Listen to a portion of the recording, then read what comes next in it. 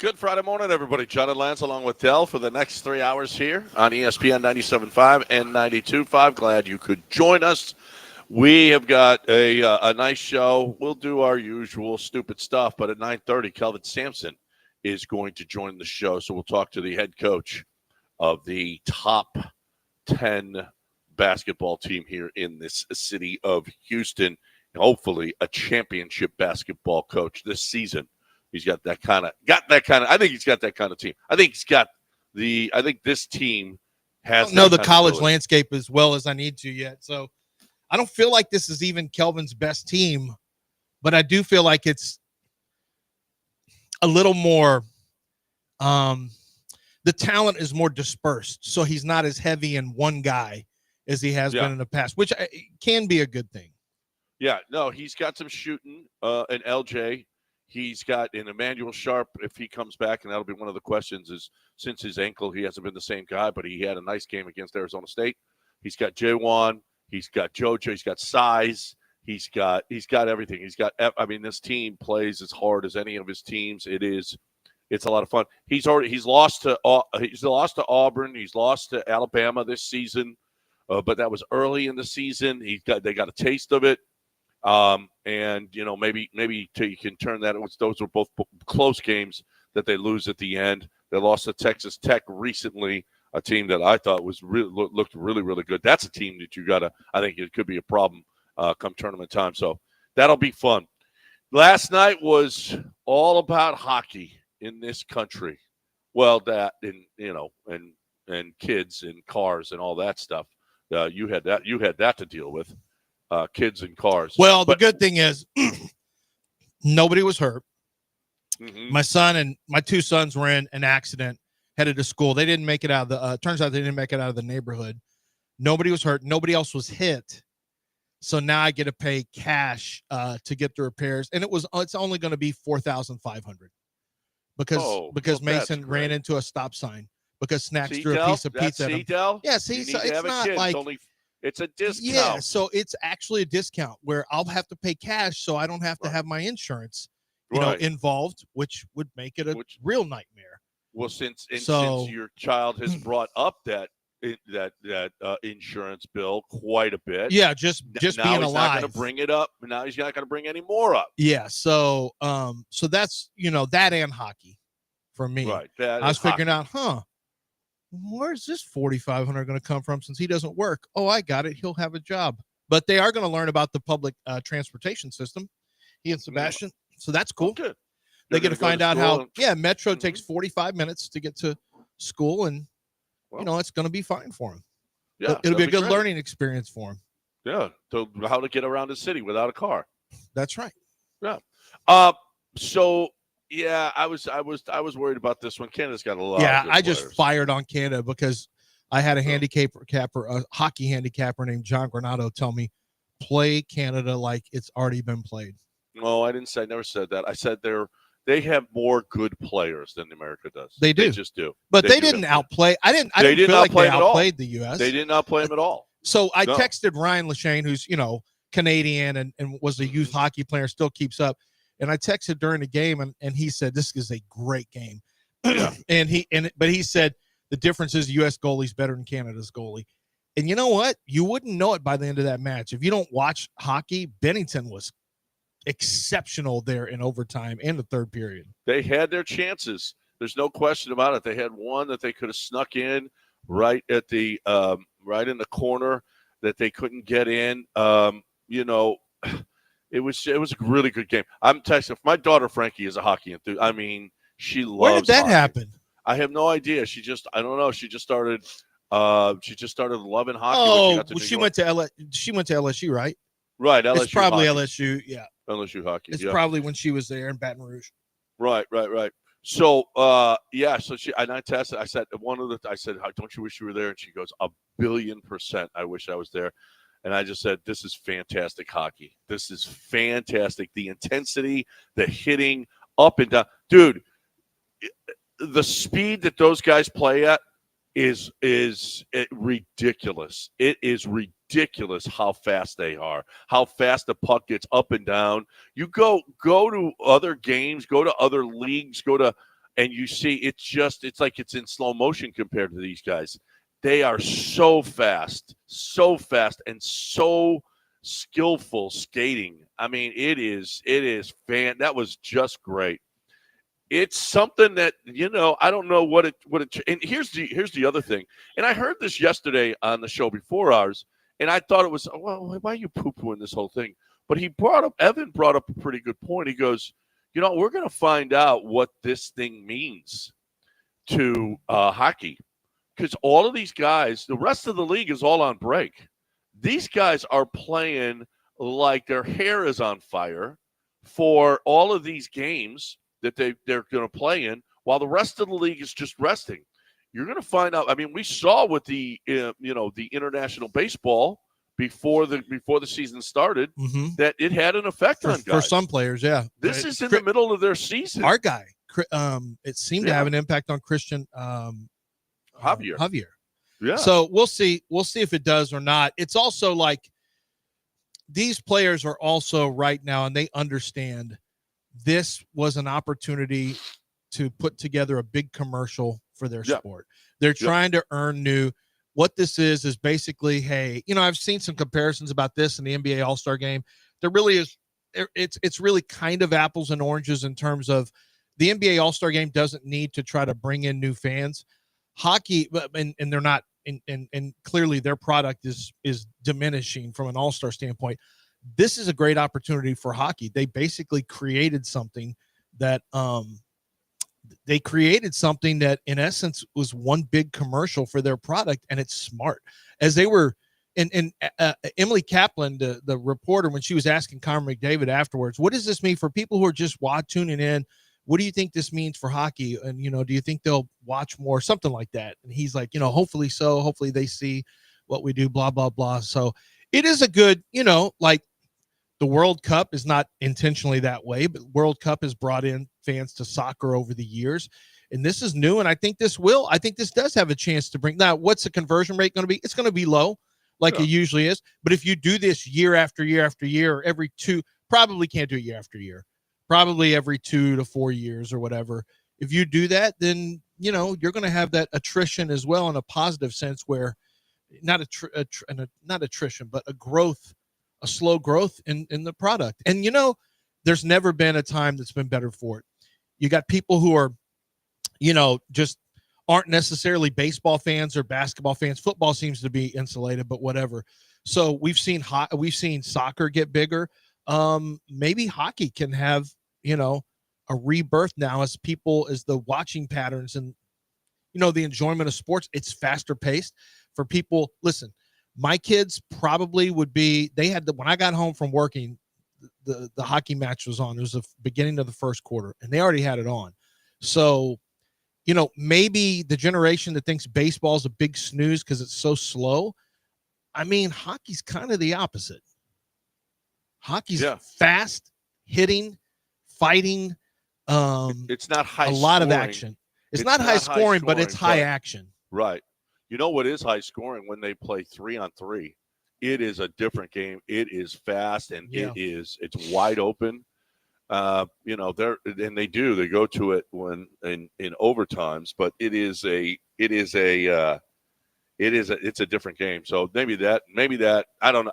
I don't know what hockey has to do. I do know that it was on display for the whole world yesterday, and I have a feeling, hockey won last night. I don't think there's any question about that. That was good match. I mean, didn't win. Regardless, it was a really good match. Really good game. Really good match. I mean, I don't watch a ton of hockey. I thought Sean McDonough was a huge winner. His play-by-play, his flow of interweaving tidbits with action of the game, with historical context, I thought he was brilliant. I've never been involved in you have been involved in broadcasts, except when I was color commentator when me and you did Houston versus Rice basketball on Channel 51. But I've never been involved with a play-by-play or color commentary, and I thought McDonough was incredible. Listen, the hardest thing in all of sports is hockey. It is so fast, so many there's so many puck changes that and line changes, and it is a nonstop. He's great. There have been some great ones that do, but you have to be special to do hockey. It is a different deal than doing any other sport because of how fast it is, and it just doesn't. I mean, you got to pick up guys in a instant. It's no, he does. Sean McDonough is excellent, and I thought Ray Ferraro is married to my cousin, by the way. Who? Cammy? Yeah. Oh, he is? Yeah. They're going to have do they have yeah. little hockey babies? Yeah, they do have hockey babies. You kidding me? Cammy and Ray Ferraro, you think they can put out some hockey Are players? they influencers or streamers, or do they play hockey? I don't know about all that. But I thought he was really good. And PK Subban is yeah, so Lashane doesn't like the Canadian people think he's a clown. I thought PK Subban. Now I've seen him on some other stuff, and I'm like, this guy's trying too hard. But you know what? I thought he was really good. He and Messier were both. The whole broadcast was really good, exceptionally well done. Steve Levy, they also had hockey people doing hockey stuff. They didn't have Stephen A. Smith trying to do UFC. Like it wasn't, they weren't forcing it. They played the hits, and it was really, really good. Right, PK they Subban talked was hockey. Really good. Yeah, it's like you knew what they were talking about. They were talking. Yeah, they didn't try to dumb it down. Yeah, absolutely. I mean, I didn't think so. I mean. They might have. They may have said, look, here's what we need to do. Let's just talk about open ice. Let's talk about some easy concepts for people to get their heads around. You guys kind of explain it if you can without dumbing it down for the smart hockey people. But I just knew it hit. So it was good. The only bad thing was Canada beat the U.S. So now the tariffs are supposedly going to double today. Yeah. For that. And we will. So their maple syrup is, you can forget buying it in your grocery store. You need to start growing your own maple syrup in your backyard because the prices are going to go sky high. I mean, growing a tree? Well, however you grow maple is what we're going to do, Del. We're going to grow maple. First a tree. Yeah. Well, okay, technically. Do you know how fattening maple syrup is? We don't need that in our country. Keep your maple syrup. Well, we're pretty good with already. What's our sugar that we use? What's the terrible stuff that basically kills all the children? The sugar, what's it called? The high fructose. Saccharin? No, the high fructose corn syrup. Oh, we're pretty good with high fructose corn syrup. Yeah, fine. Yeah, so we can just stay with that instead of the natural maple syrup. We're good with our maple syrup. With our processed obesity maker. Yeah, you got little kids running around. I don't want to play outside anymore. I just want to watch this video. What are you eating? Porky, hog, fat ass, double wide, butterball. I'm having Pop-Tarts as a snack. As a snack? You having Pop-Tarts as a snack? Yeah, with butter on it and some jelly. Butter and jelly on Pop-Tarts is not healthy for you. Yes, it is. Butter is keto. Oh, no. Richie. No, no one names their kids Richie anymore. What am I talking about? We got to hear from PK Subban a little bit later in the show. He had some interesting things to say. He did, and it was met with resistance by basketball Twitter. Met him with heavy resistance. It's an interesting discussion, actually. This dude played. I mean, no. It was just basketball people are like, basketball Twitter, I should say, and I'm sure basketball players also are defensive about it too. But it's a really listen to it and see what you disagree with. See if you disagree with anything. Yes. Yeah. Okay, we'll play it. Let's play it on the other side. It's a hockey kind of day here on ESPN. And listen, we've never led with hockey before this week. So it's a new dawn. It's a new day dawning here on the show where we may just turn into all hockey all the time. And if that's what Houston wants, that's what we'll do. And I'm pretty sure Houston does want that. I'm pretty sure they do, but I don't want to speak for the whole city. I do want to speak for you if you have listen, if you have an enlarged prostate, you got to see Doc Manavis. You got to see her. She's fantastic. I mean, this is the only process that you need to take.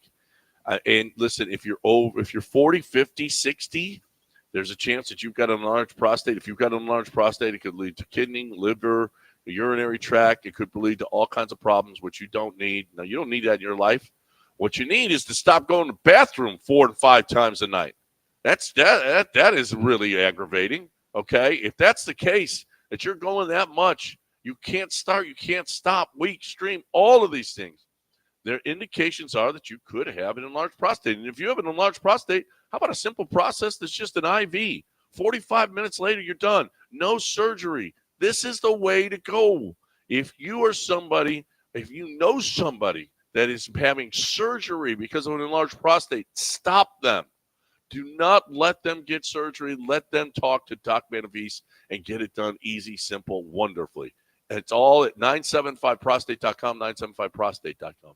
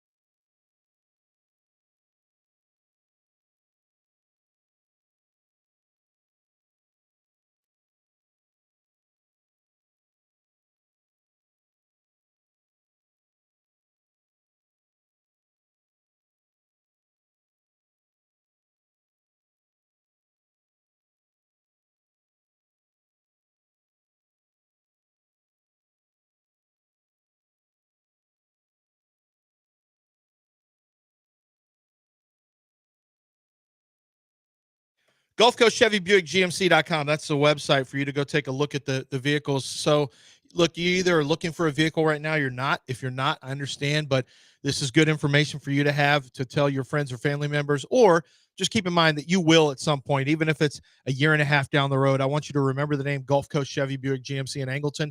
Craig DeSurf is the name of the general manager. He's unbelievable because he treats you like, I know a lot of people will give this lip service. I've known Craig for golly, about, since I came, I guess since about 2006 is when I first met Craig. And I consider him a friend because he's just a really great person. He's great to work with, low turnover over there because he makes it easy to sell cars because all they're doing is just trying to make you happy, give you big discounts, find every best price for you, the best trade-in values for you. And then, of course, you have different types of programs available for you. Every month there's something new. For example, right now you can get $3,250 total cash allowance plus $1,000 cash allowance for current Chevy owners and lessees for the 2025 Chevy Silverado 1500 Crew Cab RST 5.3 liter engine. That's just one example of the offers that they have through the dealership and through the factory provider. So when you go there, you're going to get the best prices possible. The customer service is above anything that you've experienced. They'll even deliver your car into Houston if you need them to do that. That's how they roll out in Angleton. It's Gulf Coast Chevy Buick GMC for the best prices, selection, and service. Gulf Coast Chevy Buick GMC.com.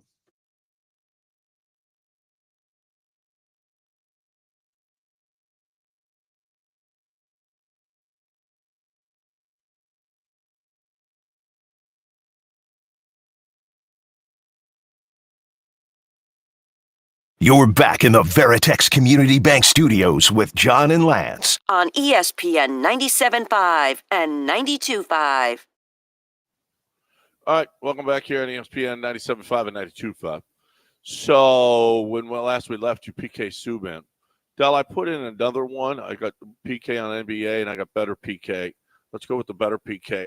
This one, it's interesting, and see if you guys agree with it. This one was the other day, and then he was on again with Stephen A. and Molly and the whole crew, and Chris Canty talking, elaborating on what he had said earlier.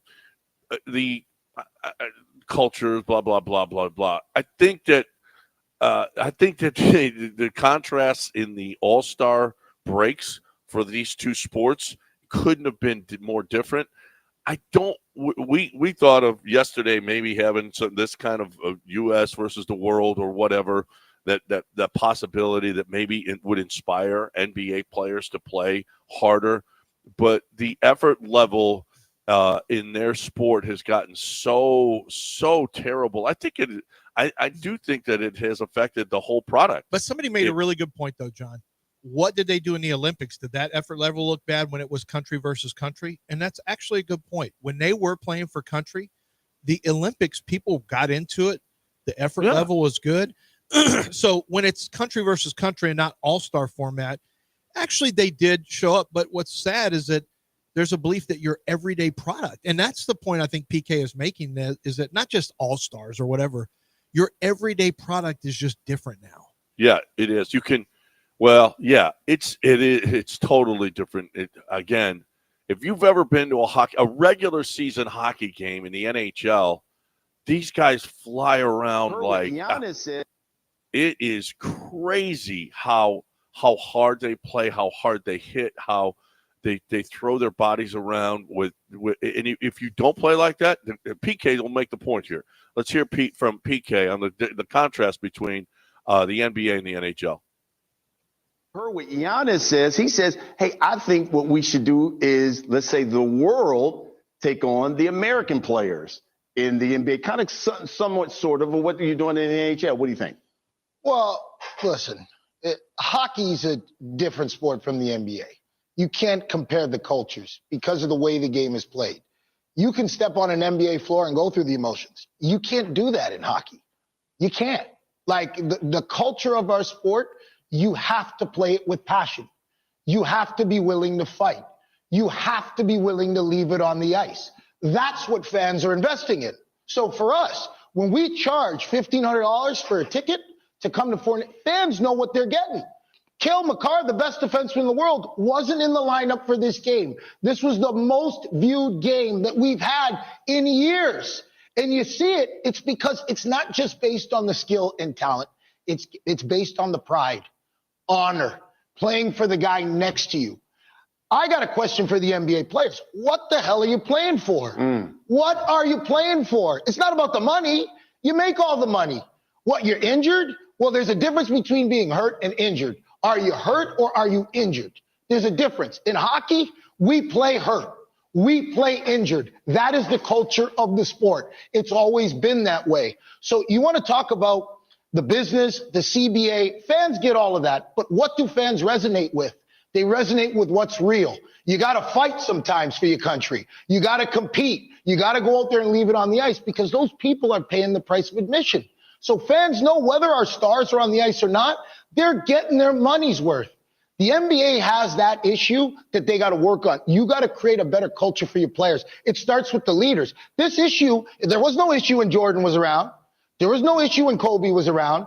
There's no issue when Sidney Crosby's around. There's no issue when Wayne Gretzky was around because those are true leaders. They lead by example. Sidney Crosby, Hockey Canada, those players, both Canada and U.S., it was the players that did that for the four nations. That's not the league. The league set it up, but the players went out there and decided and said, you know what, boys? We're all in.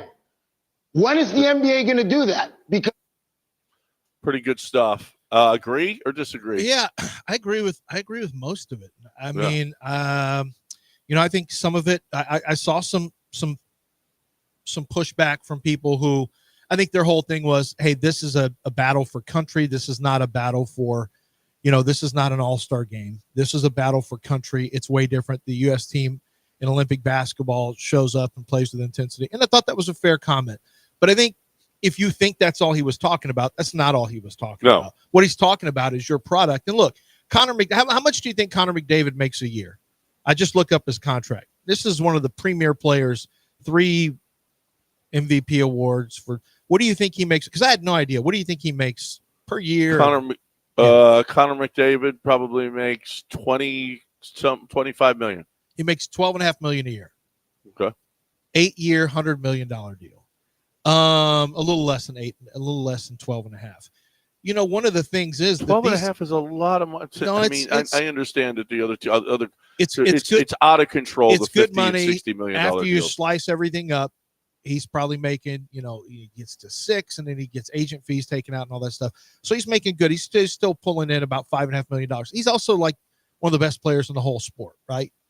So their sport, and that's the top of the list guy. What about the guys? Their sport doesn't have a TV deal like right. the other What sports. about the middling guys? What about and I'd like to, and I could try to make it really about they're always playing for another contract. They're always hungry. But the reality is this has been that sport forever. It's never changed. Their culture comes from Canada.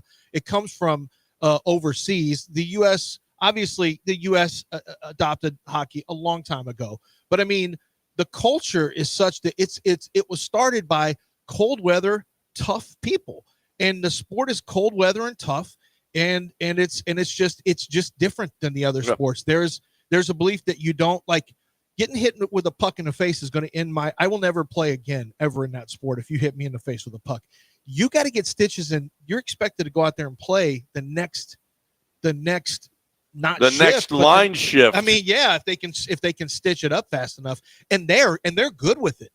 They're good with it. So yeah, comparing the cultures, the NBA culture is soft, but it's very skilled, but it's soft. I mean, let's face it, guys take off all the time. They're too, we didn't ever used to see, back to back. You can't possibly play back to back. And then, the argument I've seen is, they know so much more about it. What guys who played 82 games a year, literally, were able to play 15-year careers? It's actually not accurate. I think it's what people put into it in basketball, what the expectations are, and the expectations now have been lowered. In hockey, the expectations are the same, probably, that they've ever been. Play hard, play tough, fight if there's supposed to be a fight, be physical, go as hard as you can, and you never give half-assed effort. Well, and it's funny on Twitch here, and they're right. It doesn't matter what. My brother played hockey, and my cousins, obviously, but it doesn't matter what level you're playing. They play hard. Always. They hit. Yeah, they always.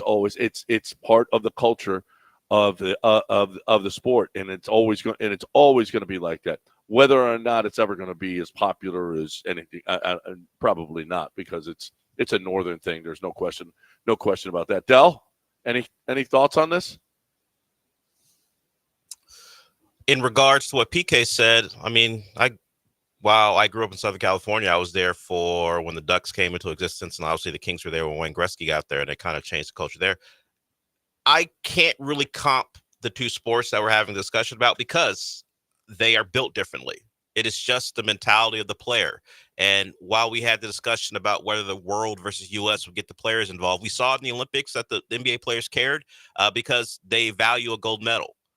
And Connor McDavid talked about it. The players in hockey talk about they want to play in the Olympics. Now, the NHL didn't allow it for the last couple because of they couldn't get their hand into the marketing. It wasn't. They didn't think it was good for the NHL product. Now they will do that. That was why the Four Nations thing popped up, because now they've come to an agreement in the collective bargaining agreement that the NHL players will play. I just don't think, as far as the discussion between the NBA and the All-Star game, how to make it better, the players value that experience. So if they don't value putting on a show and making it an actual thing, while you guys are talking about world versus U.S., are we actually going to see some semblance of basketball?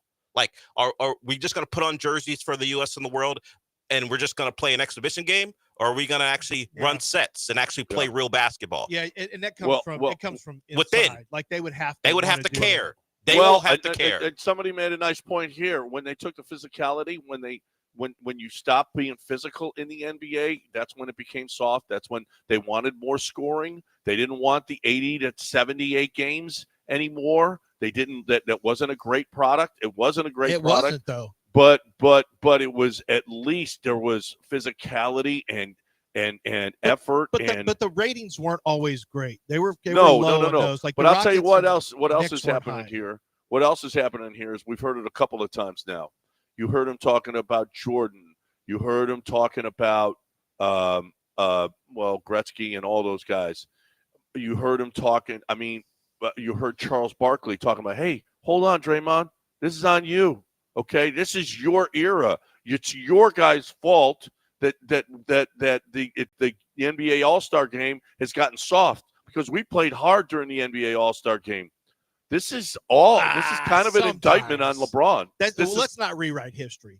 They didn't play hard all the time in the All-Star game. They did not play the same level that they play in Oh games. no! Well, it Never. got tightened up in the fourth quarter. But yes. they played. There was a hell of a lot more competitive than it is now. Yeah, it was a hell of a lot more and you had competitive. guys competing in dunk contests. That was a big deal. Yeah, you got to see real players dunk. But game in, game out, you had the Pistons, the bad boys. You had that was a physical game that they were playing. You had the glove. You had all of those. I mean, it was just so much more. It just seemed like it was so much more intense than it is now. That's an indictment on this entire. Then you notice no one ever mentions, "Hey, LeBron, boy, what a great leader." The direction of the NBA under LeBron's watch has really gone crap. But is that really on LeBron? Though? It's like it's what can he do? He's a tone setter. It's a coach. Yeah. It's the Durant. Durant. He It's the plays Curry. hard, John. Hold on a second. Well, he plays a lot. He plays a lot. He doesn't take a bunch of games off during his career. He plays the high level. He's very competitive. He doesn't I think LeBron actually leads by example really well. I don't think there's a problem. I mean, we can have whatever issues with, I think he can be a little bit pick me for being an all-time great. It's a little strange sometimes but he plays hard. He doesn't take plays off. He doesn't take days off. He doesn't, he's playing 21 years in the league. They're finally getting him some time off. But actually, Michael Jordan never tried to tell people how to play. He just yes, he did. His own team? Are you kidding me? His own Are team. you crazy? If you didn't play hard for John, Michael Jordan, with Michael Jordan, you were getting a ball in the face.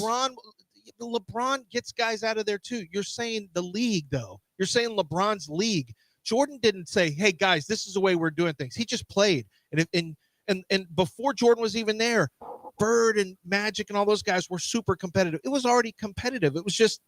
It's lost that. It's lost it. Yeah, it's lost it. It has, and to it an lost extent. it under. Okay, I'm putting an umbrella under these stars. Under this watch, it has fallen off. This generation, yes, yeah. It has not. But I don't put it on Curry. I don't put it on an individual. Draymond plays as hard as anybody. That's why putting Draymond directly into crosshairs. I get what Charles is doing. It's your generation, but it ain't Draymond. Draymond could have played for the Pistons, no problem. Oh yeah, no. Draymond could have played in any era. He's grimy, but just because you have grimy basketball, it doesn't make it the best era of basketball. If it's grimy, we don't talk about it as a great era watching. Man, I remember grinding on those Cavaliers and Heat games, and it sucked. I'll tell you this Hornets though. And Knicks, it wasn't good to watch. No, it wasn't good to watch, and in fact, the league changed after. Obviously, there was a Michael Jordan. After Michael Jordan left, it fell off. Okay, I don't know if it falls off after LeBron leaves. It's going to fall into nothing. I know. Dusty makes although they got great talent here. It's international talent. There's some fantastic talent. And maybe it will be less about people.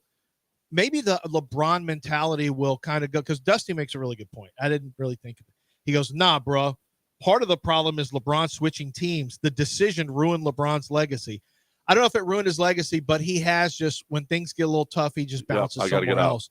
Yep. It's actually that's a pretty good point, because that's one of the things that has bothered me about it. That is. Yep. All right, we got a break. 713-7. You guys got thoughts on this? You're more than welcome. 713-780. I know you got thoughts. 3776. And you might need some jewelry too.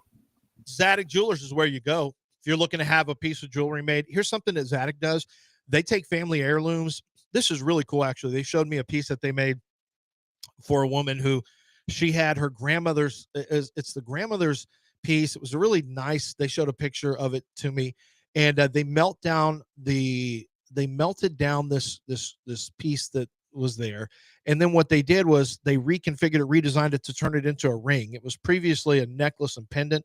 And what they did was it was an extravagant pendant. They melted it down. They redesigned something that could turn into a ring. And it was really, really cool, because then They said what this lady plans to do is give it to her grandchildren and keep passing it down to generations. That's just one of the things at Zadig. They have the experts to do that.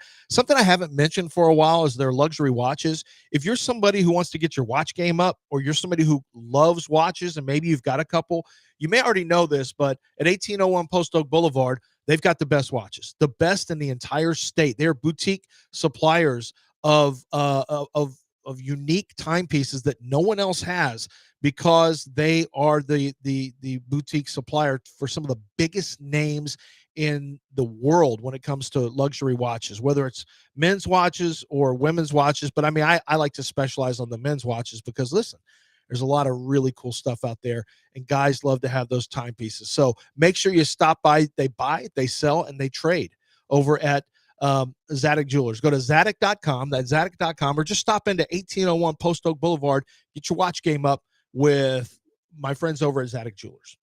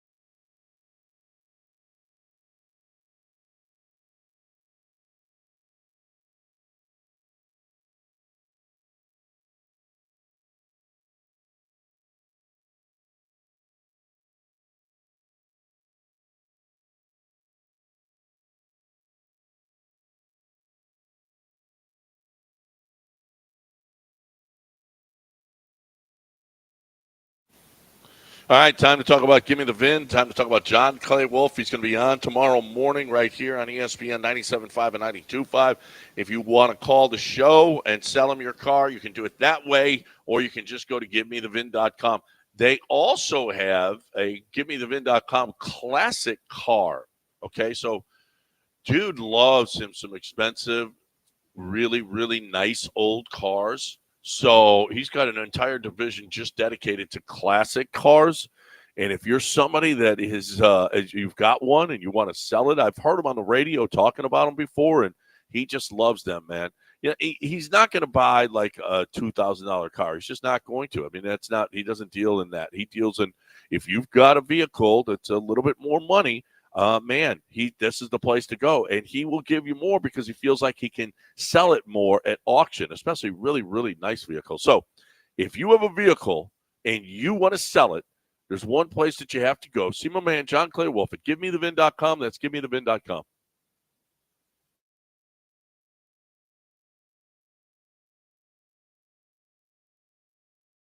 You're back in the Veritex Community Bank Studios with John and Lance. On ESPN 97.5 and 92.5.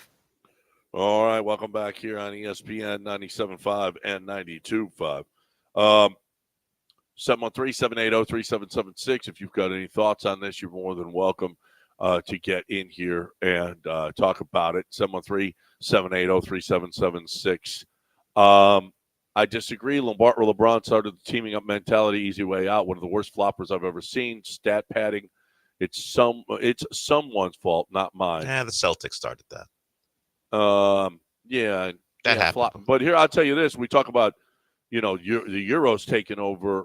That's where that flopping mentality. Wait. The Celtics. Hold on, but they were they were acquired, right? They asked Kevin Durant, do you want to go? And he said yes. They don't trade Kevin Durant if he says no. Even back then, I know player empowerment is a thing, and it's a big thing people like to harp on. Kevin Durant was asked, do you want to go to Boston? He said, yes, trade me. So he saw the landscape and go, I want to go there. So that's a team up. Well, but he didn't try to get out of his contract. But right? he was very willing to leave Minnesota, and he decided, That's yeah. fine. So that's he wouldn't be the first player to do that. This is what I'm saying. It's not unique. LeBron did it in a very unique way, and it pissed people off. But players have been given options, and that one specifically was like, yeah, I want to go there. That was the first team up. That was the first gang up. Now, guys have left teams to go and win championships. Yeah. That has happened. This was Bill an Walt. This Bill happened Walton at did the that. Olympics. Remember, Yeah. this is an Olympic gang up where they plotted and planned and schemed. But it was done through free agency, so it was more than it was legal. It's not what it is now, where you force your way out. Were you Jimmy Butler? Yeah, or even, well before him, a lot of guys have done it now. Anthony Davis. Yeah, but he was a free agent and he left. Well, you can not respect the choice, but he didn't circumvent the rules and tank the Cavs during the middle of a season. Yeah, that's true. No, and you know what? In other sports, Randy Johnson did that. There have been guys that have been that have they just stopped. James Harden did that. AJ Brown. Yeah, I mean, said I'm out. You know what? Tyreek has actively tried to do it right now. But Drew said, no. Tyreek is doing the tour where he walks everything back. The whole off season. It's too late. Yeah, just pay that big girl off and just move on. You're talking about. Well, don't quit on your team in the middle of a game. That probably is your first thing. Yeah, don't do just that. Quit, not go in, and then have to pay off some girl that you hurt her. I don't know how they football against the plus size influencer. I don't know how they connect what you're doing there. Them. Okay, that is a true story though. Guys who try to run over plus size influencers and then smash later are typically not reliable wide receivers. We didn't do that on the show, but since he brought up Tyreek, because you remember, John, a couple off seasons ago, Tyreek was being sued by a woman who said they were playing one-on-one and she got hurt in his backyard. She got hurt. Right. She got hurt allegedly because he got embarrassed because she either locked him down or routed him up or something. I forgot exactly how it went about. She knocked him down because she's plus size. Yeah, okay. But he had to respond, and allegedly she got hurt. He has since admitted to jamming her at the line by grabbing her boobs, and also explaining why Gilead move, explaining why she was even there. He said, "I wasn't that attracted to her. Maybe I just got a tall fetish." Big girl fetish is pretty much what he in a deposition is what he said. She said she needed like a rod put into her ankle or something, and she got hurt that badly. Yeah, but it didn't stop her from having relations with him later on. And I'm just saying, if we got all this going on, can I trust that guy to be Nico Collins has never done that. No, and Nico will never do that. I'm not worried Nico about my is guy. solid. Nico I don't is think rock Nico. solid. Nico could play in the NHL. You don't? Oh, so you mean he doesn't have a big girl fetish? Nico could play in the NHL. Nico has never had relations outside of marriage. I don't think he's never. Is he married? No one knows. Yeah, I'm going to say no. I'm just going to say that's just not our guy. He's not like Tyreek. Nico Collins' wife. Nope, nothing comes up. No. And look who's gone. Stephon Diggs. Well, he's not married either. Community D, beat it. But he's not married. You're not in Houston. He's married to the lifestyle. Guy. He's well within his rights to, if he wants to pop a rap star's pop star wife, I guess he's allowed. Who's this? I'm looking at who Nico's latched up with, and she is absolutely attractive. Yeah. You surprised that? Well, no, What? I'm not. I'm not. What are you surprised Rich about? NFL player can pull? Okay. No, I'm actually not. Well, I don't know who is. Never mind. I'm not sure if it's this girl named Sam Roy or not. What am I doing on this show? Why am I looking I don't know. up You Nico did it. Collins' Who told you to girlfriend? look it up? You did that. You did it. It turns on out your there's own. this white guy named Nico Collins also. So you looked up the Oh, wrong yeah, Nico that is. Collins. I'm on the No. wrong one. no, I'm on the there's- wrong one, too. I don't know which is the right Nico Collins. I'm Can- just gonna guess you. Wait, what were we talking about again? You don't trust Tyreek Hill to be. Oh yeah, I don't trust. Yeah, I And then trust you- my wide receiver. And then you said Nico would never. Yeah. Yeah, Nico would never. You don't know that. No, he would go out there and get ready for football just like CJ's doing this year. CJ's got 2 feet in, 10 toes down with the Lord this year, he said, and with working on timing routes. No more playing football with Neon or Neo or Speed or who's that one kid? All the that- streamers. Yeah, who's the other one with the glasses? I don't know who they are. Yeah, No from one Houston. knows. The guy who's in Houston. Sketch. No one Sketch, knows. something like that. Yeah. Yeah. All no right. more of that stuff. No more Look at- podcasts. We're 10 toes down on timing routes and the Lord, he said. Listen, I'm on Nico Collins, the wide receiver. He's got no pictures of any women. I'm Nothing. telling you, he just is all about football Ball. and being a solid, wonderful human being. That's right. The 25-year-old newly rich NFL Yeah. player. Yeah, he All said, of don't even give me I've a lot never of even money. met a girl, I think is what he said. He didn't even No. care how much money He's he waiting made. for the right girl, In fact, Dell. In fact, his quote, No sex until marriage. I'm waiting for the right girl. girls, That's what he ill, said. icky. That's the quote No, from he Nico. didn't say girls who are icky. No. He said, I'm No. waiting for When the he right si- one. when- When love is When love. Drew and Nico were sitting in the dungeon of NRG signing his deal, Was Drew? Oh, Drew's his he was agent? standing behind him. They asked him, "Hey, Nico, now that you got all this money, what are you going to do first?" "Well, I'm not going to be around women because I'm all about ball." Exactly what he said. Don't worry, everybody. No problems. Yeah, we're not worried about him at Yeah. all. We're not worried about Nico. We've already at all. got Community D You're running worried around. about your wide receivers. I'm Yeah, not- you worry okay. about I've that long since junk stopped over worrying there. about Dolphins players. I had Yeah. to deal with Xavier Howard. Don't worry. I'm long since stopped caring about what they do in the offseason. Yeah, Oh, Xavier that's He Bad. didn't even play this year because he had so many issues. You That keep guy's Nico out your That guy's mouth. a pretty good quarterback and he wasn't on a roster. That's how bad his issues are. Wait. He didn't play for anybody? No, he didn't play for anyone this year. Xavier Howard? Howard? Did you hear his name at all this year? I thought I did I thought I heard it with, maybe I heard Xavier Rhodes, actually. He did not play a down of NFL Xavier football. Howard didn't play Rhodes. for an NFL team? Not at all. Wow. Well, maybe he just said, I'm not doing that right now. I just don't feel like that Maybe right team said, we're not doing that right now. Yeah, I think There it's does what come- Lance said. There comes a time where the juice isn't worth the squeeze. When you're not Yeah. good enough, they won't put up with the bullcorn anymore. And he wasn't Yeah, good in yeah. 2023. And the NFL teams were like, nah, you got too many things going on. Nah, we're Like good. Odell Beckham, everyone, why is Odell Beckham not signed? Where Oh. should he play? Where's his next home? The dude can't play. No one's putting up with this nonsense, the Kanye of football. Kanye of basketball. Who's Kanye of basketball? can't Kanye call- of basketball is Kyrie. You can't call Kanye of you football. can't call Odell Kanye. well, with well, football. well, before Kanye really went full Kanye. Okay. I mean, Kanye like 2 years ago. Then he was he wouldn't get off the plane because he was too Xanaxed up, and he got into it with the remember that they had to deboard the entire flight because of Odell Beckham Jr. Odell Beckham Jr. was Kanye of football. Kyrie was Kanye of basketball. Once again, not selling swastika during Super Yeah, Bowl that's a ads. little- Kanye, That's a little much. this Kanye over the last 2 years is really, and supposedly he's on Whippets again, where nitrous. So they say it's really messing him up. And he and Bianca broke up. But they did? She filed for divorce. Oh, he's cooked. That's What? surprising. I thought that was going to last forever. Yeah.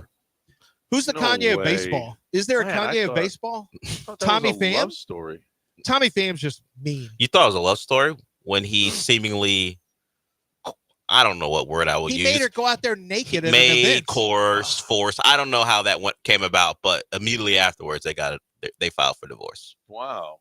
That Well, that probably after surprises he me had the because swastika he was selling looked during like they Super were Bowl. totally The in internet love. theory is he was doing all these things because he found out she was a Fed. And that's what the internet has come up with. Oh, you're gonna surveil me? Let's see how far this is gonna go. I'm gonna make you dress naked for the next 2 years in public and see how you like it. So she won't wearing a wire. I know that. Exactly. She was not wearing a wire. I'm going to shame you for the next couple of years because I know you're a Fed. Is an internet That wasn't theory. shaming. It was just making sure she's not wired up. And here, listen, you need to make sure that your roof is what it could be and should be. No wires If it's here. not, you're not going to get, if anything happens, God forbid, something happens and you get all of a sudden your house is flooding because your roof was not maintained. It's a bad thing because you ain't getting that insurance money. You just ain't. Okay. Commercial roof replacement, commercial roof repair, custom metal roofing, on-site gutters and downspouts, metal flashing repair, additional roofing services, residential roof replacement, residential roof repair, residential solar shingle installation. This is the newest wave. It's not those window panes anymore for solar energy. It's shingles. It just looks like your regular roof.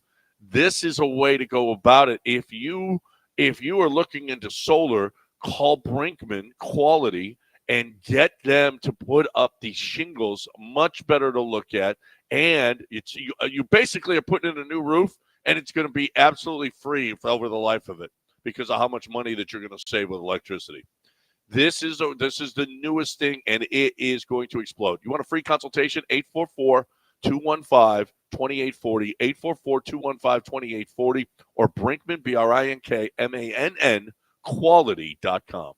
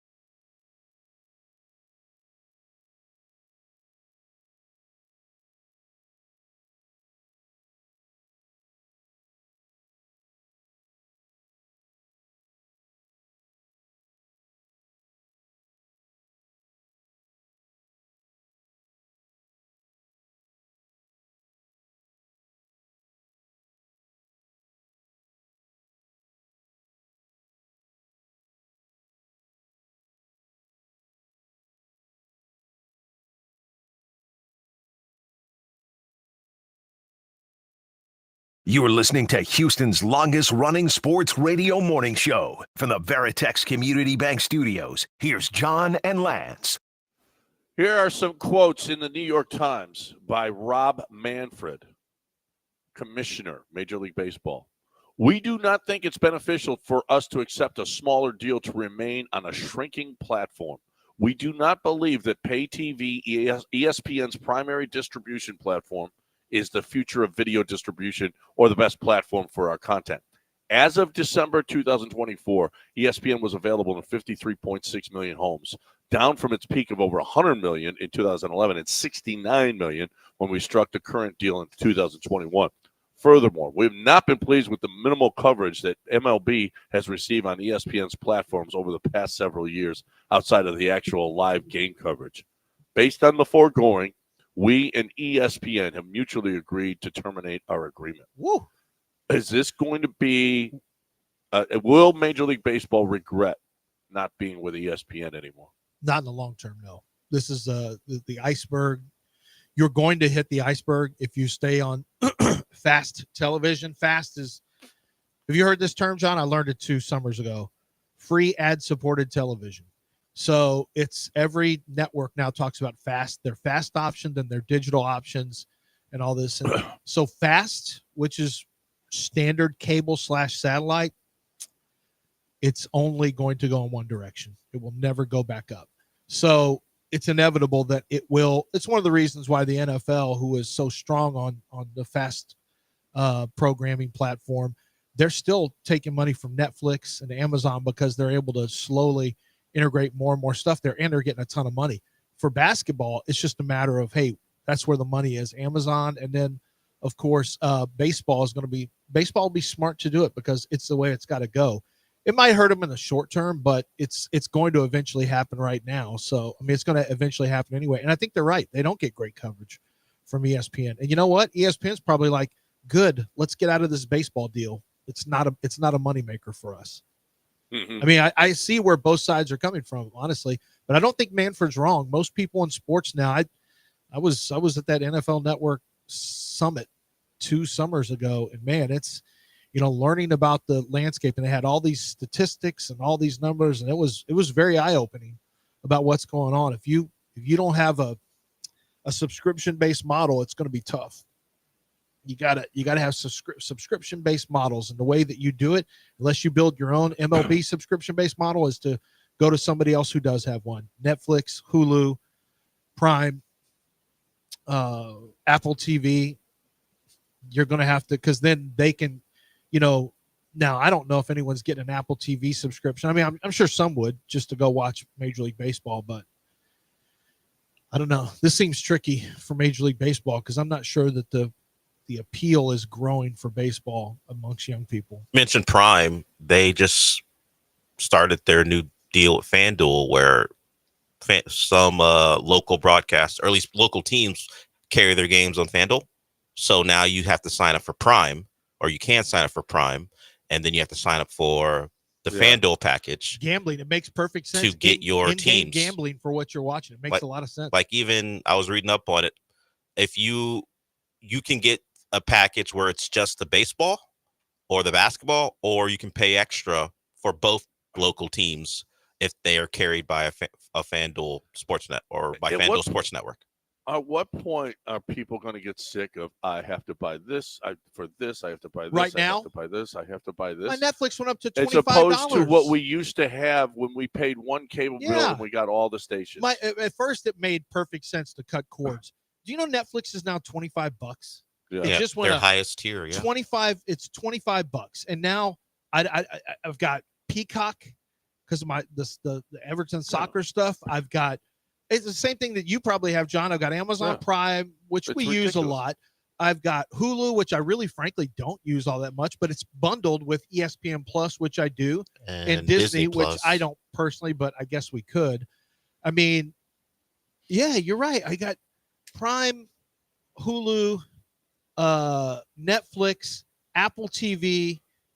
There's 4 streaming right there. I also have a basic satellite package. I have right now, everything you've mentioned. The satellite's really cut low for me. I got a basic package. Well, you got to get the internet.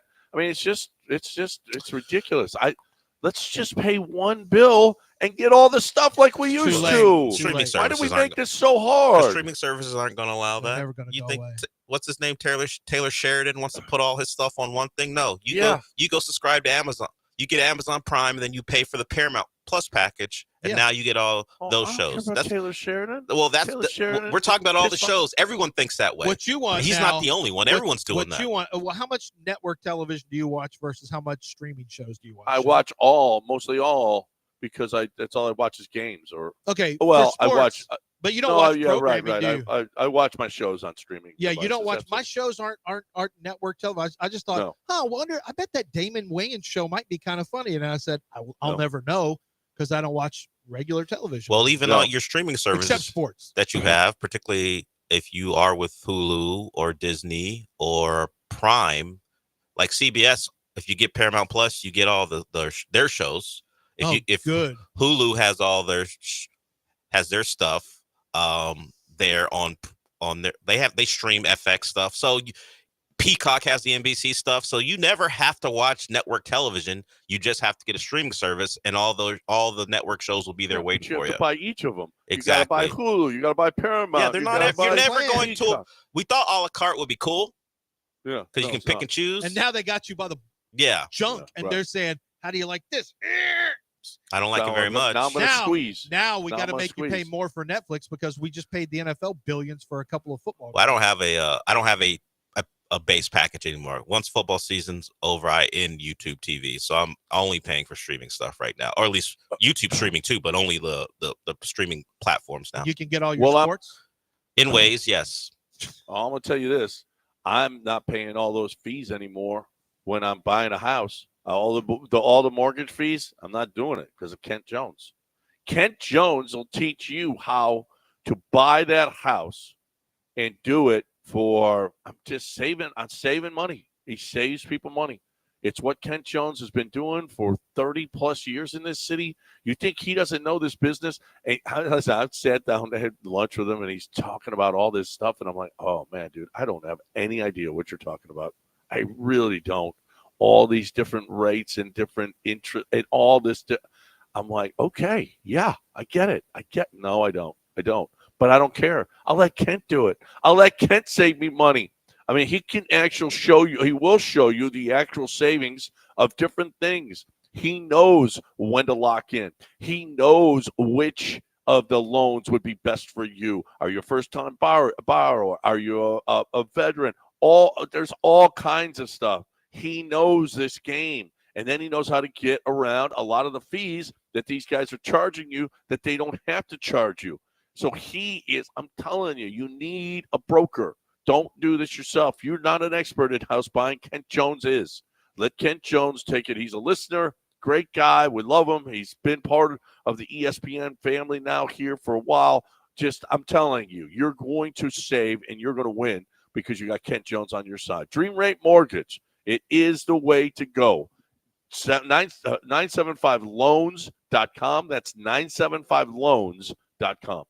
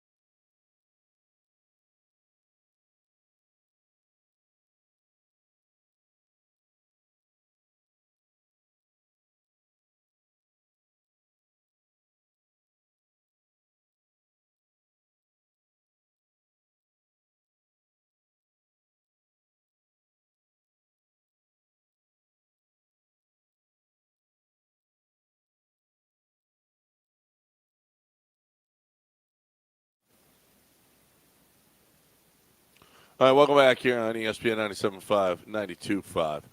Kelvin Sampson joining us in about an hour and 25 minutes here on the show. So we're looking forward to talking to the head coach. I got it confirmed with Jeff Conrad over at U of H, and so we will be hearing from the coach. He is going to call us, Del, so we got that.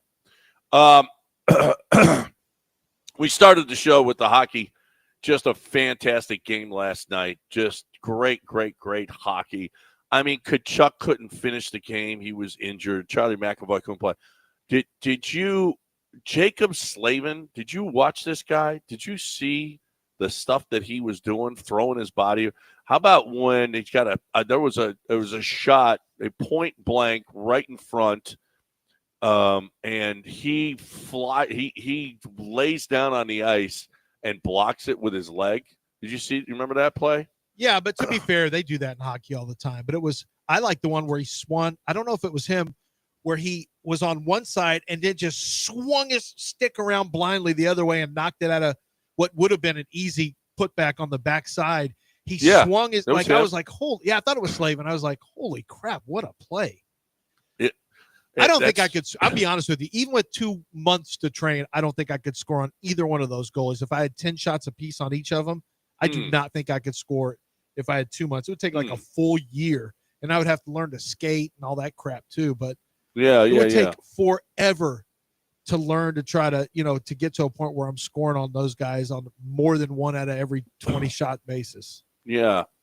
I just I don't know. I'm not sure. So fast. I hadn't thought about whether or not if you had 10 shots, how many you would score. I hadn't thought about that if you want to know. Well, think about it. But I do know that those slap shots they take are moving really fast, and they catch it like it's nothing. Like they see it in slow motion. I do not know how their reaction time of goalies is insane. Yeah. Especially, I mean, that was fun. That was fun last night. How many goals do you think I could? Oh, Connor McDavid, he's shooting from inside the line. 10 shots. You think I stopped 7? 8? That might be a little high. You might be in the way of one of them, maybe. Yeah. 7 might be high, I think, but you might be maybe think. one where you accidentally. You get hit as you're cringing and falling away. I'm counting on that. Yeah, as you're falling away, you might accidentally hit you in the hip or something. Yeah. Oh, stop. It's a coin flipper. The coin is spoken. Okay. It's 50-50. It's a coin flip whether you could skate from the boards to the goal with the pads on. That's a coin flip for me, whether you could make it there. Good call. Listen. Good call. If he tries to move though in front of the net, he'll be on the ice. So only if Connor McDavid forgets how to elevate a puck. Ice, well, some of his shots are not going to be accurate, probably. I think without any pressure, I think they'll all be accurate. Yeah. All right, but I get Slavin with me. No, you don't get a defender with you. Yeah. You don't get Slavin. Yes. No. Hey, there's a bunch of defenders for these other guys. Why do I have to be a super goalie? John, what? Well, you're asking to shoot from right inside the blue line. Yeah, but I mean, and not any like. John, right how long do you think it takes for him to skate from the boards with the pads on, goalie pads on, from the bench to the goal? To the goal, yeah, the bench to the goal. If he crawls, no, stay upright. Probably only he can't do that. 16 There's seconds. zero chance that he could skate with all the pads on. 16 seconds. Even with naked. I don't want that imagery. I don't want that imagery of him being naked. I'm not going to try to stop a shot naked. Yeah, so he's got to get there at the pads. I got my pads. 16 seconds. 16. And that's if I'm going slow, just trying to get myself psyched up. Stop 16, it. There is no. You holding the stick as well?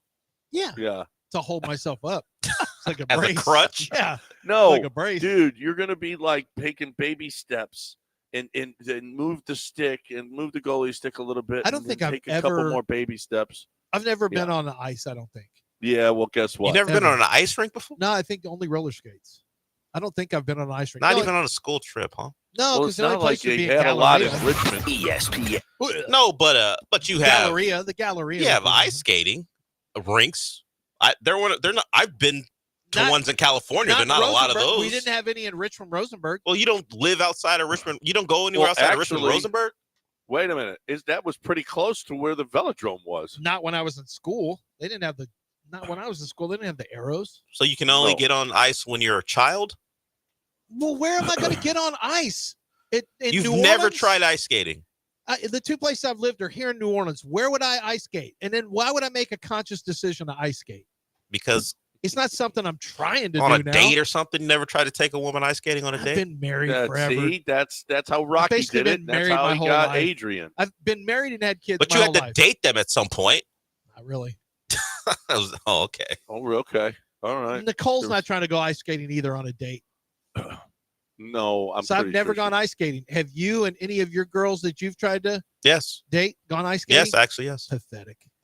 Why? Because you've never done it? That's right. Okay. You would be better if she tried to score on you. Why would I want to? Well, I'm surprised. The whole point was to score, surprised but Nicole hasn't gone ice skating. She's maybe a Sabo. She maybe has no Sabo. Yeah, she maybe has.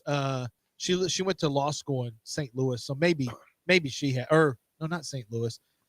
Kansas City, wherever Washburn was, I don't know. That, romantic that could be for you too. How's it romantic to potentially fall? Well, he doesn't know how, so it wouldn't be romantic. But if you could skate, it might be. You could hold hands and ice skate. Oh, that sounds great. Yeah. See, but he doesn't know how. So I know how. I could stop. You don't know how. You could. She would love it. I've never done it, but it's just like roller skating. It's not hard, and I don't want to roller skate either. No, roller skating's easy. That's easy. Let's get on the clock and break right here. Why? Because we embarrassed you? No, because I got to use the bathroom. This juicing is. Is this your last day? Yes, the last day.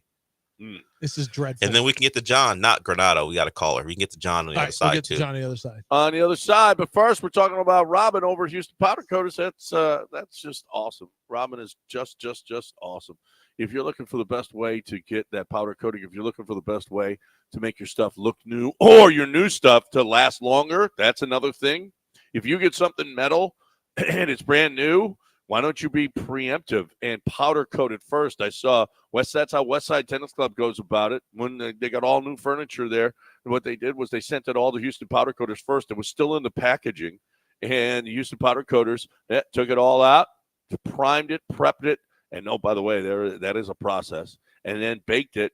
And that patio furniture for Westside Tennis Club probably lasts forever. Or I can't say it's going to last forever, but it's going to last a long time because of Houston Powder Coaters. This is something that you could possibly do too. If you have a business, you're buying new furniture, new metal furniture for your business, and if it's going to be outside in a restaurant, at a patio, why don't you use powder coat it first? And you know how much longer it'll last for you? I mean, this is something that you need to think about. Or if your stuff is starting to look shungot, and especially you businesses out there, they'll come to you. Houston Powder Coaters will come to you. Residential, they'll pick it up and they'll deliver it. So you're looking for the best way to take care of whatever it is that you need powder coated, new or shungot, whatever it is. HoustonPowderCoaters.com. Tell Robin you heard it right here.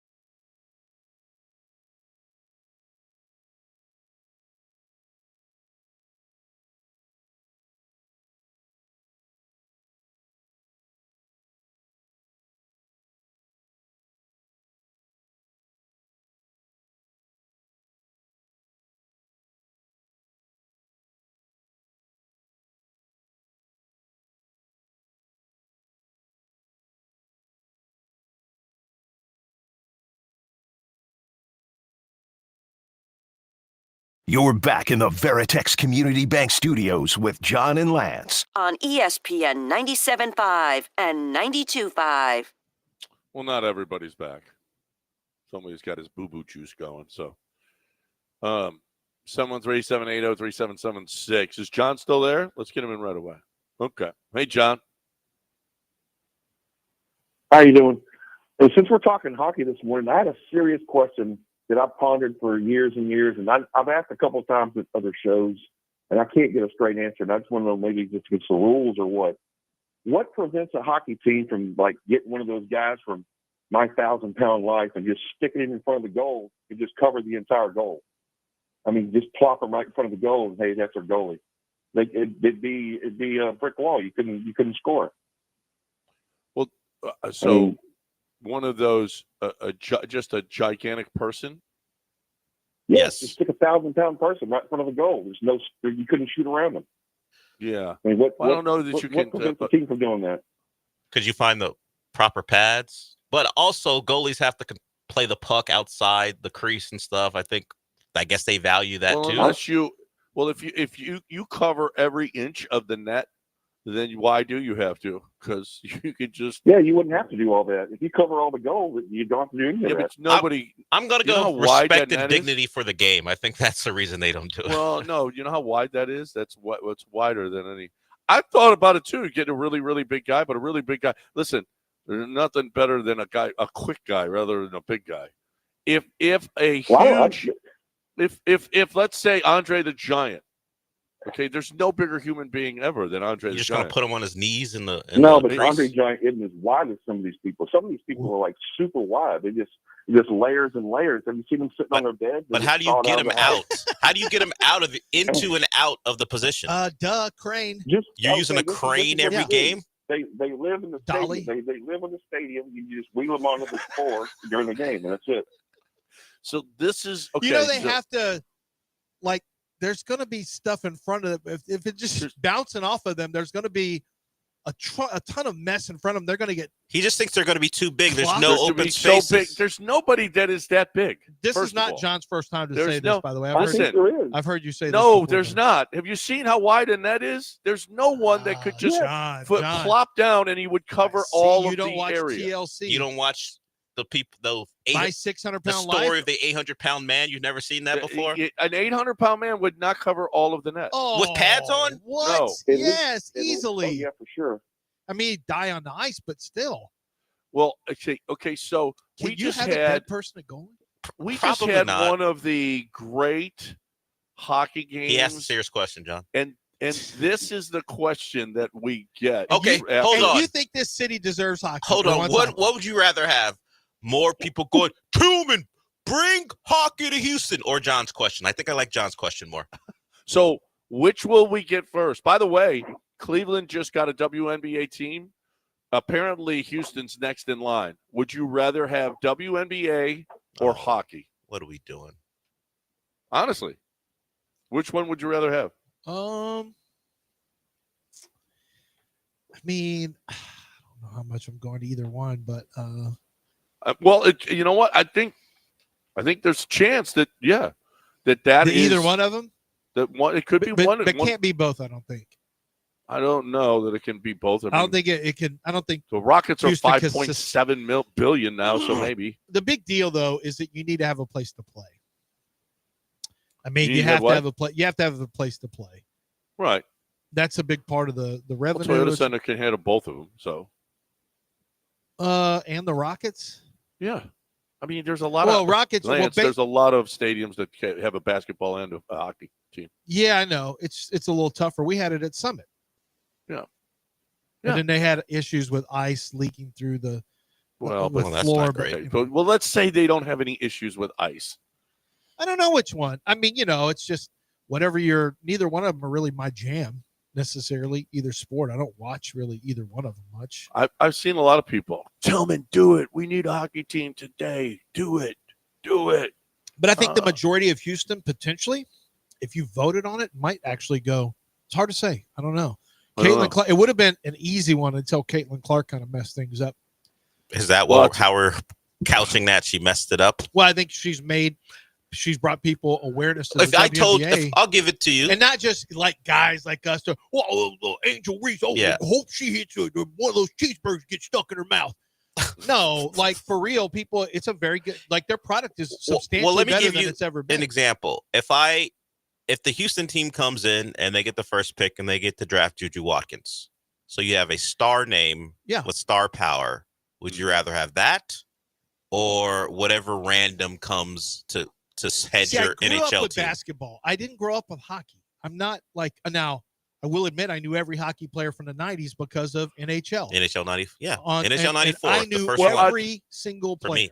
Well, I know. Okay, in Dallas 94 never had it was true. before either. Now the thing about Dallas is they won right away, so that the city. I went to a game in Dallas last year, and it's packed. They love their team. I think Dallas is different than Houston. Well, Vegas as a too. city. They were good Vegas almost too, immediately. Yeah.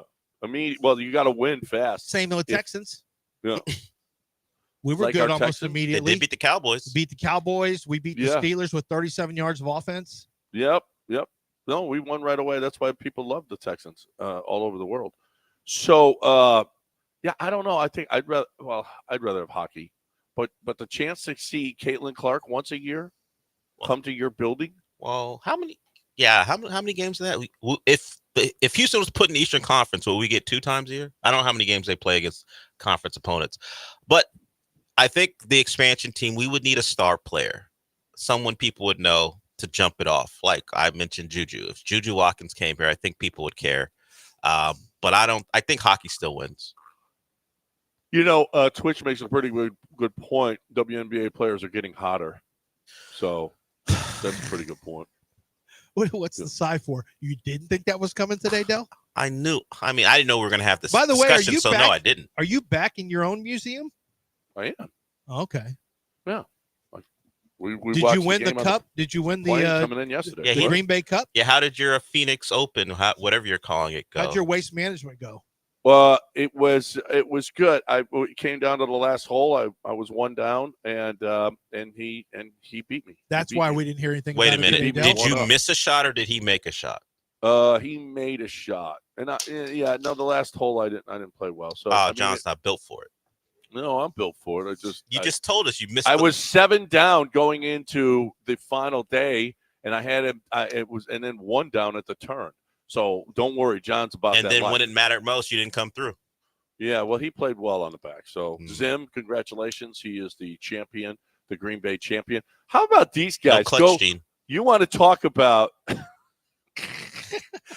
We go there, and I open up one of the cabinets, and there's like 20 loaves of bread. And I'm like, what all the bread? And they go, hey, well, Green Bay comes to town. He said, we make sandwiches, and we bring them out to the course every round. Really? I'm like, I said, we're not doing that. You can't bring sandwiches to the golf course. Hold on, what type of sandwiches? It doesn't matter what type of sandwiches. Yeah, you can't bring sandwiches. Look, a well-made sandwich. Yeah. Actually, I never want it until I have it. And I'm like, you know what? Buy a hot dog at the turn. You don't bring a sandwich. Sandwich is better as long as it's not some trash like egg salad or something. Yeah, but I've never heard of anyone bringing their own sandwiches to a course.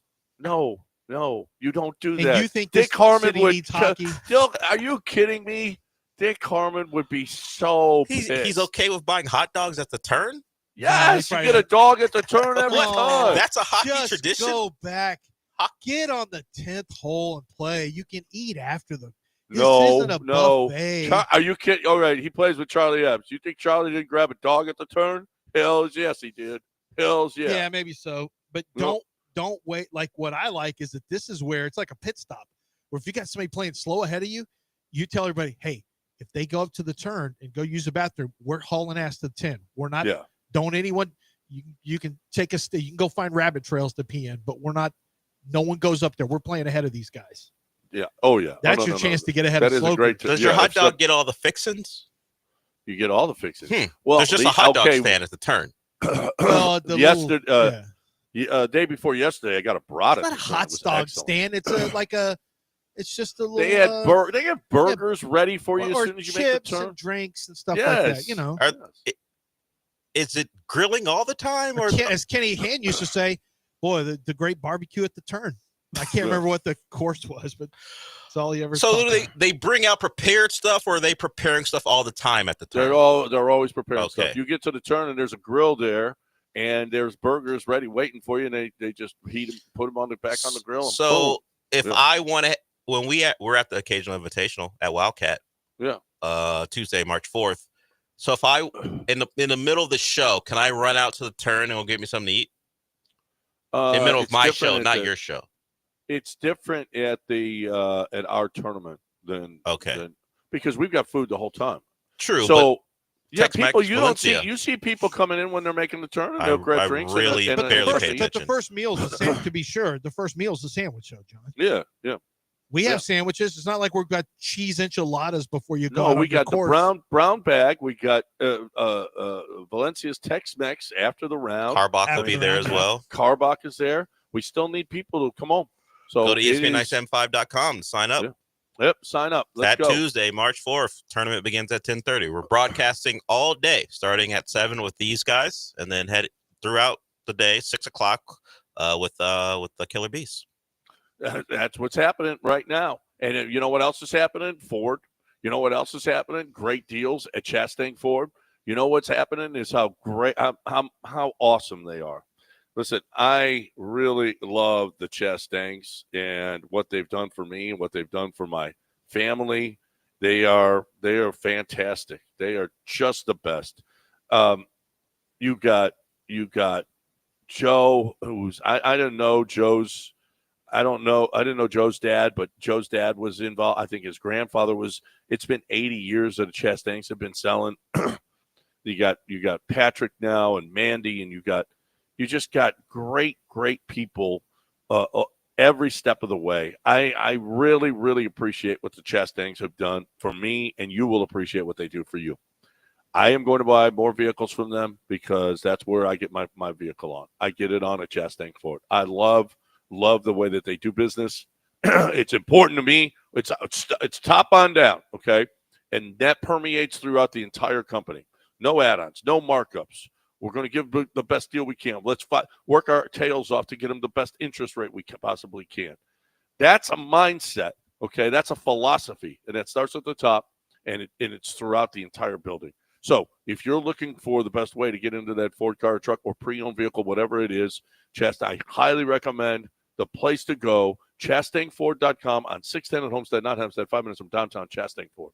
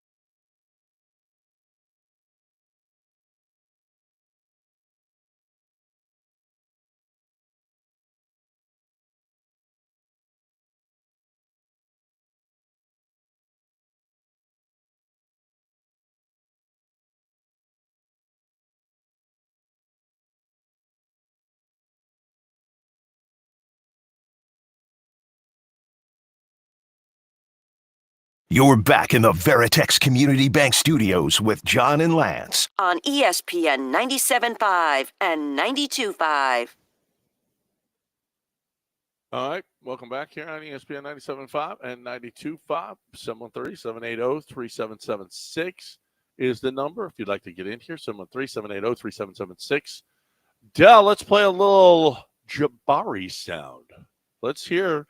How about the Rockets back in action? And look who's back, Jabari. And we've been talking about it for a while. You know, Amen has been pretty good in the starting lineup. Things have gone pretty well for the most part. And, you know, what happens when Jabari gets back? Well, we've seen the defensive numbers collapse pretty much. They haven't been nearly as good without Jabari in the lineup. But the question has been, is Jabari going to start? Is he not going to start? Well, the answer is Jabari just doesn't care. Oh, nah, not really. I mean, you can start however you want. He's gonna play who he plays, and it's not really that big of a deal. Just looking to get back. I've been out for so long. I'm ready to play. I don't care if I start or what. I'm just ready to play. Well, and then the question is, okay, so how long is it going to be for Jabari to get back? What about a minutes restriction? Is he going to start? Is it going to be limited? Is he going all of these things that, go along with being out for a long time? And Ime, on whether or not he is going to restrict Jabari's minutes, here's Ime. No, not at all. I think he's worked extremely hard. It's a hand injury, so his conditioning is good. He can get out there and do some cardio, and it's just mainly the hand deal. So don't expect him to be on any restriction other than him getting his conditioning up to par for game speed, game shape. He'll be on Amen restrictions. He'll be on an Amen restriction? Yeah. He's not on restrictions, but I bet you he doesn't get the same minutes. I bet you his minutes go down. So let's see what Jabari was averaging before he got hurt. Jabari will look at the last 2 weeks and go, excuse me? What? How much winning has been done with Amen? Shut up, Jabari. Wait. That's what Ime's going to tell me. Shut up, Bari. Exactly why should I not get my spot back? Go look at those assist numbers. You guys haven't done a lot of winning since I left. I suppose you want Fred back in the lineup too. I'm just speaking from Jabari's perspective. Well, I'm sure Ime's going to put Fred right back in there when he's ready to go. Jabari averaged 35 minutes in December. In November, he averaged 27. Oh, it was already starting to come down. No, it was going the other way. He was going up.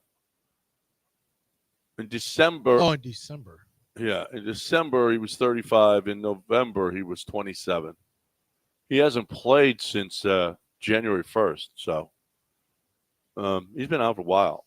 So I don't know. I don't know if he'll play 35 minutes now, but Jabari was just the numbers don't lie. I don't know if it's all Jabari, but they were better defensively with Jabari out there. And Amen is considered one of the better defenders. Listen, Alprin is one of the best defenders in the league. The numbers prove it, and so is Amen. And yet they were better when Jabari was around. So I think a lot of that was. Do your eyes say Alprin's one of the best defenders in the league? He's better. He's no doubt he's better than he was. Yeah, no, the numbers prove out that one-on-one, Alprin is one of the best one-on-one defenders. Okay. Yeah. I guess I'll just have to take your word for it. No, yeah. Well, I can show you I got the numbers here. Yeah. I can show you. Numbers lie. My eyes don't, John. That's what everyone. What do your says. eyes tell you? Alprin. My eyes tell me he's all right. I've seen him. I don't have to see him play against Wemby anymore because I've seen him play against Wemby, and he's done. He's not done matched a pretty damn on good job. The best players in the league. When he faces them, I mean, he doesn't guard Giannis. He's not guarding also the best players in the league on a regular basis because a lot of them don't play that position. He'll guard Jokic, right? Yeah, he guards Jokic. There's no one else that guards. I guess you have to ask: are the numbers what the shooting percentages are when he's guarding a player? Because they'll do that. They'll show you what the player's average is, and then what it is when they're up against a certain player. So that would tell you, no matter who the player is, no matter who he's guarding, if he's holding them below their averages. but I don't know if that's the numbers you're talking about. But that's a way to get past. Well, these guys aren't very good. He's not playing against primary scorers. What's it look like? If he's holding guys below their averages, that's a plus for him. Mm-hmm. I'm happy to have him back. I don't care. I'm happy to have him back. However, Ime figures this out. He figures it out. My guess is Jabari doesn't go right back in the lineup. Not after missing this much time. My guess is they stay with what they were doing previously, and I'm not sure. I think it'll have to be fluid for the next 2 weeks, figuring out what the best way to go about this is. I don't think having Ahmed on the bench more is a great idea. I think you are going to be a better team with a player like Ahmed Thompson on the court. I just don't know how. I love that Jabari guards multiple positions. He can rebound. There's a lot of dirty work that Jabari will do, but Dillon Brooks has played well this year. Like, I'm trying to figure out where these minutes come Dillon from. Brooks just better watch himself tonight. Don't piss off Send the Video tonight. All right, leave Send the Video alone. It's an ESPN game. The last time you saw him, he put up 40. You want to play hard defense? That's Send the Video respects that, but don't piss him off. Just let him ball. Tell people what you're talking about. That's what I'm calling Anthony Edwards, because I think it's funny because of what he told a lady to do because he didn't want her to have his kid. Send a video. I want to see you take that pill. So terrible. But I need what a nickname you've given him. Are you proud? No, not really. But I'm still laughing on the inside, particularly. I don't want Dillon Brooks to agitate him tonight. You want to play hard defense? That's fine. But don't talk. Don't talk. He gets the full Dillon Brooks experience tonight. I know Dillon Brooks is going to give him. He's had All-Star time off. He's itching to get, and he just watched Canada versus U.S. hockey. I know. Are you kidding me? Dillon Brooks. He's not going to play hard. Brooks. I didn't say not play hard. Anthony Edwards actually talked about. I respect that he plays hard. That's part of what he does. But all that talking and flopping. Talk. I want more talk. The last time he did that, it was like 40. He put 40 in. It happened. Sometimes you get 40 and ruined them in the fourth quarter. Sometimes you get 40. Sometimes the other guy scores 23 I think on 19 shots. That's not the Anthony Edwards I want to see tonight. I want him to be chill coming off the All-Star break. Hey, yeah, it's a good time to be in Houston. Dillon Brooks is not going to be. I know he's not going to back off, but I think he should read the room.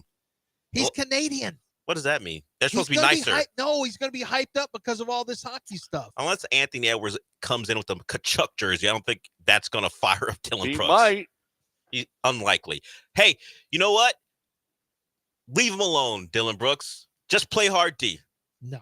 Do all the Dillon Brooks stuff that you all do. right.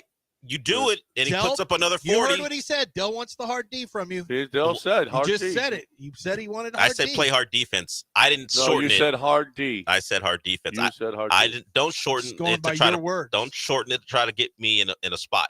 No, you did it. You're the one that said it. I don't remember it. You made it up. All I'm gonna say is play tough defense and don't talk to him. Because if he you can want one-handed crap. All right, then which one's going to be? Then you get 40 put on you again. So we'll just put even more on them. Doesn't matter. 40's not going to beat the I'm Rockets. scared of 40. You should. The last time you played him, he put. No. They used to do that all the time. Let one guy score. You lost the last time he did that. Everybody else stands around. We win. Boom. He just did that, and the Rockets lost. And the last time he was in town, he knocked down a game-winning 3. So perhaps you don't agitate Anthony Edwards tonight. Oh, I ain't scared of Anthony. Well, you're not playing. Of course, you're not scared of him. You're not. You know who else isn't? Dillon Brooks. He should be. Oh, Canada! He's gonna come in. He's gonna come in with all of his Canada energy.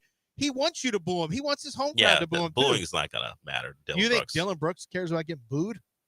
By the way, maybe that home ice advantage didn't matter. That was a loud freaking place last night. When they scored the winner? Not when they scored the winner. It was a loud place when they scored. Yeah. It was super loud. Oh, there were plenty of Canadians in the building. There was some Canadians, yeah. 2,500 just to get in the building yesterday. 2,500 just to get in that building. Would be great to see it with a media pass. You could fix 2 cars with how much money it costs, right? I know. I got half of one car. One car you could buy 2 tickets. I could have got into a nosebleed seat to the Super Bowl with what it's going to cost to fix my son's car. Yeah, how about that? Actually, That is- maybe a little bit better than That's a nosebleed. great way to spend your money too. That's awesome. One game and then, Pizza and in then the face. and car that game accident. was and that game. Oh no, that one sucked too. But can you imagine if you had gone to that? Now, if you had gone and you're an Eagle fan, you would have liked it a lot. If you had gone as a Chiefs fan and like, you know what? I've never been able to get to any of the other Chiefs Super Bowls. Finally, I've been saving up money for 4 years to go to the Super Bowl, and then you watch that ass kicking. Mm-hmm. You know who's kicking ass and been kicking ass forever? Gulf Coast Windows, Jim Fiume over at Gulf Coast Windows. He's the man. Love Jim Fiume. I love what he has done for me. I love what he has done for the community. Jim Fiume has been around for going on 40 years. He has been a community guy. He is again. I mentioned because it's a huge deal. You don't win the Pinnacle Award unless you do business the right way, unless you have the best product, unless you have the best service, unless in his case, the installation is going to be second to none. The product is second to none.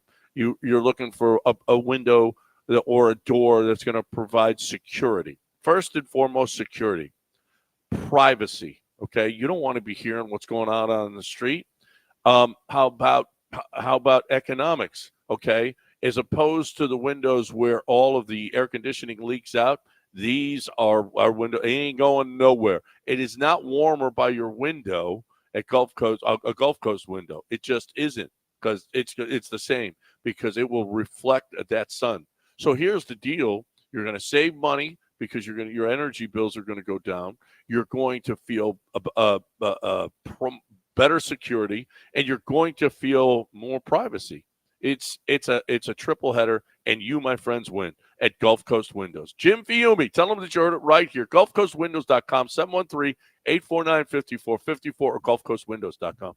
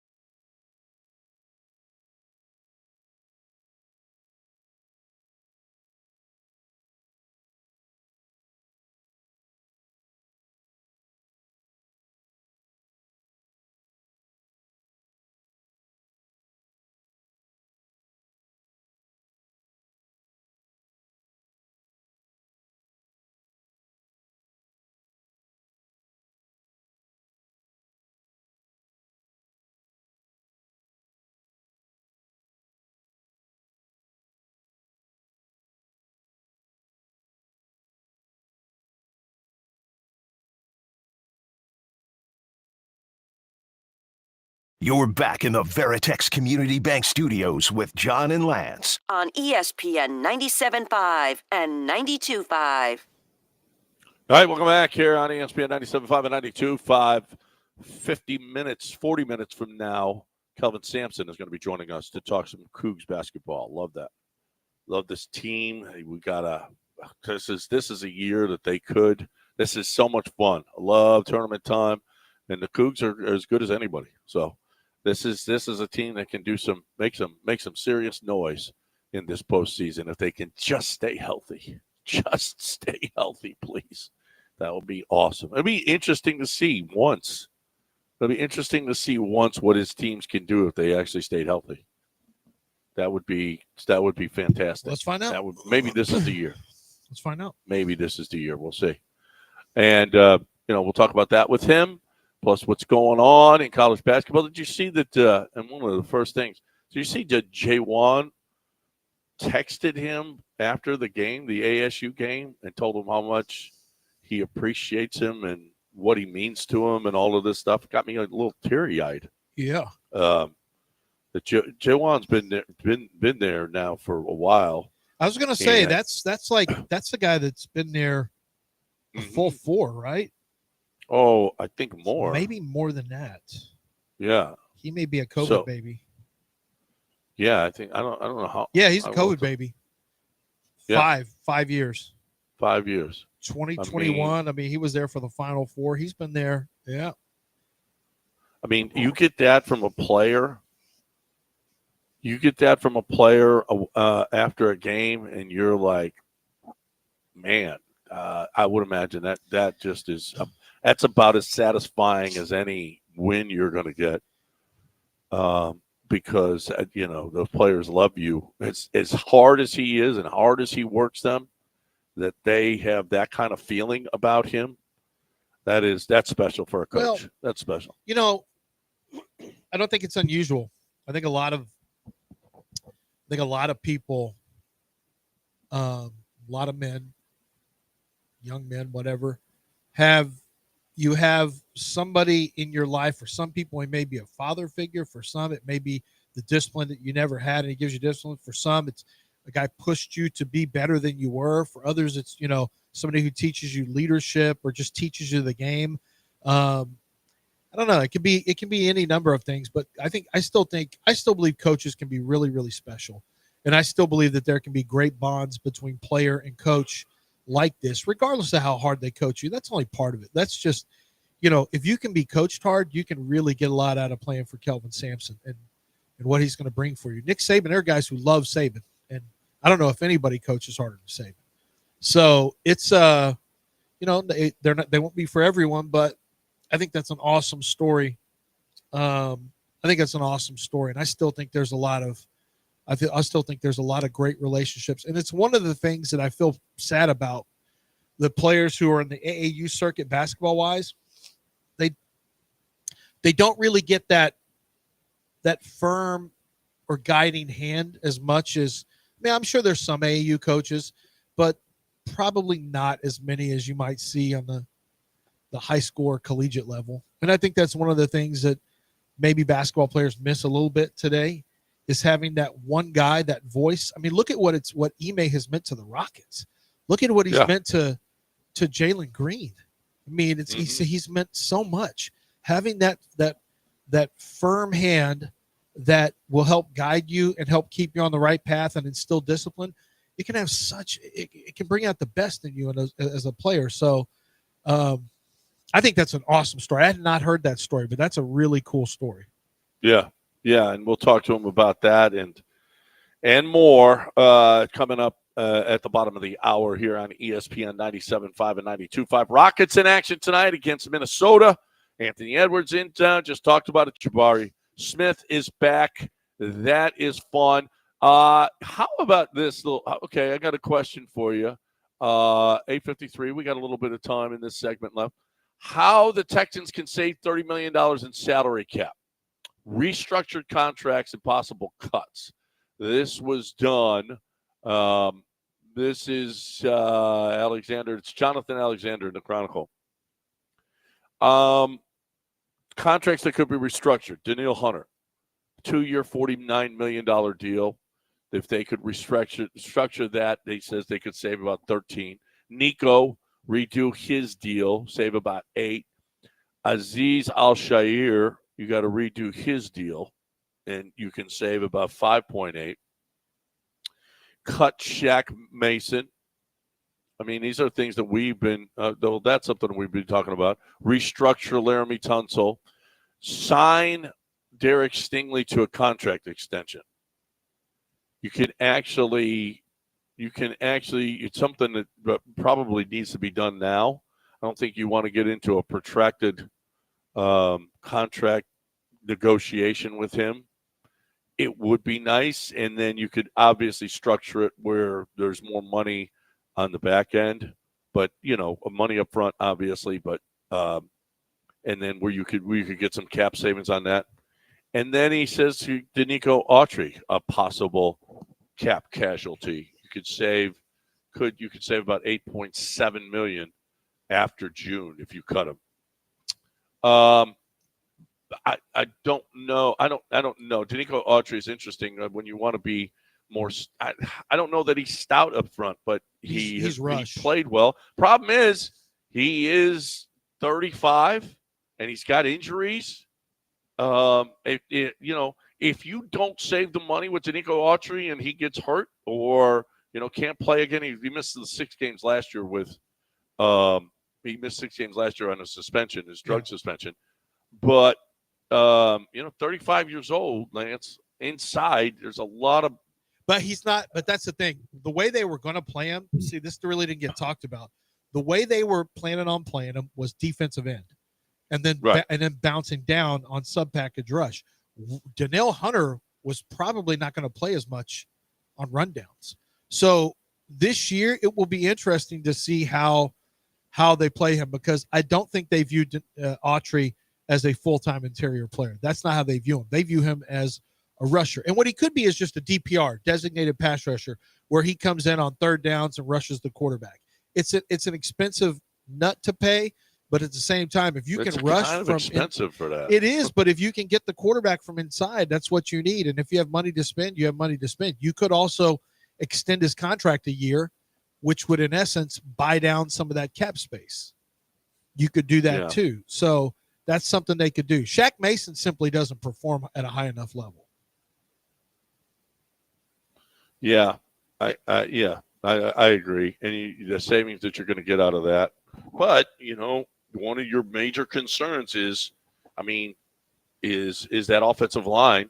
And what are you replacing Shaq Mason with? Kendrick Green? No. Probably Juice? Either a free Scruggs, Patterson? A free agent or draft pick. It's not on the roster. Obviously, it's not on the roster. Like you're telling, are you going to replace him with somebody else that can't play? No. Well, I would like to replace him with Trey Smith. No, they're not going to have money for that. They're going to, I'm telling you, Trey Smith is either going to go, they're not going to have money. They don't have $20 million or $18 million. Says you. Watch, the Chiefs are going to re-up him. If they don't, then somebody else is going to give him a ton of money. He won't be there, but they will draft they're either going to get a cheaper free agent or they'll draft a guard. I think they want Tyler Booker from Alabama. I think Donovan Jackson from Ohio State would be a good pick. Yeah. It's there. There's Donovan Jackson will be available for you at 25. Tyler Booker, you'd have to move up for. But there's guys who could be really, really good for you if you want to be aggressive. Armand Mimbo from Missouri, who played right tackle at Missouri. I think he could move down to guard and end up being a Pro Bowl guard. So I think you draft it personally, and you play and you start him right now. And even if there's the same level of Shaq Mason as rookies, that's fine. Guys don't come in unless they're Quentin Nelson. They don't come in and play at an all-pro level. But I would rather have somebody newer and younger and cheaper who's going to have a higher ceiling than Shaq Mason. His best days are behind him. Do you trust Caserio to draft? I don't have a choice. I don't have a choice. He's the GM.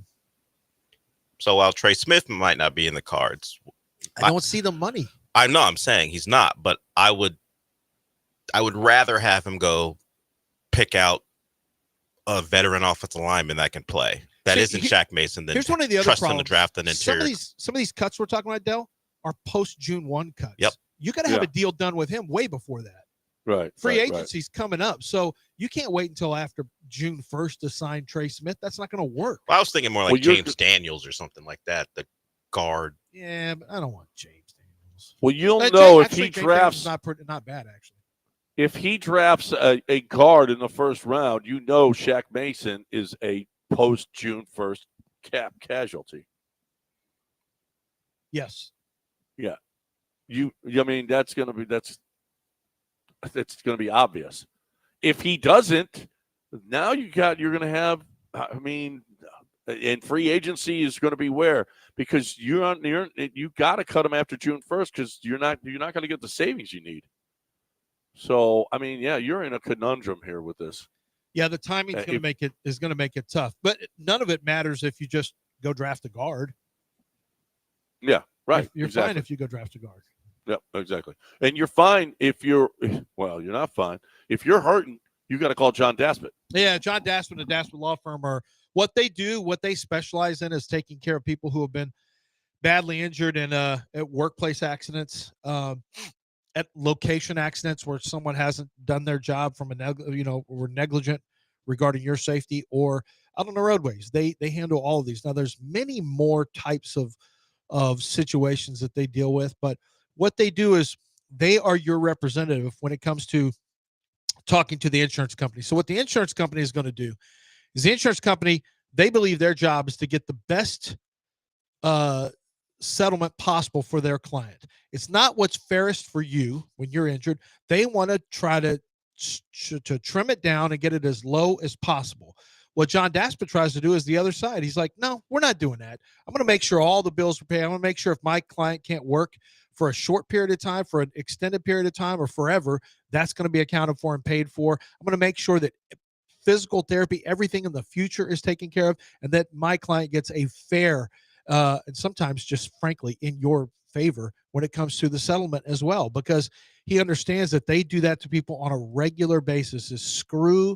Insurances are going to screw you if you've been hurt and make sure that they are looking out for their client. John Daspit says, you are my client. I'm looking out for you. Passionately pursues justice for the injured. That's the Daspit way. So many lawyers on staff. That's so that they can all have the amount of attention to give you that you deserve. 713 call now. That's 713 call now, or go to daspitlaw.com.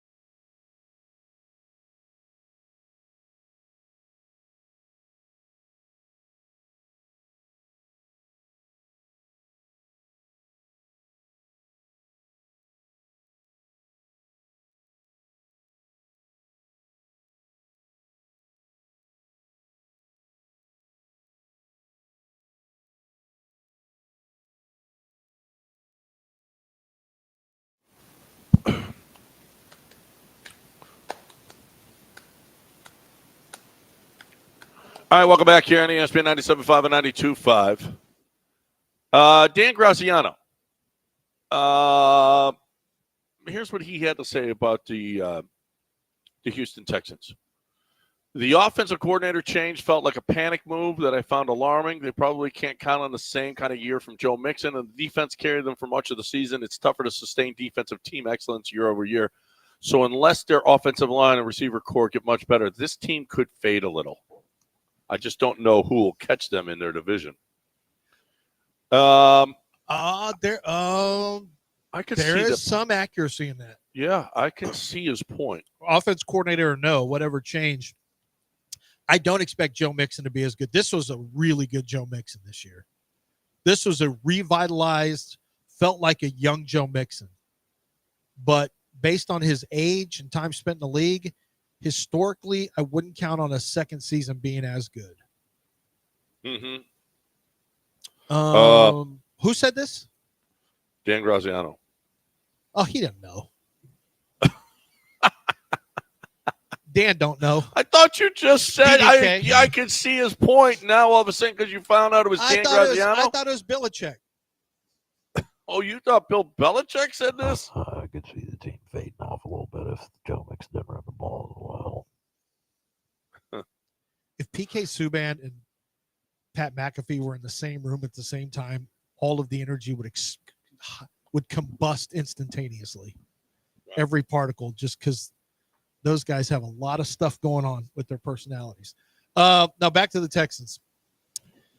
There's some accuracy there. The defense did carry him. We all know that. He's not saying why is it hard to sustain defensive excellence year over year? I don't think it is. I don't think it would. I don't know if I agree with that. They say the numbers are volatile. You get the same players, and sure, you don't fall off completely, but as far as dominance, the numbers show that defense is it's not the same as I don't offense. know that they were is dominant a word that we would explain the Texans defense with? No. Well, the numbers will tell you that they were a really good good. defense. The takeaways were They were good. You probably particularly don't the get takeaways. Takeaways change. Can you expect the way they got after the football to be something that translates year after year? Generally, that is the numbers don't show that you can depend on that. And sometimes some coaches, like the Bears for years with Peanut and those guys, they took the ball away. They just what they did. It's what was coached, and this team coaches takeaways that too. is coaching. It can be coached, but it's still going to be fluid. Let's say you had 5 less takeaways, and maybe a couple of those throws that were out of reach from Anthony Richardson or Trevor Lawrence actually lands. You may be looking at, you might have been looking at an 8-9 season. Yeah, that's why I don't know that I would call them dominant in any way. They were good. They were a good defense, but the numbers don't. But even if you disagree with the word, what Lance is pointing out, that's what people say volatility on defense. If a throw here or a throw there, a couple throws aren't thrown into coverage and they don't go your way, or you just drop a couple picks that you grabbed. Things like that can change. Well, here's the deal, though. Anthony Richardson ain't going nowhere. I don't see Drew Brees walking in that door. Graziano's right. There's nobody nobody the in that division doesn't scare me. No. Well, except when John, I forgot to tell you, Dell's getting a personalized jersey. It's Not a personalized. It won't be personalized. It's a Titans jersey that says Olaleye. No, I won't do that. That's the whole point is to celebrate Cam Ward. I won't put my name on the jersey. He said if Cam Ward is a Titan, he's going to get an Oiler throwback. Or I'll just buy a Miami Cam Ward jersey. He says he's getting an Oiler throwback with Ward on the back. It's a possibility. From China, though. Yeah, I'm not gonna buy. I'm not gonna pay. It's gonna be more expensive. I'm not gonna pay Strunk for it. I might get it from China though. He's gonna pay tariffs. It'll either be that or I pay the Miami Athletic Department for a Cam Ward jersey. I'm celebrating my guy. That's what I'm doing. You're going to be the guy that you saw for 1 year? I'll celebrate him. He's going to do the LeBron fan thing where it's the first time I've ever done it. Where they bounce with LeBron from team to team. If my college quarterback gets drafted first overall. 1 year, John, 1 year. If my college quarterback gets drafted first overall, I'm in.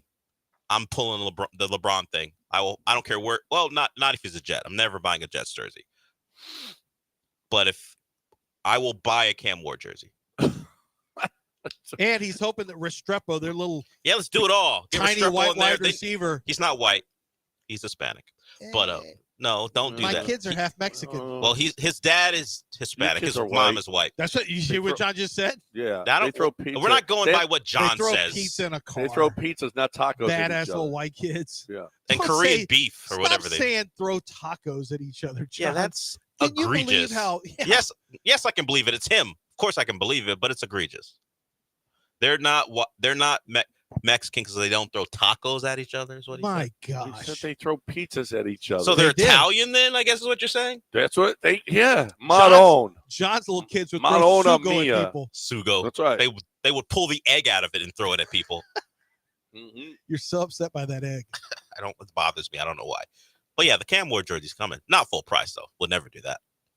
Well, you're going to pay extra for the tariff. Well, the Chinese tariff. China. You're getting it from China. He bends the knee to China. What are we talking about? Yeah, let's. He's not Canada. He ain't gonna boss China around. He'll try to boss Canada around, but not no, China. He's gonna put tariffs on it. That's right. Well, they can tariff us back. Yeah. Canada Let's really. see. No, listen. If you tariff us, we tariff you. That's how it goes. Well, That's I- it. We'll see. I think we're tariffing them, right? Because they haven't put tariffs on our No, they have- electronics yet. No, What was not the yet. deal? I don't think so. Oh no, it's what they sell, right? I don't know what do we import to China? Export to China? Nothing. They don't want anything. Not else. high school intelligence. Not a chance. No. Not smart kids. Not achievement. Well, Not hard work and achievement. No, they're like keep that. We don't want any part of that. How about some democracy? Let's Oh, send they're that not over looking there. for that. Yeah, and Hey, easy, Maury. and to be fair, Okay, are you trying to get this show wiped off Yeah, out what's of he- China what's he doing? where they never play this show ever again? John Maury. Stop it with your Hong Kong rhetoric. We are good with the communist Chinese government. And I'm not We're sure. pro-communism, anti-democracy. I'm not sure if down with Hong Kong. And I'm not sure he's noticed. We're leaning more their way than they will ever lean our way. Yeah, Well, China's we were never under gone. Biden, not now. No, Not China's now. China's never gone in this direction. No, not a chance. You know what we need more of? Western culture. Do we? No, not China would say that. Well, the people living there do. I don't know. I've never heard The heard big them bosses are not really. never heard them complain. We got to because get they're- some more democracy. because they're not allowed to. democracy in here. Yeah, they're not allowed to complain. You saw what happened with Daryl Morey. You want LeBron to tell you to shut up too, John? John just doesn't know what he's talking about. Now, I would agree with LeBron in that case. Okay, then he's got a point. Yeah, if LeBron It's told me. Daryl Morey, Daryl, you need to learn more. You need to read up on. Look into things. The MIT guy. Hey, LeBron told no year of college. Told the guy who started Sloan Sports Conference and went to MIT. How many titles that does he LeBron needs to have? Read, and he's got his own music. How many titles does LeBron have? He's got more than Daryl. Exactly. I'm taking the guy who wins. Thank you. Yeah, I'm I listening mean, to the guy that's who a wins. fair- He knows how to put together a team better than Daryl does. Yeah, that's fair. He Yeah. put together the original Yeah, dream Daryl team. would have been like, I don't know about trading Wiggins for Love. LeBron's like, yeah, do it. And look what happened. They wanted time. LeBron, Morey was trying to get Chris Bosh back then. They thought they had Bosh until LeBron ruined it. No, LeBron left. That's why they thought Chris Oh Bosh no, would. that's when they were going That's to get why they Bosh. thought Chris They Bosh would didn't come. get him, and then Chris Bosh had a heart attack.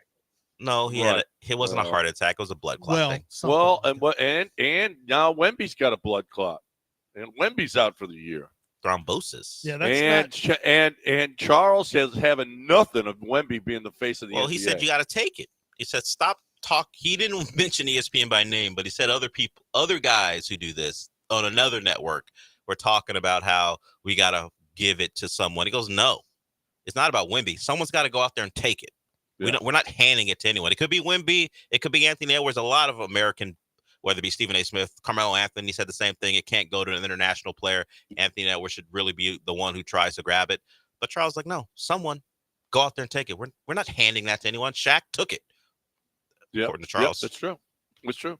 Time to talk about Doc Linville. He's taking you in, and he is giving you hair. Not only hair, though. How about abs? Okay. How about making your eyes look better because your lobes are sagging? Whatever. I mean, whatever it is. Guys, Doc Linville is here for you, and he's going to do it. And you know what? We can take care of ourselves, too. Oh, we want hair. Oh, you're so conceited. You want hair. No, I just want hair. I want hair, okay? Because hair is better than not hair. It's just better. And if you're starting to, and listen, You're in your 20s. Dude, I'm going to tell you this right now. If you're in your 20s, you're in your 30s, and your hairline is receding and your bald spot, you're getting a bald spot, it ain't getting better by itself. It ain't, okay? You need Doc Linville.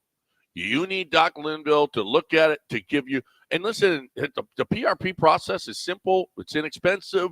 It's a process that what actually works. It stimulates the growth of your own hair. You don't have to get the neo-grafting. Now, the neo-grafting is awesome because it moves the hair from the back and side to the top of the head. It's awesome. And I did it, and I love it. I love what it did for me. I think you'll love what it does for you, but you might not need that. The doc will decide for you. He will tell you. He knows. He's the expert. So you're looking for the best way to get that hair. Doc Linville is here for you. 975hair.com, 975hair.com.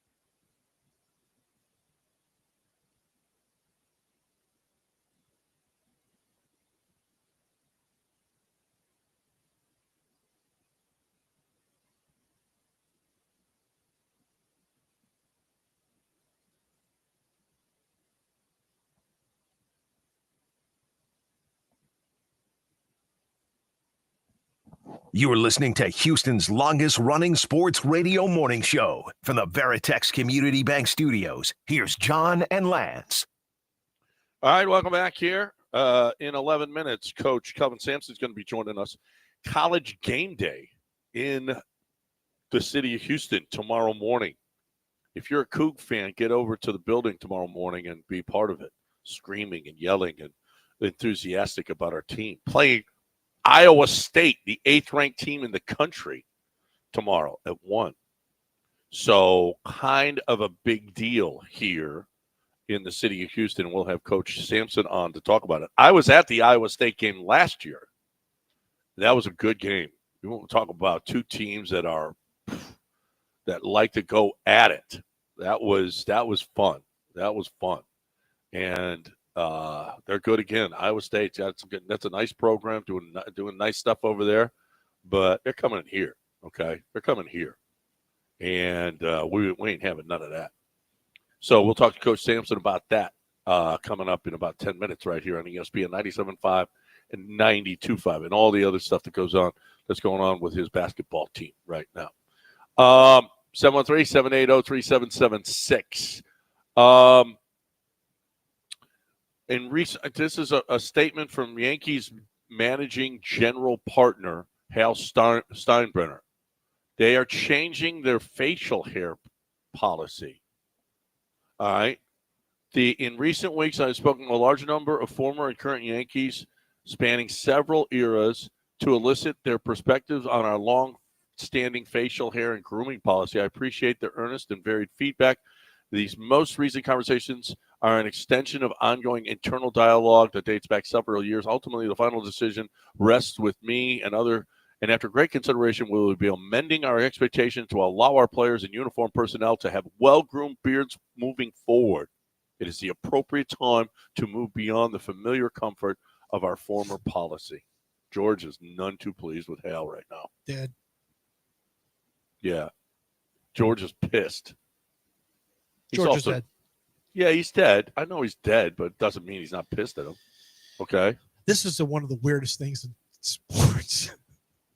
I mean, this is something that's literally like 60. I don't know how many years old. No one used to have beards anyway back in the way back in the day. But then you went through some beard time in the 70s. Then you had porn mustache. Then you had nothing. Then it came back to beards. And beards are still on a run and mustaches. But it's just weird in this day and age that they have something as archaic as no facial hair, guys. Sorry about that. Like, wow, no facial hair. Kids at high schools now wear shorts and have full beards. And a grown man on a baseball team can't have a facial hair. It's just such a strange thing. Thurman Munson seemed to get away with it. But yeah, didn't he always have a mustache? had stubble. Oh, you can have mustache. You can't have beard. Yeah, remember Goose Gossage had a mustache. They had I thought it was no facial hair. No, they had mustaches before. I don't think you could have a beard. I'm almost positive that guys have had mustaches. That's why I feel like it. I'm pretty sure no beard, and Thurman Munson used to always have that like 5 o'clock shadow. Yeah, you're right. Always. Why do Yankees allow mustaches and not beards? Yeah. It's been a team policy for over 30 years, going back to when George Steinbrenner brought the team in the early 70s. Oh, that's over 50 years. What are you talking? He was tired of the long hair and facial hair that was so popular. Basically, hippies. This was his own thing. I don't like these hippies, like you were, John. And so he got rid of that, and so no beards. Here's a good question. Lance, would Cow allow you to wear a Speedo to work? David, I suppose, yeah, but I need to put clothes on over it. You could wear a Speedo, but you'd have to have like underneath just to make me feel hot. Make me feel sexy. You feel hot when you're wearing a Speedo? When you wear a Speedo, sure. My wife likes it. Didn't they crowd things up in there? My wife likes it. Maybe he likes the feeling of Speedo. Do you think he liked the feeling of a Speedo? Mack Weldon underwear gives you some. You get a little shake in there. A little shake and like bake? You're trying to get a release from the give line. You a little pocket. Yeah, they're not trying to press you. This is our lead-in. I like off-man coverage. This is our lead-in. You like underwear who don't go press man on you? I like underwear in a short zone and a soft zone coverage, not press man way up there trying to get a jam on me. Hey, easy underwear. already dealt with that in a Senior Bowl hotel. You Getting guys saw that manhandled. video. I know. Mm-hmm. Get up there with Jalen Ramsey all in my face. Wow. Okay. And this You holy don't day want- at Kelvin Patrick- You don't want Jalen Ramsey in your underwear? You got the Patrick Oh, no. Peterson of Is underwear. that what you're saying? You got Patrick Peterson underwear. I don't need press corner underwear. Like I said, that's not. See, I've noticed that that's not really what anyone wants you to say in advertisements, but it would be effective if you said, "Listen, guys, are you tired of underwear that acts like a press man who's trying to jam you and redirect you off the line? You're looking for something maybe a little more off-man coverage from your underwear? Try Mack Weldon or try whatever brand." Well, just boxers. I got a Mando spot I'm getting ready to drop on my Twitter today. No, how about that? How about that? All right, let's break, and we'll be on time for Kelvin Sampson next right here on ESPN 97.5 and 92.5. Right now, we're talking about HRP. Those are my peeps. If you want to talk about Cougs, Mike Holly, a wonderful Coug, loves his Cougs, and he loves what Kelvin Sampson is doing with that basketball team. That basketball team is something special. And Mike Holly is something special, too. He went to U of H, and he developed this software that is as good as any in the payroll business. As a matter of fact, it's proprietary, and people are trying to buy it from him. And Mike's like, you know what? I'm just going to stick around, and I'm going to help my people. We've heard people, Marcus and Chad and Chuck and all of these people giving testimonial, BBs, everybody giving testimonials about HRP and what they do for the business.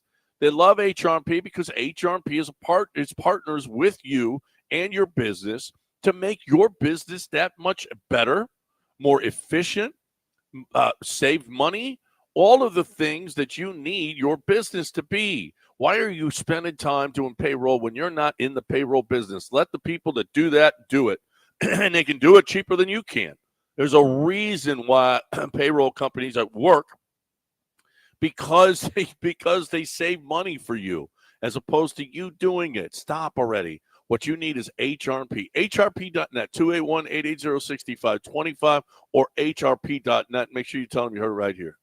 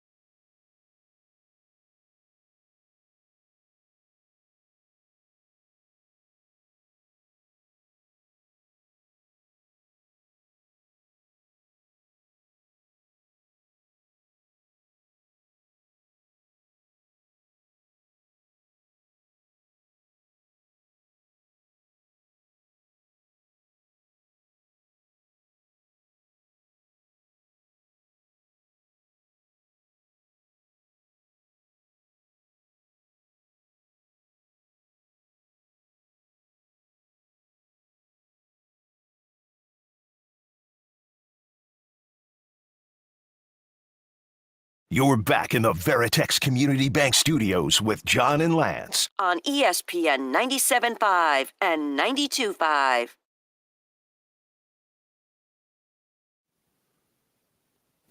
All right, welcome back here on ESPN 97.5 and 92.5. John and Lance along with Dell bringing in the head coach of the Houston Cougars, one of the top teams in the country. ESPN Game Day coming here for the big matchup against Iowa State tomorrow. Want you all out there being loud, having fun, and showing what kind of basketball school this is, because make no mistake about it, University of Houston is a basketball school, and the head coach is joining us right now on ESPN 97.5 and 92.5. Coach, welcome to the show. Thanks for giving us some of your time.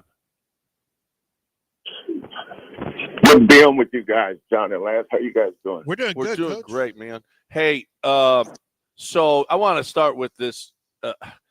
As a coach, that one of your players, I mean, I was tearing up reading the story about Jaywan sending you the text of how much he appreciates you and what you mean to him in his life and everything else. And I'm like, wow, that has to be, with the wins and everything else that you do, Coach, to have a player express how much he appreciates you. That's got to be about as good as it gets for a coach. And when you get into coaching, that's one of the main reasons why. We all would like to win championships and win a national title and all that, but those things are difficult to do, no matter how good you are. There's so many things that affect that, but long after your coaching career is over, it's relationships that you formed, the players that you've had, and the impact you've had on their lives. That's what you want to be remembered for. I have a great relationship with all our players. In the summer, they all come back. Even from the early years, Devontae Pollard and L.J. Rose, Devin Davis, Rob Gray, Galen Robinson, Corey Davis, Armani Brooks. They make this place home. And, we set about to create a family atmosphere where they could come and have something that they could attach to and grow with. And all the former players that come back, relationships you have with those guys, the current players, it's just been very, very fulfilling and very rewarding. And I really appreciate these guys. That's got to be, my dad's a coach, my brother's a coach, grew up in that kind of family. I'm curious though, Coach, because the pressure, once you move up, into different ranks, there becomes a different focus on winning, and there's pressure. And how hard is it to keep your balance between that initial love of wanting to make guys better, but also, as you talked about, the relationships of being more than just a coach, but building up men? How hard is it to remind yourself or to keep that balance between the pressures and struggles of winning at a high level where you are versus that same core belief when you got into the sport? No, that's a great question. I think the ultimate lesson here for our guys is that, we want to win championships. When we got to the Big 12, we thought we could compete. When we lose outstanding players like Quentin Grimes or Marcus Sasser or Jamal Shedd, our team is going to change every year. Even if you lose one guy, your team changes because you're bringing new players in. But I think our challenge with our guys is learn how to handle success, learn how to handle failure, because you're going to have both. Immature people don't handle failure really good. Negative people don't handle failure very good. But it's all part of a grand plan. They're going to live their life after basketball a lot longer than they're going to play basketball. So the basketball part, the games, is such a short window of who they are and what their life is. But I think the more you win, the more you get on a national stage. We've went around here a lot. Most of these kids come here expecting to win. And I think our staff does a great job of helping them balance winning and losing. And the comparison that is to the life that they're going to lead once they leave here. You're going to fail after you leave here. You're going to fail while you're here. Figure out how you can get better through it all, and don't stop trying. Don't stop, and don't ever quit. Just keep going. And I've enjoyed that part of it as much as anything.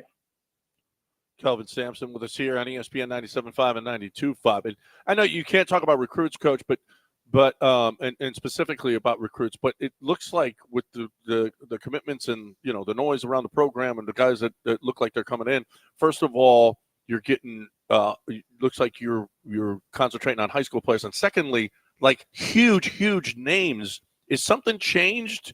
Because you've gotten the Jarris Walkers before, you've gotten, you know, Quentin Grimes came over after he played over there, but this looks like it's different this year. Is it easier to get guys with all your success that you've had lately? Well, it's a combination of things. Most kids that come out of high school, especially the upper tier, they want to play in the NBA. They want to go somewhere where they're going to get developed to be NBA players. And you know, I think we've had 3 first-round draft choices, a lottery pick. We've got a couple of guys drafted in the 2nd round, and Damian Dotson and Jamal.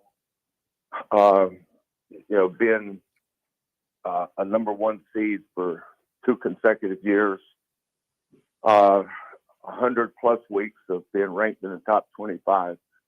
You know, people outside our area have tremendous amount of respect for our program. And that's why we're able to go after some of these kids. But, the success we've had has been with guys that most people wouldn't know. Marcus Sasso was ranked in the 300s. He's a first-round draft choice. Jamal was probably 150, top 10. You know, he started games this year, his rookie year for the Toronto Raptors. Quentin Grimes has already had 2 30-point games in his career. You know, he chose to come here from Kansas. L.J. Cryer came here from Baylor.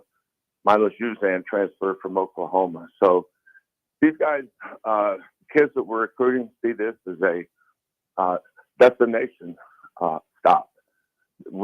All of our dreams and goals, everything we want to accomplish in life can be done at the University of Houston. We have top-notch facilities. Our administration has done an awesome job in giving us the resources we need, whether from a facility standpoint, travel standpoint, upgrading our facility after we moved into it in 2016. We've already had a major renovation just since then. So keeping our program at the top of the country, being ranked in the top 5, top 10, people see that. Kids take notice. These mothers and fathers are want their sons to go to a place where they're going to grow from boys to men, win at a high level, and have a chance to get drafted. And that's why we're getting these kids. Coach, you had a special leader last year in Jamal Shed. What has happened to the leadership role on the team? Who's filled that leadership role, and how has that what's that transition look like after having, a guy of Shed's caliber in there for as long as you had him?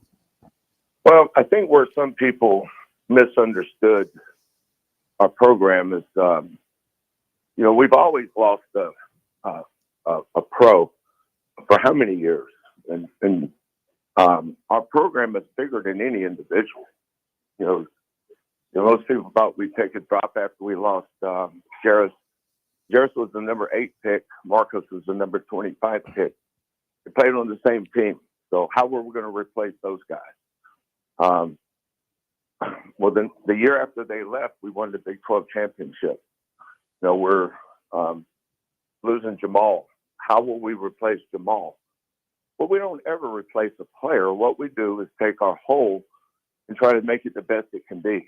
We knew that we had a really good player coming in from Oklahoma in Milos Uzan. He was going to be different than any of the point guards, but he was never replacing Jamal. He was coming in here. He came in here And we told him, here's what we liked about you. Be that guy. Don't worry about replacing somebody. It has nothing to do with our success. We've had success no matter who's left because we focused on our team and not replacing an individual. You know, we're sitting here after 15 games. We're 14-1. I think we're ranked in the top 5. And we've been really consistent with winning at a high level, regardless of who left and regardless of who came in. Our program has always thrived because we focus on that. Kelvin Sampson with us here on ESPN 97.5 and 92.5. And man, Coach, I know you've had to live this thing, the injuries at the end of the seasons with Tremont, with Marcus Sasser, with Jamal. I mean, it just seems like it's the worst of luck. Early on, Emmanuel has the ankle injury. Does he look like he's getting back to early on, Emmanuel, yet? Or because he had a nice game against Arizona State. And do you have to have him and his offensive prowess to go deep in this tournament? Absolutely. You know, we've kind of settled into an 8-man rotation, and we sat Emmanuel down for about 10 days. He didn't get to practice. He wasn't shooting. We put him in a boot so we could promote his healing. Against Arizona, his performance was, you know, from the inside out, was kind of predictable. You don't sit out 10 days and come back and pick up where you left off. You know, it's a gradual climb back up. The second half against Arizona State, kind of like the old Emmanuel. And I think tomorrow, Monday, going into the last weekend at home, the following weekend, Emmanuel's going to get better and better and better. But he's a huge part of our success. We need him playing well for us to be the best we can be. Coach, I'm curious about if there was a conscious decision made from a 3-point standpoint. Your 3-point percentages are almost always 34% as a team. 34%. I think you're like 36% back in 19, 20, 2021, something like that. This year you're at almost 40%. You've got 3 or 4 guys shooting 40% from 3 in your regular rotation. Was there a decision made? Is it something you work more on, or is it just something that's happening organically this year? I'd say from a recruiting standpoint, we knew what we were getting with LJ. So this is his second year in the program. We knew what we were getting with Emmanuel. You know, at the end of last year, when Jamal got hurt, everybody focused on, well, if Jamal hadn't got hurt. Well, we also lost JoJo Tugler in February. You know, we lost 2 guys that were huge parts of that team, but that wasn't a great shooting team. You know, Milos has improved as a shooter. Terrence Arsenault has improved as a shooter. And then Emmanuel and LJ are both guys capable of making 100 threes in the season, just like we did when we had Amani Brooks and Corey Davis. Those kids were probably the 2 best shooters on one team that I've had, and they both made well over 100. LJ's probably going to wind up with over 100 this year, and Emmanuel, had he not got hurt, would probably be right there at 100. And that's kind of a demarcation line. But if you're over 100 threes, that means you're an outstanding shooter. But I can't get enough credit to our staff. The player development has always been probably the most important thing here, because we haven't always recruited the highest end talent that people see. But the guys we recruit are guys we felt like could be successful in this program and their development. But Kellen, Quantas, Hollis, KC, Goldie, I'm blessed to have an awesome staff. And those guys do a great job with not just individual development, but also position development. And guys come here that want to get better, but we are a better shooting team. And that bails us out at the end of the shot clock sometime, or we're able to get more threes in transition, more threes on offensive rebounds. So everything we do is kind of a plan. But having two outstanding shooters like Emmanuel and LJ has really elevated us. And our guys grow old in our program. Our kids don't transfer. It's not that we don't have transfers. We lost Tremont Mark transferred. Who else transferred? Caleb Mills transferred. Damian Dunn transferred. And all those guys made the best decision for them. But that had nothing to do with our success going forward because we believe so much in player development. Kelvin Sampson with us here on ESPN 97.5 and 92.5. Coach, I was at the Texas Tech game earlier this year. I was at the Iowa State game last year. Those two teams, I kind of feel like look at where they are, 8 and 9. You guys are 5. They kind of I kind of feel like those teams that you got coming up next, Iowa State, and then you got to go to Texas Tech, that they almost play like you guys. It's almost like look at the 3 teams in the top 10 that play very similar basketball. No, that's a great point. Both teams, Iowa State and Texas Tech, both have really improved offensively from last year. Grant McCaslin and TJ Otzelberger, those guys are two of the best coaches in the country. They've got awesome programs, great fan bases, great facilities, great arenas. They pack their place. But so do we. We pack our arena. We stay nationally relevant year in and year out. But Iowa State and Texas Tech, if we were to look in the mirror, we'd probably see similar cultures, the way we go about our business. But I think Texas Tech and Iowa State have made a concerted effort to be better offensively, and they are. I mean, they're both unbelievable challenges. But our kids are excited about it. Coaches are excited about it. We're looking forward to playing both those schools. Yeah, maybe Grant McCaslin can last more than 2 minutes in the game.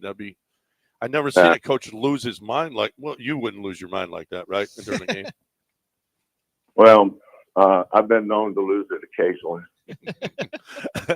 Hey, that brings up. I heard you talk about Bobby Hurley the other day and how you feel for him when you're going through stuff like that.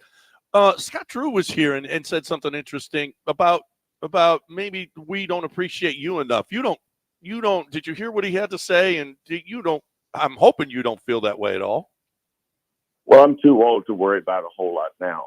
I'm 69 years old, so people's opinions and what they say mean very little to me. I'm way too far on the back nine to worry about what other people say.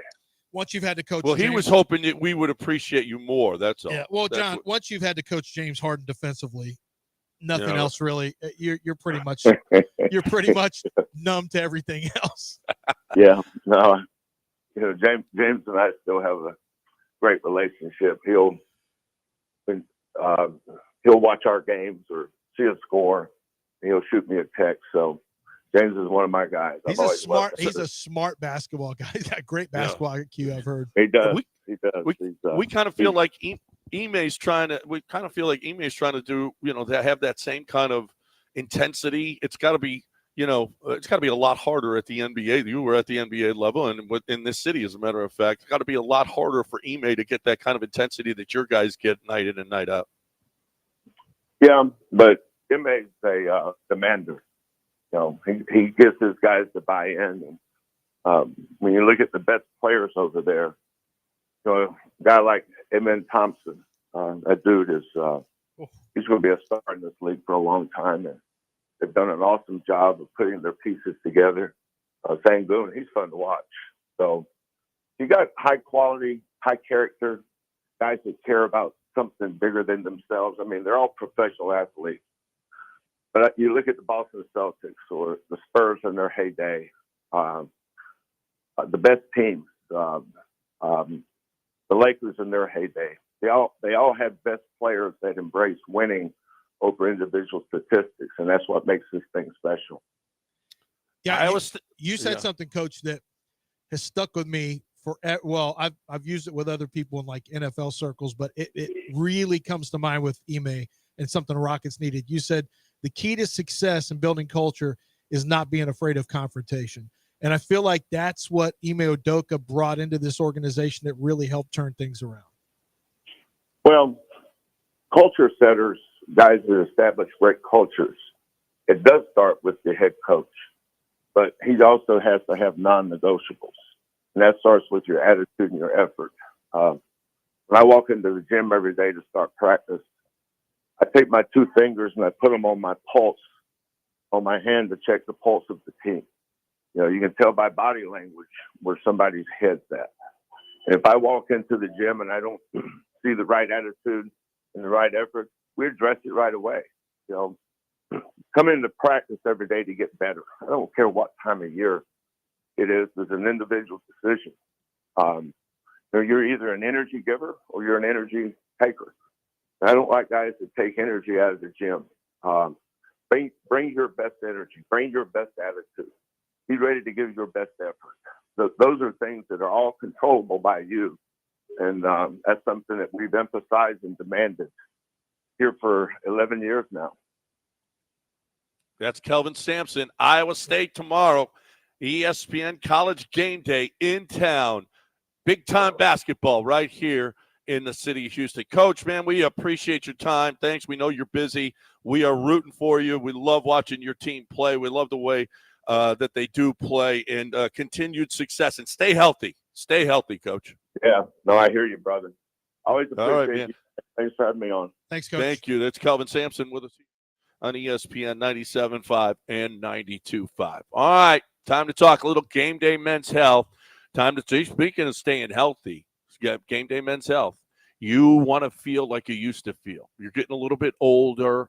Maybe your testosterone isn't the same. Have you checked it out? I've been doing testosterone replacement for a while now. I feel great. I feel better than ever because of game day men's health. I was with another place, and they just didn't feel like they cared. I just didn't feel it was just a going through the motions. Here's your shot. Get in, get out. Give us our money. Bye. I mean, Game Day Men's Health wants to know, and they're going to look at. They've got the labs right on site. A free consultation for you to find out where you are with your testosterone and all your other, your liver numbers, your kidney numbers, all of those things, your prostate, everything. They've got the labs to one prick of the taking your blood, and they find out all kinds of things about you and where you are and where you can get to. And they've got the peptides to help you if you whatever your goals are, to lose weight, to gain muscle, to whatever it is that you want. They've got that as well. You're looking for the best way to get that testosterone replacement and a whole lot more just to feel better. GameDayMen'sHealth.com. GameDayMen'sHealth.com.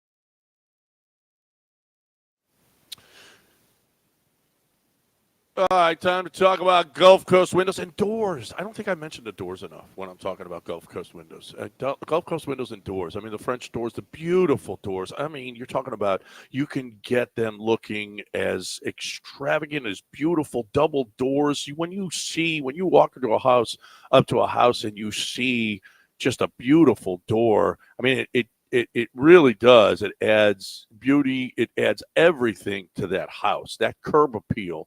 And so if you're looking for a new door, make sure you check out Gulf Coast Windows and Doors, because they have I'm telling you, their showroom, it is unbelievable. It really is unbelievable when you look at the quality. And they're going to do everything perfectly. They're going to do everything right. So no matter what kind, you need sliding doors for the back. It's not just I mean, you can get the sliding doors that will open up all the way and make it just look perfect. Listen, you're getting the highest quality every single time you go to Gulf Coast Windows and Doors. GulfCoastWindows.com, GulfCoastWindows.com. They're like going on 40 years of business here. Jim Fiume just does it better than everybody else at GulfCoastWindows.com.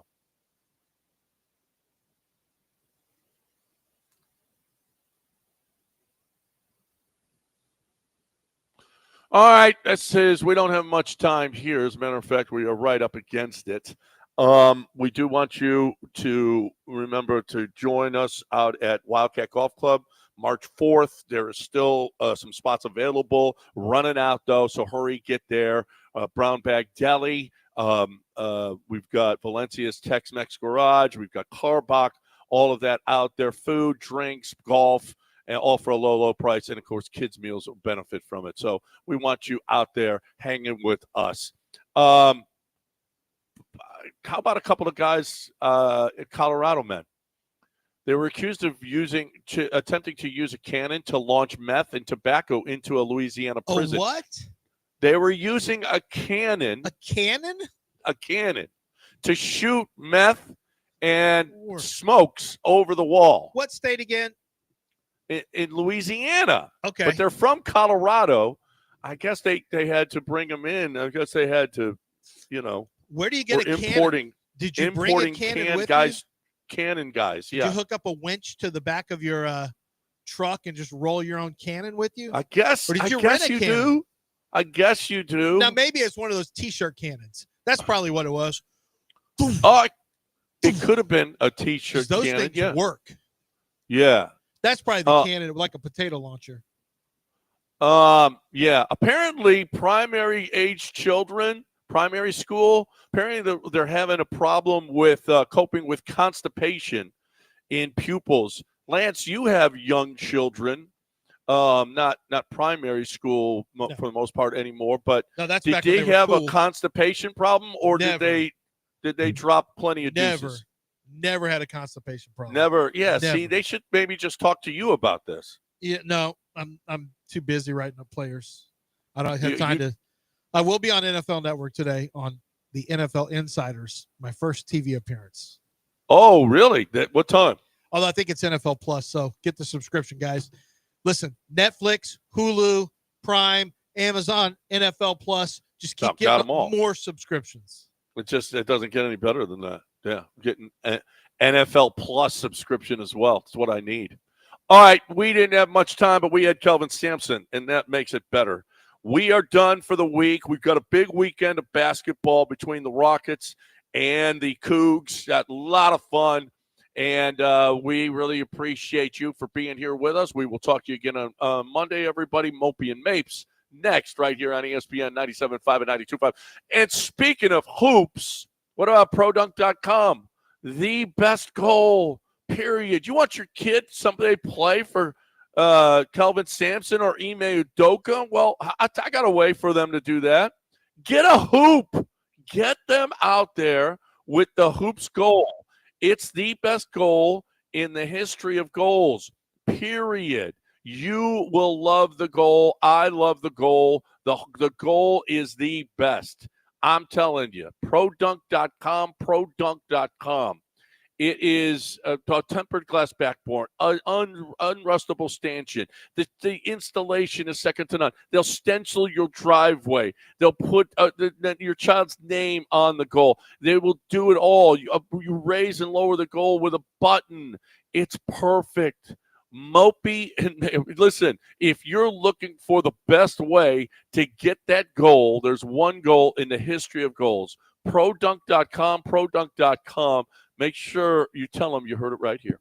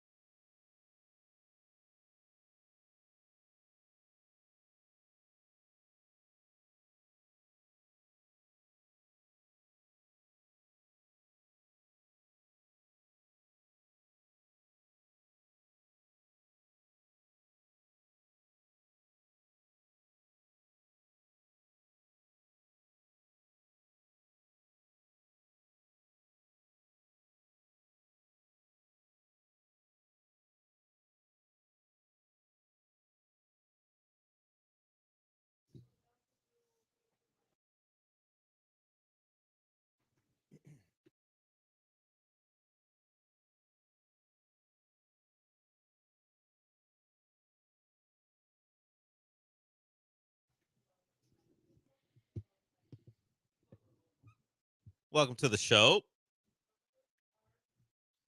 AJ's in for Sean today. Raheel Ramzanali will join us at 11:30. From one of his latest tweets promoting his podcast, he has some thoughts on the Texans' push for a potential new stadium. We'll see how the more serious side of Houston media, and I know it's weird using Raheel in that context, but he does a serious podcast, so we'll see what the vibes are over there as far as how it impacts the city. We'll get to him at 11:30. But last night, I gotta say that Four Nations was fine. It was fine. It's a fine television sporting event for a time where we are devoid of anything that really matters.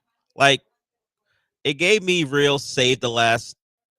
It's like real last. I was gonna save the last dance. That's a movie. The last dance vibes. If we remember during the pandemic where we had nothing to watch, so we were hyper focused on Jordan and the Bulls and that doc. And while the doc was compelling and entertaining, I think it was heightened by the fact that there was nothing else on. And yeah, the NBA is back, but it's mid to late February of the NBA season. The games barely matter right now. And we know the Rockets will play tonight. They didn't play last night. So last night was, well, it's better than anything else that's on. So let's lock in. And look, it's Canada versus US. You have a chance to win something in that made-for-TV tournament with the best players in the world playing against each other. So there were stakes, and it meant a little bit. But the comps to the NBA All-Star game and how that thing is broken and, wow, this is so much better, I'm not rolling. Yes, the NBA All-Star game sucks. It's not a good product because the players don't care. But was Four Nations better than the Olympics when the U.S. was going through France and playing Serbia in those compelling games, when you had Jokic on the other side and you had Wemby on the other side?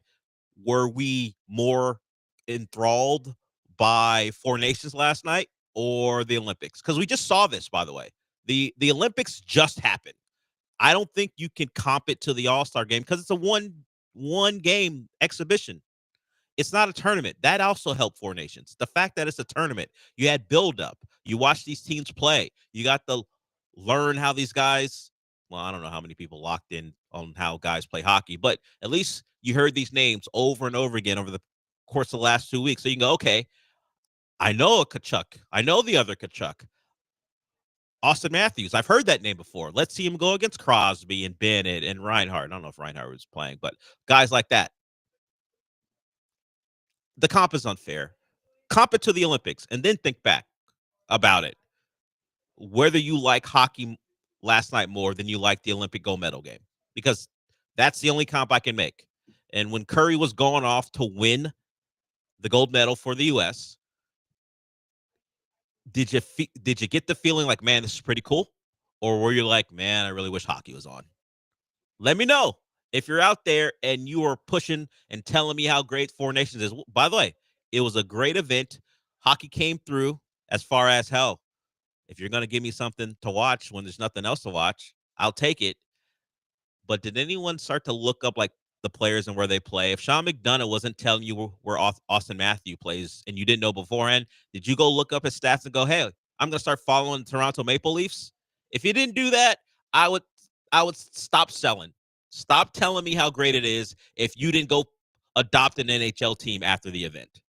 I know people like to go, hey, bring hockey to Houston. All right.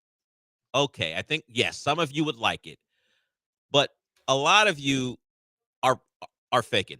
You're pretending. And like I said, there was something else that was compelling on the television. How much would Four Nations have taken up any of your time? That's all. And I'll ask AJ. He's younger. It would be someone hockey would love to attract. They would love to convince AJ to watch their product on a night-to-night basis. And we'll get into some of the issues that MLB is facing now that they're done with ESPN, because that's what kind of turned hockey into a niche sport. Niche sport was when they lost their agreement with ESPN. The games are no longer on, so you have to see it on Versus and NBC Sports Network and stuff like that. So AJ, you had 2 weeks of this. It went over the course of a week where the NBA wasn't in existence unless you cared anything about All-Star Weekend. If you didn't care that much about it, you could have watched Four Nations.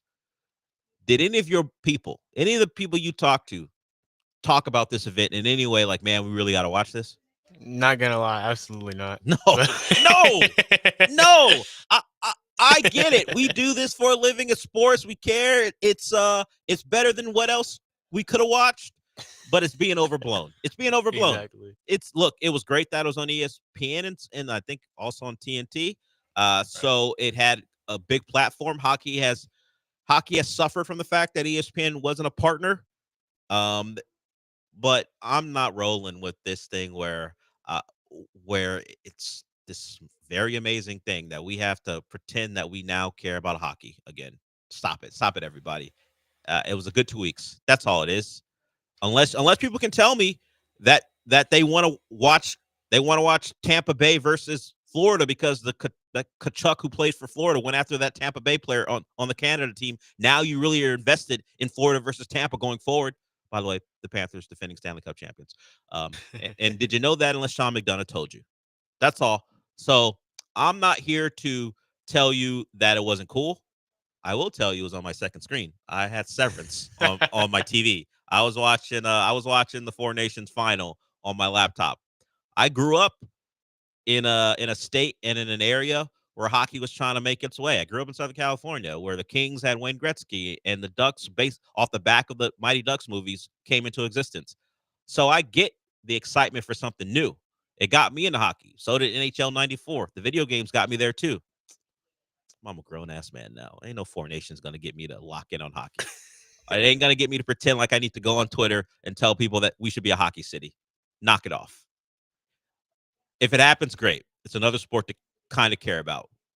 But until then, I'm not campaigning for it. I do know people care because Carbach had an event now months ago where it was supposed to be a rally to get hockey into the city, and people showed up. They had it was all day. Obviously, they're serving drinks, getting food out there to people, and people showed up. Maybe it was the only 4,000 people who care about hockey in the city. Right. I'm not sure, but that's not enough to sustain a franchise. Just take it for what it is. It was Save the Last Dance in 2025. They gave some people 2 weeks of an exciting product, and we'll move on. You know what? Now, you know what people care about now? Not really the NBA. Like I said, it's kind of a dead time. Yeah, the games are back. Free agency in the NFL. Yeah. That's what people care about. The draft coming up. It's Lance's not his favorite time of the year. He's got more work to do, but it's Lance's time. The draft, free agency, that'll take over. Ain't none of you gonna lock in on Leafs Jets at any point. Unless you are. If you are, I take it all back. I just don't think there are 20,000 Houstonians who would have to support an NHL team who are going to do that. Exactly. Like for me, hockey is like, you understand the passion that people have for it and like the game, but it's like that girl that you know is good, but she's just not your type. At least that's for me. Like, I get it. I get why people like her. Right. She's just not for me. Right. Exactly. I can't even say anything bad about her. She's great. Exactly. She's just not for me. Right. I understand the speed. What the Canadian goalie did to stand on his head to keep them in it, and then obviously Connor McDavid scored the winner. See, I know the name. I know a name. I saw him. He plays for Edmonton. They were in the Stanley Cup final against the Panthers. Lost the game 7. Great sport. I just don't buy the excitement level that people are putting out there. Yeah, it's you guys are thirsty for anything to care about, and they gave it to you. Credit to the NHL for taking advantage of it. Right, and PK Subban going off and stuff like that. Yeah.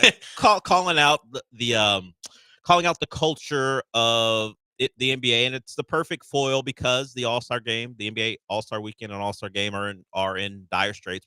It's a bad product, but as I said, that is not the proper comp. Yes, they replaced the NHL All-Star game with this, but the proper comp is the Olympics that we just saw, where you have a tournament setting.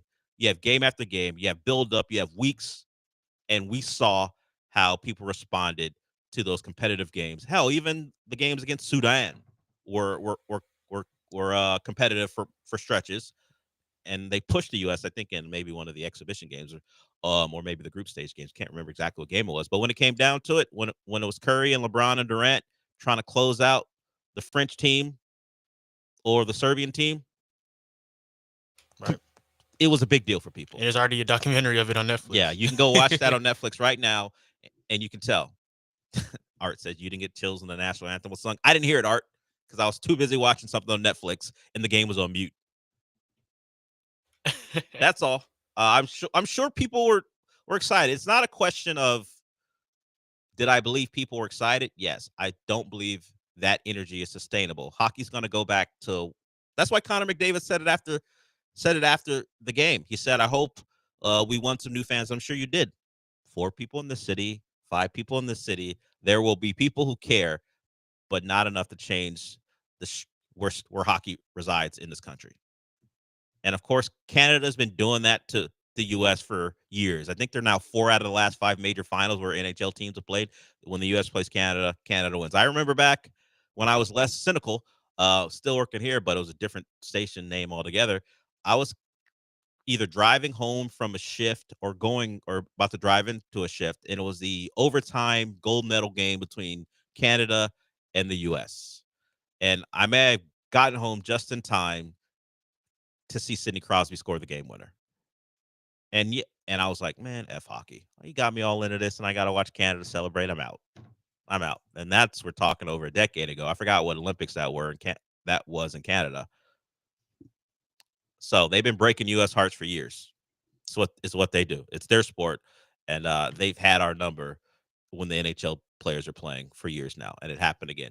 You'll get your chance again to pretend that you care that much about it when the Olympics roll around, because the NHL players will play in the next 2 Olympics, something they had not done the previous 2, mostly because the NHL itself couldn't come to an agreement with the players. The players wanted to, but the NHL was like, hey, it's not exactly helping our product to do this in the middle of the year, and we haven't found the way to make money off of it because we have to get together with all the other major leagues around the world and federations to make it all work. But if you like Brady and Matthew Tkachuk in this tournament, get ready for the Olympics. They'll be back playing Connor McDavid and the rest of the Canadians and probably losing in a final because that's what we do, unfortunately. All right. AJ was my compass for this. I was like, all right, maybe I'm just I am a cynical idiot, but maybe I'm wrong on this, and maybe it had an impact for people who you wouldn't expect it to have an impact with. And he said, nah. Did anyone even mention it? At any point, the people you talk to about sports or in your life, did anyone go, man, let's tune in to 4 Nations tonight? Absolutely no. Absolutely not. Absolutely not. Okay. I thought I was right about this, but I was just wondering. And some of you out there were watching. I understand. Just don't think.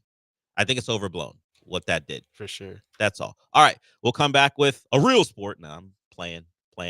The Rockets are back in action. We'll hear from Ime Udoka on the status of Jabari Smith. He's expected to play. Fred VanVleet is still someone you can expect to be out. I think I saw that Fred's not going to play tonight. They got the Wolves in town. Anthony Edwards is in town. The guy who has no interest in being the face of the league. And we'll hear from Charles Barkley about that as well. He takes issue with the thought that anyone should be given that. You'll hear his thoughts, and Shaq chimes in as well. So some basketball stuff to get to. There's some reporting, and really it's an update from spring training. Your morning update. We'll get to that as well. Brian McTaggart kind of does that every day. So we'll hear from, at least we'll read some of what he has to say as the Astros are getting going. They have their first game tomorrow. We'll see Altuve and left for the first time tomorrow. It'll be on, I think it's on Space City Home Network. They're only going to broadcast maybe 10 games this spring, and they're going to do the first one. And Altuve is going to line up in left field. We see how that goes as the debate is on about, is he so bad at second base that no matter what happens on left, it's a better option? It's probably good in theory and right in theory to talk about, but the first time he misplays a ball, if it happens, we'll see how people feel. So we'll get to that too. We're just getting started here. Me and AJ. We're here at 11:30. We will be back.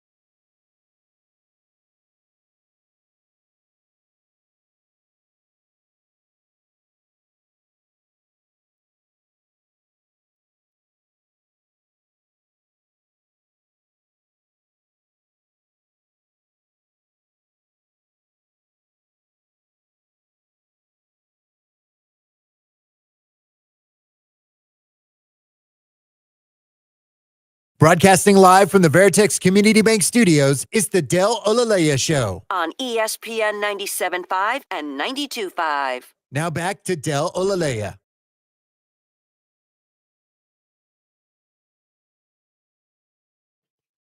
So AJ is filling in for Sean, and beyond his lack of focus on Texas football, the one thing I will note the difference is whatever music he plays.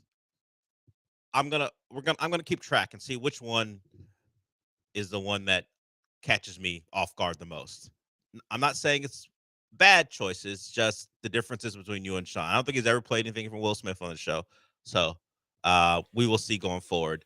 That's clearly the leader in the clubhouse so far. But this is all from his folder. Too, yeah, bro. he just never. I know, because I've seen it. He just never happens to play it on this show. So we'll see. We'll see as we go forward. Okay, so Rockets play tonight. They got Anthony Edwards coming to town, and let me ask you this, AJ. It's not a nickname the NBA will ever promote.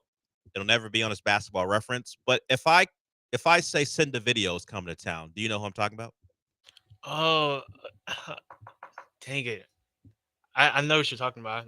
No, not necessarily at the head. Anthony Edwards told a young woman. Oh yeah, that's right. Sorry. Oh my! I'm not gonna keep pushing it. It's just for today, Yeah. but Anthony, because people won't know what I'm talking about. But Anthony Edwards is coming to town. Last time he played against the Rockets, he lit them up for 40 plus. Didn't appreciate the way Dylan Brooks was acting on the court, and let it be known afterwards. And it spurred him on to a great night. The last time he was in the city playing, he knocked down a game-winning three as the Rockets blew a late lead. So maybe don't irritate him tonight. Dylan Brooks will play the way he wants to play. It's the only way he can survive in the NBA. He plays away. That's his way. He's not going to change. But I don't know. Maybe talk a little less to Anthony Edwards and just ball and see what that does. Now, a guy they've missed for quite a bit is Jabari Smith. He will be back tonight. Ime has said that. And Jabari was asked, does he care about starting or not? And that's been a question. Oh, nah, not really. I mean, you can start however you want. He's gonna play who he plays, and it's not really that big of a deal. Just looking to get back. I've been out for so long. I'm ready to play. I don't care if I start or what. I'm just ready to play. He has missed a lot of time, and initially, when Amen was inserted, it felt like this was not going to be a question. Amen Thompson, the Rockets were playing well. He was playing well in the starting lineup. So let's not fix something. Let's not try to fix something that isn't broken. The last 10 games or so, it's been different. Whether Ime wants to go back to Jabari or stick with Amen, clearly we'll find that out tonight. But I don't think it's so clear cut. The numbers will tell you the defense has gotten worse, and it's not specific to one player. Sometimes defense isn't just about pulling one guy out and putting another guy in. The team defense can suffer because different guys are being asked to do different things. And clearly we're not placing blame on Amen. He's a wonderful defender. You see that on a night-to-night basis. But the team has not played well in the most recent stretch. So it may not be about Amen. It might be more about the absence of Fred VanVleet. It could be something where you just stick with the lineup that was consistent, particularly when Fred comes back. The lineup that was consistent before the injury to Jabari and was playing pretty well themselves. I think people got overwhelmed by beating the Cavs a couple times and beating the Celtics and saying, look, this is what we should be. And, of course, the conversations began about Amen Thompson being untouchable during that stretch of games where he was playing great. They were either beating the best teams of basketball or in close games against the likes of the Knicks. Of course, there's a Nets loss in there and stuff like that. But I am interested to see if this recent stretch changed some of the thoughts about what's their best lineups going forward. They need, as much as Fred is kind of pointed at as not being worth what he's getting paid, they need their starting point guard back. He's a better option as a starter than Aaron Holiday. And sure, Reed Shepherd, Sean and I talked about it earlier in the week. We'd like to see him get more minutes. But at this point, the results don't suggest that playing him more is the best way forward for this team. And Ime will start sometimes Aaron Holiday, particularly when Tari isn't available. He will go bigger in the lineup if Tari is available. He'll have Amen and Tari and Jalen start with his Şengün. But when Tari when Tari isn't available, you'll see Aaron Holiday in the starting lineup. So we'll see what that looks like tonight, where Tari will be available, Fred won't be. So I would expect Tari to start tonight, and maybe Jabari starts anyway because there is no Fred VanVleet, and you are super athletic and you have the wingspans out there to disrupt what Minnesota wants to do. I think Julius Randle's going to play. He wasn't available for the last one, so the Wolves will be pretty large in the front line with him and Gobert, and they'll have Naz Reid to throw in there too. So it'll be interesting how the Rockets play against bigger lineups.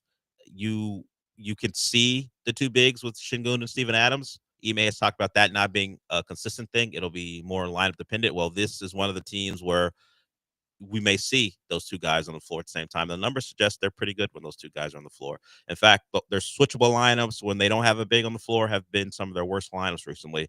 It's been whether it be Şengün or Steven Adams where they've been their best. As my Dynasty group chat keeps going off. CFB 25 Dynasty. That's what we're doing on PS5. One of my players got corrupted, AJ. So I can't even play this year. I got Corrupted? Yeah, I tried to change his number. You know, you're a freshman, you can have a stupid number, but if you're my starting running back, I got to change your number to a cool one. Right. And I went in there, tried to change it. His roster file got corrupted, so I can't play a game until I force him to transfer. We're in the middle of the season. I can't force him to transfer yet. Oh wow. So in my head, I'm gonna say it's been an NIL disagreement, and he refuses to play. Right. So after this, I can recruit. I just can't play any of the games, so everyone else gets to play. We figured out a thing where I don't have an awful year. I just can't beat any of them, and whatever. I just can't. It'll be about 2 weeks of me not playing and just recruiting. So it's probably better off for me. Anyway, let's go get ourselves a number one class, and we'll come back next year and see how it goes. But that's, if you heard that on my phone, it's just my dynasty. I had to put that on silent. So we got Rockets Wolves tonight. I'm interested to see what it looks like and if they can slow down Anthony Edwards, because he's been a pain in the ass the last couple of times they've seen him. And well, that's to be expected. I talked about it the last time when they played. The Rockets felt like a phantom. And it's an old Cat Williams bit from one of his older stand-ups. And until, like, a Chrysler 300 looks like a phantom until a phantom pulls up. And Anthony Edwards was that phantom in Minnesota the last time they played. We will see how the Rockets respond. I expect a good effort from them. Everyone except for Fred, I think, is expected to play. So they should be as healthy as they can be coming out of the All-Star break.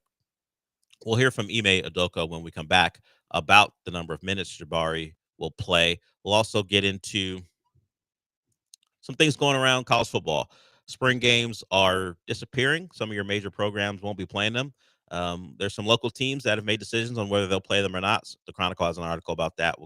We'll talk about that in this show. As I mentioned, Raheel will join us at 11:30, and I'll ask the question of AJ that Dan Graziano is posing about the Texans and whether they will take a step forward or are they primed for a regression. So we'll get to that when we come back, but we'll hear from Ime. We will hear from Ime Udoka, your Rockets head coach, when we come back.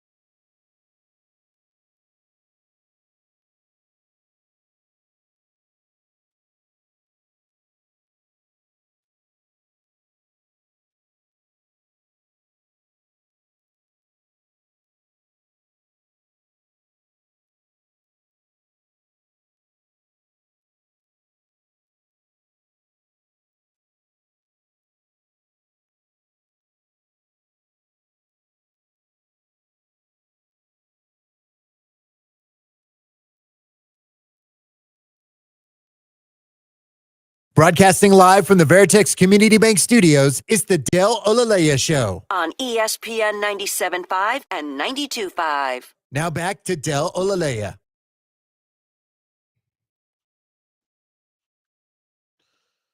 To clean some things up from the previous segment, Dustin tweeted me the reporting from Daniel Lerner, who works for the Chronicle, covers the Rockets. Julius Randle's out. He won't be playing. And Anthony Edwards is questionable. Mike Conley is questionable. Will they play? Coming off the All-Star break, it'd be like, guys, what are we doing? Play. But they are questionable, so it's not a guarantee that we'll see Anthony Edwards tonight. But certainly Fred is out, and Julius Randle will miss another game. And Dante DiVincenzo, one of the acquisitions they made in the offseason, part of the cat trade, won't play either. So the Wolves won't be at full strength. They may be really decimated by injuries. We'll see if the Rockets have that as an advantage. Okay, so with that out of the way, let's get to this question. The Texans were the hot name going into last season. A lot of people thought they were a contender, made a lot of acquisitions that people liked, and it led to a lot of talk of how good could they be? Are they a real contender? Are they a dark horse? Can they win a Super Bowl? So on and so forth. People were high on Slowick, high on Stroud, and all you can think of at their last season, things can change really, really quickly. It doesn't take much to turn a prominent hot name at head coach. It turned his name into mud, where there were a lot of articles, several articles coming out of last season talking about how he ruined the season as far as on the offensive side of the ball, and he couldn't make adjustments, and now he's a passing coordinator with one of his buddies in Miami. So to talk about the Texans has changed. Now we went from could they possibly be a team who goes and wins the Super Bowl to are they a team who's going to regress? That comes from Dan Graziano of ESPN. It's one of the many types of articles they'll do, every publication will do in the offseason. You got to make a list, and one of the lists is teams who may take a step back, and the Texans are a team he thinks will. He mentions the offensive coordinator change. He's not with it, thinks it's reactionary. And the question, can the defense play at the same level that they did this past season to support an offense that may be below par again? He mentions the offensive line, and he talks about the lack of receivers. Well, one player that people have suggested the Texans may be interested in, a lot has to do with the Nick Haley connection, is Cooper Kupp. And we have Mina Kimes on ESPN yesterday stumping for the Texans to make that trade. Here's Mina Kimes. Sorry, I couldn't hear you. Oh, I didn't put it on the doc. I'll throw that on there for you. Mina Kimes was on ESPN. Yeah, I think it's Kupp to Houston. It should be labeled Kupp to Houston on the doc. I threw it on there. So we'll hear that sound in a little bit. Mina Kimes talking about what Cooper Kupp could mean to Houston. And before she does that, since we're going to wait a little bit, I would ask this, which wasn't mentioned. Are you guaranteeing me that Cooper Kupp's going to play 15 games? I'm not even asking for 17. Give me 15. The numbers have declined, partly with age and certainly with injury. He misses so much time. Now, it wouldn't cost very much as far as compensation to get him, it feels like. Of course, how the salary plays out, I never really want to get into because, frankly, I don't have a firm grasp on what those numbers actually are, and I don't think it's that interesting to talk about as far as how does it affect the cap. Because for the most part, when teams need to maneuver, they make the moves they need to make to get guys they want. Some teams take a more cautious approach and don't make those moves because they know that at some point they're going to have to deal with it. But if you want to make the moves, you can. The Saints are a prime example.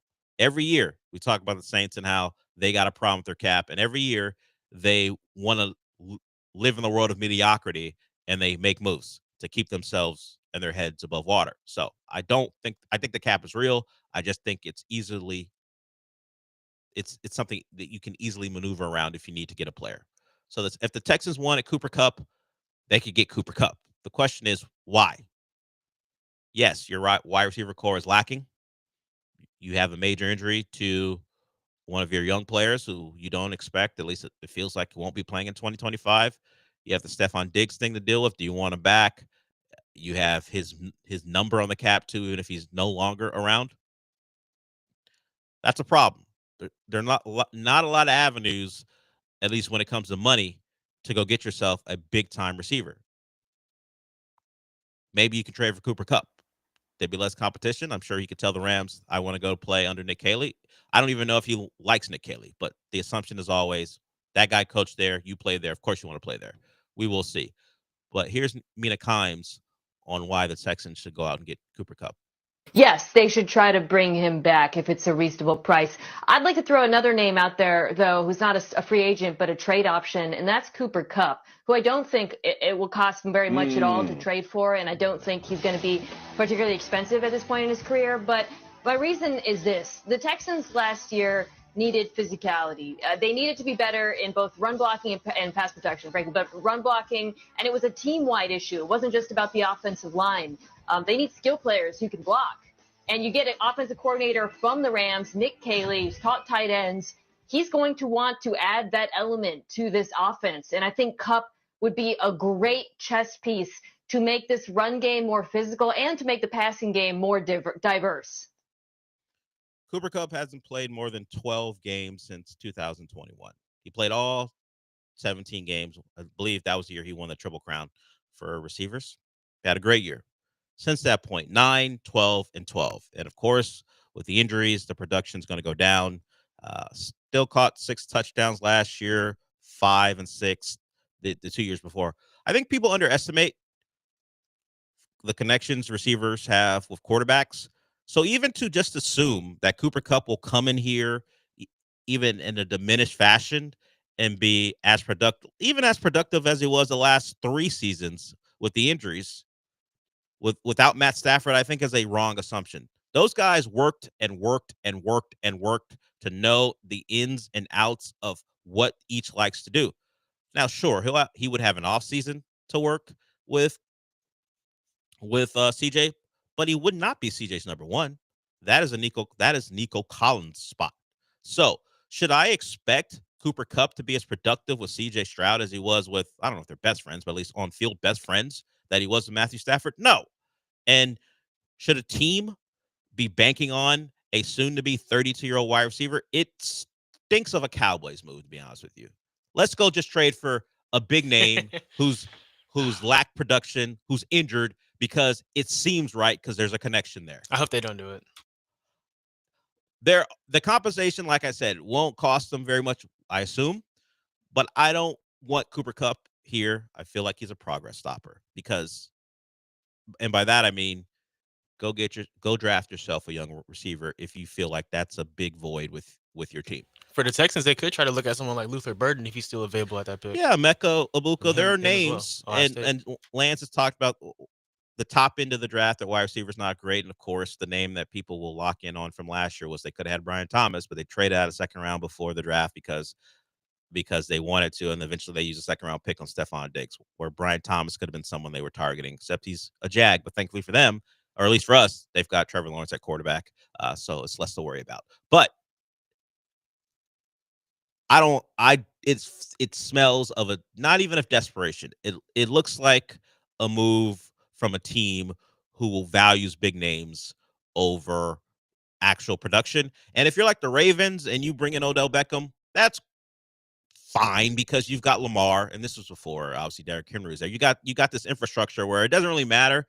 The quality of the receiver barely matters in Baltimore, and plus you had Mark Andrews. Whether you want to call him a number one because he's a tight end, you already had someone to lock in on. The Texans don't have a lot when it comes to pass catching options.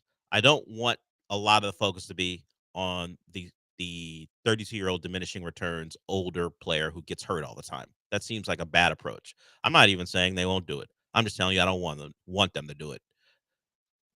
Cooper Kupp, if Cooper Kupp wasn't like, if you use Cooper Kupp's stats over the last 3 years, but his name wasn't Cooper Kupp, no one would be advocating for that particular player to be traded to a team with salary cap issues, who is looking for wide receiver help, who doesn't even have a number 2. No one's doing that.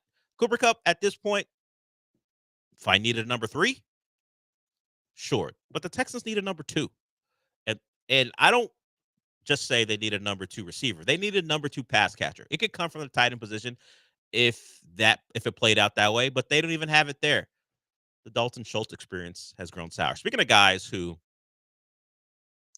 things can turn on them pretty quickly, we remember how everyone loved Dalton Schultz at the year one, and then after they beat the Cowboys, he had that video that everyone liked when he went viral, which was dumb because he didn't do much in that game anyway. Now look at you. If you were like, yeah, Dalton, love the video, making fun of the Cowboys, and then you turn on him and like get him out of here, he can't catch a football. I always say, wait for the entire season to play out before you make any judgments on anyone. And you probably feel pretty silly if you are stumping for Dalton Schultz in the middle of the year. As a Cowboys fan, I'm glad that he had that type of regression. So, yeah. I saw you roll your eyes when I mentioned that video. Yeah, right. Yeah, that coffee video he made. That's so corny. Micah Parsons felt the same way. Exactly. Pretty much said, you didn't even do anything. What are you talking about? I would agree with Mike. I don't agree with him with much, but I would agree with him there. If you don't do anything, don't pull out the video that you had ready to go that you made before the game and kept it in a tuck waiting for your team to win. All right, so Mina Kimes stumping for Cooper Kupp. I'd want someone a decade younger, to be honest with you, if I was a Texans fan, and had a real stake in how that season was going to go. We'll see what they do. All right, when we come back, we will hear from Charles Barkley. Anthony Edwards is in town. People think he should be the face of the league.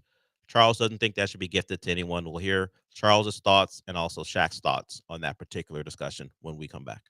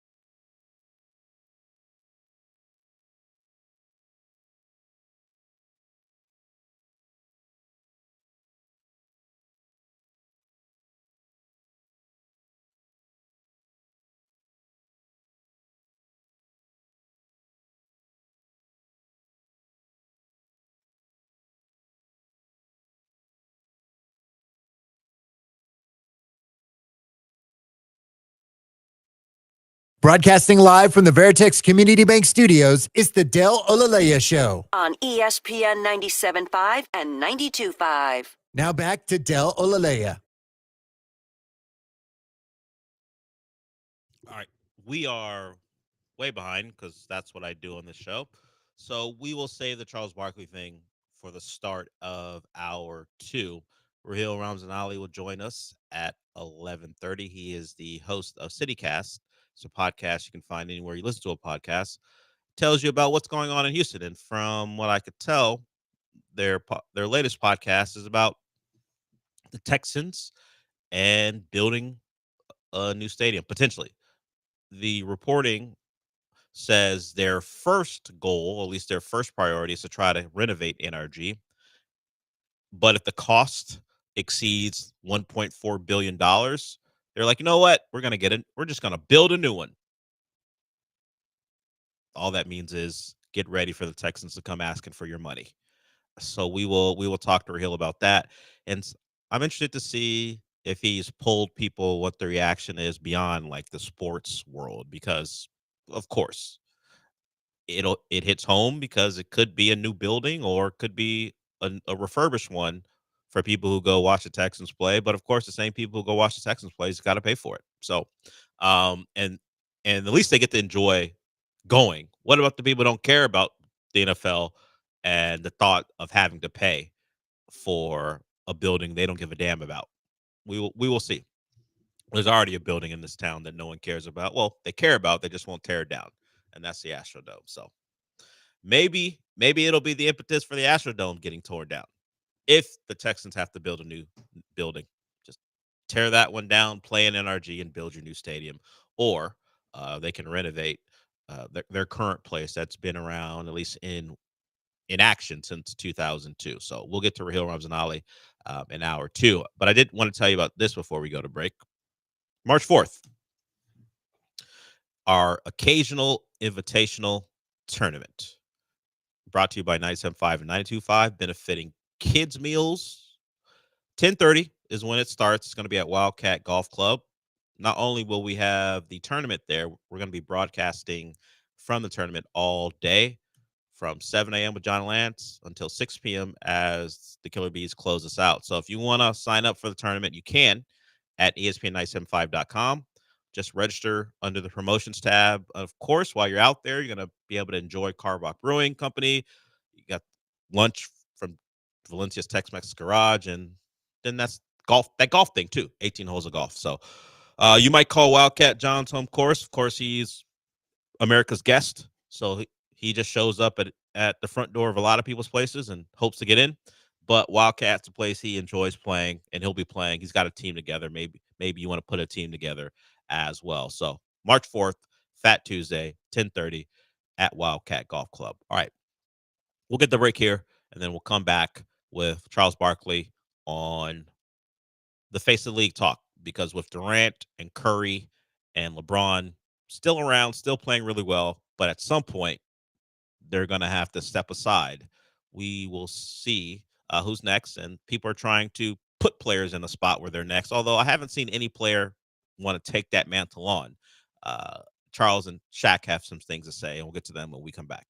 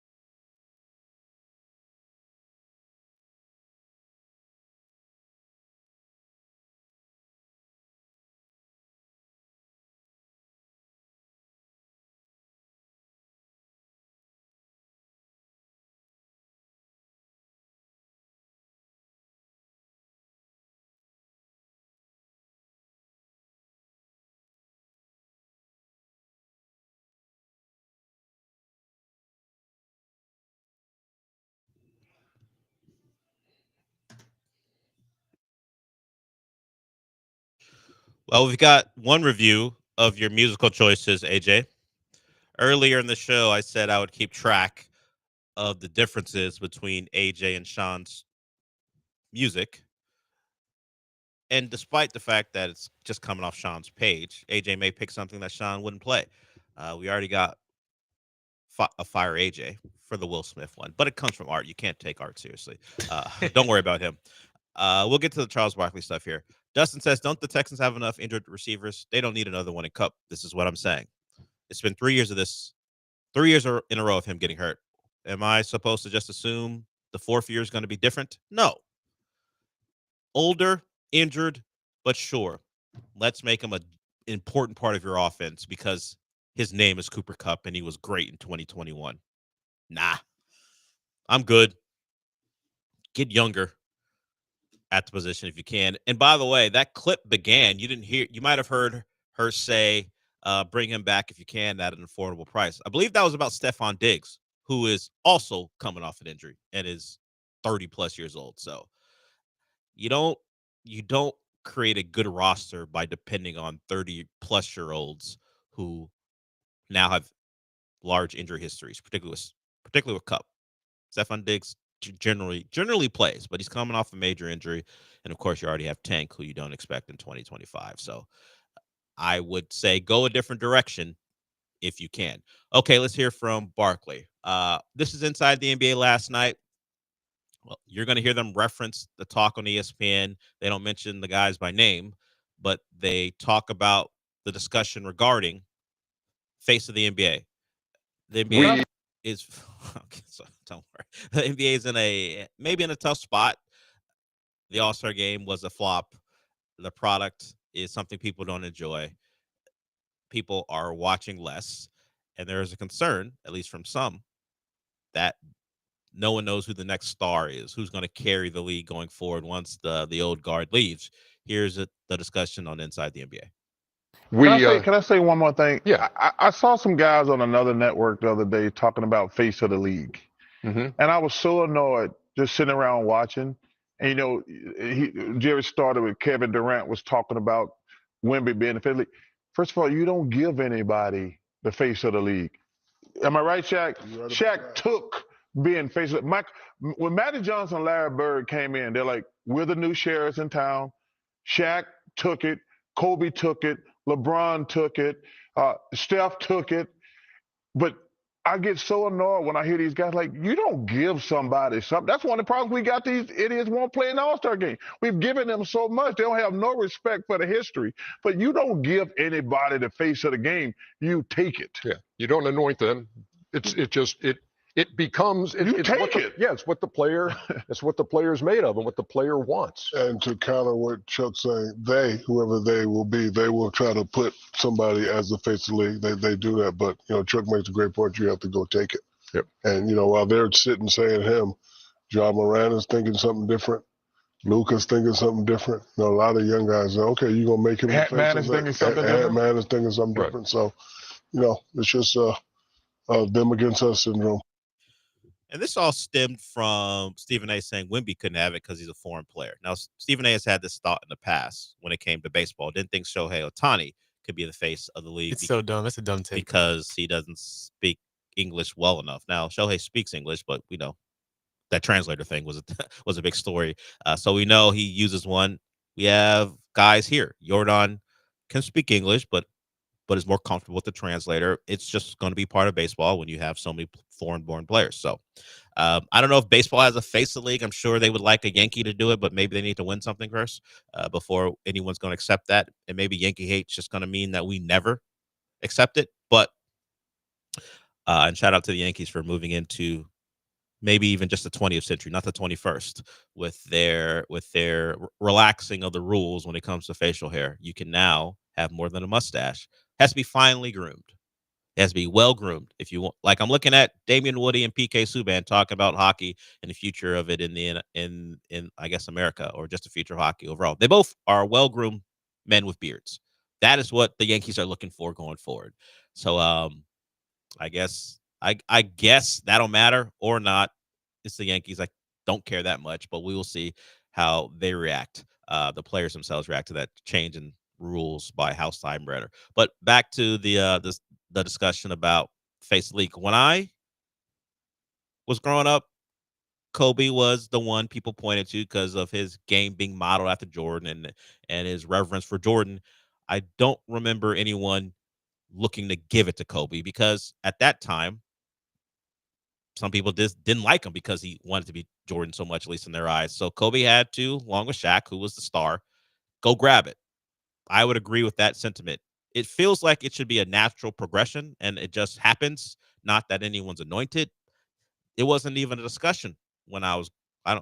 Every time I do it, I acknowledge that I sound more and more like an old head, and it's something you just push back against. But at some point, you can't fight it. Every time you reference something that happened to you when you were a kid, and you're talking about Kobe Bryant as a young player, you're going to become an old head, and that's just where my life is leading. Unfortunately, I try to avoid it, but it happens. So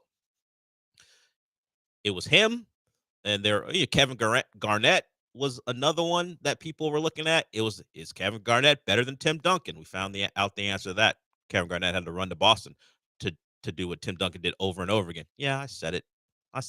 Everyone thinks that Kevin Durant was a hapless bystander when he got traded to Boston. That's why people don't want to lean into that was a team up. They blame LeBron for that. It came up earlier today.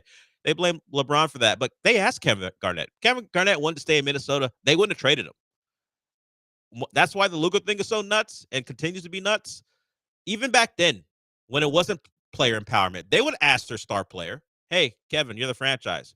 Would you be open to being traded to Boston, even as an older player? He said, yes, I want to go win. So he left. And that helped the Red Sox, the Celtics, go win their one title with Garnett, Pierce, and Allen. So throughout history, it's been who's next, but never let's give it to someone.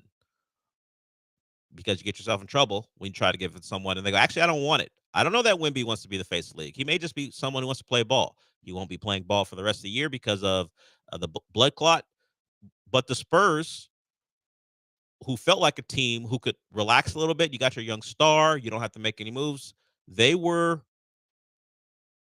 maybe not pushed by Wemby, but they sensed that Wemby is a player who isn't down with losing for a long time. So year one, rookie, get it. You're not going to be great. You want another high draft pick when it took Stefan Castle. But Wemby was tired of being bad. So they went and got De'Aaron Fox. I don't know anything about him as a person who wants to be the guy the league leans into to be their next star. We know Ant Edwards wants no part of it. Beyond the send a video stupid nickname I made up and all the things he does off the floor, even in NBA settings, he will tell you. He was at the All-Star game. They asked him about it. Nah, I don't want to. Not really. It's not my thing. I just want to go out there and kill people. Basketball-wise, obviously. I think part of the reason he has that way about him in press conferences is he's like it's not me.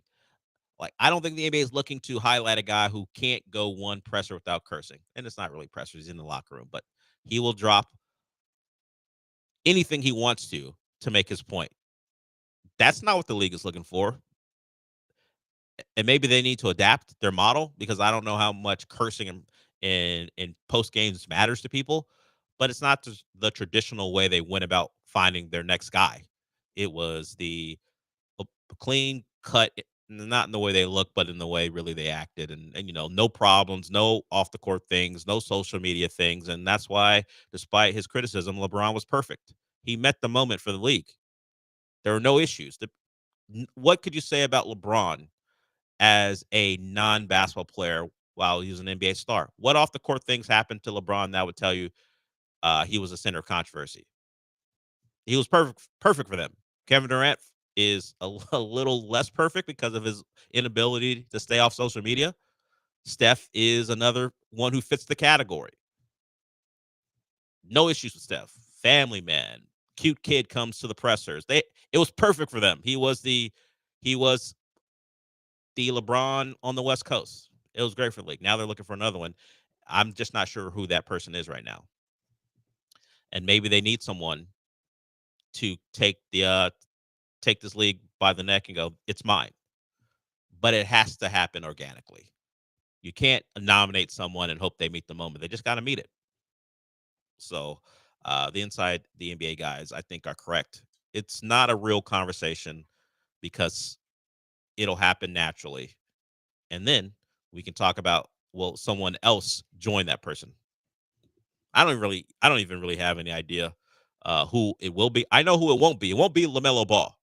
Did you watch him? Did you see him this week? It was on Wednesday night. They beat the Lakers. It was the only game that night. It was a makeup game for the game that was postponed by the fires. He got past Jared Vanderbilt, who was a defensive substitution for Luka, made a shot and said all the things the league doesn't want you to say, but were caught by live mic. Yeah, he's a wild one for sure. He's not. It ain't gonna be him. What he said isn't so crazy because on the court you'll hear anything. Right. It's just that just like the place was stone silent because it made it a 2-possession game and the mics caught him and I was like, oh, LaMelo off the list. If they thought he could have been on the list, let's cross him off. He won't be the face of the league, mostly because he's in Charlotte, and no one can be the face of the league in Charlotte. True. That's why some people, I think Gilbert Arenas brought it up, and Gilbert Arenas apparently is in line potentially to be someone who I think either NBC or Amazon hires for their NBA coverage. He said that's why the reporting about John Morant came up. Now he's into conspiracy theories, but he thinks that Ja's leaving Memphis because they're going to put him in a spot because he's going to be one of the guys they crown to represent the league going forward. And Ja certainly has had his issues. I think Ja needs probably 2 or 3 more years of nothing happening before the league would like commit to that. Right. And also the Memphis GM has already come out and said, we're not trading him. You can say that that's a thing. You may want it to be a thing, but we're not going to trade him. So Pat Riley said he wasn't trading Jimmy Butler either. And we saw how Jimmy responded to that. I don't think Ja has the issues with Memphis and the Grizzlies that Jimmy has with had with Miami. And that's why he's now in San Francisco with Golden State. And they'll get going again too. The NBA got going last night. The rest of the teams will play tonight as the unofficial start to the second half begins. Okay, we are one segment away from Raheel Ramzanali joining us. We'll get to him. If you want to get in on the show, you can 713-780-3776. We'll get to this when we come back. Spring games are not an endangered species in college football, but some of the major programs are deciding they're not worth it anymore because of the changing landscape. I ranted about Matt Rule's decision, particularly about why he did it. Steve Sarkisian has said no spring game for Texas, but it's not because of he's fearful of people snaking his players after watching them in a glorified practice. He thinks it isn't something that makes a lot of sense anymore. I'll give you his reasoning, and I'll tell you what A&M is saying about it, and the Cougs as well. There's a quote from Willie Fritz in the Chronicle about what they're going to do going forward. And if you want to hear from U of H coaches, you can hear from Kelvin Sampson. He joined John Lance at 9:30 earlier today. It's part of the podcast, and it'll be a separate video on our YouTube channel as well. So if you want it in podcast form, you can find it there, and also you'll be able to find it in video form. Kelvin Sampson. Game day's coming to Houston, by the way. If you missed it, the Cougs against Tech, or is it Iowa State? Did Iowa State or Tech? I think it's Iowa State. Iowa State's coming to town. Tech already played here and won. Sorry, they have to go to Lubbock, I think, later in the year. But Iowa State's coming to town. Game day's in town, so it'll be a nice time out there on campus and good way to showcase a really good program who's trying to stay healthy and take a step they've reached before, but some place they haven't been in a little bit, and that's the Final Four. So they're trying to get that done this year. And game day in the city, that'll be pretty cool. But we'll hear from, or at least we will talk about what coaches are doing in college football, and I'll get you that quote from Willie Fritz when we come back.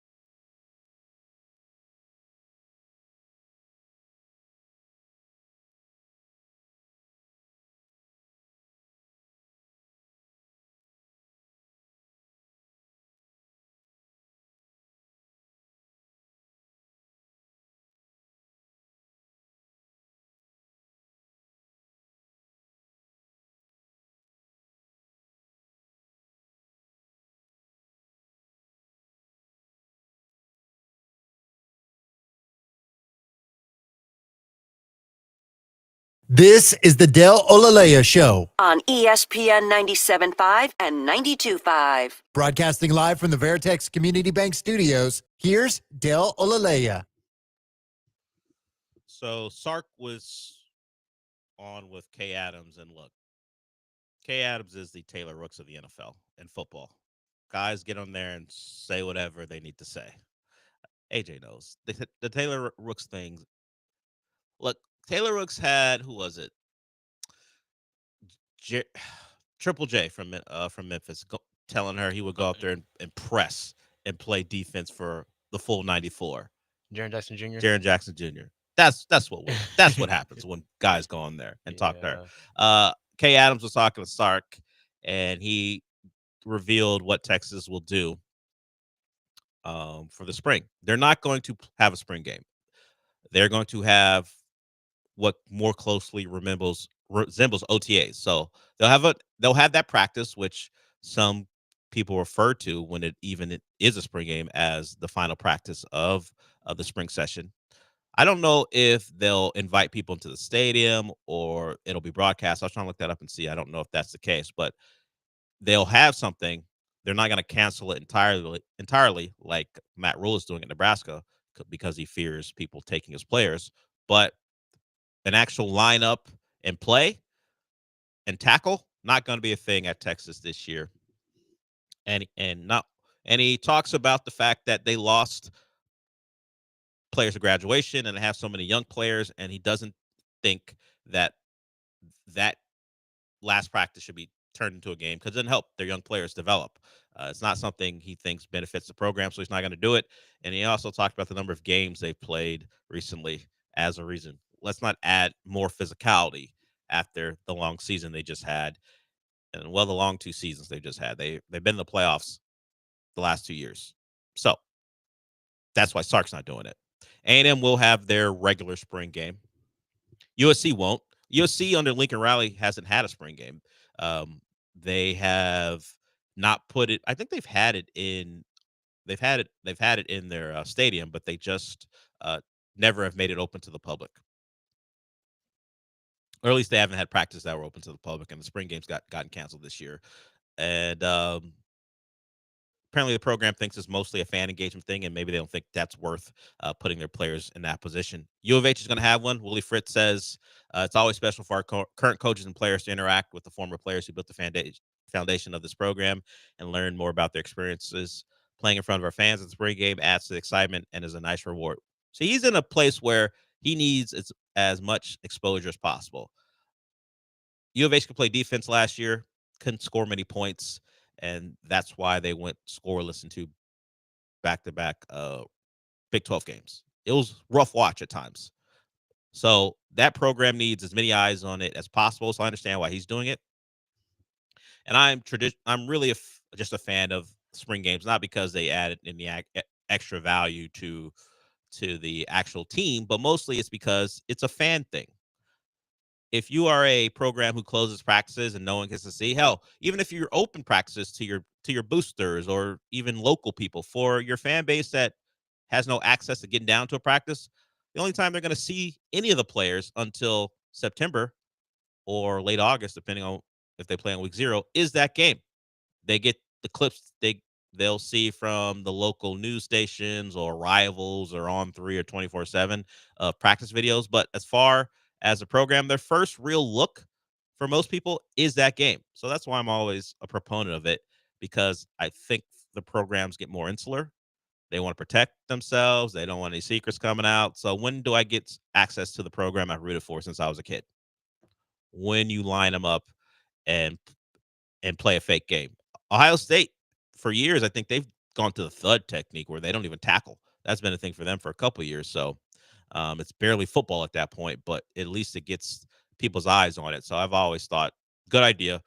Let your fan base see the new players, even what they just look like in the uniform. People care about that stuff. So the Cougs will still do it, and A&M will still do it as well. We'll see if any of those games make it to TV. So it'll be a conversation going forward in college football as coaches kind of figure out how much it helps and how much it hurts. The Matt Rule thing, I think, is just cowardice. You're afraid people are going to take your players. As long as you stay out of the transfer portal after the spring game, as long as you don't take any players from anyone else, I will back off my feelings. But if you're going to recruit and try to get players from other teams, then maybe you don't use the spring game as a way to talk about tampering. But he has said it's gone because I can't protect my roster. People will watch my guys play in a glorified practice and think that guy's a good player. Let me go grab him. Okay. He does run that program. I will say again, don't lose 13 games over 2 seasons. Win more games, Matt Rule. Focus on that, perhaps, as opposed to the specter of someone's taking one of your players, like a backup guard or something from your team. Raheel Ramzanali will join us when we come back. He is the host of CityCast. It's a podcast you can listen to wherever you listen to podcasts. He normally sends me things he wants to talk about beforehand. I have not gotten those, so we will see what he wants to talk about this time around. I don't object to questions for Raheel as well. If you want to call in and ask Raheel a question, you can. He doesn't know I was going to do that, but now he'll find out. If you want to ask Raheel a question, tweet me or call in 713-780-3776. Raheel, former co-host of the Raheel and Dell Show, will join us when we get back.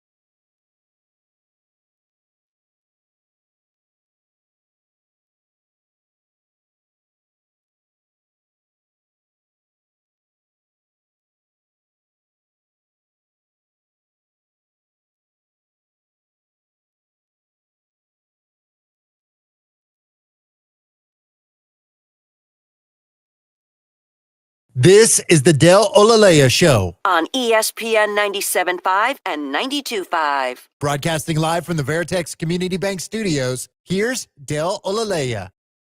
I texted Raheel. He'll call us here shortly. Well, I got my answer to the song that AJ would play that would take me aback the most. It's this Nirvana song. You don't like Nirvana? I don't dislike Nirvana. It just never gets played on this show. Oh, okay. Yeah, that's all. I was like, versatility. Oh yeah. Oh yeah. Sean's not here. AJ's playing Nirvana. We'll get to Raheel when he calls in. But John Morant played poorly last night. I don't think it has anything to do with how much money was and jewelry was stolen from his home, because it happened back in December. But $1 million worth of property was stolen from John Morant's home. He's the latest in a long line of athletes who get stuff stolen from their cribs when they're not home. It's happened to Altuve. They just arrested a ring of I guess you want to call them thieves for doing this to athletes. And the FBI is saying it's because the thieves took selfies, posted their crimes online. Exactly.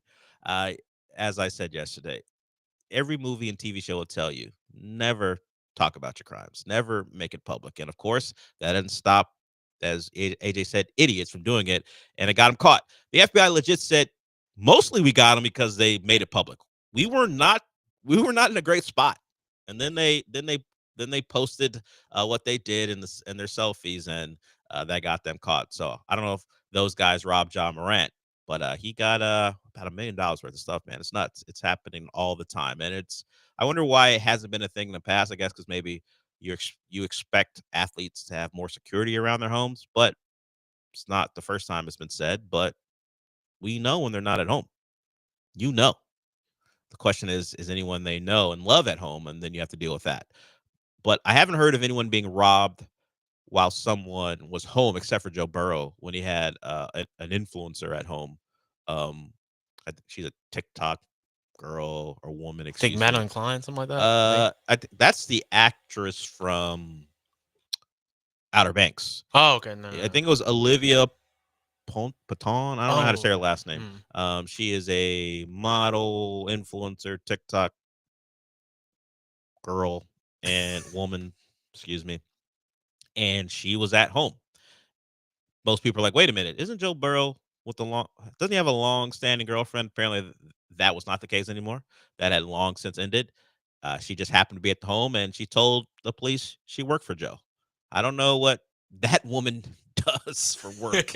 Actually, I do know what she does for work. She promotes a lot of stuff. She's an influencer. I'm not sure what she was doing working for Joe Burrow. Maybe she was just trying to protect Burrow and say, hey, no, I'm not with them. I just work here. Don't think she was a maid. But either way, that's going on right now. No, Raheel's not coming in. Yes, he is lazy Dustin. He never comes in. He's just going to call it. And he hadn't even done that yet. So we'll see when he does. We'll get to some things that normally happen at this time spot if Michael was here. Dream Shakes quote tweeted and sent me the video of Daredevil. Another trailer, I guess, or at least a promo was coming up. Another teaser. Yeah, Daredevil Born Again. March 4th, which is Fat Tuesday. So it doesn't premiere till later in the day, so it's not like I can immediately leave Wildcat and go watch, but I'll be doing that. I'll be watching that March 4th. I'm excited for Daredevil, mostly because they are leaning into the violence of the Netflix series. Initially, it was supposed to be like this procedural, like lawyer procedural thing, where it was just Daredevil in court. I guess representing maybe vigilantes or superheroes or something like that. I guess in the vein of what we saw from She-Hulk, if you ever watched that show. But they decided, you know what? Not what we think is going to work. So they went back to, let's have Frank Castle in it. Let's have Daredevil breaking people's legs. Let's have Wilson Fisk in it, which I think should have always been the approach. Right, I'm glad they got to it. That's what made the first show something I wanted to watch every time it was on, or watch it in a binge mode, I guess, because they dropped every episode at the same time. So I don't know what Disney's plan for this is. I think they might do I don't know if they're going to do the first 2 episodes and then release them weekly. I think on the 4th it's the first 2 episodes, but I don't know the following week. So yeah, it's interesting that the 4th is a Tuesday. Right. It's interesting that they're going to release it on a Tuesday. Disney has a different model sometimes than Netflix as far as when they release a show. So yeah, I'm excited for it too. Dream Shake. It's one of I think it's the best Marvel TV series that they've done, going back now a long time in terms of TV terms. So I'm interested. I'm watching. I'll be there March 4th, and we'll see how it goes. Looks like the show I want to watch so far. We'll see how the entire season plays out. Raheel joins us now. Raheel Ramzanali, the host of CityCast. You can find that wherever you listen to podcasts. And from what I can tell, Raheel, I saw a tweet or two about it, and it's a story, at least a big story surrounding the Texans, the potential for a new stadium. And you are someone who's covered games in that building before. You're kind of out of the sports realm. I don't live in Harris County, so it doesn't directly affect me, but I know it'll affect a lot of people because they're not going to be funding that privately. What's the vibes from people responding to this story? It's not good. It's not good at all. And this feels like a, story that the Texans kind of floated out there, right? Like, hey, there's the Chronicle had the Houston Chronicle, because there's 2 separate things. Chron.com is its own publication. Houston Chronicle is the legacy one. But the Houston Chronicle had this first, and they said, according to a couple of sources, there's some thought as the Texans are renegotiating their lease for NRG Stadium with the county that they might just go ahead and build a new one, because it just might be more cost efficient, because there's about $1.4 to $2 billion worth of upgrades that they need for rich people, right? Because of VIP luxury suites. Of course, you got to take care of the rich, right? Like. So this all came out. It felt like they were just floating this to get the pulse, and it's not good. Like I haven't had a chance to listen to you this week, and I apologize, Dale. My heart is empty right now. There's a piece missing, because I do try to listen as much as I can, but it's just been a busy week. But everything I'm reading online, people I've talked to, they're like, "Why are we doing this? What's wrong with NRG Stadium?" I went to a game last year, the Tennessee Titans one, where the stadium was fine. Like, it wasn't a bad experience by any means. It was fun. The pricing is great for stuff now. The seats felt fine. They could improve parking and getting people out of the parking lot. Like maybe hire 10 more cops. Maybe, I don't know. But I guess you guys save money. It didn't feel old. So why are they building this stadium? Even floating the idea, it makes no sense to me. I will give you a potential reason, and you tell me whether you buy it or not. So They had a national title game a couple seasons ago now. They are not in the mix for a national title game in the next 3 or 4 years. They're not in the mix for another Super Bowl. They're not in the mix for another Final Four. In the story, I don't know how they judge this. The NRG is rated in the bottom half of the NFL stadiums as far as all the things you're talking about, the comfort and whatever it takes to get to the high level, whatever it takes to get to a level where you are Super Bowl worthy. So the only viable thing I can think of that would make sense beyond serving the rich, they will tell you that we want to bring big events here, and the stadium is no longer worthy of getting those events according to the people who make those decisions. I get what you're saying. I know you're just telling me a portion of the story, so I'm not mad at you. But all we hear from the Harris County Sports Authority is that Houston's a great place to host events. Look at us. We're fantastic. We're one of the best places. We have the World Cup coming here in 1 year, 2025. So it can't be one hey, we're great and the stadiums are doing okay. You've been able to host stuff. The city is built for it. And then you're saying, oh, actually, we're not. It's not that great. So, which one is it? Pick one side. I think the Harris Sports Authority will tell you the city is ready for it. Yeah. The Texans will say what the feedback we're getting is the stadium isn't up to snuff, and there are better options across the sports. That's why, particularly NFL, because the events they're trying to hold, the big events they're trying to hold, those stadiums are better equipped according to the NFL, who judges these things. And we need to refurbish it or build a new one. That's the only thing I can think of Not that that's appealing to people anyway. I don't know how many people care if a Super Bowl is in town or a Final Four is in town. I don't like people have done the financial impact stuff, but that's not for this show. That's for your show to figure out what's real and what isn't. No, I want to cut in because we've seen numbers of like 300 million, 500 million, whatever. Like pick that number.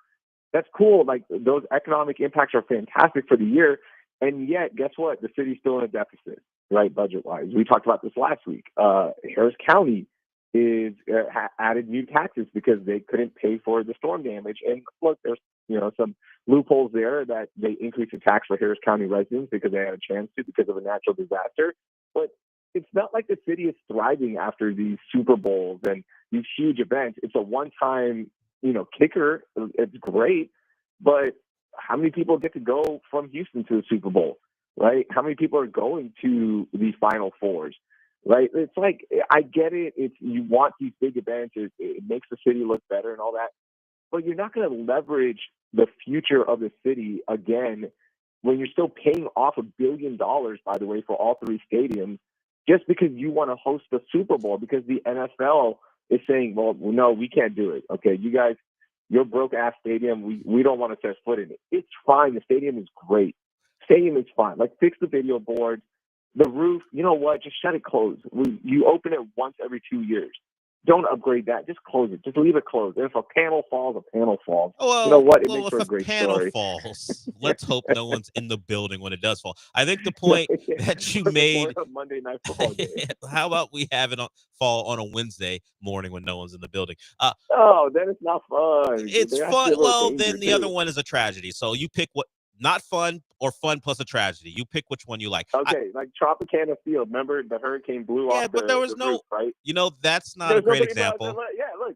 Like They were we trying to talked about it for 2 days. but Nobody's Tropicana talking Field, about it but now. Tropicana Field was a place where they're going to house people who were displaced, or no, they're going to house the responders there. The people who are going to help, yeah. Until the roof blew off. And now who knows where Tampa's going to play? I think they're playing at a minor league stadium. But I think the one thing you did say, because I can't take you seriously at all, but the one thing you did say that makes a lot of sense is the vanity project, the vanity aspect of it, the fact that you can be the big host for a big event, and that doesn't appear to be in the cards for the McNairs going forward, and just the city of Houston overall. And all the dignitaries come out that we don't particularly like anyway will come out and have a good old time. They'll be able to host the parties. They'll be able to go to the parties. It'll be all about vanity, and I'm not sure I care when it means how much it's going to cost for other people. And Del, that's fine. If you want to do a vanity project, you want to build a new stadium, you're worth billions of dollars. Do it with your money. Not it's public so fund. important. Nope. That's your own money. That's not anything they believe is viable for whatever reason. It's never been, and that's why people lose their minds, and rightfully so. That why would the McNairs be asking me to help them fund the stadium? Haven't I been going to games for 20 plus years now? Why do you need more money from me? And check this out. So the Houston Chronicle story, really did a good job laying out, what exactly goes into the lease agreement, right? The Texans basically, according to the Houston Chronicle, after tax rebates and this and that, they don't pay for their own maintenance, by the way, like the Houston Astros do for Daikin Park, like Tillman does for Toyota Center and the Houston Rockets. There's no fees associated with it. So basically you're living there and getting this business, a house for free. You get all the profits, right? And now you're like, actually, we want a bigger house, and you guys build it because we're the NFL. Could you imagine us leaving? What would happen to your city if we left? Right? Could you survive without an NFL team? The NFL is the only sports league that matters. Okay. This is all sarcasm, by the way, if you can't detect it in my voice. It's the greediest thing. It's ugly. I like the Houston Texans. I love rooting for them, actually. I'm happy we have a team here. It's fun now, but this is turning me off as a fan, as a person who is in the suburbs of the city. I don't live in Houston, okay, so it's not impacting me, but I just, with other stuff that's going on in the city, this was a terrible time to float this idea.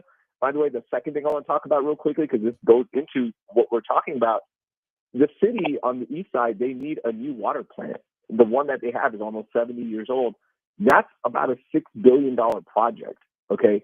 And that's impacting 2.2 million people, not just rich people who want to buy luxury boxes. So what's more important? Do we build a new stadium so we can have a Super Bowl, maybe, right? Like one Super Bowl 15 years from now or 10 years from now or however many years it's already laid out? Or do we maybe build something that helps everyone and doesn't put people in harm's way? Because if that power plant fails, guess what? 2.2 million people are now struggling with water. You better watch yourself. You're going to get silenced, and I'm going to know why. You better watch yourself. The McNairs, powerful in the city. You are railing it. You're speaking truth to power. You better watch yourself. I do appreciate you. I'm pointing out the facts. That's it. Facts we're not looking for here. I don't know if you've heard. America ain't looking for facts. I will point this out. I'm glad you let everyone know you're being sarcastic because your T-Mobile service not clear enough to detect sarcasm without you telling us. So is it not? No, it's fine. It's fine. No, it's fine. You know what? Next week, why don't we do it via Zoom or something? Because I have a great mic. We can link it up. Like Bernardo does it. Yeah, we can do that. Yeah, why can't we link it up? Well, I mean, because you're doing this haphazardly. That's why we can't link it up. You're the one who's unprepared, Okay, not me. well, I'll text you. I want to do it the correct way. People want to see you. People were upset you weren't even in the room. Yeah, I know. And next Thursday, I will try to come in the studio. No, How about that? do it on Zoom. No, I don't want you here. No, I'll be right there. I'm actually going to be at Great Day Houston doing a hit for them. So I'm right down the street. So I'm going to come say hi to Deli Bear. Don't call me that. I mean, I don't know if you heard. I'm not Deli Bear no more. Who? Is Mate's going to be there next week? I don't know. Is he on his mandatory vacation or? Well, it's not mandatory. We have rollover days in February, and he's just taking them. I remember that. So I don't know. I don't know if he's done with those or not. I mean, we have a schedule. I just haven't looked at it yet. So look, all you're complaining was like one person who complained. We'll get Raheel in the room. He's very serious now. Everyone, listen to him. He's talking about what's best for you guys. He's not trolling anymore. Subscribe. He's attacking the McNairs in a way that we've never seen before. I'm not attacking the McNairs. Don't say that. You're saying I don't want Anna to pull up on her slab with a bedazzled jeans. This is attacking, by the way. This is attacking, by the way. She pulls up on Sunday if you just get blinded by the bedazzled jacket. Anytime you associate a woman with bedazzles, you're attacking. But she does wear it. Whether it's real or not, it's still an attack. Whether it's true it's real. or fake, it's an attack. Marketing pictures. Look, I don't get the bedazzle stuff. Never liked it. But then again, I'm not a rich billionaire. So yeah, you can't afford the luxury VIP. No, I feel like I can get fake rhinestones on a jacket. I feel like I can afford that. I don't know I don't know if she's putting diamonds on the back of that jacket. But Hannah McNair and Cal. Look, real, you're couching it as a new stadium. Hey, if they can get it done for under 1.4, which they'll still ask money from the taxpayers for, they'll just refurbish NRG. Like you said, you wanted a new scoreboard, they'll do it. It's still going to cost the people, though. Yeah. Well, do this. You know what? Here's a better cost-efficient way. Just put iPads in every seat, okay? That's going to cost less. Put the scoreboards on there. Put NFL Red Zone on there because that's what matters, right? People just want to come to games to watch other games. So let's just do that. It's so silly. Like, why are we building a sports bar in a stadium when you're watching a game? Because the product's not. The product doesn't hold the eyes enough, I guess, which is weird because you went to a game for football, but you want to sit at the bar. Okay, I mean, but it's a thing. It's a thing everywhere. It's not unique to stadiums. The new ones always have distractions. I know. I'm just frustrated with the logic of all of this. Like, why are we catering to people's 10-second attention span? You know what? You just say, like, the Green Bay Packers, great stadium, awesome atmosphere. You go there, you enjoy the game. There's bleachers. You're literally sitting on steel, right? Probably has lead poisoning on there. I don't know. Like, it was built in a time when nobody checked anything. They've refurbished that field. Cut it out. They've done things. There are luxury boxes there. The seats. But when we went in 2017, I think we went. You didn't come 2017 or 18. I wasn't But, like, invited, you were literally sitting down on steel bleachers like you would sit at a high school stadium. And you know what? That was the best game day experience I've ever had. It was so much fun. And here's the other thing. If they were winning a Super Bowl, 2 Super Bowls, and they come to the table like, hey, we need a new stadium, like the Warriors did. They're like, look, we can't be here. Look, we're a championship franchise, all right? We can't be playing in Oakland. We need a new stadium. All right, cool, let's get it done. That's when you do it. You don't do it when you just can't even get to the AFC title game. Yeah, the ceiling being the divisional round doesn't feel like a time to, hey, you want to give us more money? You want to give us more money? We appreciate Divisional it. round. If you're in the divisional round, you can ask for new scoreboards. When you get to the AFC title game, you can maybe get the sports bar so people can come watch other games while you're playing. When you win a championship, then you can maybe float the idea for a new stadium. Particularly for a stadium that isn't even 25 years old.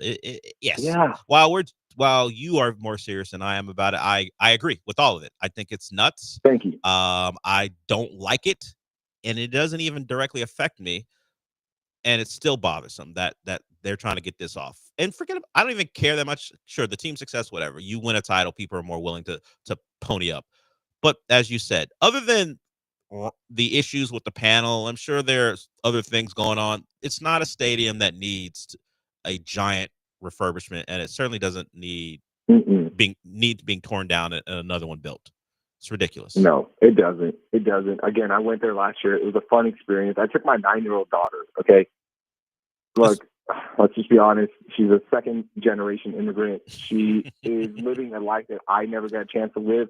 She's privileged. Okay, at no point did her privileged ass say, "This stadium sucks. This is ugly. I want to go home." She had the time of her life. She's a great. It's young fine. fan in a NFL stadium. That stuff doesn't matter to her. I don't It even know. doesn't. I don't even know who it matters to, other than as you keep talking about the rich people. But really, it's the richest of the people. It's the people who own the building. Yeah.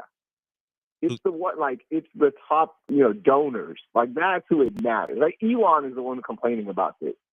I wish he would just cut funding for any public stadium. Do that. Like, let's just eliminate that and let the rich people pay for the rich stadiums. MOP, man of the people. Man of the people. Man of the people. That Man of the people. no longer belongs to John, because he would welcome. Nope. He would welcome Nope. the I'm a people of true Houston man of paying people. for a new stadium. Want to thank. Yeah. Even though if there were luxury seats, your boy would be in there. Okay. How are you going to get in? Who's inviting you? Come on, boy. You know that podcast money different. You mean by non-existent? Yes, I know it's different. I do. It's different. It's different. Very, very different. Very, very. Nishma is the breadwinner. Actually, I don't know. But that's who he used to call the trickster. But I don't know if he does that anymore. Raheel is a family man. He's got 2 small children. One 9 years old, as you heard, and then he's got another daughter as well. I don't know if you've heard. He's grown up, and we appreciate Raheel Ramsnali joining the show daughters. and Okay. giving. Yeah, you're a man with daughters. He's a man who's with daughters and a man with thoughts on what this city is doing right and what it's doing wrong. And the first thing he'll tell you is no to the McNairs is what he's saying. Say no to the McNairs is what Raheel Ramsnali wants you to do. Just say no to rhinestones and bedazzle and and grilled bedazzlement burgers on a summer day. Yes. Yeah. Hey, real quick, one I more know you thing. have to go. I really don't. I mean, AJ can Oh, just you don't? combine, Okay. and then we need to get out of here about now that you keep talking because you won't stop. We got to get out of here about Well, 11:54. 11:54. So you got 2 minutes. Well, I just want to promote, because I really I'm being serious here.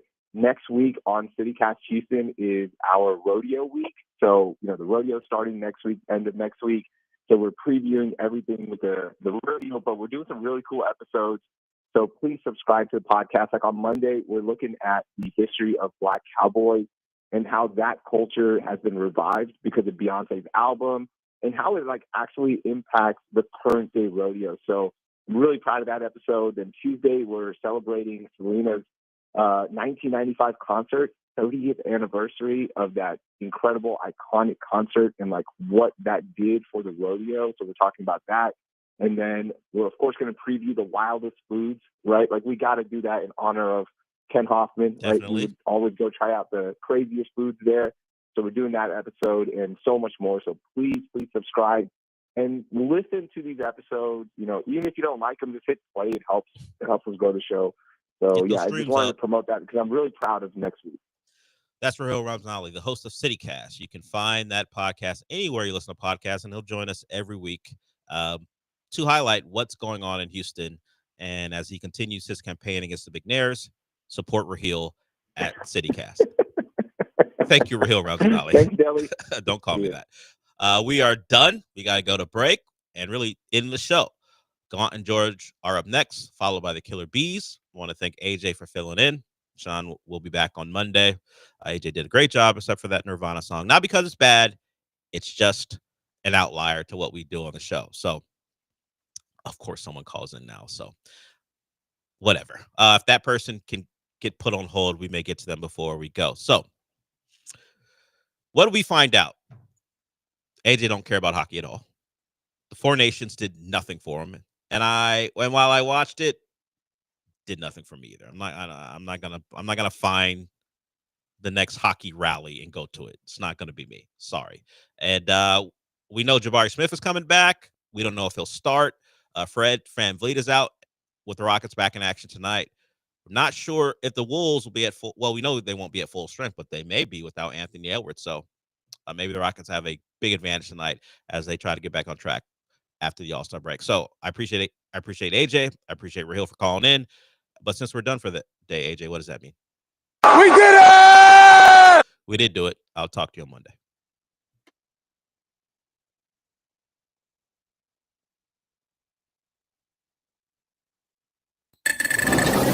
This is Ron Ansana with your market scoreboard report on ESPN 97.5. After yesterday's 450-point slide in the Dow, stocks are still on the defensive this morning. Dow futures down a little more than 100 points. The S&P down just a touch. Of course, yesterday it fell coming off record levels, while the Nasdaq is holding out to a small gain this morning. The market's still keeping an eye on Washington to determine whether or not there are any additional trade issues that they may have to deal with down the road. Yesterday, it was Walmart's disappointing profit forecast that raised questions about the health of the consumer that sent the stock market down. European markets up across the board. Asia mostly higher. We have bond yields back below 4.5%. Oil and gold are meandering. Oil down just a little bit, while gold is trying to reclaim some lost ground. As for existing single-family homes sales data, that's out today, but that's the only piece of economic news we're going to get. Earnings, of course, still moving individual stocks, and in terms of Walmart yesterday, dictated the tone of the market overall.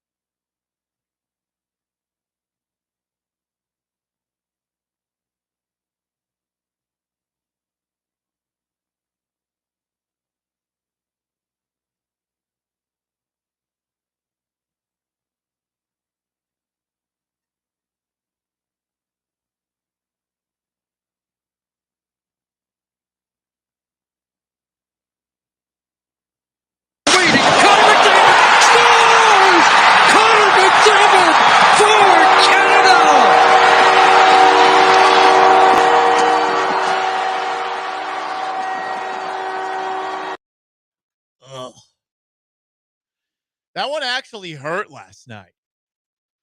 I didn't think that a all-star game could make me sad or disappointed, but last night's Four Nations Cup final between the United States and Canada was such a good game that I left my television looking down sadly, wandered to my bedroom, and I just lay on my bed staring up the ceiling for the rest of the night because I was so sad. I was crushed, devastated. It's nice to know that sports can still do that to me, even in a game that I didn't even know existed until last Saturday when I was out drunk at a bar. Hello and welcome aboard Gallant and George. It is Friday, February 21st, 2025.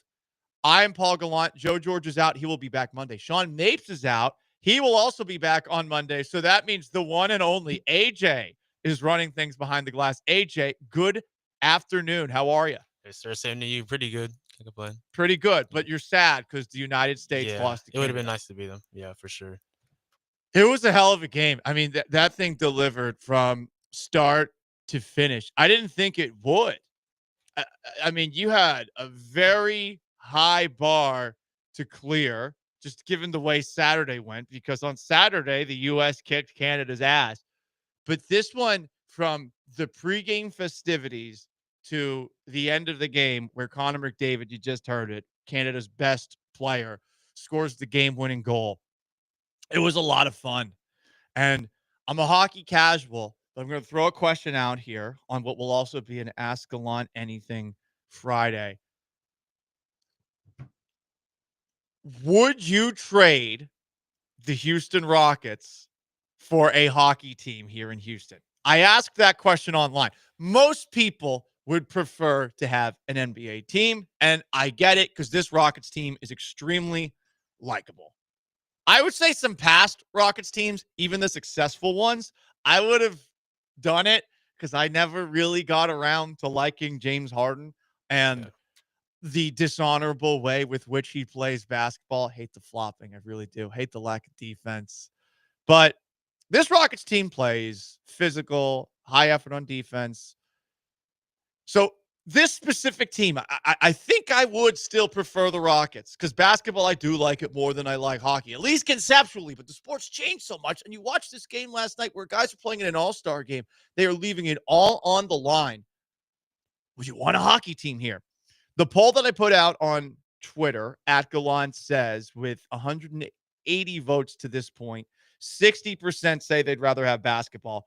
40% say hockey. I also put this vote up on my Instagram, which is at Sports Gallant, if you want to see clips from the show and such. And it's 69% nice in favor of basketball versus 31% in hockey. I think a lot of us here are going to prefer basketball because we've never had a professional NHL team here. Also, let's admit it, it's sort of a casual sports town. If the hockey team comes here and it doesn't win, I don't know that there will be that much interest no matter how many transplants live here. But last night, you start thinking, you start wondering. And I think a large part of it for me is that I think hockey players just give more of a bleep than basketball players. I mean, take a look at last night, LeBron James, who opted out of the All-Star game on the second night of a back-to-back, scores 40 points, but he can't play in the All-Star game over the weekend. Not that I was going to watch it if LeBron played or not. It's just LeBron and a lot of other NBA players have become conditioned to the idea that you don't need to be out there every single game, where in hockey, hey, they're going to play there while they're hurt and while they're injured. Like, there's guys playing with broken legs regularly in hockey. I don't know how they do it. What kind of drugs are they giving them? So that's a question just to entertain for the rest of today's show. 713-780-3776 is how you call.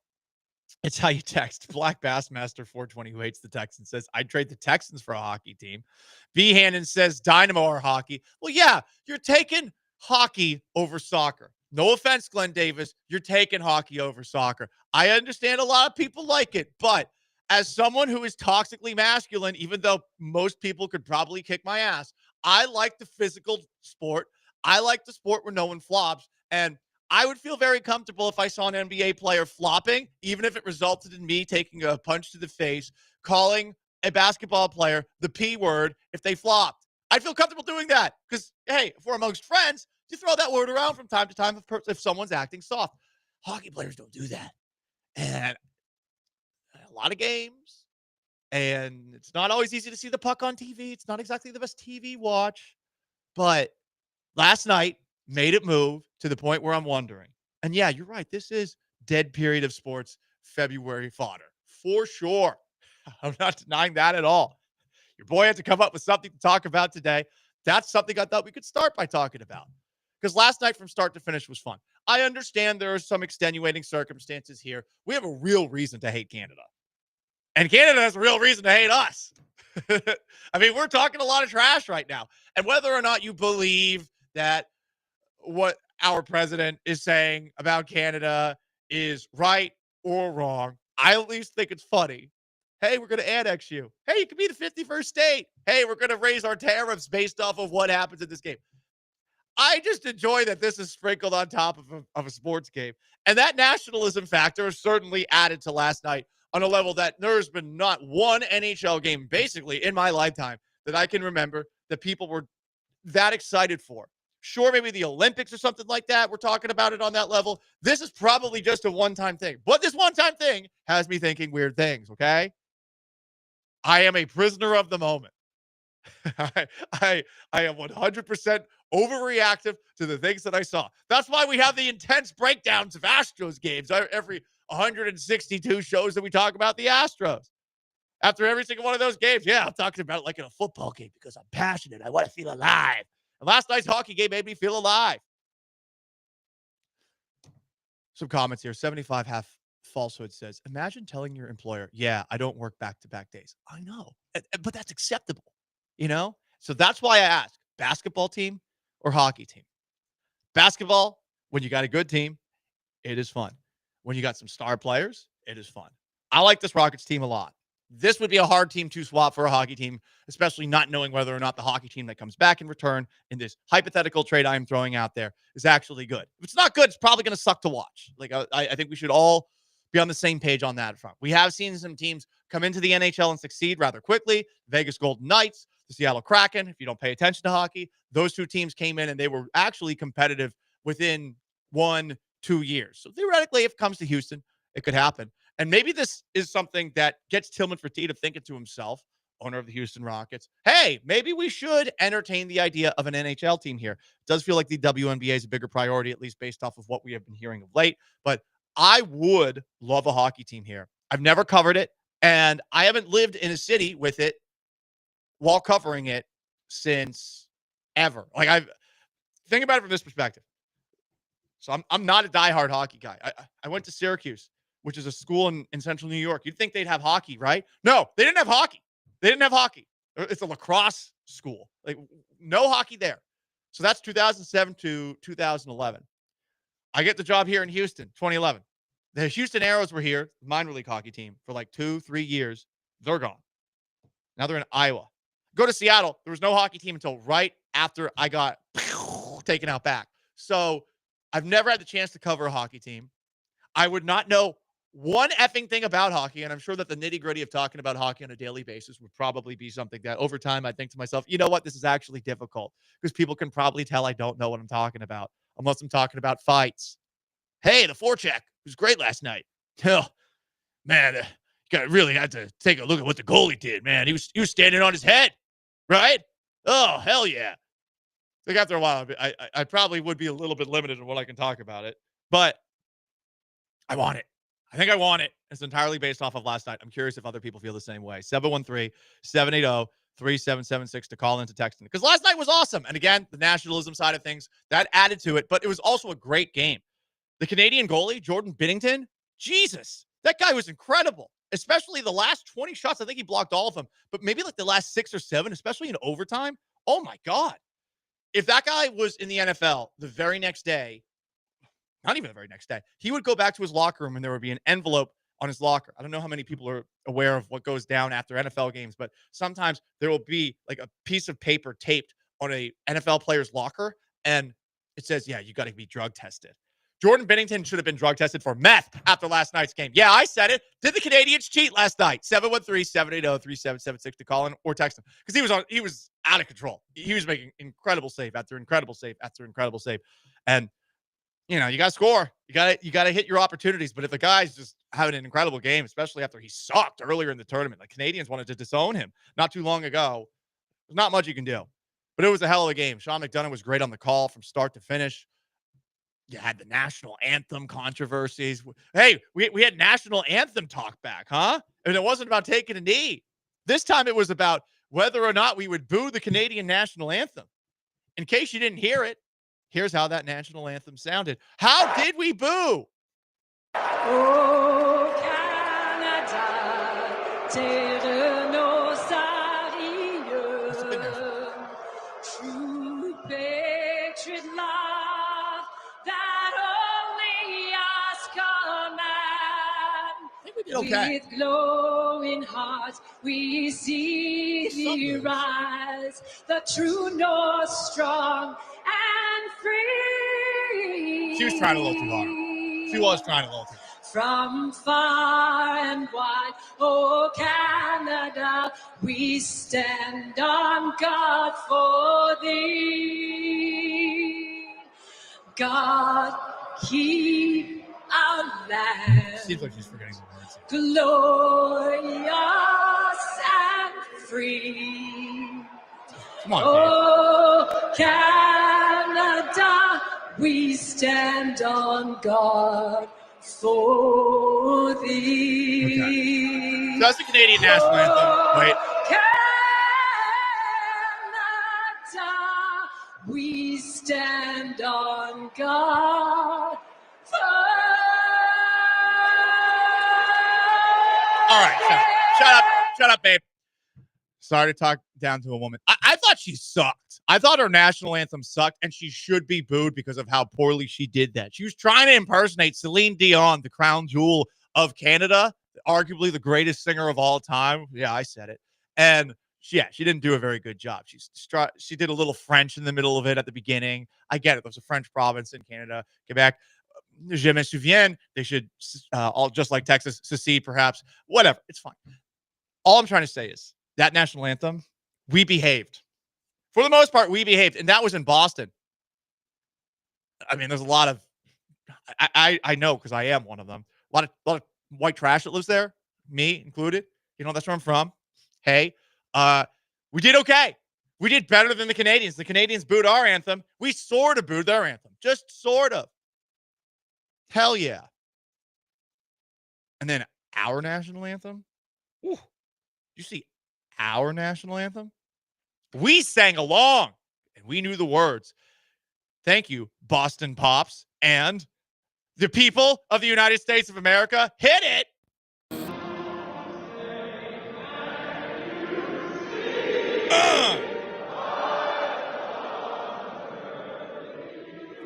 Let's get it on.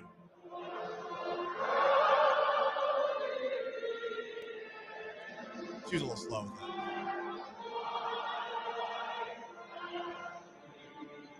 Could have taken the over. Because you can bet on the over-under of how long the national anthem is.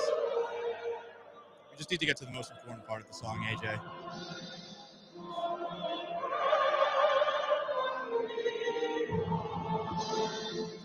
Here it comes.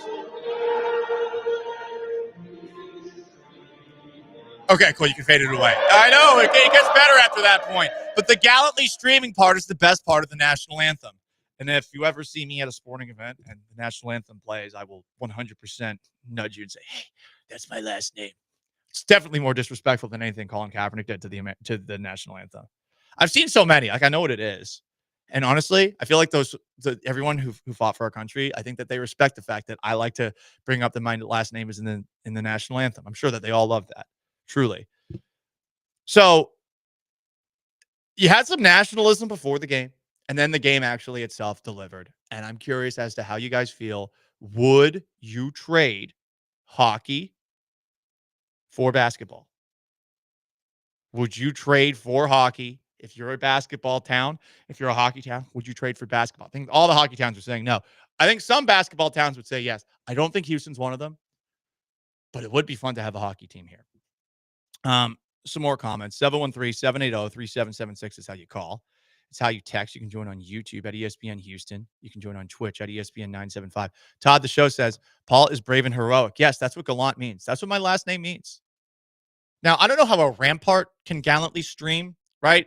Unless the flag is over the ramparts and it's gallantly streaming. Another comment here. OTR Sean asks on YouTube, has Paul been drug tested? Not today. This is just straight caffeine, guys, okay? Just straight caffeine. How about that? How about that? But I'm curious as to what we're getting on the text line. Let's take a look. 713-780-3776 to call in and text in. From the 713, absolutely not, and I'm not even a basketball fan. Damn, that's disappointing. Absolutely disappointing. The world stood with Canada last night, says someone from the 281. Another person texted in, get the Canadian anthem off the national anthem, and he texted in, boo. I like that. From the 281, soccer is still better than hockey. I don't know. Is it better than hockey? From the 713, we can't even get people to the NBA games in Houston. You say that, well, imagine the NHL games, though. You know? Hell, imagine the NHL. We can't even get people to the soccer games, and we have like a huge Latino population here, partly because the games are all like outside in 120-degree weather. So there is that. It is an Ask Gallant Anything Friday. You can ask me anything. 713-780-3776. No Joe, just Paul. AJ in for Sean. From the 409, 100%, I would trade the Rockets for hockey. From the 281, trade for hockey in a heartbeat. Basketball has sucked since the 90s. More. From the 713, soccer is better than hockey, but not American soccer. Got it. Yeah. Some people are talking about the Arrows days were fantastic. I like that. I like that. One of the Ask Gallant Anything questions on this Gallant and George on a Friday, got to get down on Friday, was what Houston sports team is winning a championship first? This is a standard, generic topic on a rather slow sports day where we have spent the first 20 minutes talking about a hockey all-star game. It was a great game, though. It was a great game. I think the team that is closest to it among the three professional teams, I can't say the Texans. AFC's too loaded. Can't even say the Rockets quite yet. I think there's another piece that needs to happen, and we don't know what that piece is. So I will still say the Astros. And I'll admit that this week, I don't know why, because on Sunday, I joined KHOU to do a little sports extra with Luis Ortiz and Zach, and we were talking about the Astros, and I was like not feeling very good about it, you know? And all of us, Zach Toatari, Luis Ortiz, and I, we were all like, it's kind of a pessimistic vibe. But as the week has gone along, and you might have heard me talk about it yesterday, I'm feeling a little bit better about the plan. And I'm also feeling a little bit better about Jose Altuve in left field, which is strange to say because he's a smaller fella. But everything that we're hearing coming out of spring training is indicating he's looking good out there. He's looking good. So that's neato. But also the idea that with Isaac Paredes and Christian Walker, you're getting two guys who are very patient at the plate. Perhaps the Astros can change their approach overnight and become, once again, a patient team at the plate. It would be nice. Black Bassmaster 420 says, how about a women's hockey team that plays in the NHL? Do you want that? I don't think you want that. That might be very violent. Just a little bit. That'll be tough. Like how are you going to fare there?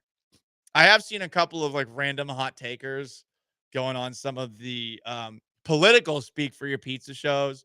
And I saw this one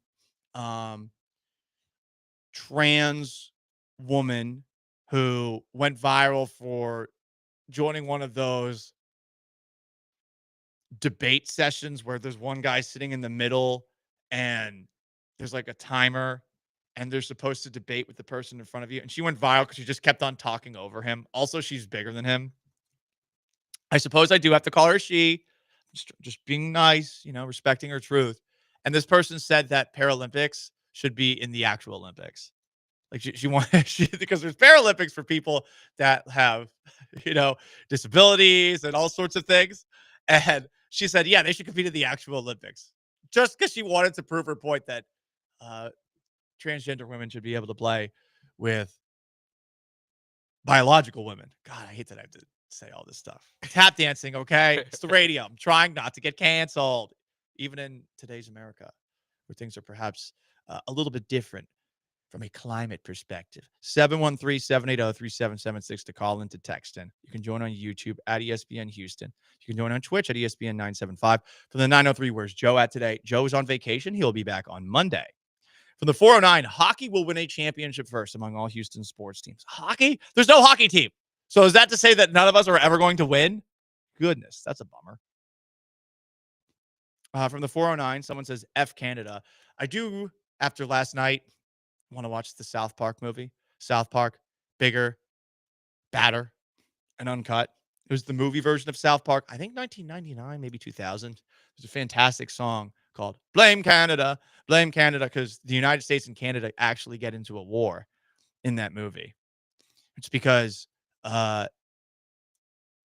Americans arrest Terrence and Phillip, who are these two Canadian comics that are known for their fart jokes, for being offensive. They're arrested by the Americans for being offensive, and it leads to a war. It's a really fun movie, in case you're not a South Park person. All right. AJ's in for Sean behind the glass. I'm Paul Gallant. You want to weigh in on the Four Nations final? You can at 713-780-3776. You want to talk about Jose Altuve in left field? We'll do a little bit more of that on the other side. And big change in baseball that's coming up in the near future. I can't believe baseball had the balls to do this, in fact. What am I talking about? You'll find out next. Stay put. Gallant and George, no Joe, just Paul, ESPN 97.5, 92.5.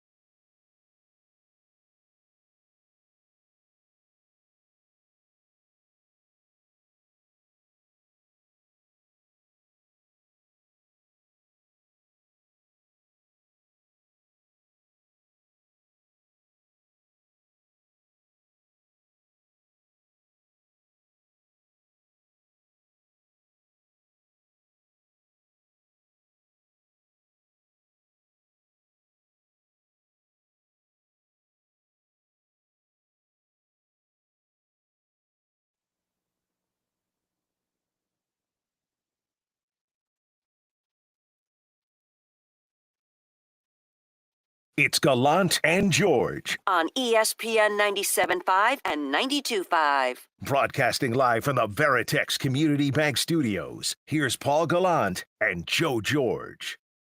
Y metía el bastonazo, pero se va desviado. ¡Cuidado, otra vez! ¡Gol! ¡Gol! ¡Bandeiri! ¡Gol!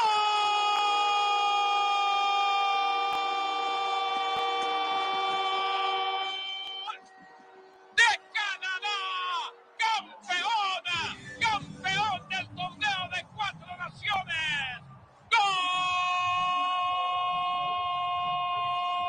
¡Canadá campeona! Aquí en el TD Garden, victoria canadiense, 3-2. I understood the last part of that. 3-2. Canada beat the U.S. in the Four Nations final last night. That's the un-Espanol call. And while I do think Sean McDonough was masterful on the call of last night's game on ESPN, McDonough's a friend. I don't know if he would call me a friend, but I call him a friend. We lived in the same condo when I was in Massachusetts. Used to see him in the gym all the time. Funny guy. Great broadcaster, I think. But I love the un-Espanol call of everything. I got to say, just the international calls, and maybe it's just because I like hearing things in different languages, not having any idea what's being said, but you can hear the emotion, and that's really all that matters. But the un-Espanol call is fantastic. Somebody asked the question, do native Houstonians actually like hockey? I get it if you're from somewhere else, but hard to see it resonating with people born here. Because we asked the question, would you rather have basketball or hockey? You can only have one. What would you rather have? Would you trade the current basketball team for a hockey team? And most people said no, they would rather just keep the basketball team. I think only people that went to Arrows games would really love it. There are so many transplants in Houston these days. A lot of them are coming from Michigan and the Ohio area and the Midwest. So there's definitely an appetite for it. But are those people still fans of their hometown teams? Would they embrace an expansion team? Maybe they would just as a transplant, but it would be tough for hockey to work out here. Even with how awesome last night was, it's sort of the same logic that, hey, watching Caitlin Clark is fun, which it can be. Not my cup of tea, women's basketball, but in the same vein that, hey, look at Caitlin Clark. We should get a WNBA team here. Would you actually go out and watch it if the WNBA team came here? Because that does seem like it's closer to happening. And I would venture to say most people wouldn't. No offense to the WNBA. I mean, honestly, it's not the guys' fault. It's the women's fault. I think Bill Burr has said this a billion times. Like, oh, you complain about equal pay, but you don't even watch these sports. You're watching the men's sports, or you're just not watching the sports at all. You're watching Bravo. You're going to watch the new Baldwin show that's coming out on Sunday, where these just completely tone-deaf people are talking about their own tragedy, not the one where, old Alec killed someone on the set of Rust. No big deal. No big deal in the eyes of them, in the eyes of everybody else. So, another comment. This one is just weighing in on the future of sports. Paranoid Panda says, I can tell you this younger generation doesn't care for sports, so I wonder how much interest there will be in the future for any sports. That is an interesting point. I do think that we've got a lot of ADD these days, and I do wonder if hockey would keep people's attention. There's a lot more consistent play, it doesn't stop, where football, you got all the commercial breaks. Baseball, you got a lot of commercial breaks. Basketball, you got way too many commercial breaks now, especially at the end of games. My God, all the stoppages that happen. Hockey has less of them, maybe not as few as soccer, of course, but I am with you on that. I do think that a lot of sports fans in the future are going to have a tough time buying in. Matt in League City has a thought. He wants to weigh in on hockey at 713-780-3776 to call in and text in. Matt, what you got? Hey, I think a hockey team would do just fine here, looking at how the Dallas Stars do in Dallas with all the competing teams up there. I mean, they've been a juggernaut the past 10 years.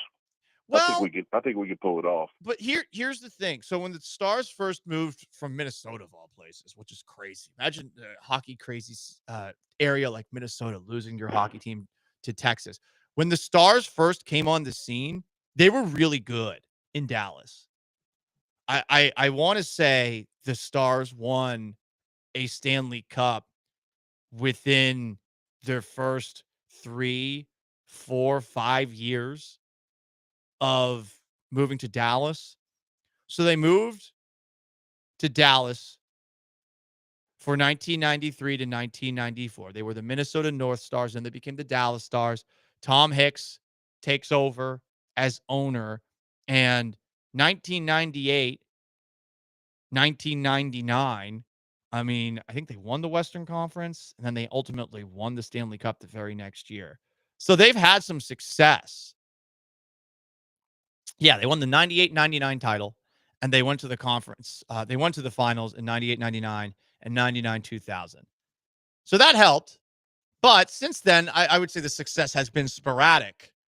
Do people care about the Stars in Dallas? Sure, they've been there long enough, but you almost need that immediate success. I know, having lived in Tampa Bay, Florida, if you were to ask me who my favorite hockey team is, I'd say the Tampa Bay Lightning, even though I grew up in Massachusetts. And I'd say that because when I first moved to Tampa Bay, my freshman year of high school in St. Pete, Florida, me and my uncle went to 12 Lightning games that year, and they won the Stanley Cup. So I got really into hockey that year, and then the lockout happened, and then I stopped caring about hockey again. My dad never took me to Bruins games because he hates the Bruins ownership. Long story. No one cares about that. I'm just saying, you got to have, I think, very early success of some sort for it to work out and for it to capture people and for that like feeling of passion for the team to continue, especially here, because this is a bit of a casual sports town. I don't judge it. I just know that's what it is. Baseball clearly thinks that ESPN's coverage of it was too casual, and they are breaking up with ESPN. Did you guys see this yesterday? They've been partnered with ESPN for basically my entire lifetime. I was born in 1989. Since 1990, this season will be the final year of baseball on ESPN. This was announced yesterday via a report by The Athletic.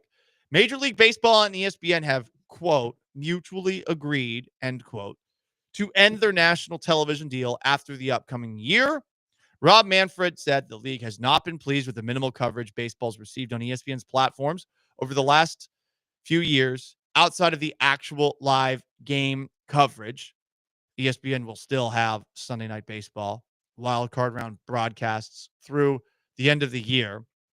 There was a deadline of March 1st, and they've already made this decision for both parties to opt out of the final 3 years of a contract that would have gone through 2028.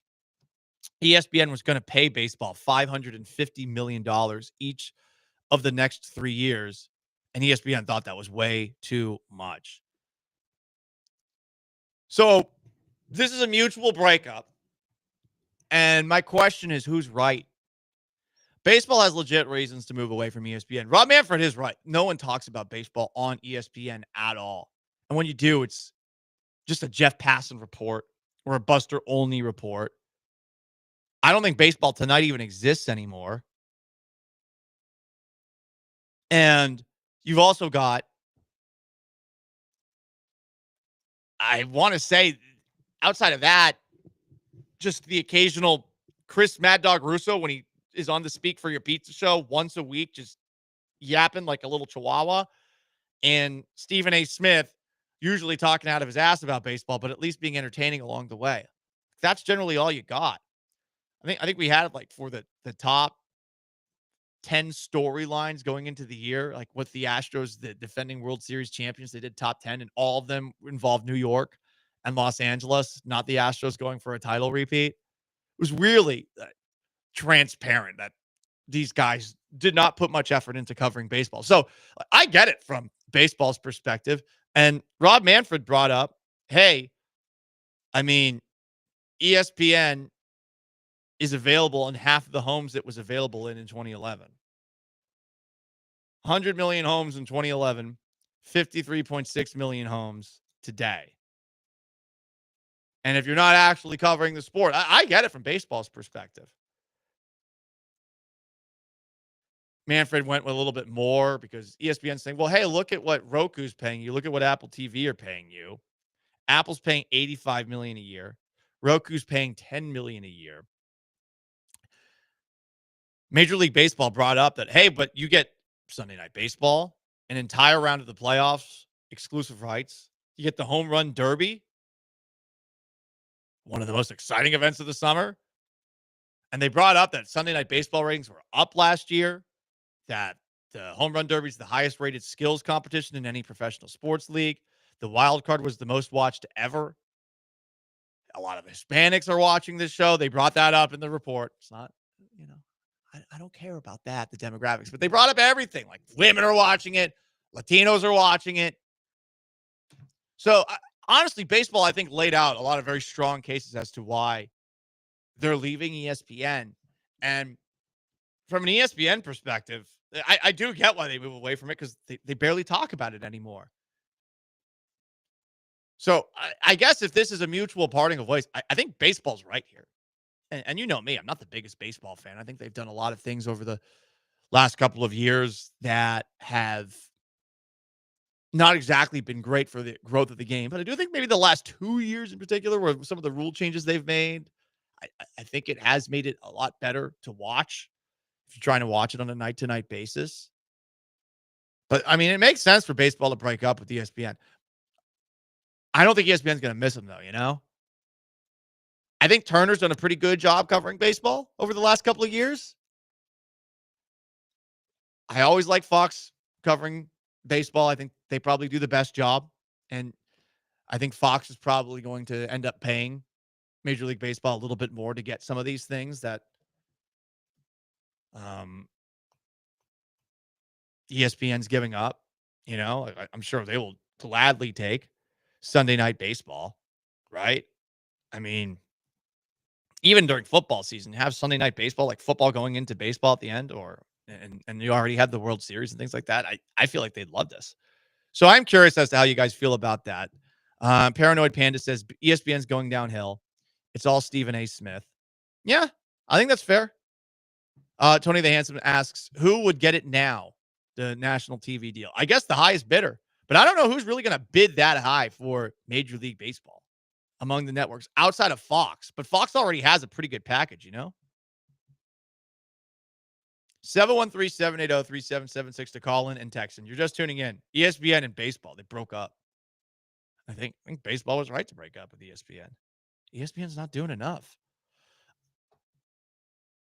You want to jump in, you know how to do it. Also on YouTube at ESPN Houston, on Twitch at ESPN 975. No Joe, just Paul today. AJ's in for Sean. It is an Ask Gallant Anything Friday special on this Friday, February 21st of 2025. Up next, Altuve to left field seems like it is now definitively going to happen. I'm really just wondering, how early do we see it in the regular season? We don't see it this weekend when the Astros open up spring training. And one of the Astros' biggest rivals, they are at rock bottom, even with how successful last season was. Because if they're doing this, they are becoming a shadow of themselves. What I'm talking about, you find out next. Stay put.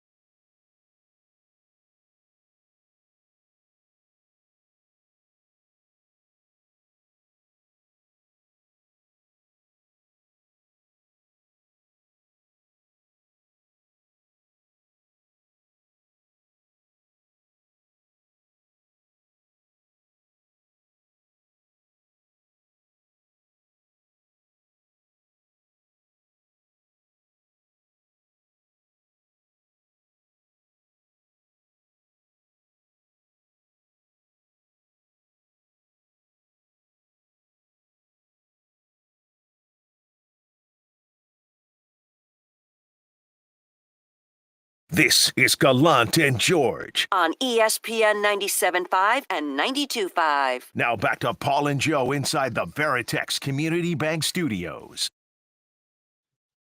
No Joe, just Paul. AJ in for Sean.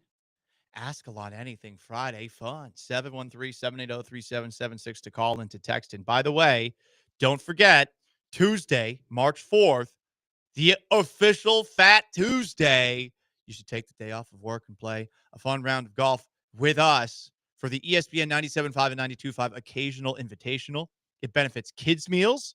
Each golfer will get beverages from Carbach, lunch, dinner from Valencia's Tex-Mex Garage, 18 holes of golf. Register now at ESPN975.com under the promotions tab. And by the way, it's also Eat, Drink, HTX. So you got to go to eatdrinkhtx.com to help also benefit kids' meals and the Houston Food Bank. You get some discounts on lunch, dinner across the city. On Monday, we ate at not BB's. We ate at, where did we eat it Monday? God, it was so good. This is really a sad sign.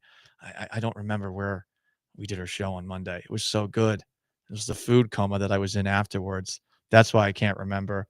Here I am, truly filibustering. BB Lemon? BB Lemon, thank you. AJ, thank you. See?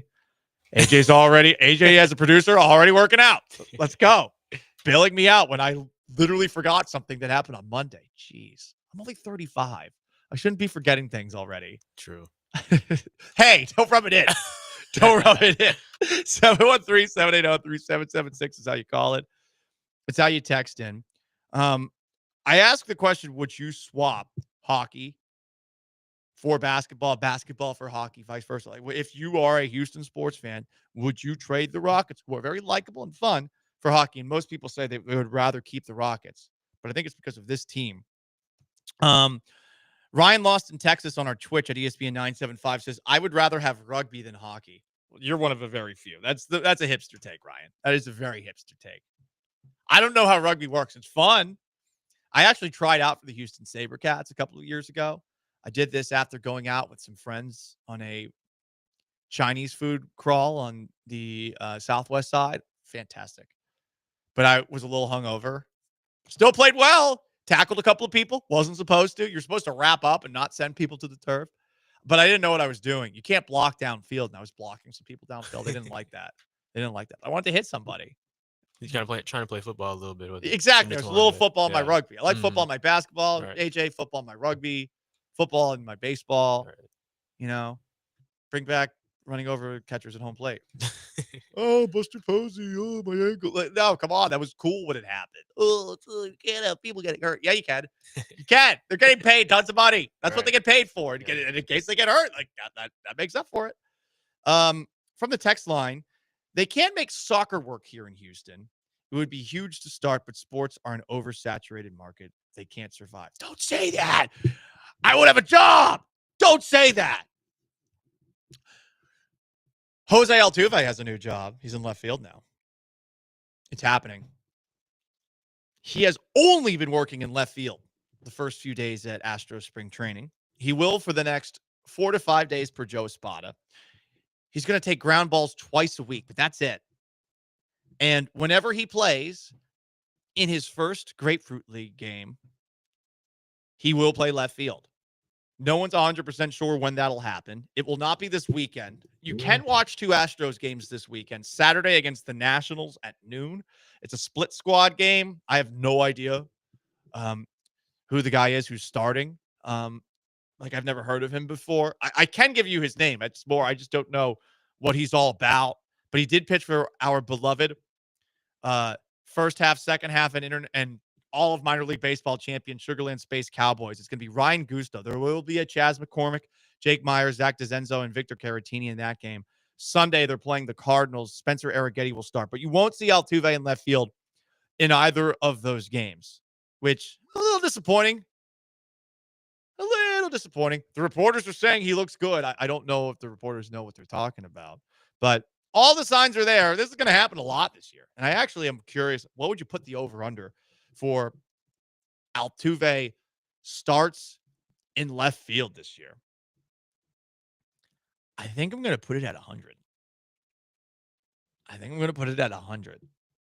right now it does seem like the majority of the year he will be in left field. And I know some people are going to say that's crazy, but I feel like second base, just with everything that we are hearing from spring training and the fact that he's just going to be working in the outfield for basically the next week, it does feel like they're just going to put him out there. And whether it works or doesn't work, it's ballsy. Dana Brown and Joe Spot are trying to make the most of what they are allowed to do, since this was not exactly the most fun, to put it politely, offseason for the Astros. Hasn't been fun. No splurge purchases. They've been tightening the belt a little bit. That's what happens when you give Rafael Montero a contract that's bad. By the way, non-roster invitee to spring training. He will be there. But you bring in Brendan Rodgers. He's on a minor league deal. You bring in Luis Guillorme on a minor league deal.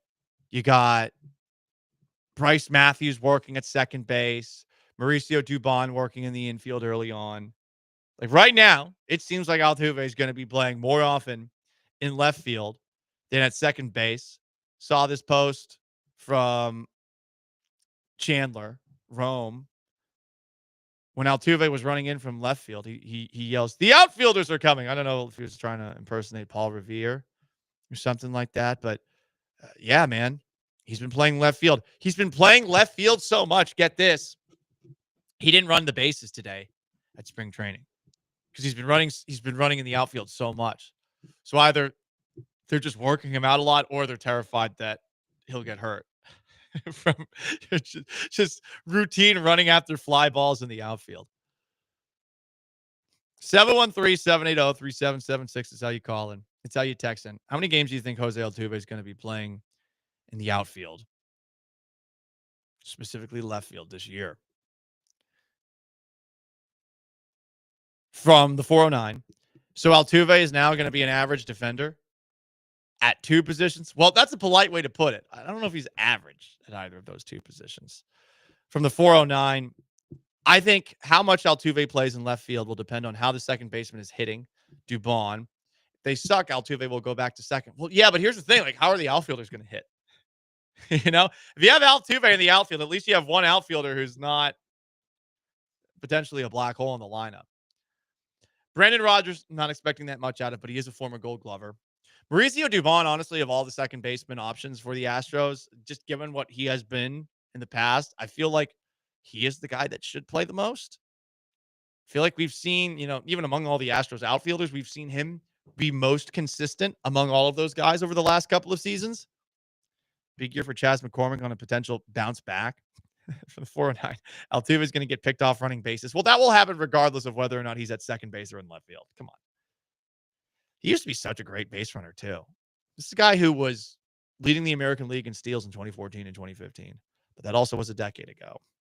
From the 832, I'm going to Astros Mets on Tuesday. Do you have the lineup? Nope, and I don't ever want to know what it is. Guys, we're in split squad mode right now. There's 2 games on Saturday, and we're starting people that I do not know. All we know is that tomorrow you're going to see like a couple of guys play for the Astros that you remember. But it's like Victor Caratini and Chas McCormick. It's not going to be that exciting. If you do watch it tomorrow, props to you. It means you care, but you ain't going to see much out there. The Yankees are breaking with a tradition, and I got to say, this is yet another sign that these guys have hit rock bottom. Paul, they were just in the World Series this past year. They never had a chance, and they never played the Astros. So, asterisk World Series appearance, asterisk ALCS. Here is a statement from Hal Steinbrenner. They put out a statement for this. This is absolutely ridiculous, and it just shows the Yankees are a hopeless and lost cause. In recent weeks, I have spoken to a large number of former and current Yankees spanning several eras to get their perspectives on our long-standing facial hair and grooming policy. I appreciate their earnest and varied feedback. The most recent conversations are an extension of ongoing internal dialogue that dates back several years.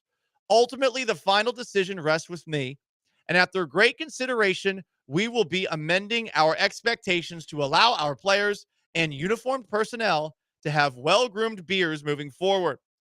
It is the appropriate time to move beyond the familiar comfort of our former policy. So now you can have a beard, not that kind of beard, a beard on your face. The Yankees have had this tradition forever, and now they're breaking away from it. Is it because they think people don't want to be a part of the no fun New York Yankees? Do they think that it's holding them back from getting someone like Juan Soto to return? I am truly curious as to why they decided to do this. I actually kind of thought it was cool, even though it's lame at the same time, that they have this random antiquated tradition. There's not many left in baseball with the game changing as much as it is. And now they're getting rid of it. Honestly, I feel like the Yankees just lost a little bit of luster now. So no more mustaches. Like, it's scary to see a New York Yankee wearing a mustache. Scary.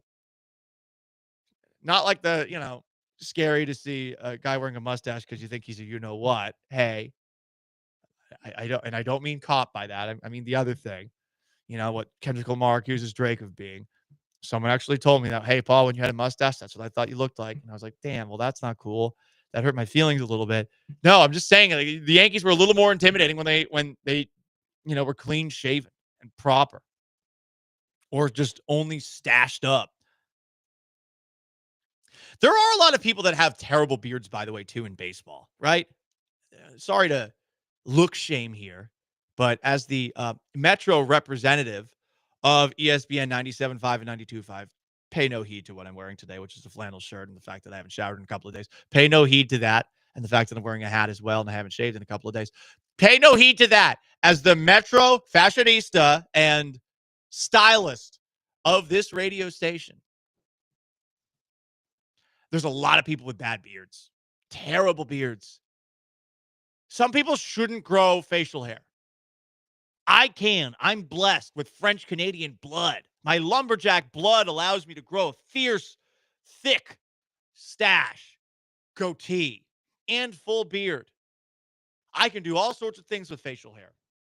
But there's a lot of people who try it out, and it looks god awful. And you know who you are. You're not fooling anyone. You're not fooling anyone. It is a difficult thing to pull off. You got to know what you can grow. And of course, hey, if you grow it out just to see what you can do with it, props to you. But a lot of people have ugly ass, scraggly beards. You got like a couple of strands sticking out. What are you doing? Stop. Stop. You need to stop. So now the Yankees players, there's going to be some that look homeless. They're saying a well-kept beard. Okay. You have opened your borders to gross beards. And now you're going to look a little ugly, and that Yankee mystique is just not going to be the same anymore. From the 409, Garrett Cole's going to go back to his Astros look. Yeah, bring back the flow. He should bring back the flow. He had good hair. Bring it back. The flow was good. From the 409, this is about Altuve moving to the outfield. Altuve in the outfield helps the outfield batting average, just like fraternity is going after guys with the highest GPA to help the total GPA. What is this, Animal House? Certainly could. Certainly could be that. I'm Paul Gallant. AJ's in for Sean. No Joe, just Paul. Gallant and George, ESPN 97.5, 92.5. 713-780-3776 to call in, to text in. You can join on YouTube at ESPN Houston. You can join on Twitch at ESPN 975. You want to talk about hockey? Would you trade the Rockets for hockey because of what you saw last night? I'm thinking about it. Would you? It's Gallant and George. No Joe, just Paul. Stick around.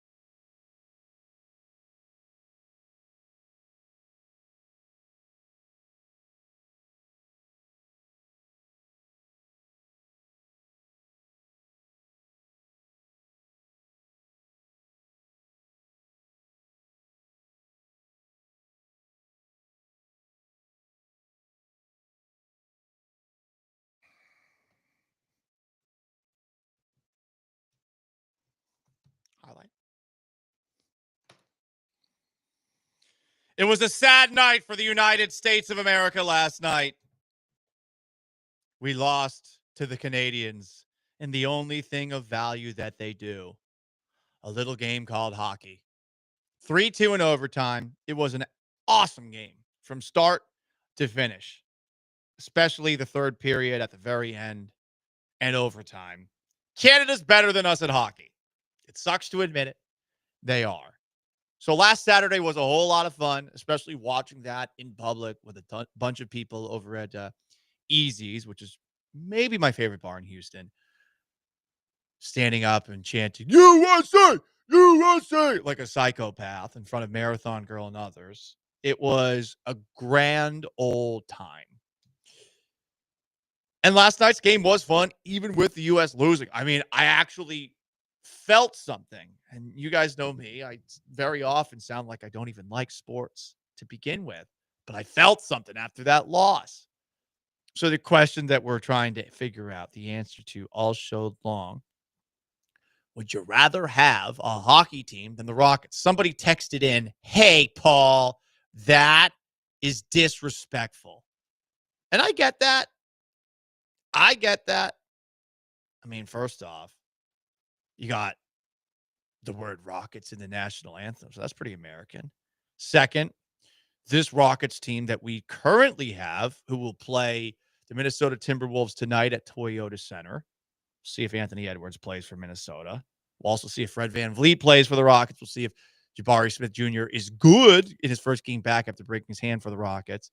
But someone from the 281 said, disrespectful question. The Rockets are Houston's most consistently good team of my 36-year-old life. That is actually true. That is true.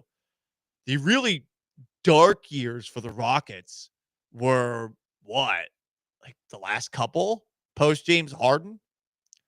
Maybe you guys could tell me about what things were like before Yao Ming, but obviously they won the titles in the 90s. And while they might have been disappointing when they brought in Charles Barkley and Scottie Pippen, at the very least, they were fun. They had to be relevant, you know? So that is a fair point. And I think that for this city in particular, you're probably not trading the Rockets. Would you trade the Texans for hockey? I don't think anyone was trading football for hockey here. You might say that because you're mad at the Texans right now. I think a couple of weeks later, you would say something entirely different. And of course, you're not doing it with the Astros. But that's why I brought up basketball. I say basketball because while the Rockets are very likable, they try hard, they play defense, they do all the intense stuff. I think the basketball as a whole has been exposed over the last couple of years. And since it's been a slow time in sports the last couple of days, it's been a major talking point. It's been exposed as a sport where the guys just don't seem to care, where they have to be further incentivized to do anything. Everything's too difficult. Playing back-to-backs. You're getting paid a ton of money. Figure it out, dude. Load management's a thing. Tanking's a thing. Doesn't even necessarily work out when you tank. It's very good that the Sixers process has not worked out. It just led to Joel Embiid dealing with knee soreness all the time. It's good that it didn't work out. That's a lot of what's wrong with basketball. And I feel like, say the Rockets didn't have their track record of success or this current roster, I think more people would be willing to do it just because of the way that basketball is as a whole right now. If you feel otherwise, 713-780-3776. That's how you call. It's how you text. From the 713, Paul, let's get the Edmonton Oilers in Houston. Nope, Amy Adams Strunk will stop it. Owner of the Titans. That lady will stop it. That's all she cares about doing is defending the IPO of the Houston Oilers, which, ironically, the Adams family was forced to change the name of in Tennessee because everyone was like, yo, are you serious? Give us a name that actually makes it seem like you want to be here and that you didn't just have your pants pulled down by the city of Houston because they wouldn't follow through on the renovations that you were demanding they make for the effing Astrodome, which now looks like a decrepit genital ward to the side of NRG Stadium. From the 832, I think many people would trade the Dynamo for a hockey team. Yeah, I feel like that's not fair, though, because American soccer is just not elite. And I also think, too, there's a lot of Latino people in town. I don't know if they're trading soccer for hockey. I just don't. But having watched hockey for the first time in a really long time with just the Four Nations game on Saturday, U.S. Canada, and then last night where Canada won in the final. This is the NHL's All-Star game, by the way. It moved a little bit for hockey, and I guess I have a little bit of a wandering eye. This hoe ain't loyal, as the kids say. The game obviously had a little bit extra sprinkled on top of it. You have U.S.-Canada relations at an all-time low right now. And, I mean, it led to some political pandering, some brownie points. First off, you had the vice president of the United States, J.D. Vance, saying this before the game. You know, we'd like you to kick their asses again because you don't do the United States of America. And to Canada, if you guys don't win, the tariffs are even higher. So a lot of ball busting going on. And Canadians seemingly can't take a joke because Trump has been making the joke with Justin Trudeau, who's the current prime minister of Canada, but he's going to step down. Like, you guys are going to be the 51st state. We're going to annex you. And I know this is just ball busting, but Canadians are taking it as an actual threat of invasion. And it does make me wonder about their grasp of sarcasm. They're nice people. Canadians are nice. I don't want to disparage a whole country. I just don't like it when Canadians talk trash about us. Like, you have different dynamics as part of your country, and let's ease it with the stolen land thing. Because what have you guys done with Native Americans? Oh, the same thing. Oh, and for longer than us. Oh, okay, that's fine. Paul, bring it back to sports. Fine, I will. I don't like it when Canada talks trash about us. I just don't. I don't like it when any country talks trash about us, but especially I don't like it when Canada talks trash about us. So we should be able to talk trash too. And this is what we go to. And, you know, I've seen this with Turkish Rockets fans who get pissed off when you say, like, oh, yeah, like, you know, it's going to be funny when Alperen Şengün, he just leaves your country to become a natural citizen of the United States because he doesn't want to live in a country with a dictator. It's fun to also say, like, hey, we have military bases in your country. I mean, it's just like being a fan of the Astros. You know, you get to flex a little bit. Maybe not as much now, but being arrogant and egomaniacal as a sports fan, you could do that as a country from time to time too. It doesn't mean you're going to invade. Or at least it shouldn't mean you're going to invade. Here's more politics invading hockey of all things. President Trump actually called the U.S. team before their game against Canada. Well, I'll talk to the guys if they're around. Yeah, they are. I'm going to walk into the locker room right now, and you can speak to the guys firsthand. Mr. President, can you hear me? I can. You guys are really talented. I have great respect for hockey players. I'm a hockey fan. I love hockey. The talent, the skill that you have is crazy. And just go out and have a good time tonight. And I just want to wish you a lot of luck. You really are a skilled group of people. It's an honor to talk to you. And get out there, and there's no pressure. I can tell you honestly, every person in here, players, staff, management, coaches, we are all proud Americans, and we want to represent our country the best way we can and do our best to bring in a win tonight. Thank you again on behalf of everybody. You just go out and have a good time. You're going to win, and we love America. We love you guys. We'll be watching tonight. Bring it on. Thank you. Hell yeah. Well, it's fun. It's fun. Yeah, whoever the president is, pretty cool to get a pep talk for the president. No, AJ? No, I think so, but it just sucks that they lost. So, Yeah, it does. Yeah. The pep talk didn't work. Right. That's what I said. It was kind of funny at the end of a regulation where they played like just a straight scene from the Disney movie Miracle. And of course, ESPN owns the rights, but they just played it. And then they like had some highlights of U.S. Canada in the past there. And then we lost that after that too. Yeah. It does suck that we lost. And, you know, Canada was playing for their independence. I mean, you can't make that joke. We did well with the national anthem, though. Honestly, I wasn't sure that look, there was some booing going on. We don't need to play it again, but there was, I think, a healthy amount of respect shown by the United States and Bostonians towards the national anthem. A lot of people, because it was mostly Americans there. I thought, okay, maybe people were singing along because it's Canadians. No, because then you heard the American national anthem and everyone in the crowd was belting it out. We actually were classier than Canadians, who are largely polite, but low key, especially people from Toronto, impolite. Yeah, I'm generalizing. I am 100% generalizing. Toronto Canadiens, the worst Canadians. 713-780-3776 to call in, to text in. From the 713, how are you so sure that Trump is just ball busting, Paul? I just think that's what he does, dude. You know? What, we're going to send troops to the north and invade Canada? Would we even need to? I honestly don't know. I don't think the border's armed.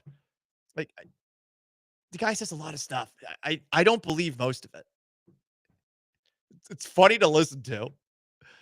I don't think it's a threat.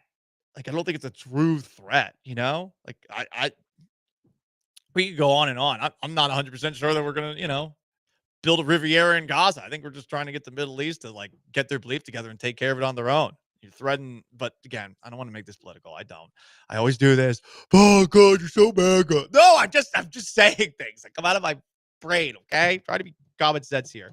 For the 281, the only reason hockey was noticed was because of the booing. I don't know, man. The games were good. The games were good, and there's not a lot going on right now. That's why it's noticed. And I do think that things will come back down to earth as far as the actual interest in the sport, because there's going to be other things to watch in the near future. Basketball's playoffs, they're still a little bit far away. April's when we get there.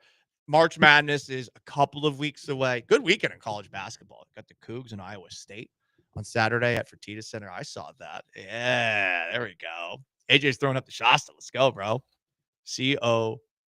Yeah, I'll be there for the station tomorrow. So you're gonna go? Yeah, for sure. Hell yeah! All right. I hope they don't lose. But yeah, that is a fun place to For go sure. when they're playing a good team. I went. I want to say last year to the Kansas game.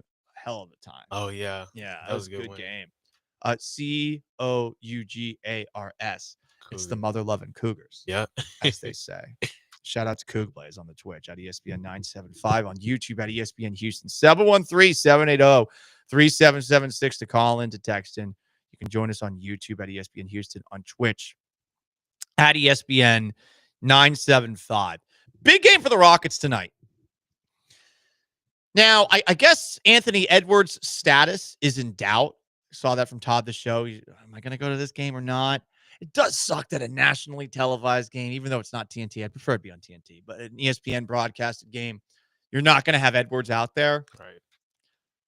That does ruin going to the game in person. Edwards is awesome. He's one of a handful of players that I think is worth watching in person. And plus, I do enjoy the way this Rockets team plays, though, over the last month. Something's up. Is it Fred VanVleet not being there? Is it Jabari Smith Jr. not being there? Actually, you could argue they've been better without Jabari Smith Jr. He's going to be back tonight after missing 22 games with a broken hand that he suffered somehow in a shoot-around, which is such a strange, weird interview. And unlike Rafael Devers and like Jose Altuve, Jabari Smith said, I don't care if I start or not. Good, because Amin Thompson's starting, buddy. Well, Fred VanVleet, we'll see. He's a game-time decision. This is a big game for the Rockets, and I really hope Anthony Edwards plays. And this is a part of the problem of the NBA. I mean, you just had the All-Star break. Can we not get guys to play every single game? Like this is why I think that today hockey is resonating a little bit more with the average American. Just today, it'll fade. We are prisoners of the moment right now. It's because even if Anthony Edwards is actually hurt here, and I'm sure he is, because Edwards is a real one. Right, he tries to play usually, so yeah. Yeah, he's a real one, right? That's what the kids say? Yeah, well, yeah. For real? Yeah. He be saying a lot of it, yeah. On God? No cap? Bussin'?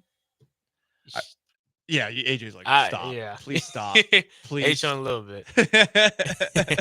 I'm young-ish. I know. But with Anthony Edwards not out there, they should win by default. But if Edwards is out there, they should win too. And, I go back to that last Rockets Timberwolves game. I was actually pissed after that last game because they ran out of steam. Timberwolves were on the second night of a back-to-back. Huh? How? How are you out of gas against Minnesota when Anthony Edwards the night before had scored 49 points, and he scores 41 points in that game, and you had the night off the night before, and the last 5 minutes of the game, you're tired. And I know a lot of people said, like, oh, well, the Rockets style of basketball lends itself to getting tired. I don't accept that. I don't accept that. This is a deep team even without Fred VanVleet. It is. It's a deep team without Jabari Smith Jr. Young, too. Yeah, they're young, right? AJ, you would think that this would be the time where these guys would actually be able to last an entire game. And at the very end, They were struggling to stay with Anthony Edwards. They were struggling to really do anything, too. Offensively, they stopped moving it around as much as they should. So you've had a week off, and the last time that you played a game, Ime Udoka called out the Rockets' effort and intensity, which was 100% deserved. So are they actually going to finally answer the call? Because the thought in the back of my head, just over the start of this month, after an incredible January that the Rockets had, is that for whatever reason, Ime Udoka's message, for now, has grown stale. Long season. There's stretches like this for lots of teams across the league, but you hate to see it with this team.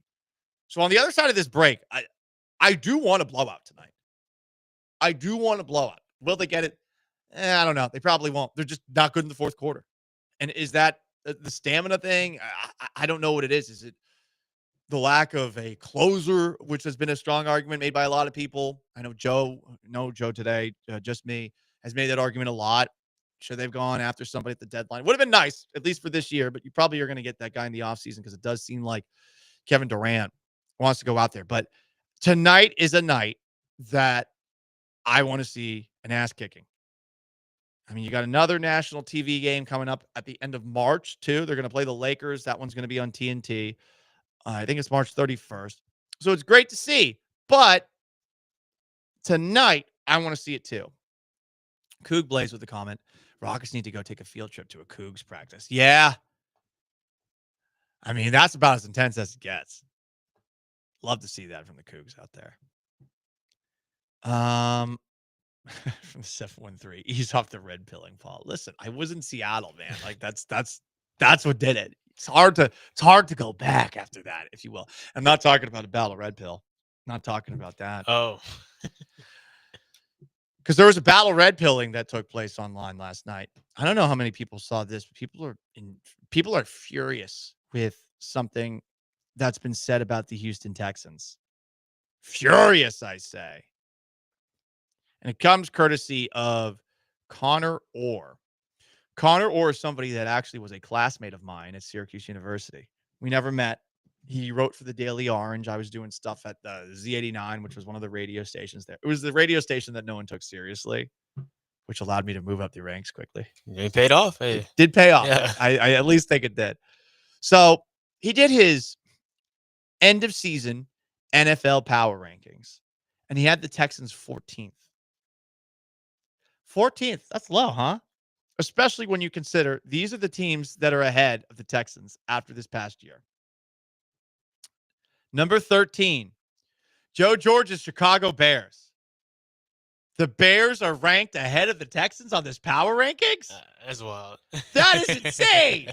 I get that they got Ben Johnson now. Ben Johnson's going to change things so much. People said going into the year that the Bears had one of the best weapon core that a rookie quarterback will ever have, to the point where you had Nick Wright and Danny Parkins going all out predicting that Caleb Williams would win MVP, which might have crazy take. That might have been done in a scientific manner so that Danny Parkins would look the best as he came on. Because guess what? Danny, I went to school with him too. Nick Wright, I was a year removed from school at Syracuse. This is the Syracuse Mafia thing, and Wow. it is a little bit real. Talking about all sorts of Syracuse hot takes here. God, I can see why everyone hates us. But the Bears at 13, that's crazy. The Broncos at 12, ahead of the Texans. What? The Broncos? Bo Nix? They got a great defense, but it's Bo Nix. There's only so much Sean Payton can do with Bo Nix, because it's Bo Nix. College Bo Nix. We've all seen it. Sure, fun moments from time to time. He had a touchdown pass to Cortland Sutton early against the Bills. Hooray! He's Bo Nix. F off with that. The Bengals ahead. I get the Bengals being ahead. The 49ers being ahead. I'm not sure I get the 49ers being ahead. I'm wondering if the Because Debo's going to be out, and then Debo, they move on from him. I mean, they did draft Ricky Pearsall.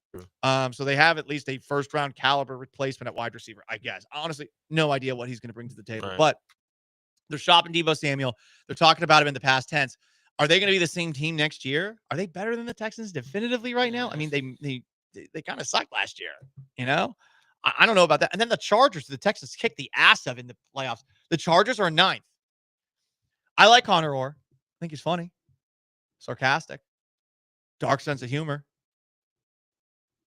But these power rankings are a joke. Oh, damn, Paul. Landed that plane fantastic. He's got a dark sense of humor. And then he wrote a bad joke online. Here's his write-up about them. Another team I can't stand each week, never mind year, in the power rankings. Perpetually underrated in 2023. Yeah. Perpetually overrated in 2024. The Texans now come back with a new offensive coordinator skilled in the Patriots' ball control offense with a Rams twist. Nick Haley has been an ascending coach and probably should have been a play caller by now. We'll see what he can do with an offense that really needs help in the trenches and to sort out their future at the skill positions. I mean, those are big obstacles for them this offseason. The offensive line specifically. I don't know how you improve as much as you need to in one offseason when you were so bad last year. The skill position players, CJ Stroud. He's got to make it work. And if he has time, theoretically, he should be able to make it work. He just hasn't had time these first two seasons, especially last year. Anyway, I'm Paul Gallant. No, Joe. It's Gallant and George, ESPN 97.5, 92.5. AJ is in for Sean. You want to chime in on an Ask Gallant Anything Friday? You can at 713-780-3776. That's how you call in. That's how you text in.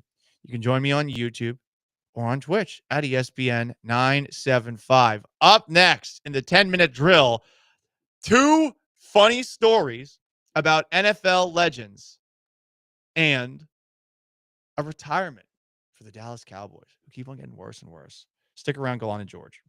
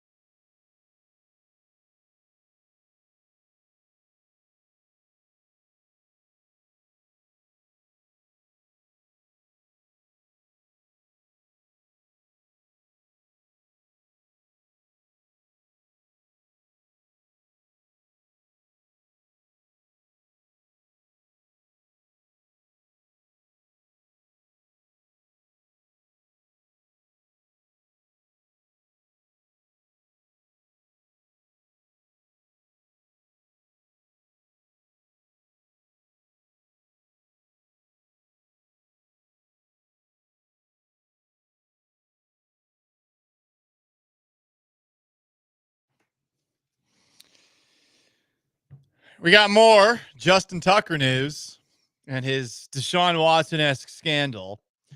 Investigators for the NFL, per Adam Schefter, have been in Baltimore speaking to some of the women who accused Ravens kicker Justin Tucker of sexual misconduct. 3 women have spoken with investigators. Another 2 are scheduled to do so. 16 massage therapists from 8 high-end Baltimore area spas have made allegations of inappropriate behavior by Tucker. All of them reportedly took place from 2012 through 2016, Tucker's first 5 seasons in the NFL. League spokesperson said today, quote, "We do not provide details or updates of the review process while investigations are ongoing," end quote. Tucker called that initial report takes innocuous or ambiguous interactions and skews them so out of proportion that they are no longer recognizable. This is desperate tabloid fodder. But we have not heard from him since on that front. Tucker, 35, is coming off of his worst season as a kicker. Going to be interesting to see what happens, but not looking good. And I imagine that he will be getting a lengthy suspension of some sort. I think much like with Deshaun Watson and the Texans, it's going to be hard to prove this. So the idea that Tucker gets banned from the league entirely, I don't buy that.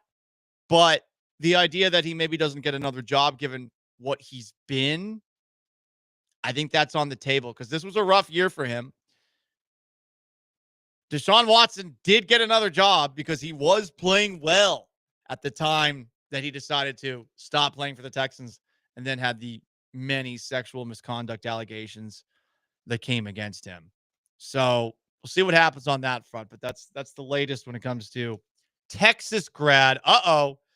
Justin Tucker continuing to go around the NFL. Slow time of the NFL season. I'm so annoyed that we see posts like this and they blow up. There's a couple of accounts on social media that they just post pictures and then they write wild, crazy, insane. And then they put like siren emojis next to it. This is wild. I'm just going to read this post as is. Commanders rookie quarterback Jaden Daniels is older than Texans star quarterback CJ Stroud. Mind blown emoji, mind blown emoji, mind blown emoji. Daniels is just a rookie. Stroud has been in the league for multiple seasons now. Yes, 2! I thought this was common knowledge, though, that Jaden was older. Yeah. Whether it is or isn't, AJ, I mean, Stroud's a rookie 2 years ago. Right. Jaden's a rookie this past year. Yeah. It stands to reason that he might be older than him. Right. This is wild. What are we doing? Stroud's been in the league 2 years. Jaden's been in 1. Yeah. You're making it sound like Stroud's been in the NFL for half a decade. What are we doing? These posters, oh, God, I hate social media. I hate it. It's posts like this, and then the first comment underneath it is like, bro is tweaking. Right. Or, And then bro is insert anything. Obvious statement. This isn't wild. This is how birthdays work. Some people are born on different days, but they might be in the same grade, even if they're older or younger. People have different ages. That's wild. God, I hate it. I hate it. I hate social media. I really do. I wish we could get off it altogether. Zach Martin has retired. Sorry, AJ. I know AJ's a Cowboys fan behind the glass. It's rough. A lot of leadership lost. It does harken back, and I was going to play this clip, but it involved 73 censors. Remember when a Dallas Cowboy fan went viral for throwing a temper tantrum that the Cowboys drafted Zach Martin instead of Johnny Manziel? Oh, yeah. This was the right decision. Exactly. That was the right decision. 2014 draft class for the Cowboys. Some good pieces. Yeah, for sure. They did a good job drafting in the mid-2010s. People forget that. Oh, Jerry, Steven. I don't know. I don't think it's been that bad of a job. They just can't get over the hump. Right. Exactly. They can't get over that second round of the playoffs to the NFC Championship game hump, which the rest of the NFC East has done a lot, especially the Eagles. Boo. More around the NFL. This is a fun headline. from former Steeler Ben Roethlisberger, who probably will be a Hall of Famer. More of a Hall of Fame case than Eli Manning, in my opinion, but that's just me. I agree. 2 Super Bowl wins, just as many as Eli Manning. More years where statistically he was towards the top of the league. Former Steeler Ben Roethlisberger wants his obituary to say, quote, I want somebody to say he was a good person, a God-fearing person. I want to be the best son I can be, a better Christian. And you know what? If he does everything he possibly can to be remembered that way, they very well may say that, except for that thing that happened in Milledgeville, Georgia. That just came to my mind. It's honestly crazy that incident was as Put under the rug. Yeah. Yeah, AJ. I mean, people really, when that story came out, I remembered it. And I mean, if you've seen the details of this, you would think that he would have been suspended a full season. And if I'm not mistaken, he only got suspended originally 6, and it got commuted to 4. This is in 2010. I mean, it's nuts. The details of this, he was at a nightclub and was investigated for assault inside the women's restroom of said nightclub in Milledgeville, Georgia.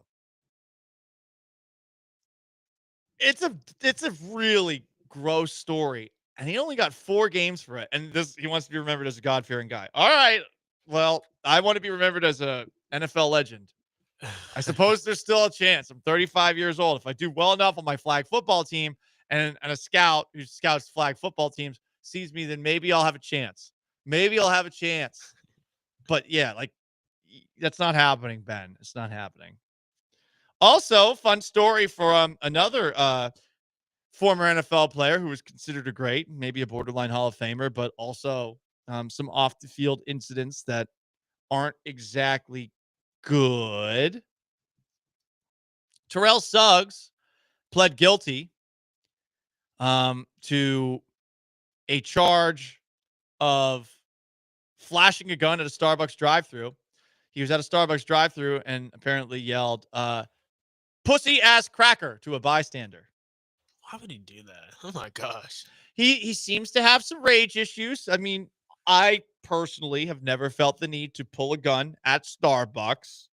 I've never felt that urge. Sometimes people have a bad day, and the next thing you know, it's the movie Falling Down by Michael Douglas. You know, you're just losing your mind while waiting for some fast food, and you decide to pull out an Uzi and shoot it up into the ceiling.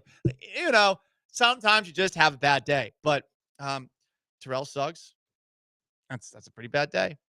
He was arrested April of last year on charges of threatening and intimidating, as well as disorderly conduct with a weapon, after a March 10th incident where he made contact with another vehicle in a Starbucks drive-thru and threatened to kill the other vehicle's driver, brandished a handgun in his left cracker, and of course called him a pussy-ass cracker. As one does from time to time. I personally have never been called that, but I'm sure people have thought that for sure. I believe people have thought that every now and then. Terrell Suggs has had some anger issues. Seems like Arizona, not exactly the best place for him. 2003 in March, he, after a basketball tournament, allegedly assaulted a man with a piece of reinforcement rod, broke his nose and cheekbone, but he was acquitted of the charges a couple of years later because guilt beyond a reasonable doubt was not established. Also, some of his girlfriend had some pretty serious allegations against him in 2009. He threw a soap dispenser at her head, struck her in the chest with his hand, and held a bottle of bleach over her and their 1-year-old son. So, seems like a really good guy. Anyway, there you go. Terrell Suggs pled guilty to calling someone a pussy-ass cracker outside of a Starbucks after holding a gun to them. It happens. It happens. I'm saying that sarcastically. I hope you realize that. AJ's in for Sean behind the glass. I am Paul Gallant. No Joe, just Paul. Gallant and George, ESPN 97.5 and 92.5. We are 34 days away from Astros opening day. What's going on in West Palm Beach. We'll talk about that, including the Astros actually have pretty good odds to win the World Series in the eyes of some. Stick around.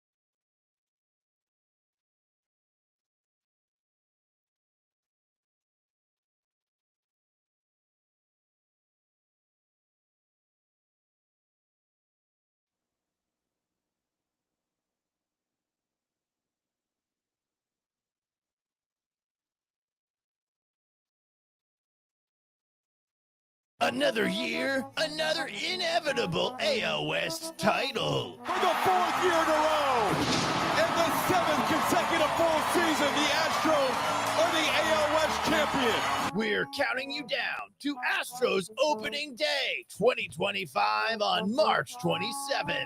There's a lot of people that count us out early. We don't quit. We got grit. We are built for this. Let's go!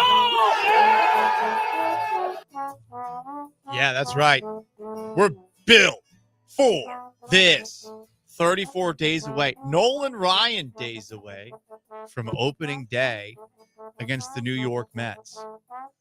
It's March 27th, getting closer and closer. Whenever I think of Nolan Ryan, you know what the first thing I think of is? It's not him beating the hell out of Robin Ventura with the Rangers or his time with the Astros. As someone who's worked in radio for a while, I just remember commercials that he would do for Nolan Ryan beef. This is Nolan Ryan. And I don't know why, but just him saying, this is Nolan Ryan, like just talking like that is forever stuck in my head. I don't think I've ever had Nolan Ryan beef. I wouldn't know what beef is good and what beef isn't.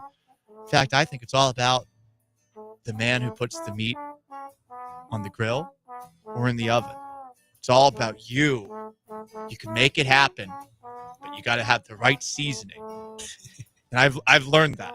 I've learned that, AJ. Like we whites, we don't season stuff. Apparently, that's what I've been told. That is a stereotype. And yeah. growing up, I didn't really have a lot of seasoned stuff. Now I season the hell out of everything. That's good. You learn. You have to. Yeah. You absolutely have to. So they will play a couple of games that are televised on the Space City Home Network this weekend.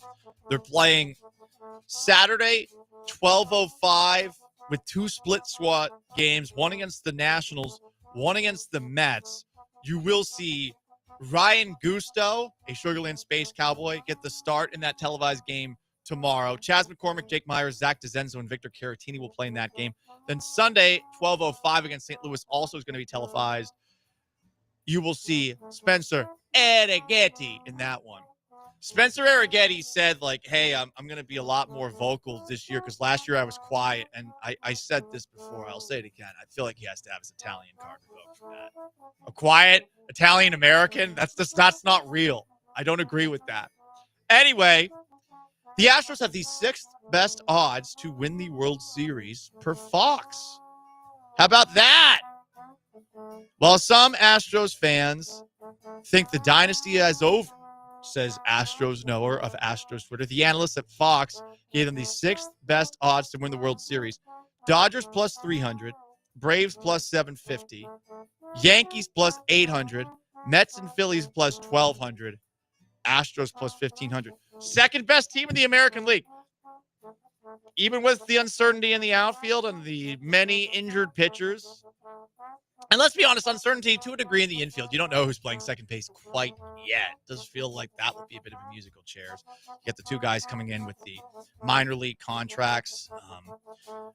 Who is it? The guy from the Rockies that they just brought in. I'm really bad with these names of these guys. Off the top of my head, Paul, filibuster some more, Paul. Filibuster some more.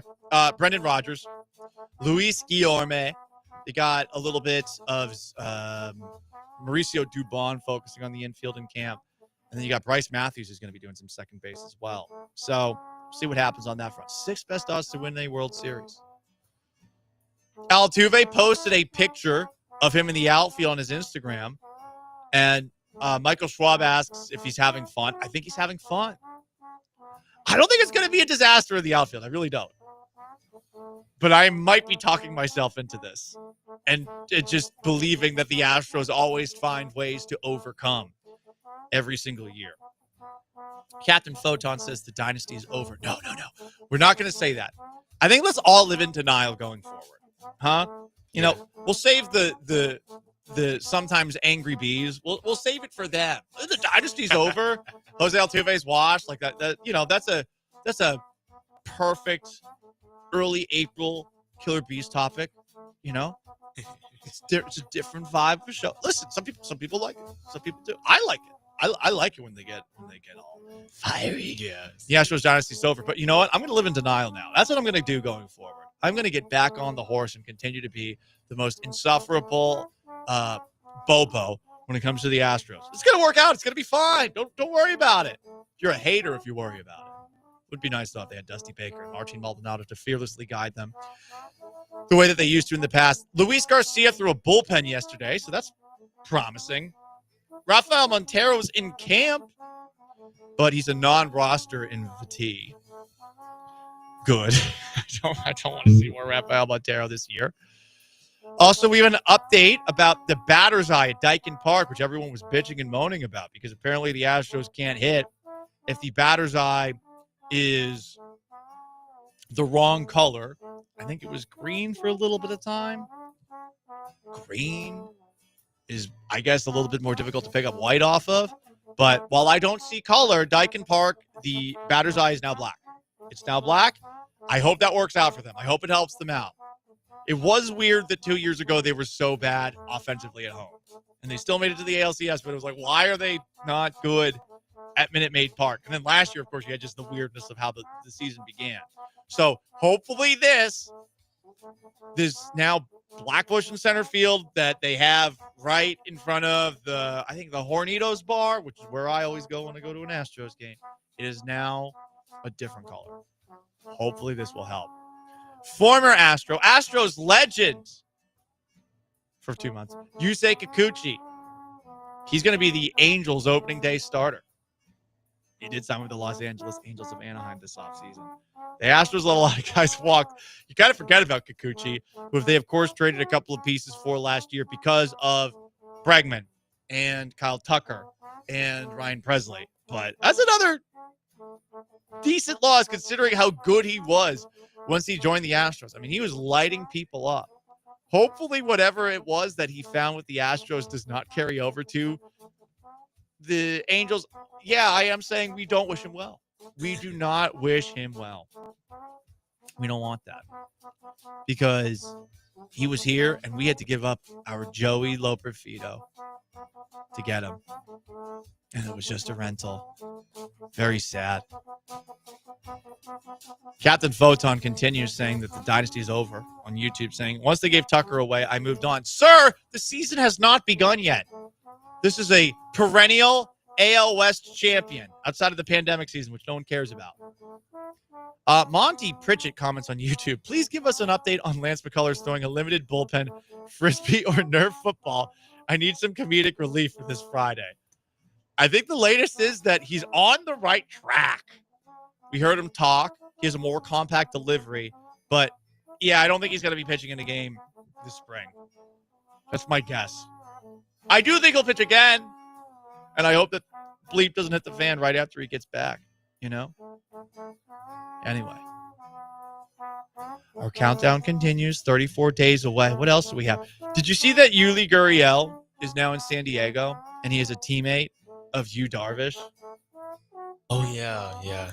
You might remember, AJ and everybody else, that during the 2017 World Series, Yuli Gurriel made some headlines when looking at Yu Darvish on the hill as Darvish was crapping himself and allowing the Astros to win the World Series. Because of all the guys that they cracked, that was where maybe the first tea leaves for the possibility of something nefarious going on happened, because everyone was like, the Astros broke Yu Darvish because they cracked the code, and he was I guess giving some tells on his pitches, and the trash can banging in that moment in time might have been a little bit easier for the Astros then.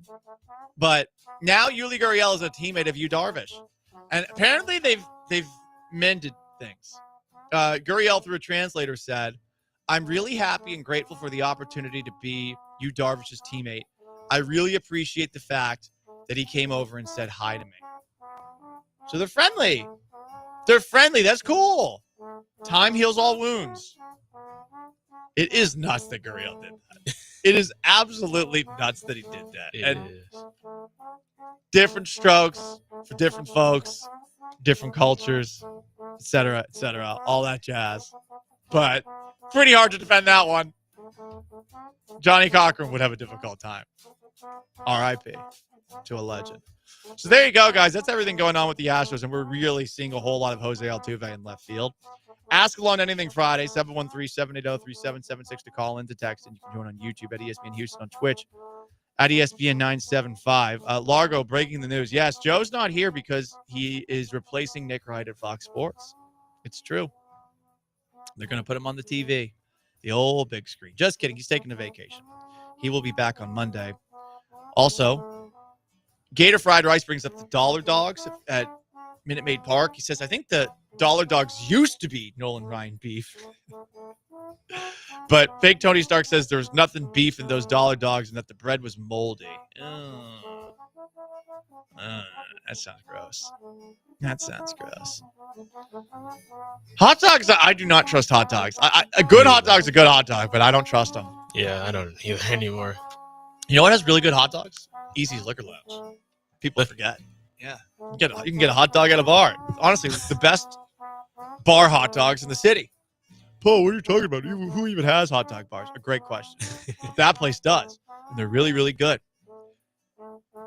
King of Twitch on to Twitch says, why does every host have to assure us the host on vacation is coming back? You know why?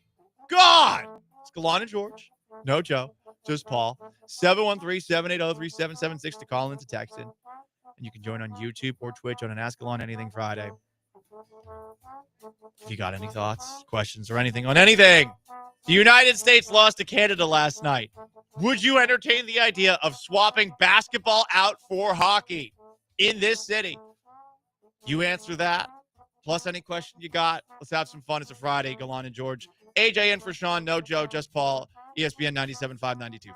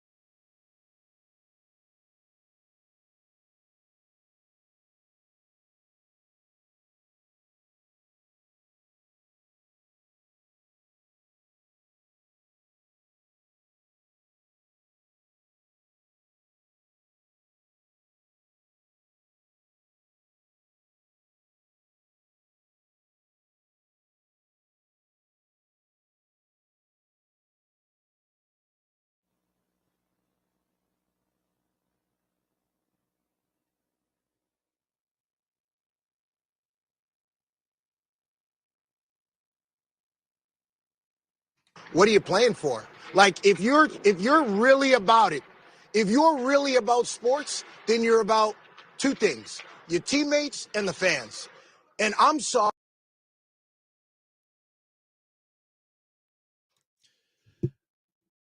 Third and final hour of Gallant and George. No Joe, just Paul. We got AJ in for Sean behind the glass. You want to get in on an Ask Gallant Anything Friday. 713-780-3776 is how you call in. It's how you text. And you can join on YouTube at ESPN Houston, on Twitch at ESPN 975. The question that I've been asking all show long today is, would you swap out basketball straight up for hockey? I'm a prisoner of the moment. I'm very reactionary. I've really enjoyed the hockey that we've seen over the last couple of days. And there is a part of me that doesn't like where the NBA is going. I like the Rockets, though, who play the Timberwolves tonight at 8:30. We'll see if Anthony Edwards plays for Minnesota. If he doesn't play, the Rockets should win by a lot. We'll see if Fred VanVleet plays for the Rockets tonight as well. If VanVleet plays, they should win. Period. Blowout, no blowout, whatever the case. More effort, more energy after getting called out by Ime Udoka would be nice because it's been a pretty crappy start to February, where they have been missing VanVleet for a lot of that stretch after a very awesome January. But I really loved what we saw out of the NHL in the Four Nations Cup tournament, which is perhaps the most relevant hockey's been in. I truly can't even remember. I really don't remember the last time we were talking about hockey this much, especially for, of all things, the NHL's equivalent of the NBA All-Star Game. And I think it's because it's a dead period in the sports calendar. There's no NBA going on. There's just this and near spring training chatter. So it lends itself to people being more excited about a game. And hockey's a really fun sport to watch when there are stakes attached to it. But this one doesn't even really have a medal or anything like that. It's just the Four Nations Cup. And Russia wasn't even in it. Imagine if Russia was in it. Man, we really would have had some super nationalism out there. Everyone hates Russia right now because they're invading another country. But Russia wasn't in it. It was just the U.S. and Canada won 3-2 last night in overtime in a game that was it was a great game. I had a lot of fun watching it. Hockey is very tense when stakes are attached to it in the third period and in overtime as well, because things happen so quickly. It doesn't take much for a puck to sneak in. And I respect the game more than I respect basketball these days because I think hockey players are just tougher. And I think hockey players identify with the average you and me a little bit more than basketball players these days. Could basketball players make a return to that? I don't know, but it feels like the European players are more common man than the American ones. And it bums me out a little bit because this is our sport. Hockey's Canada's sport. So that's a question I have for you. Would you swap out hockey?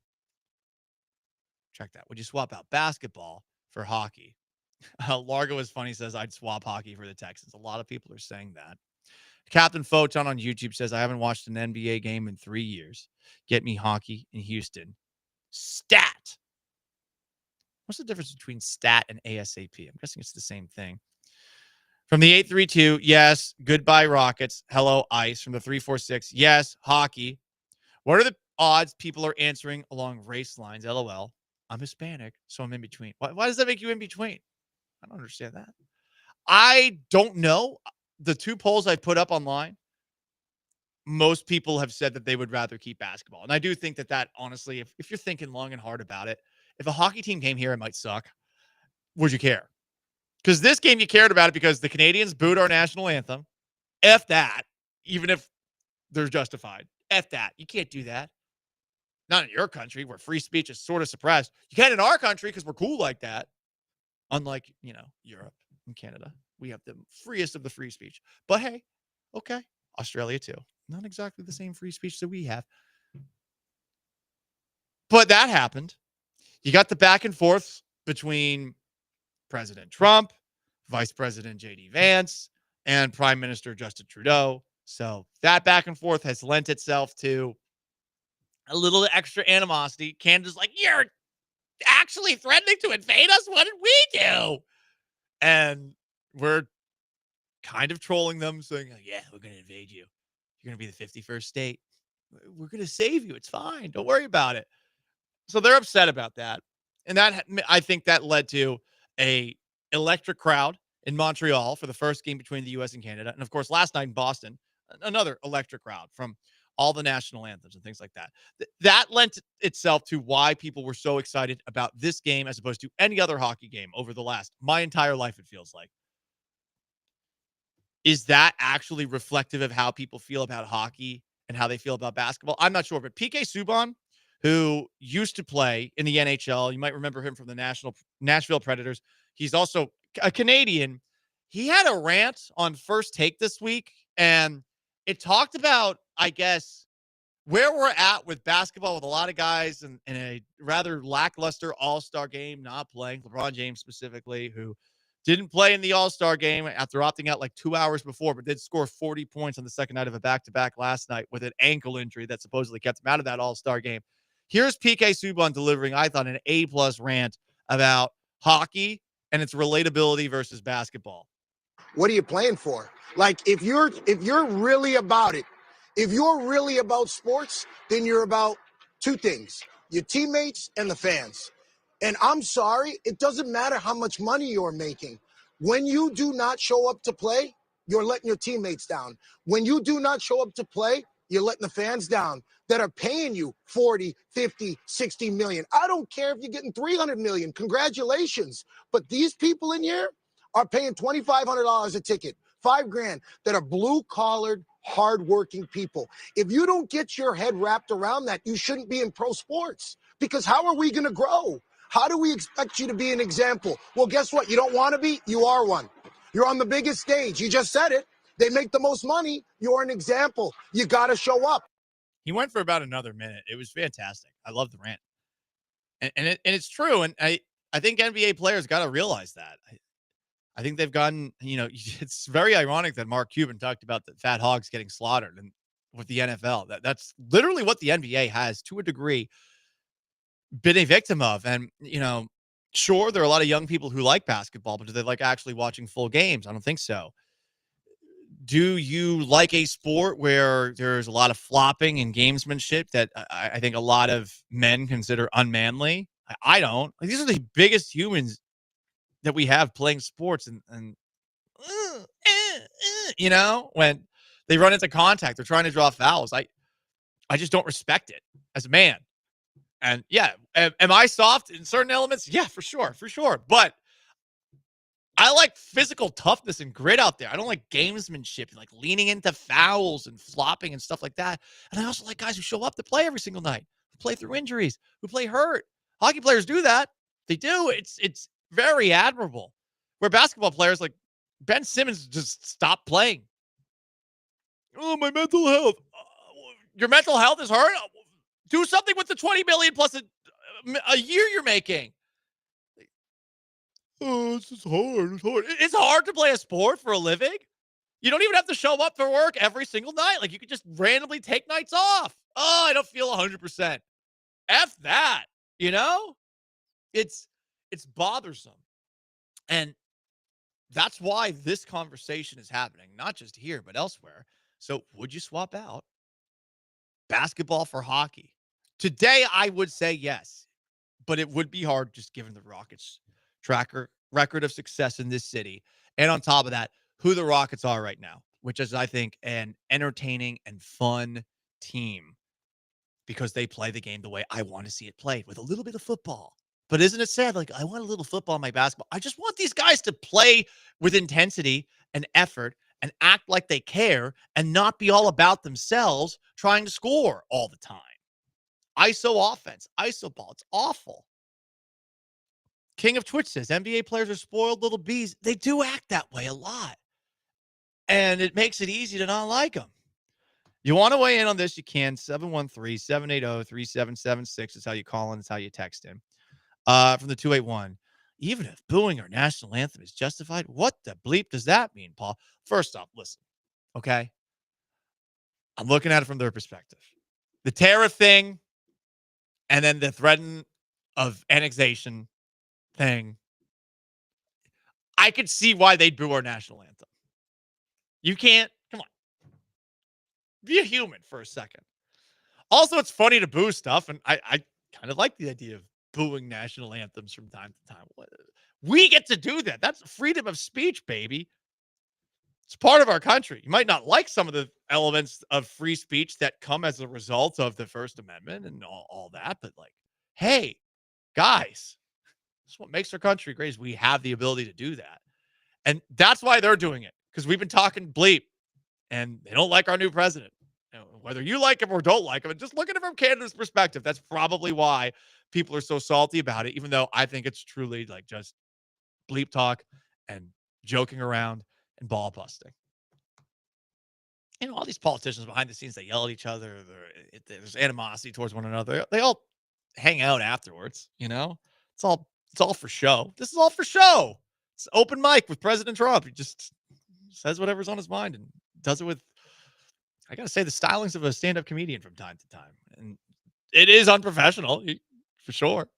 But when he's doing it about another country, and then all of a sudden he's getting involved in like the talk about, hey, this game's huge and it might determine Canadian independence. It's fun. And Charles Barkley's even playing along. Like, I think everyone should lighten up a little bit on this. Here's Charles Barkley saying why Canada might have won last night.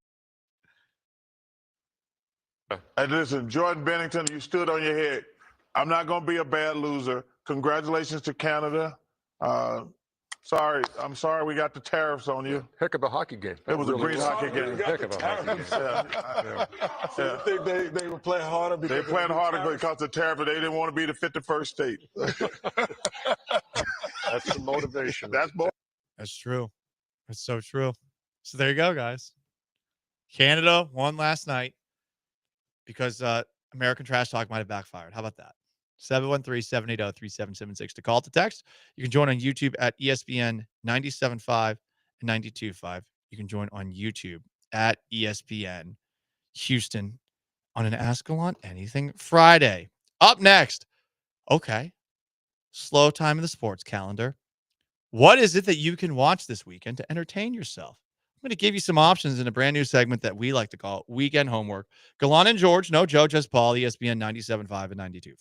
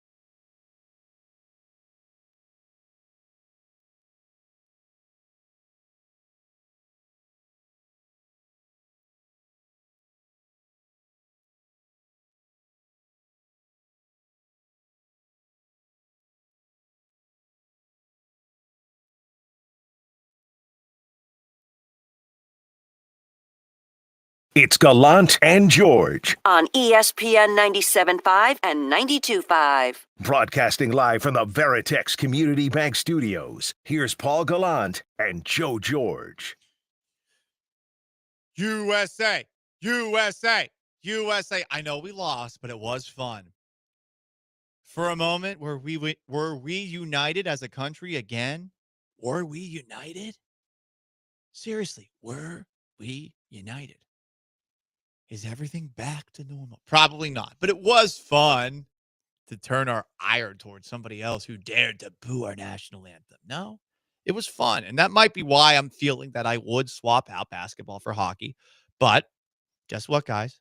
There are plenty of things to watch this weekend. in what we're going to call a new segment, your weekend homework. You should watch these things, but I'm a very lax teacher. I'm a substitute teacher, I'm the guy. I'm going to go find the TV. I'm going to roll out a television, and I'm probably just going to show you a DVD, and then I'm going to space off. Maybe I'm a really bad teacher. I've gone out and I've smoked a J or something like that, and I'm coming back in and I'm baked out of my mind. I'm like, hey man, we're going to show you a documentary, man. If it's a history class, like, I'm going to show you Braveheart, man. And I'm going to be subbing in this whole week, and I'm just going to show it to you over every single period, another 45 minutes. That should get us through the whole week. And that's kind of, man, about like the independence for the Scots, man, and like 1300s, 1200s, man. But this is what we're going to do. We're just going to give you some options to watch because, there's no football anymore, but there are things to watch tonight. This is on 8:30. ESPN and Space City Home Network. Just saw Vanessa Richardson tweet this out, my old co-host. It's going to be on the Space City Home Network too. I'd rather watch it on the Space City Home Network, but it will be a nationally televised game between the Rockets and the Minnesota Timberwolves. I don't know if Anthony Edwards is going to play, but I do know that this is a game that the Rockets need to win.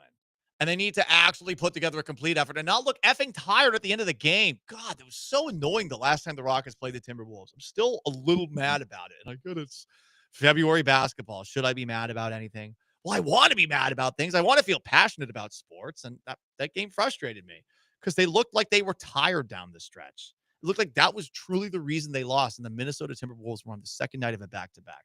But that game's at Toyota Center as well if you want to actually go watch the game in person. And guess what? If it's at 8:30, you should be able to make it to the game in time, which I know some of you have a problem with. I know you. You know yourself. You're fashionably late all the time. 8:30 tip-off. Can you make it in time? Can you make Toyota Center great again? Can you do that? MTCG. Can you do that? That's what we're trying to do. Make it a home field advantage. Also, there's World Baseball Classic qualifiers going on. This is tonight as well. You can catch this, I guess, at 11 p.m. on YouTube, Facebook, and MLB TV. Spain versus Nicaragua. 10 p.m. Central Time. My bad. And you got a couple of games. I guess this morning, Spain played Taiwan / Chinese Taipei. Not sure what I'm supposed to say. Honestly, screw China. So I'm going to say Taiwan. You got South Africa playing Taiwan tomorrow. That game's at 5 in the morning if you're an early riser. You got South Africa playing Spain tomorrow at 10 p.m. And then you got a huge baseball game Sunday morning at 5 in the morning. It's again Nicaragua and Taiwan. So you got some World Baseball qualifiers going on. It's kind of funny that you've got a country in Nicaragua's in South America. You got a country in Africa, South Africa. You've got a country in Europe, Spain, and you got a country in Asia, Taiwan, all playing one another in a group, I guess, for the World Baseball Classic. But yep, get some qualifiers there. Tomorrow, as we continue your homework assignment, I know the Aggies lost in basketball, so maybe the ranking's going to fall in the near future. They lost their game. What was it, Monday, Tuesday? But tomorrow at 11, they host number 6 Tennessee. You want to drive all the way up to College Station, you can see that game. My Aggie friends are very, very cocky about the Aggie basketball team. They think it's the most complete team they've had in a very long time. I don't know. They're no Cougs, that's for damn sure. I'm just about to say that. Yeah, AJ. We're going to get to the real headliner of tomorrow. Some real Big 12, the real basketball conference action. 1 o'clock, College Game Day is going to be there for number 8 Iowa State and our beloved Cougs, 5th ranked.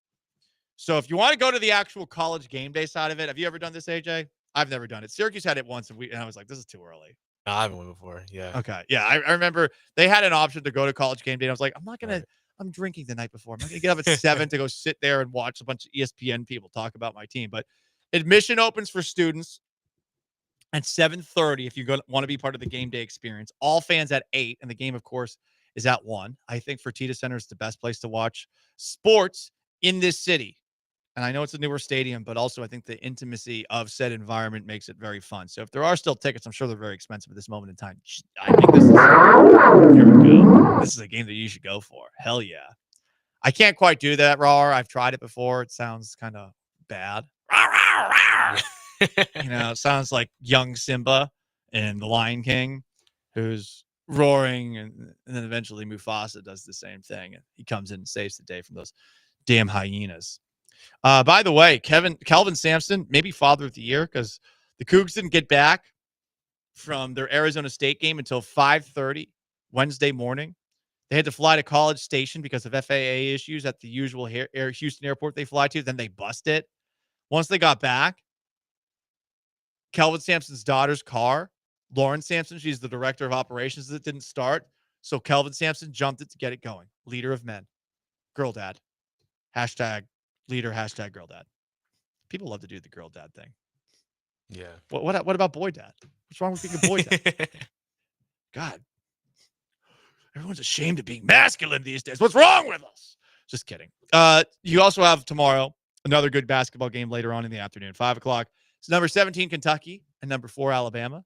Alabama's really good this year. It's weird that Alabama and Auburn are like two of the best teams in college basketball. Right. The Cougs have played both. Didn't go so well against either of them. But also at 8:30, you got the Rockets and the Jazz. You got 2 Astros spring training games to watch. One tomorrow at noon. It's against Washington. There will be some players you recognize, but no one that you love. No offense to Jazz McCormick, Jake Myers, Zach DeZenzo, and Victor Caratini. Sunday, Spencer Eneghetti. He's going to start against the St. Louis Cardinals. That game also will be televised.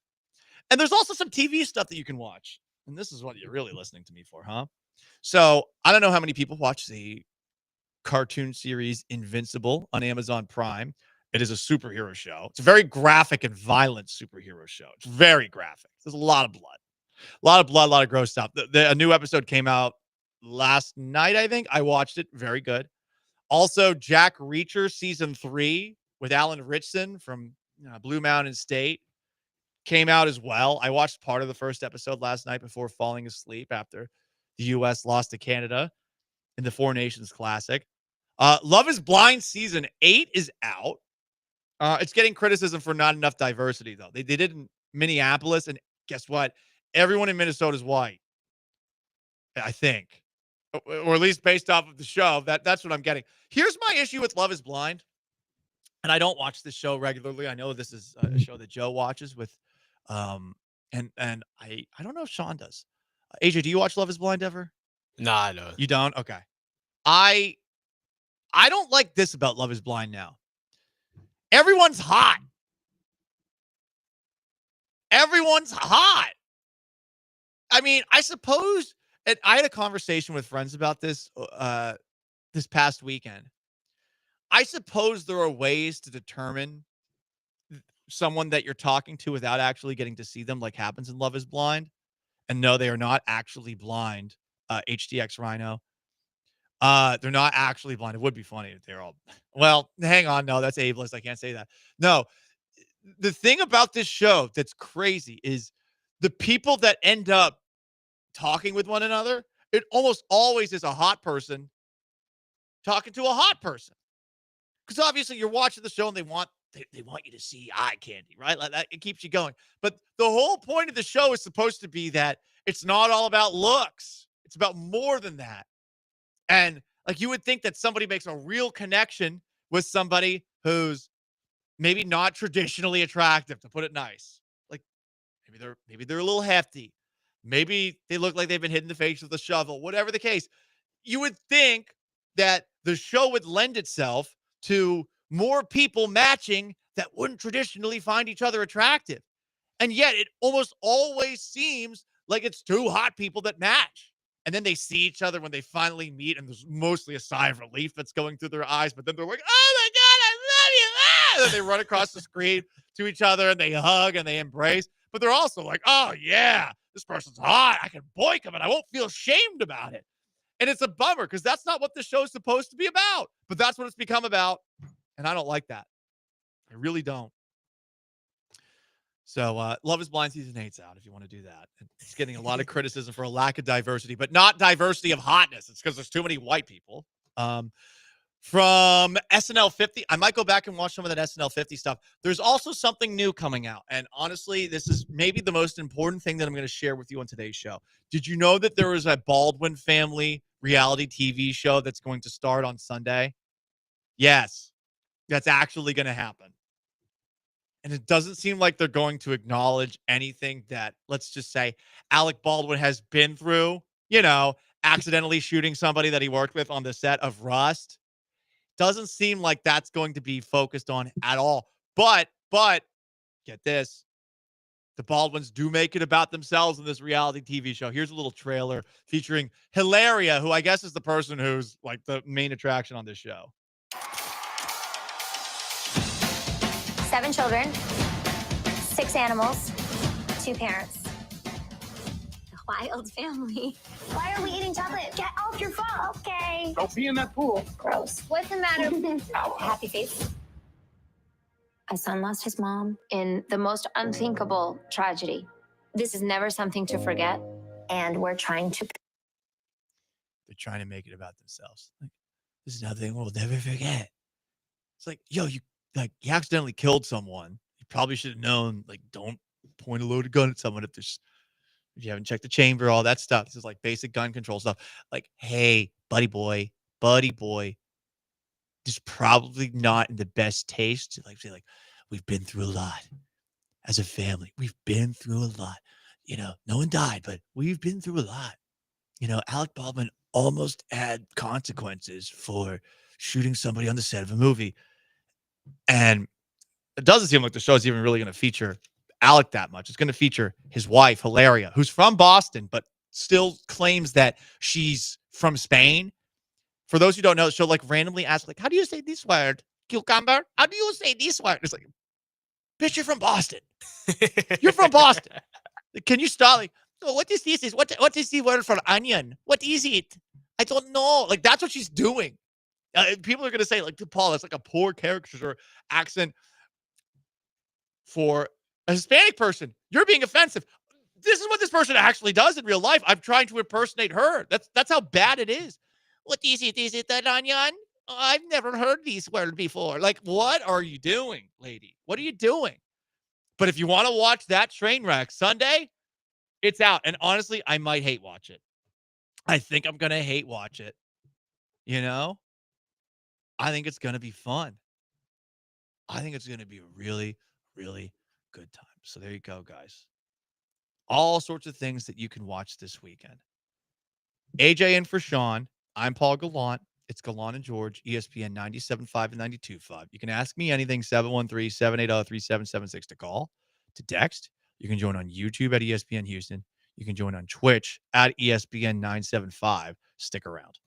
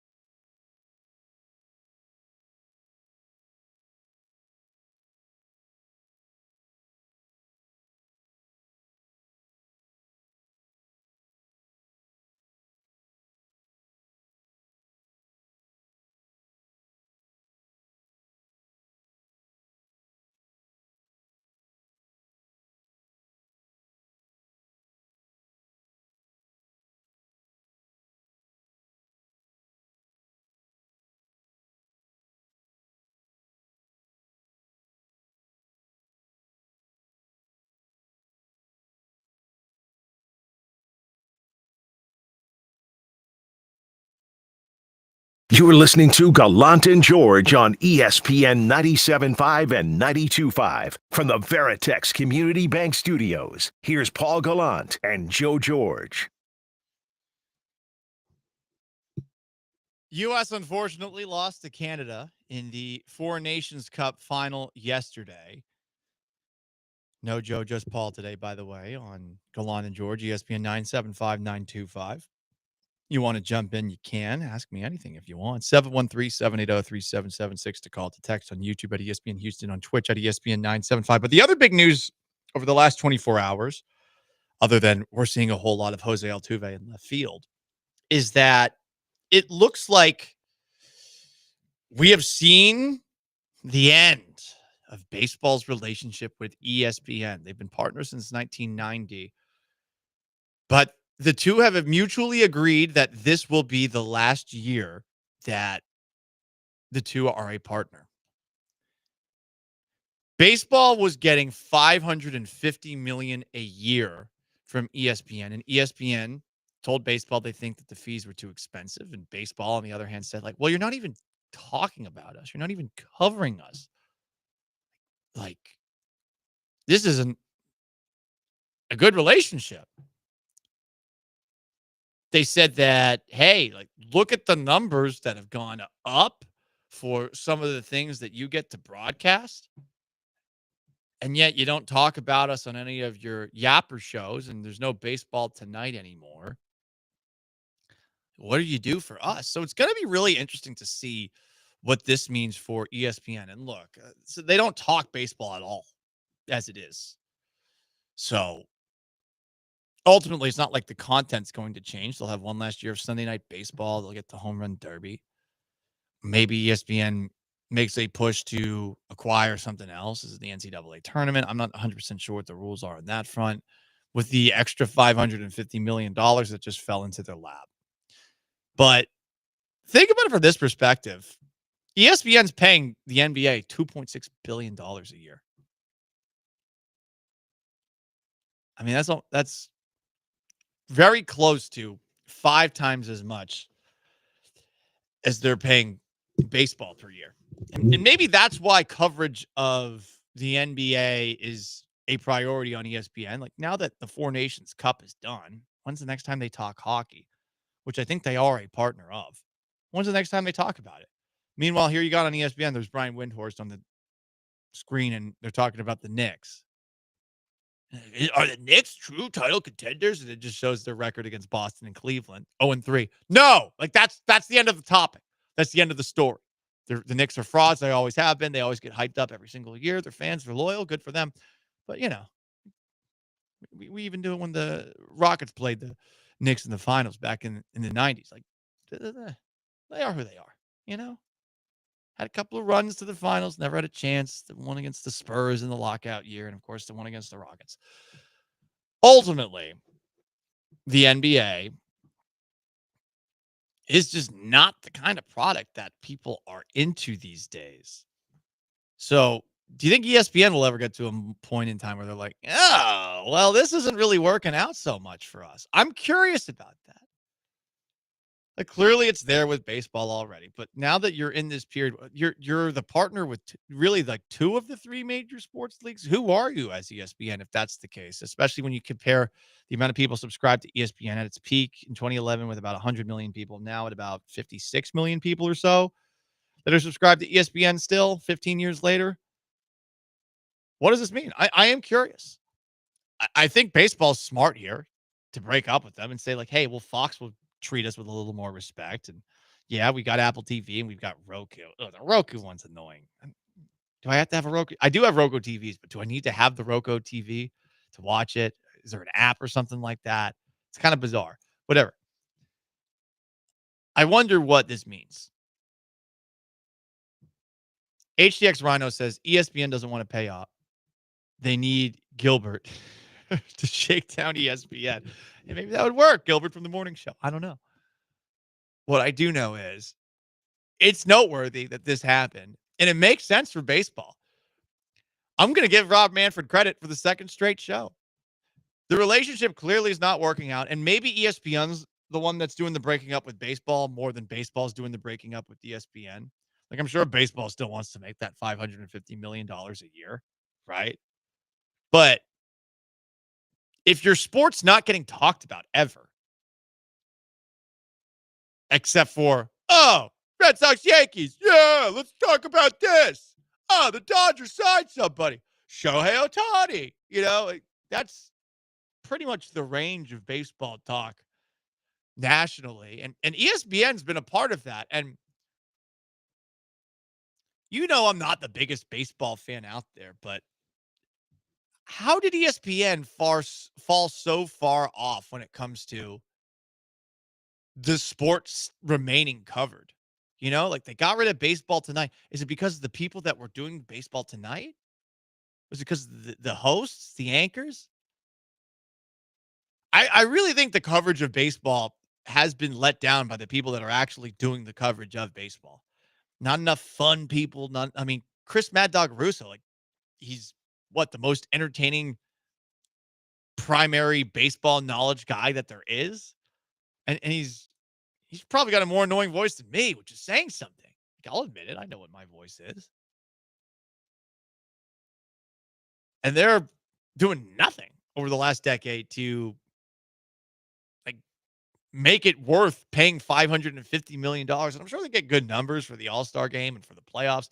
And baseball pointed that out. Like, listen, the numbers for the All-Star game, not the All-Star game, for the first round of the playoffs that you had exclusive rights to, they were up this year. People were watching.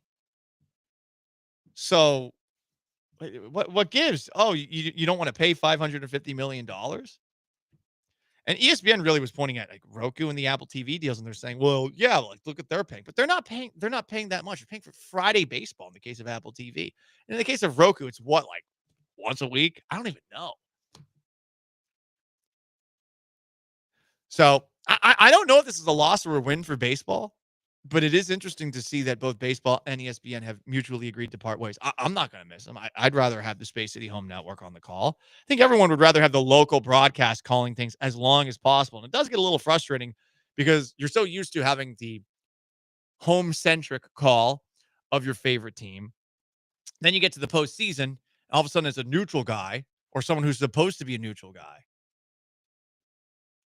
Talking about, like, Dodger Joe Davis. Who I call him that. He actually wasn't that bad. He did a very good job in the 2022 World Series. But I liked calling him Dodger Joe Davis because it was fun. But I wonder if this will end up being a small mini victory for baseball. Because ESPN was not doing him justice.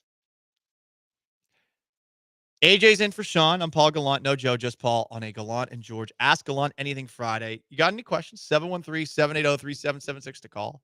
To text, you can join on YouTube at ESPN Houston, on Twitch at ESPN 975. Some final thoughts, especially a big game for the Houston Rockets tonight against the Timberwolves. Please, for the love of God, show some heart, some balls, and don't be out of breath by the end of the game. We've also got some garbage time. Stick around.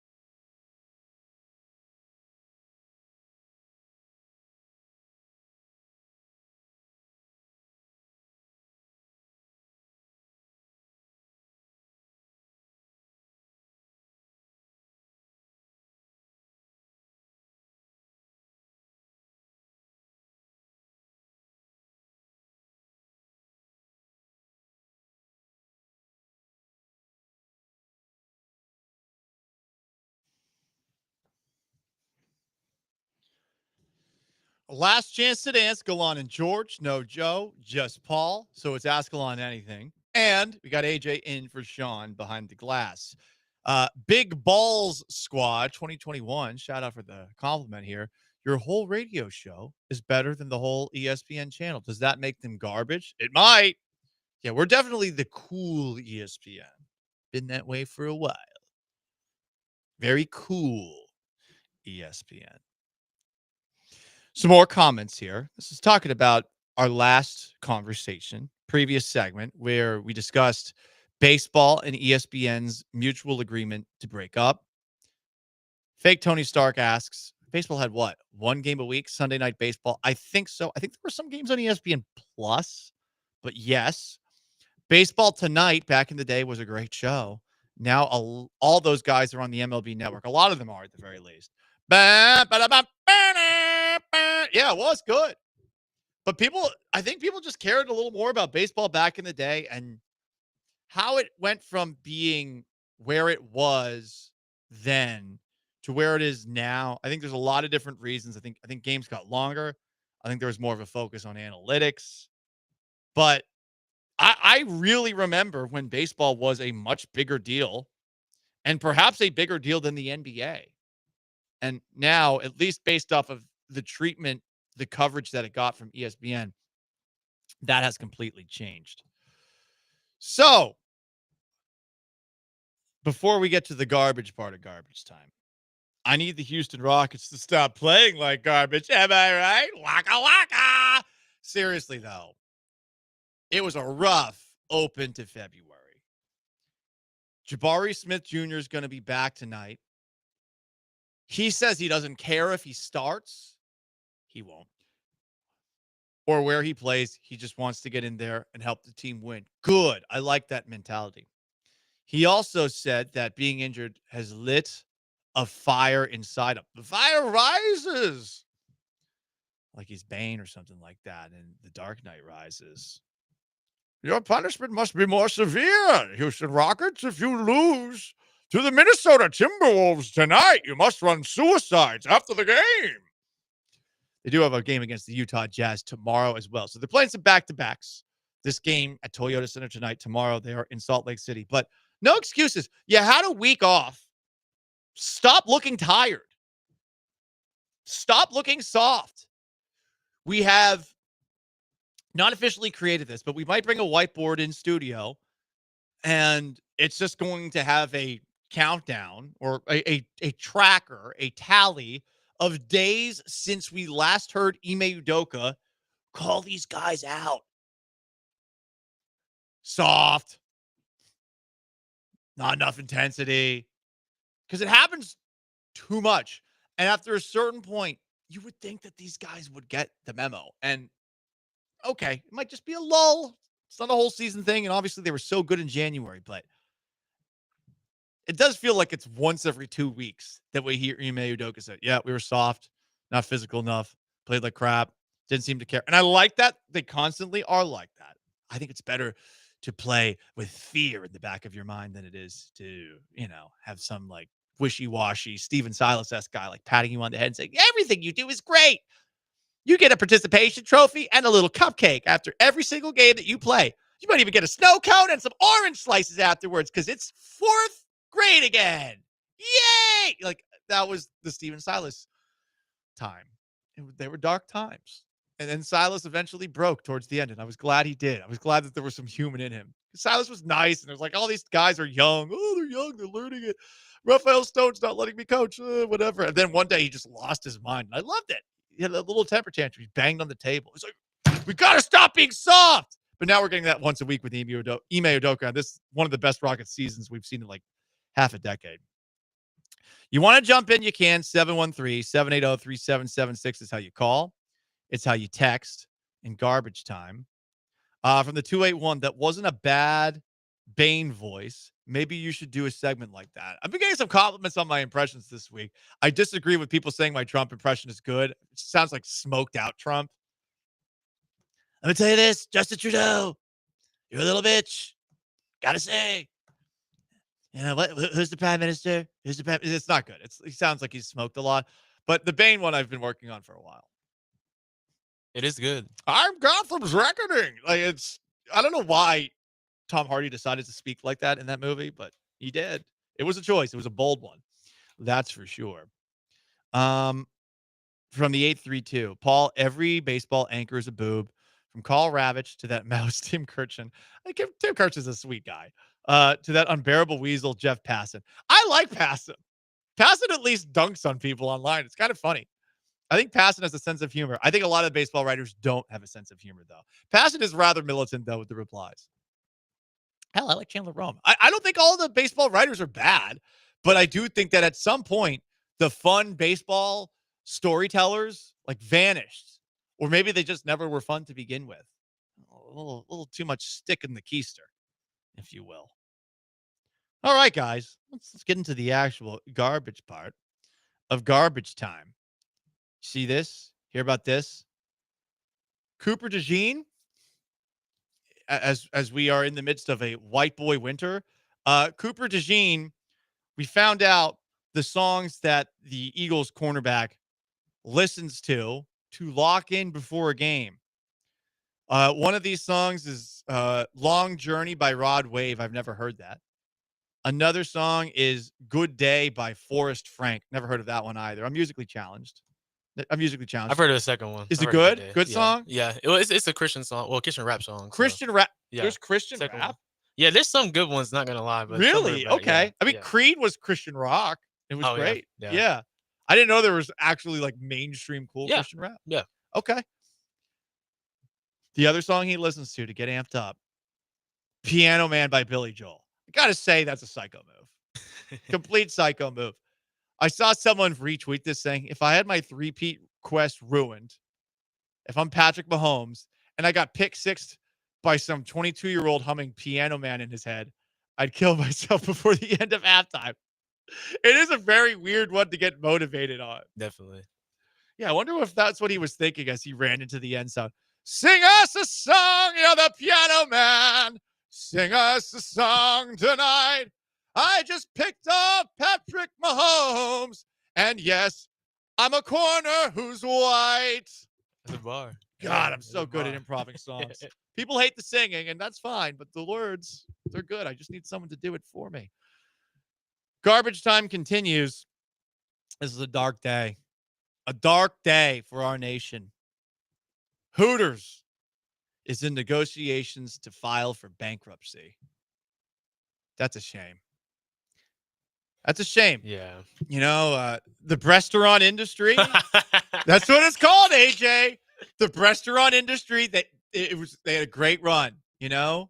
I know when I was living in St. Pete, Florida, like the Tampa Bay area, because of course Tampa, you've got all sorts of strip clubs and stuff, and day job at Hooters, and night job at Mons Venus.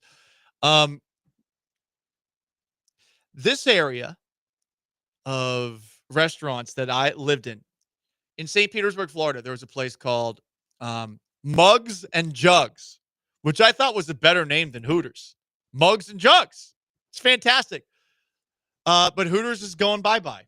And now where are you going to go get overpriced wings with attractive waitress? I don't know. I don't know where you go anymore for that. But this is a dark day in American history, AJ. Yeah, it is. I was going to say, before you said the restaurants things, I was going to say I like their wings. So the wings are actually good. Sure. They are. But it's more than just the wings. It's about the boobs. And now, I guess, we don't have that anymore. I thought this was America, but pour one out, guys. Hooters is filing for bankruptcy. And that's sad, you know? Is the empire in decline? Not sure.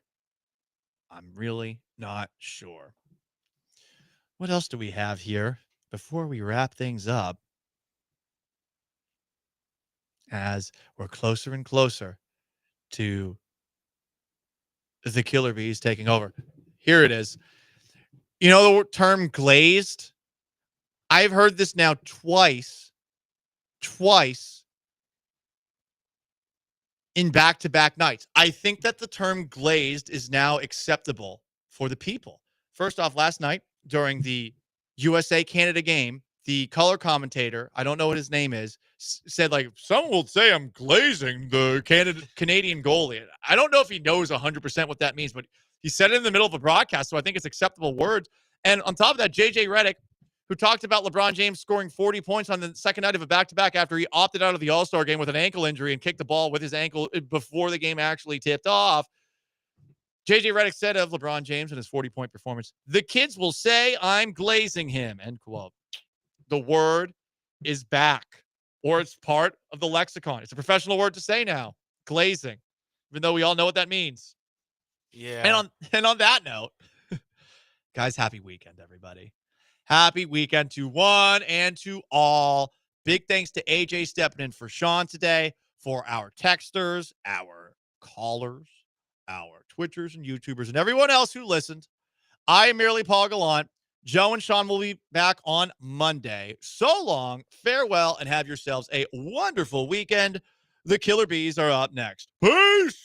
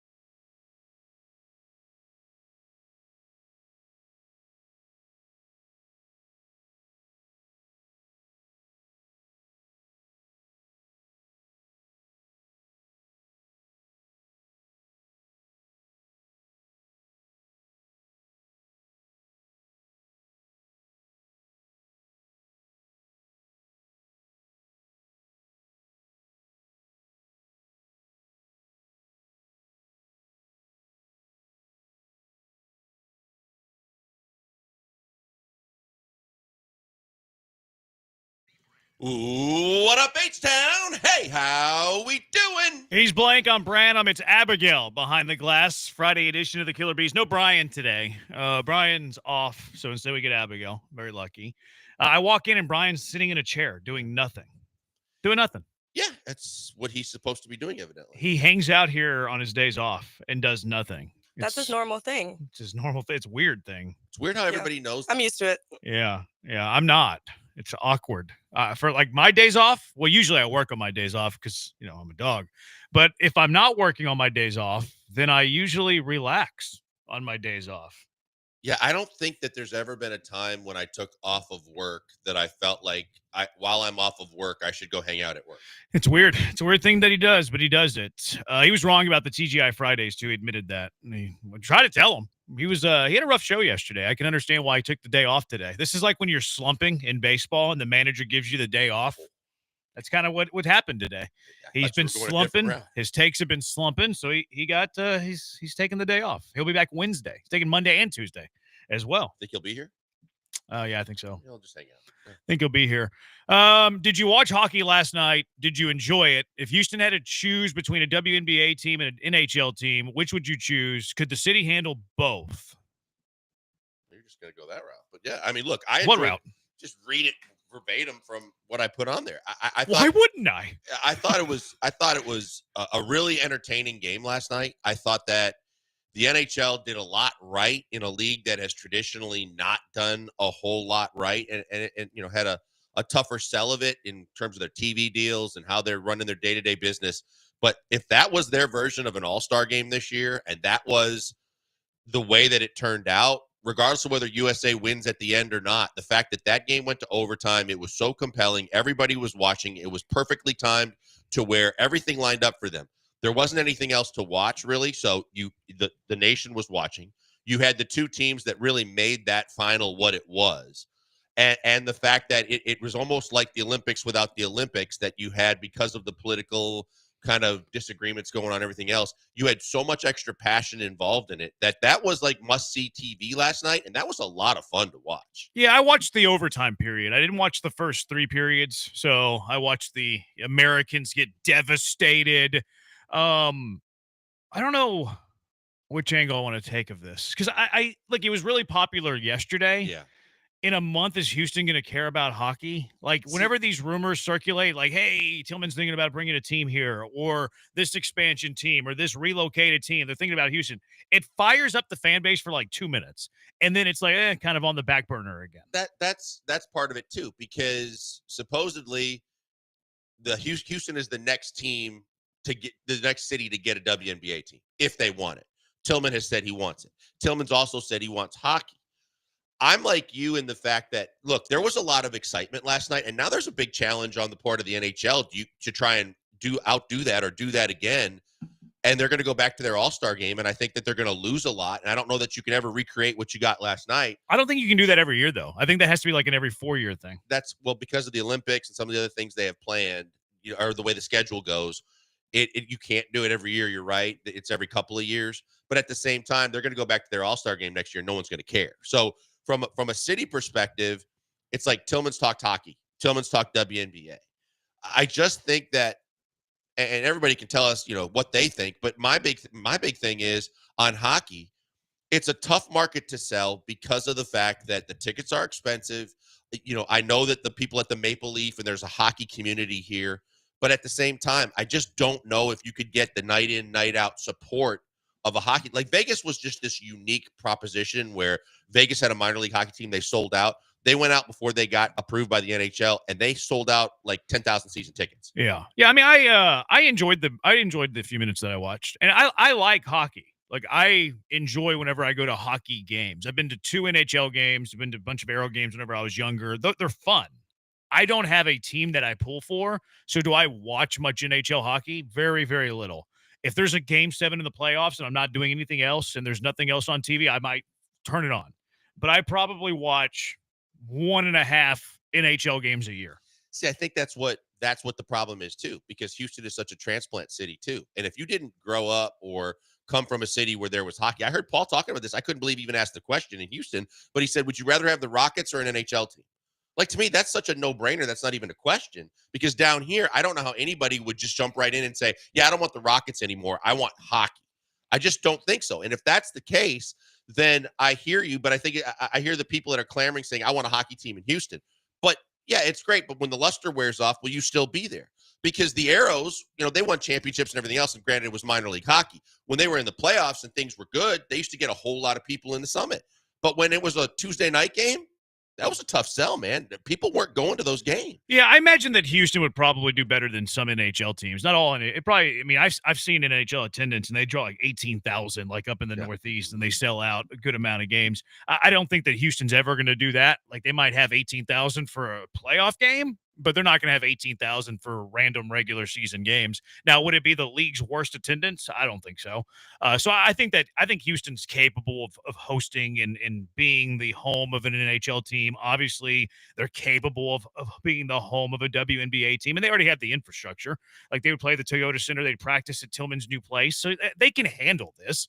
Can they handle both teams? Yeah, they can handle both teams. Well, like, would they be these huge revenue streams for the owners? I have a hard time imagining that, but yeah, they can handle them. You say, but the question of handle becomes with the building too, because of the fact that you've got two teams, and I know there are teams that do it, but you're bringing all these teams into the same building. So now, from the standpoint of booking and the schedules for both teams, it gets a little bit more complicated, a little more difficult. But I think that is the one aspect of it. And then, can you handle it from a financial situation? If you're Tillman, you're booming in the NBA business. But if from an NHL perspective, if you're not selling tickets and you're not selling out consistently, it's tough. And you've seen teams like the team in Phoenix and other teams that just at a certain point they can't keep losing money. Yeah, I think they can handle it. You don't think they can handle it? I just don't think. I don't think that I don't think it's sustainable to have hockey in Houston and think that people are, unless they win right away. Like, and granted, the Vegas situation, they went to the Stanley Cup Finals their first year. But if you get a true expansion team and that team struggles, I have a hard time believing that the luster's going to wear off, and I have a hard time believing they're going to sell enough tickets. Yeah, I wonder what the threshold is. Like, with the NHL TV deal, how much money it costs to operate, your profit margins and all that. Like, I wonder what the number is to hit attendance-wise. Like, these NFL teams, you could have 0 people in the stands and you're still turning a profit. So I don't know what that threshold is for an NHL team. Like, do you need 10,000 in the stands every night to turn a profit?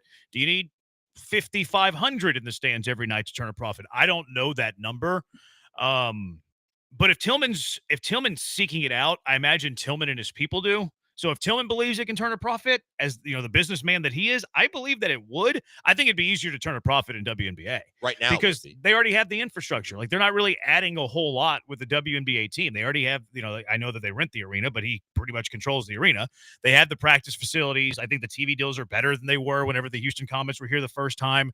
I feel like WNBA would be easier. It's not as burdensome as an NHL team, but I also don't think Tillman would bring a team in thinking he's going to lose money. Yeah, it's tough. I went through the last time that we tried to bring an NHL team here and did all the research and did all those things, but you can't predict in terms of what kind of, someone that's going to be interested says they're going to be interested. How long are they going to sustain that kind of interest in that team and the support that goes with it? From a financial standpoint, it's not just ticket sales.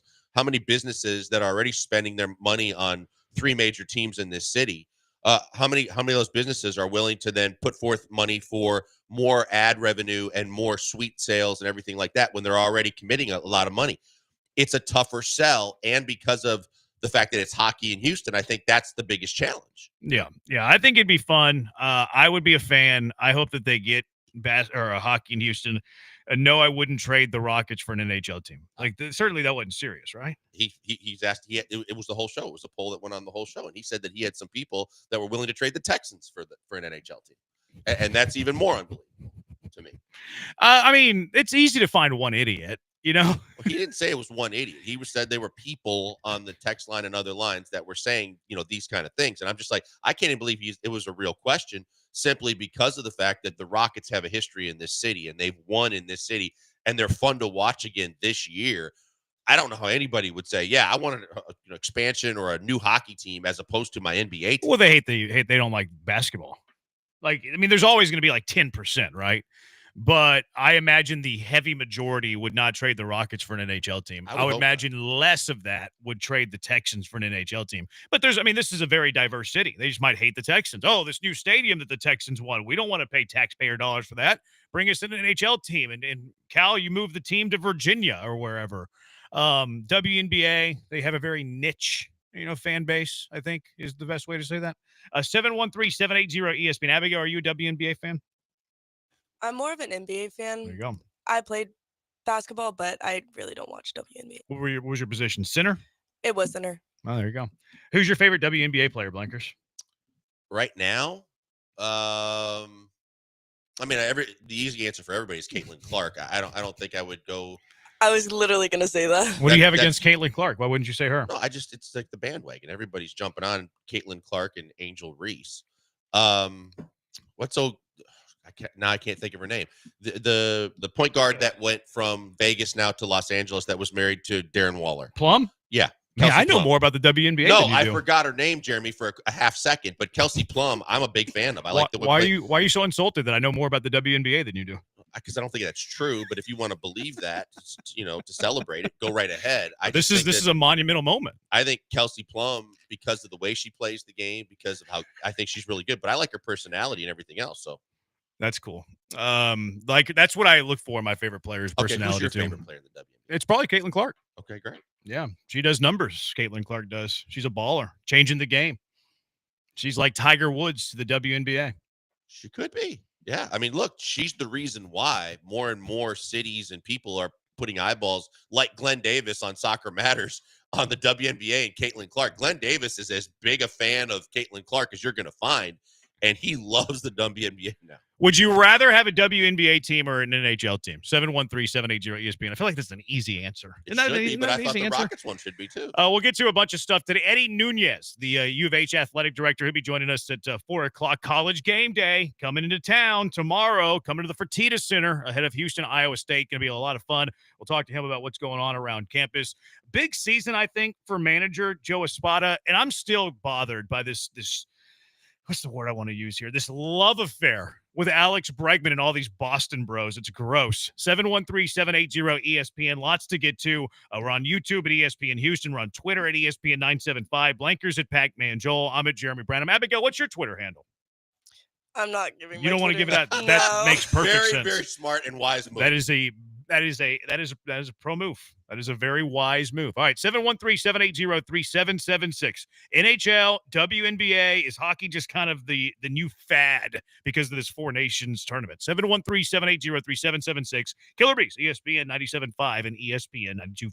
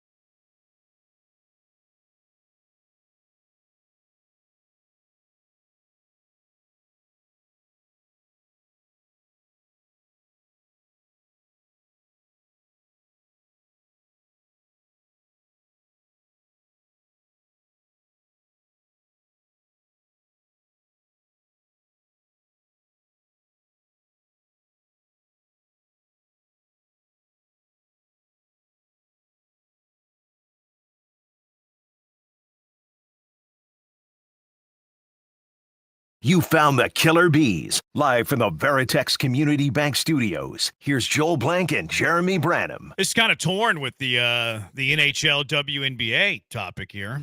Houston needs hockey over basketball. NBA players are weak and crybabies, flopping to draw fouls. NHL players try to kill each other over every goal attempt. No flopping in hockey. It's kind of the PK. You see the PK Subban talk? Not really. He was extremely critical of the NBA and the fact that real hockey players and the best in their sport play every night, and they always play with toughness and a lot of effort. And he questioned the NBA in a lot of ways. Do you agree or disagree with him? He's not wrong. He's not wrong. There's a lot of NBA guys. Look, the load management thing is not something that I'm never going to understand. How that I know that everybody's going to say, well, it's because you're trying to win a championship, so you're going to rest your guys as much as you can in the regular season. But it's BS if people are giving up other things, especially on the road, to see their favorite player, and you come to town and decide for load management, I'm not going to play, and you're capable of playing. I think that's horrible. It's bad for the sport. It's bad for the player. I think you should only load manage at home. I think I agree with you on that. I do think that the NBA players are weak and crybabies, kind of like this microphone stand. It's colder outside than BMAC's heart for the Texans' new stadium. Yeah, BMAC doesn't want to spend a dime. Will the tickets be expensive? What is the price for NHL tickets? Now, I haven't looked in the last couple of years, but the last time we were looking at this, NHL surprisingly had the most expensive ticket of the big four. And I know that they were talking about, and PK Subban was even talking about when he was on his rant about the fact that he was talking about if you're dropping a couple $1,000s on tickets, at least you're getting your money's worth by the end of the night. I'm like, who's dropping a couple $1,000s on hockey tickets? I can't imagine that it's more expensive than an NFL game. NFL games now, especially with the stadiums and everything, I would think that they're more expensive. Like there's how many hockey games they play in a year? Isn't it close to the NBA season? Don't they play like 80-something games? Sounds right. I don't catch me lying. I don't understand. So they're going to have 40-something home games, and they're going to be more expensive than the NFL. That to me tells you it's a really good business model. Average price for NFL tickets, $120 in 2023. NHL says from 90 to 130. So at least it's in the ballpark. That's crazy. Yeah. That's crazy. That's the average ticket price. Yeah, bring me an NHL team and make tons of money then. You got to fill the stands. The Aeros Dome was crappy, still is. I mean, they didn't play a ton at the Aeros Dome, did they? I thought they played at the Compact Center. Yeah, they practiced there. Yeah, NHL. They played at the Compact Center in the Summit. NHL and WNBA are niche spots in Houston. Those are the same place, Blankers.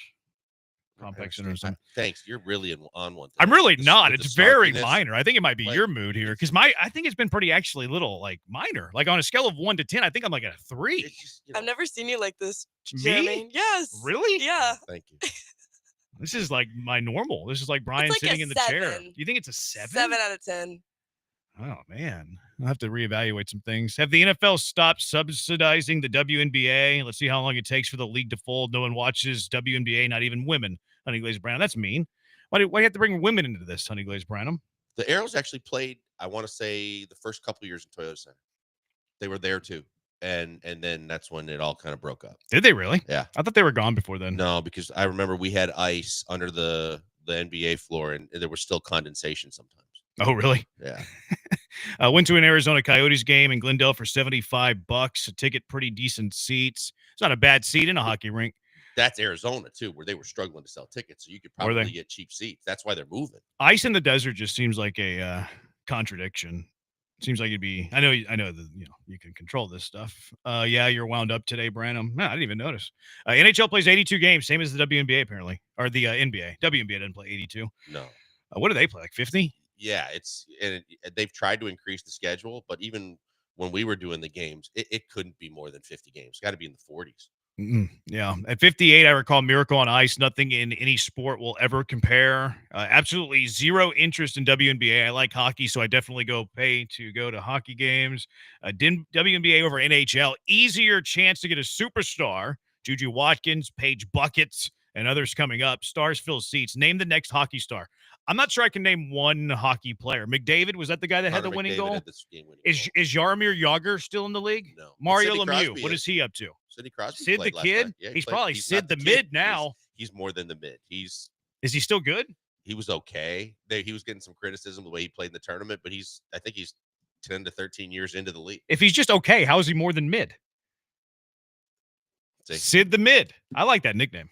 I think he's pretty good. good. I think he's close to retirement, but they were saying that I guess the last time that USA Canada had a big winner take all match, he had the game winning goal. It was like 2010. Sheesh. And they were like, if he does it again, he's a Canadian Hall of Famer, no matter if he played in Canada or not. I'm like, I guess, because that's their sport. I think I can name you more hockey players in 1994 than I could right now because of NHL 94, the video game on Super Nintendo. Like Mark Messier, Patrick Wall, Jaromir Jagr, Mario Lemieux. Who was the guy from Philly? Lindros? Eric Lindros. Eric number Lindros. 88, yeah. Lindros. There you go. 5. I couldn't name you 5 hockey players right now. McDavid, Sid the Kid. It was the dude in Washington that set records. Ovechkin. I had 3. What about the Kachuk brothers? I've never heard of them. Okay, they both played on the USA team.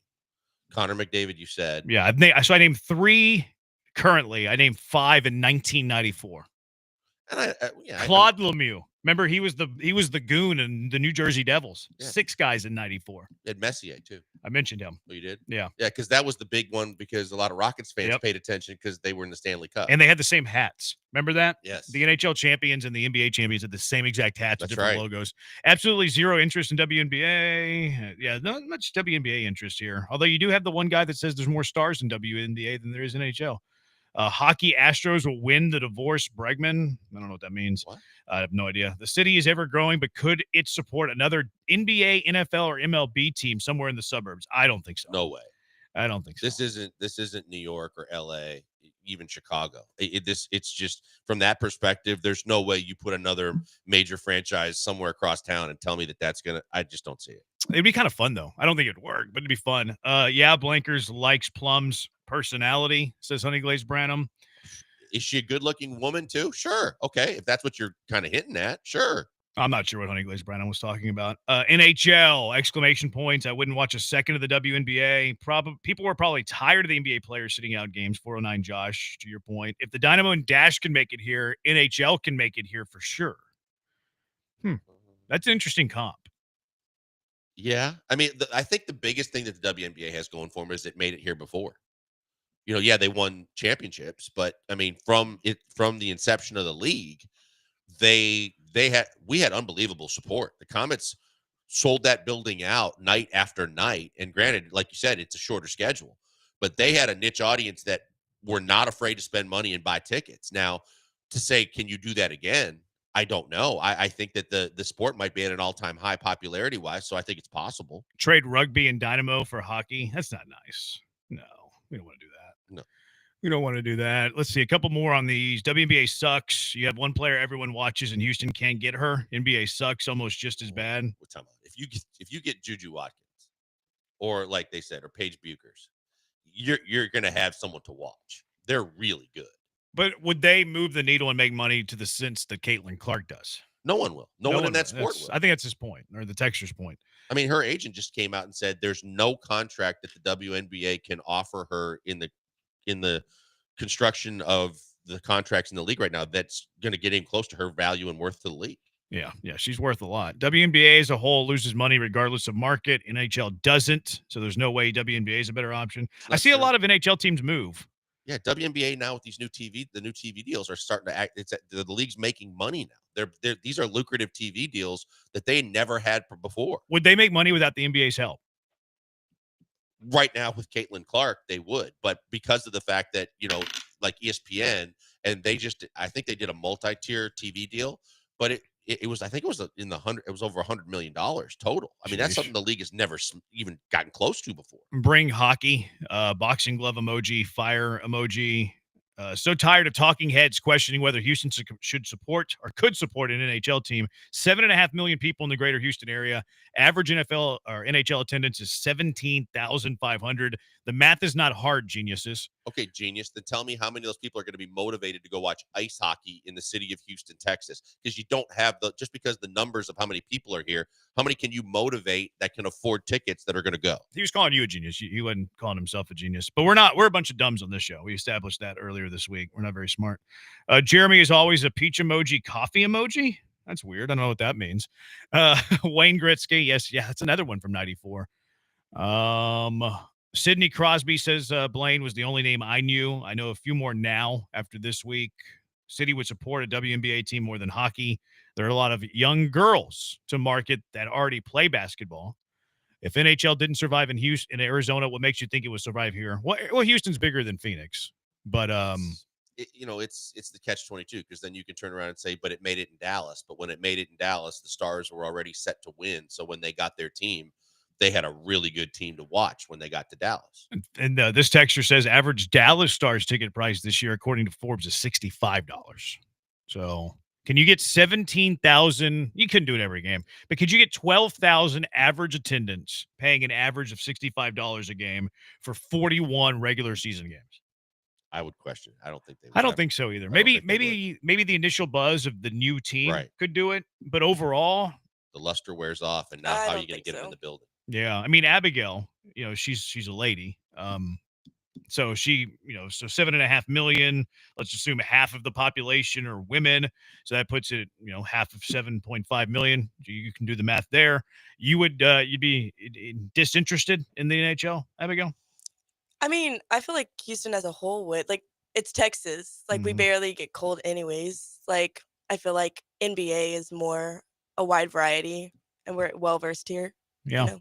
Plus, you have the history. Like, you have the history of the NBA. Yeah, I don't think I think you could survive, but I don't think it's going to be like this. Yeah, I think it could survive. I think WNBA could survive, but I don't think it's going to be like this huge lucrative thing that's knocking on the door of the Rockets or the Astros to become the third most popular, team in the city of Houston. I think that they would be more like the Dynamo than they would be the Rockets. I think the team would matter to sustainability, and I think it'd be easier if you got a star player for the WNBA with the shorter schedule to sustain what you needed to be financially viable. I think the NHL would be a bigger challenge because of the games, because of it's not the easiest thing to get star players in the NHL. So that's part of it as well. No more NASCAR drivers than hockey WNBA players. I'm not sure that I do. Dale Earnhardt's no longer with us. Dale Earnhardt Jr.'s retired. Jeff Gordon retired. Tony Stewart killed a guy on the track. Is Denny Hamlin still driving? I believe so. It might be Kenny Harvick or Harwick. Kyle Busch and his brother, the Busch brothers. I think I can name more F1 drivers than NASCAR drivers. You probably can. Yeah. Auto racing. Austin Ice Bats were around for a long time. They were fun to watch. Okay, let's move on. 713-780-ESPN, HRP listener line. Alex Bregman's been a little chummy with the bros in Boston. Kind of makes me sick. Let's discuss next. Killer Bees, ESPN 97.5 and ESPN 92.5.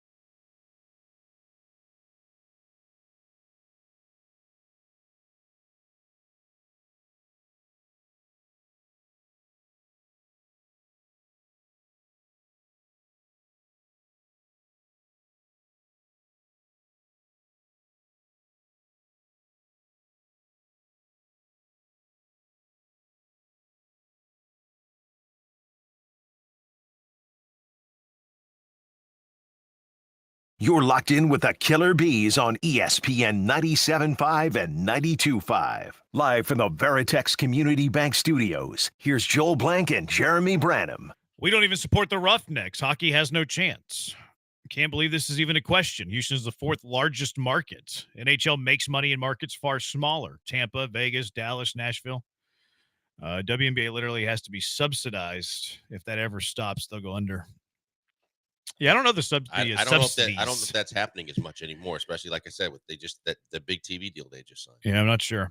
So Alex Bregman went on with Johnny Carabas and his crew on this their YouTube channel. We've had Carabas on with us before. He's a Boston bro. Section 10 is what the podcast is called. I'm not even sure who. There's like 4 dudes in Bregman. I only know who Carabas is. I don't know the other dude. One dude's wearing a Cleveland jersey. He's wearing a Cleveland Cavs jersey. He does a Boston Red Sox podcast. I think they have identity crisis up there in Boston. Evidently, Carabas and him got tight over a wiffle ball match. Is that what it was? They had a wiffle ball match in the parking lot of some stadium in spring training. And interesting. Bregman says he took him deep, and then they got to be bros. Bregman gave me a bro hug once after he won his Silver Slugger early in his career. He gave me a bro hug. We happened to be in the same spot, and I don't know. I said, "Hey, congrats!" And he gave me a bro hug. I thought it was kind of weird, actually. It's like a big league ball player hugging this jabroni that said, "Congrats." It's like, hey, you're a little thirsty for me, Bregman. Little thirsty. Appreciates the fans. Good on him. He was a little drunk. he had a few to drink. I could tell that he did. I mean, he's also just hugging a rando that told him congratulations. Weird dude, that Alex Bregman. But anyways, he had a few things to say, with Carabas and the crew, starting off talking about the misinformation in his free agency. I'd say probably 90% of what was reported was not true, and about 10% was true. And I feel like it's like that for every free agency. But at the end of the day, I'm super pumped to be here, and I think we have a super good team this year, and I think we got a chance to win. Eloquent as always, that Alex Bregman. Super pumped. We got a super good team. Super there, Bregman. But the reason that I pulled that part of it is we get lost in reports, whether it's us talking behind a microphone, whether it's us that, pay attention to these reports, and then we react like these reports are 100% accurate, where Bregman's telling you here 90% of it was misinformation. So, we always have to keep that in mind when we see these reports, that there's always a really good chance that it is wrong. And I'm not blaming the reporters here, because the reporters get that information from somewhere.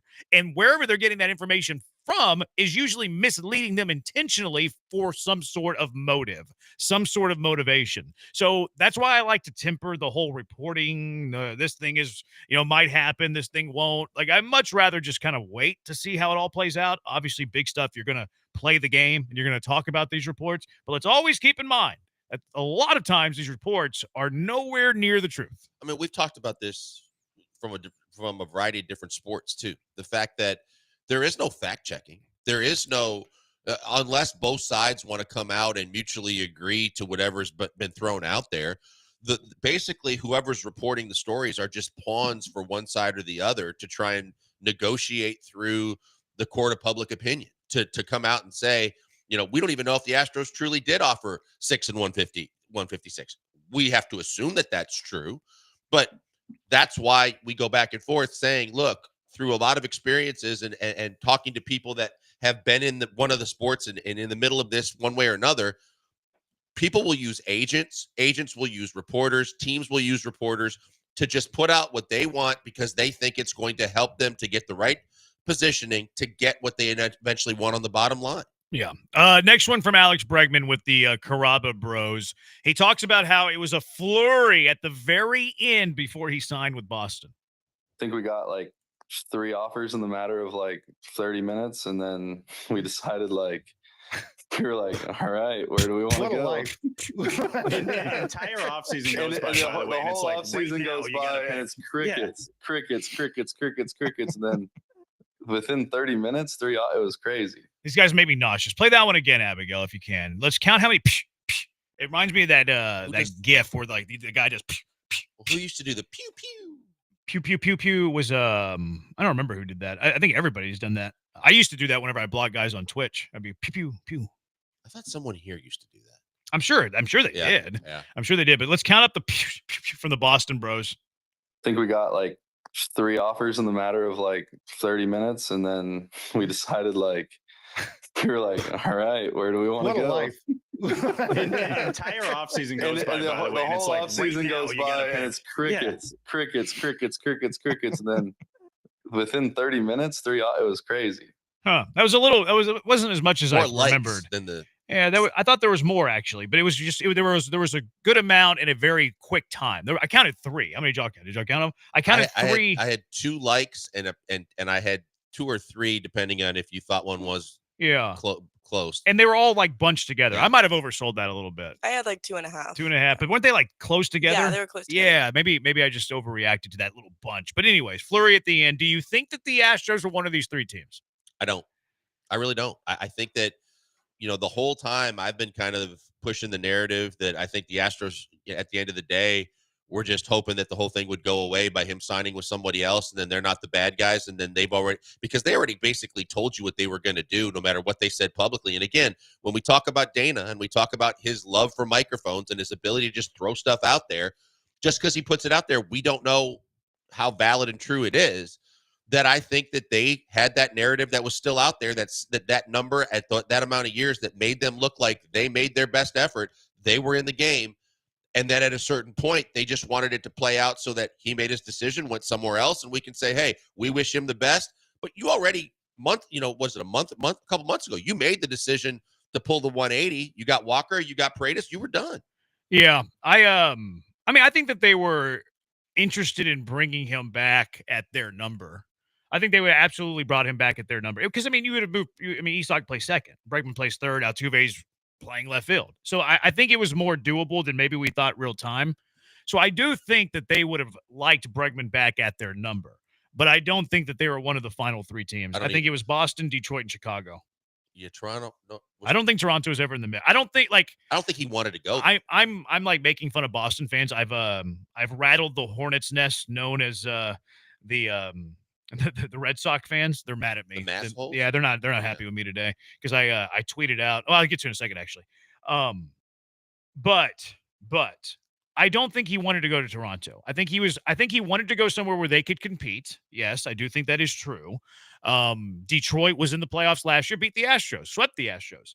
Chicago's team is much better, right? Brought in Tucker, brought in a very mediocre setup man closer in Ryan Presley. I think they're better. And then Boston's roster is pretty good. Like Boston has a chance to be a playoff team. Their roster is pretty good. So I think Toronto might have been in the mix financially, but I don't think he ever realistically wanted to go to Toronto because he doesn't feel like they're 1, a big brand enough, and then 2, can win enough. Yeah, I think he's worried that at the end of the year, they might be, as much as like his buddy Springer might be there. I think Vlad Guerrero and Bichette and a lot of guys could be gone at the end of the year, and you don't know what you don't know, and you're going to be there for quite a while. So I think that the other thing in Detroit is with A.J. Hinch, his former manager there, I think that's enticing to him, and he knows they're a young team on the rise, that might have been okay. But traditionally, you want a team, I'm sure he loves the fact he's hit well in Fenway, and, the Red Sox aren't afraid of spending. It looks like they're, re-spending again, so that's enticing to him. I think the one way that the Astros probably were interested in re-engaging, where I really believe more so than anything else now, that I think that they were pulling, whether they said they pulled it off the table or not, I think when the Cubs and teams were looking for that shorter term deal, I think that's where they might have re-engaged and said, we'd be in on 3 years or 2 years, or the kind of deal that he signed, but probably not for $40 million. Yeah, I think that he I don't think the Astros ever budged off of their 156. They might have went up to like 160, but I think that they were looking for the 6. I don't think that they readjusted to the short-term aspect of it, which is kind of weird. A texter says, was that the Arizona Cardinals coach that did that? It was Jonathan Gannon. Remember he brought in so whenever he took the job, and I think he was talking to a receiver. He's like, we're going to be throwing the ball all around the field. Pew, pew, pew, pew. Oh, yeah. It was Jonathan Gannon. Good call, texter. He might have been talking to Kyler when he was his first It might meeting have been with Kyler. It might have been. I can't remember who he was talking to. Because I know he was really excited when he first talked to Kyler. Yeah, I can't remember who it was he was talking to. I thought it was a receiver, but I don't remember. But you're right. Pew, pew, pew, pew. It was Jonathan Gannon. All right, 713-780-ESPN. More on the Bregman with being chummy with Carrabba's and his crew, the Boston Bros. And there was a wild, wild Boston take we got to get to. It is the Bees on ESPN 97.5 and ESPN 92.5.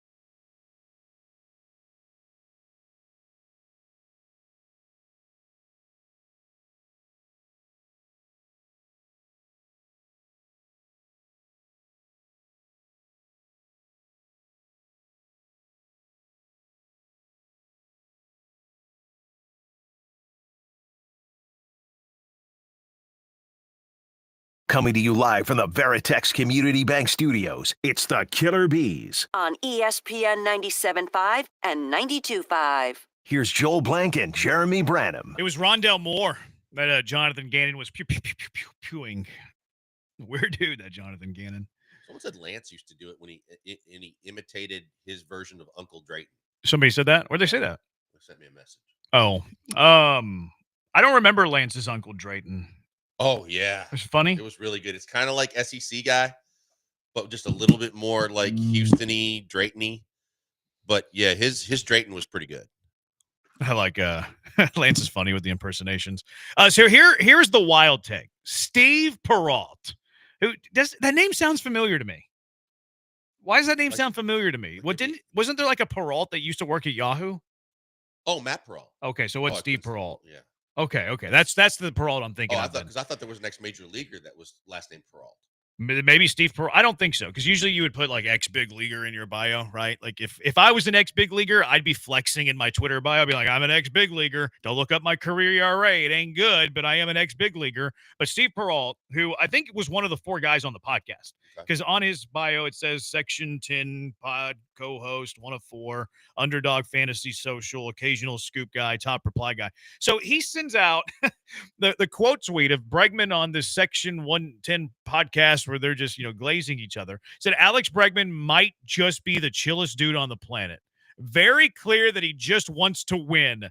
Probably said it 100 times. This guy is going to be the perfect fit in Boston.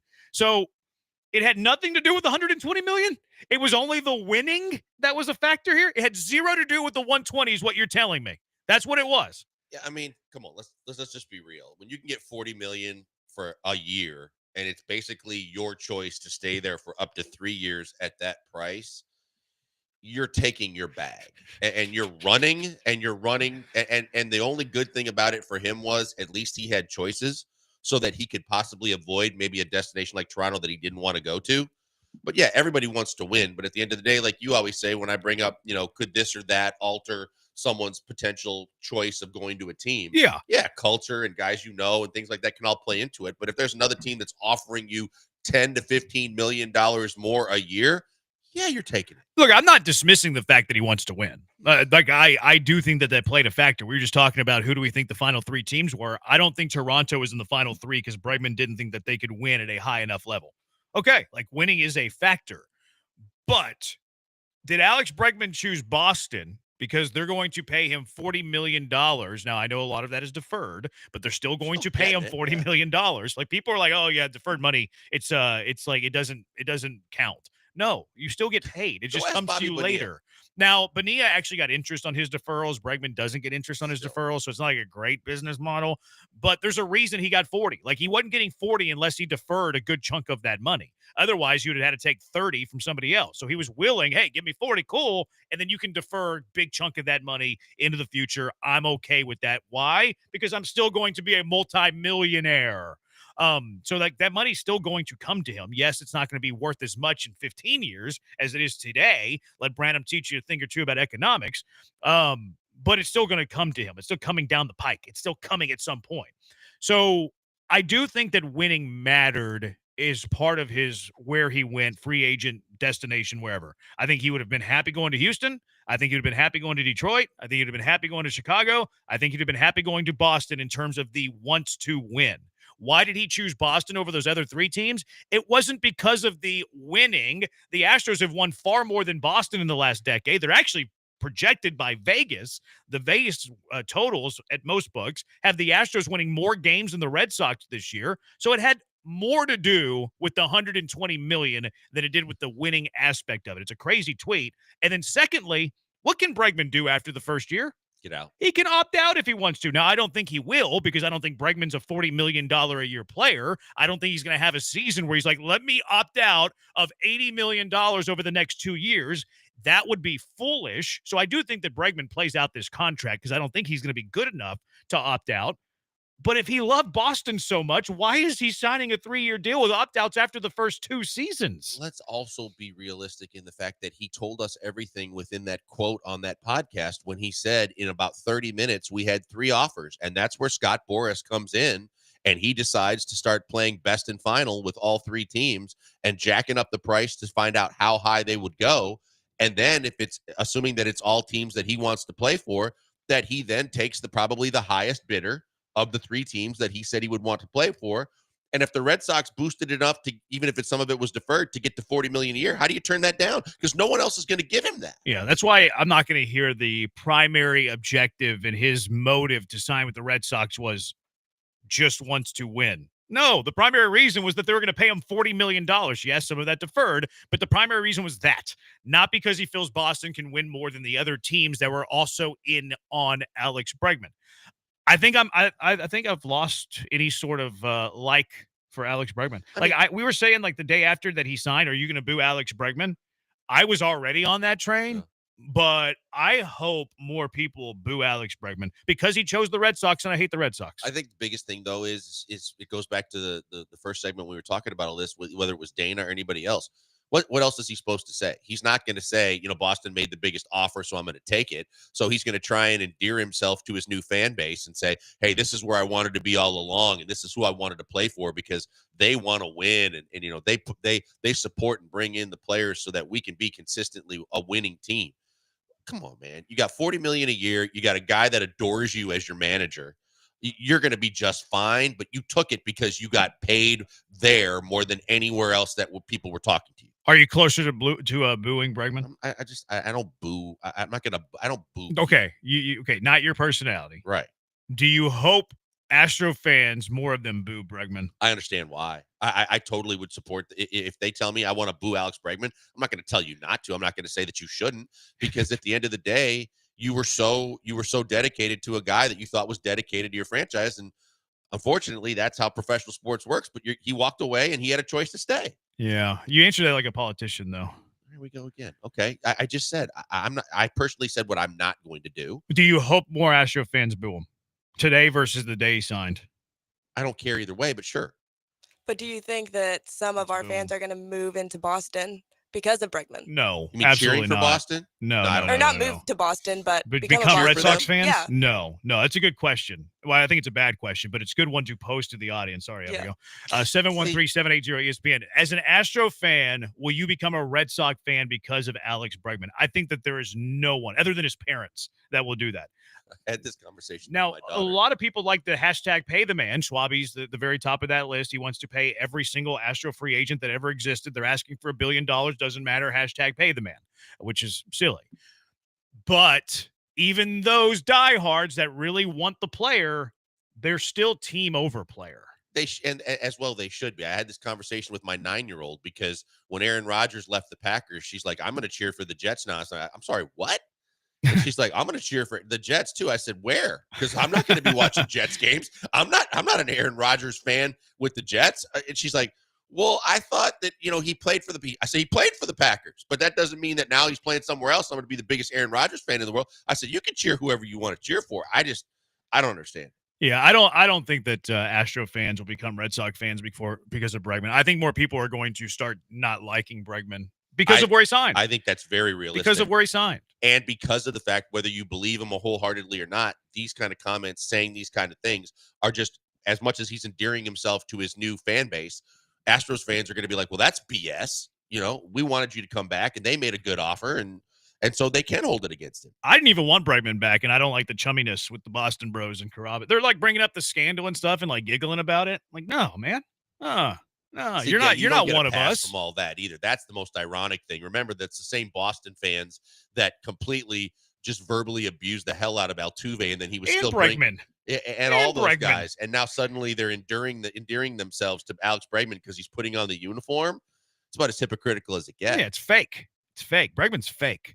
All right, 713-780-ESPN. Let's chat with Eddie Nunez. College game days coming to the Fertitta Center tomorrow over on campus at U of H. The VP of Intercollegiate Athletics, Eddie Nunez. Next, it is the Killer Bees on ESPN 97.5 and ESPN 92.5.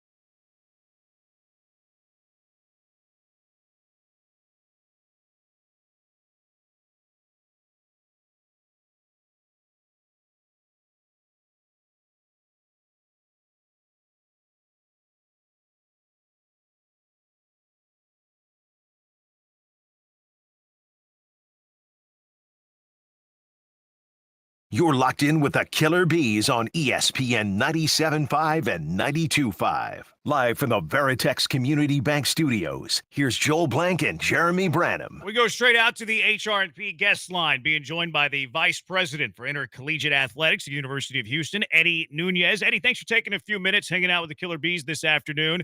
Game day trucks I saw are on campus. What's the buzz like with game day coming into town tomorrow? It's exciting. It's an exciting time here on our campus. To have those guys pull up is a true testament to our basketball program and what Coach Sampson and his staff have built here. So it's an exciting time, man. There's a lot of buzz. Eddie, how exciting is it, as you mentioned, about coming into this entire situation when you've got a new conference and you've got new facilities and more facilities being built? And now it seems like you've got two really premier coaches at the top of your coaching lineup, because Kelvin's continually done that.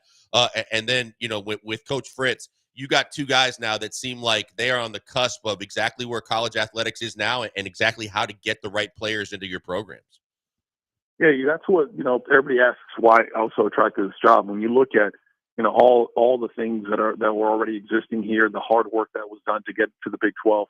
But when you add a coach like Willie Fritz, who the culture, the hard work, the knowledge, the experience, everything that he brings to the table, and he's already showing it with the recruiting class that he's been able to do, and even last year's team winning the games that we won, there was a challenging time. He didn't have an NIL budget that kind of footprint that many others had, so he's been able to do a lot. And now when you have him and Kelvin Sampson, both of those working together to helping elevate, the rising tide lifts all ships, and that's exactly what it is. And you got those two guys really helping. I'm excited because it makes this job not just a great place to be, but one that we know that we can compete at the highest level. This is lining up to be really special. Eddie Nunez joining us on the HR&P guest line. Kelvin Sampson was on with the morning guys, John and Lance, today. He talked about how game day is a great infomercial for the university. 2 hours, national television. It goes right into the big game between Houston and Iowa State later that afternoon. If you had to give that infomercial pitch to everybody that might not be familiar with the University of Houston, what would that pitch be? It's as simple as this. Come experience culture, come experience excitement, come experience a brand of basketball that not just represents this unbelievable university, but the city. He has done it the right way. He has done it on the back of this city, for the city. I know that's the motto, but everything they do and we do here is to make sure that we lift up everything around us, and that program has done it. And so I urge all the fans out there to come out, really experience game day. I was a part of game day on the football side probably about a handful of times when I was at LSU.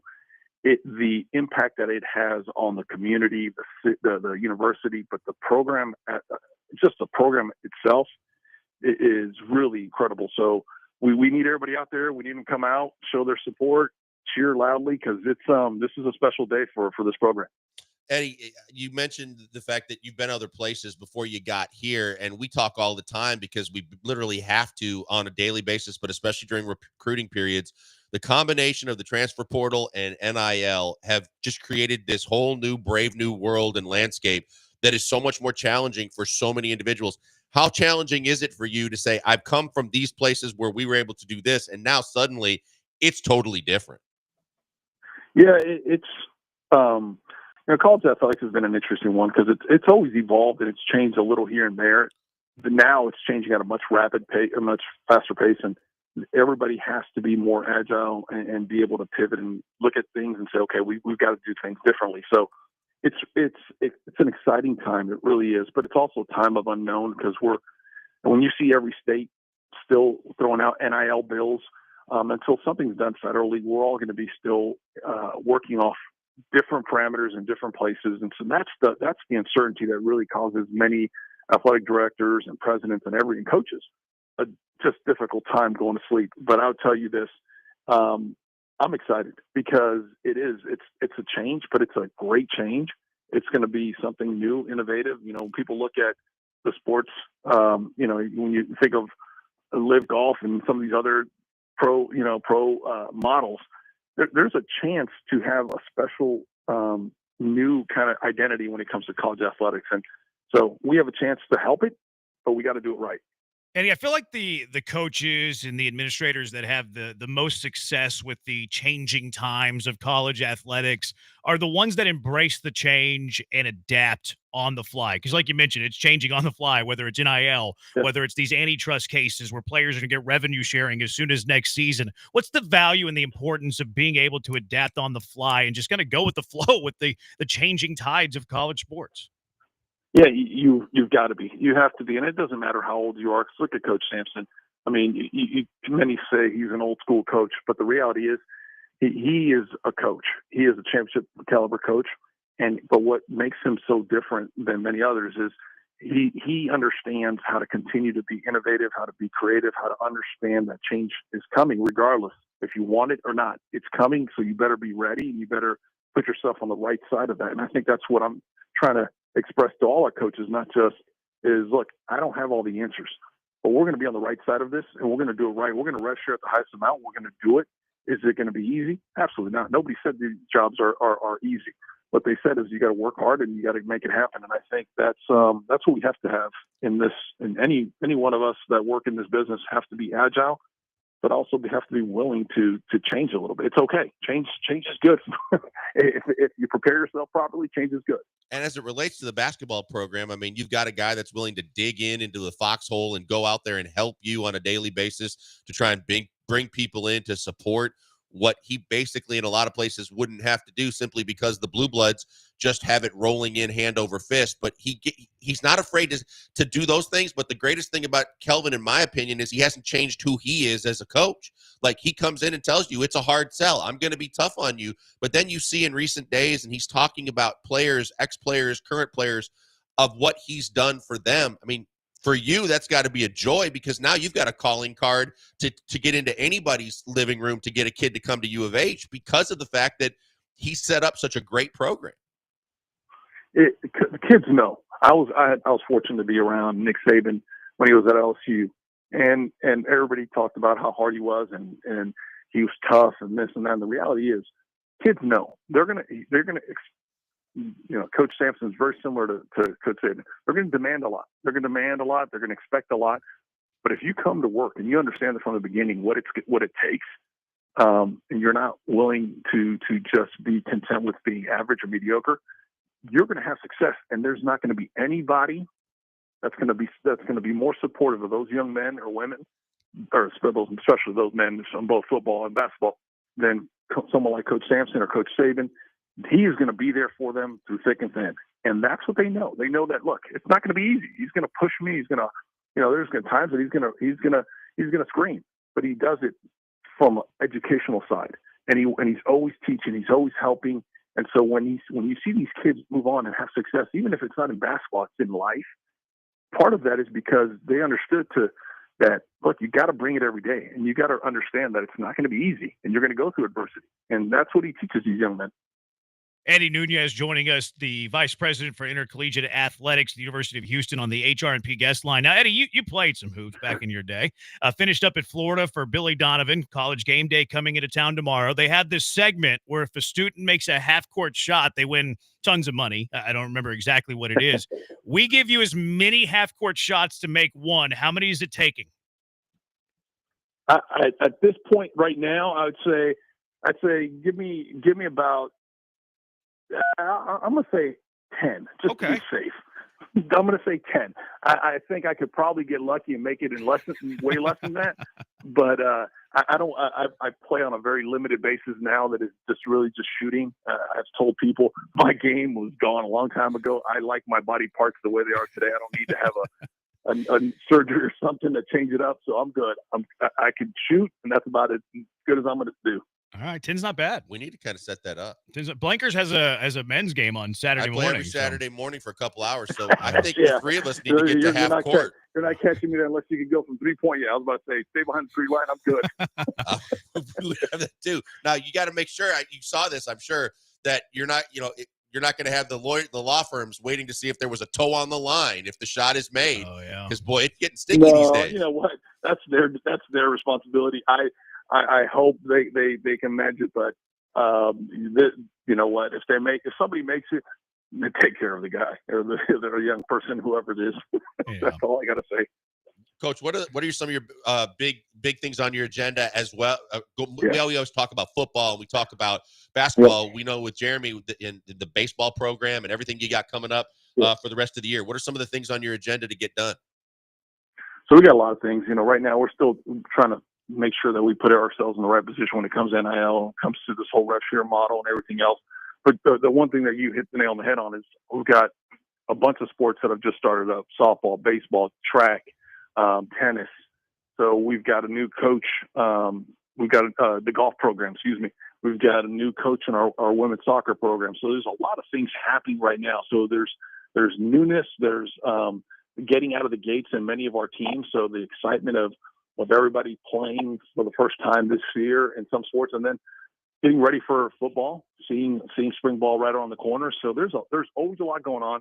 Biggest thing for me though is I'm trying to make sure that I get in the community as much as I can. So people are seeing me probably throughout the city, throughout the state, and that's one of the things that I have to do. I need to build our brand. I need to build what we are, the vision, the culture to everybody, so they can buy in and start supporting this program, because it's where it is today. I can promise you, is only the beginning. We are building this in a big, bad way, and we're going to do it great. And I want people to jump on board and be a part of this. Great stuff. Eddie, thanks so much for taking a few minutes. We'll see you out there tomorrow. Exciting times tomorrow. And, of course, ahead with the University of Houston. Appreciate it, gents. Y'all have a great afternoon. You too. Thanks again. Eddie Nunez, Vice President for Intercollegiate Athletics. I'm biased, Blankers, but been saying for years, U of H, sleeping giant. And look, Samson's proven it. Like, Samson's proven where you can take this program.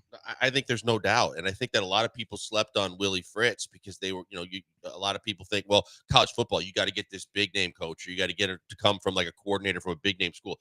Everywhere Willie Fritz has been, he's won. And now he's got a chance to do it here and getting into the Big 12. And because of the resources that they have on campus, I think it's going to be so fun to watch that Willie Fritz could kind of do what Kelvin's already done.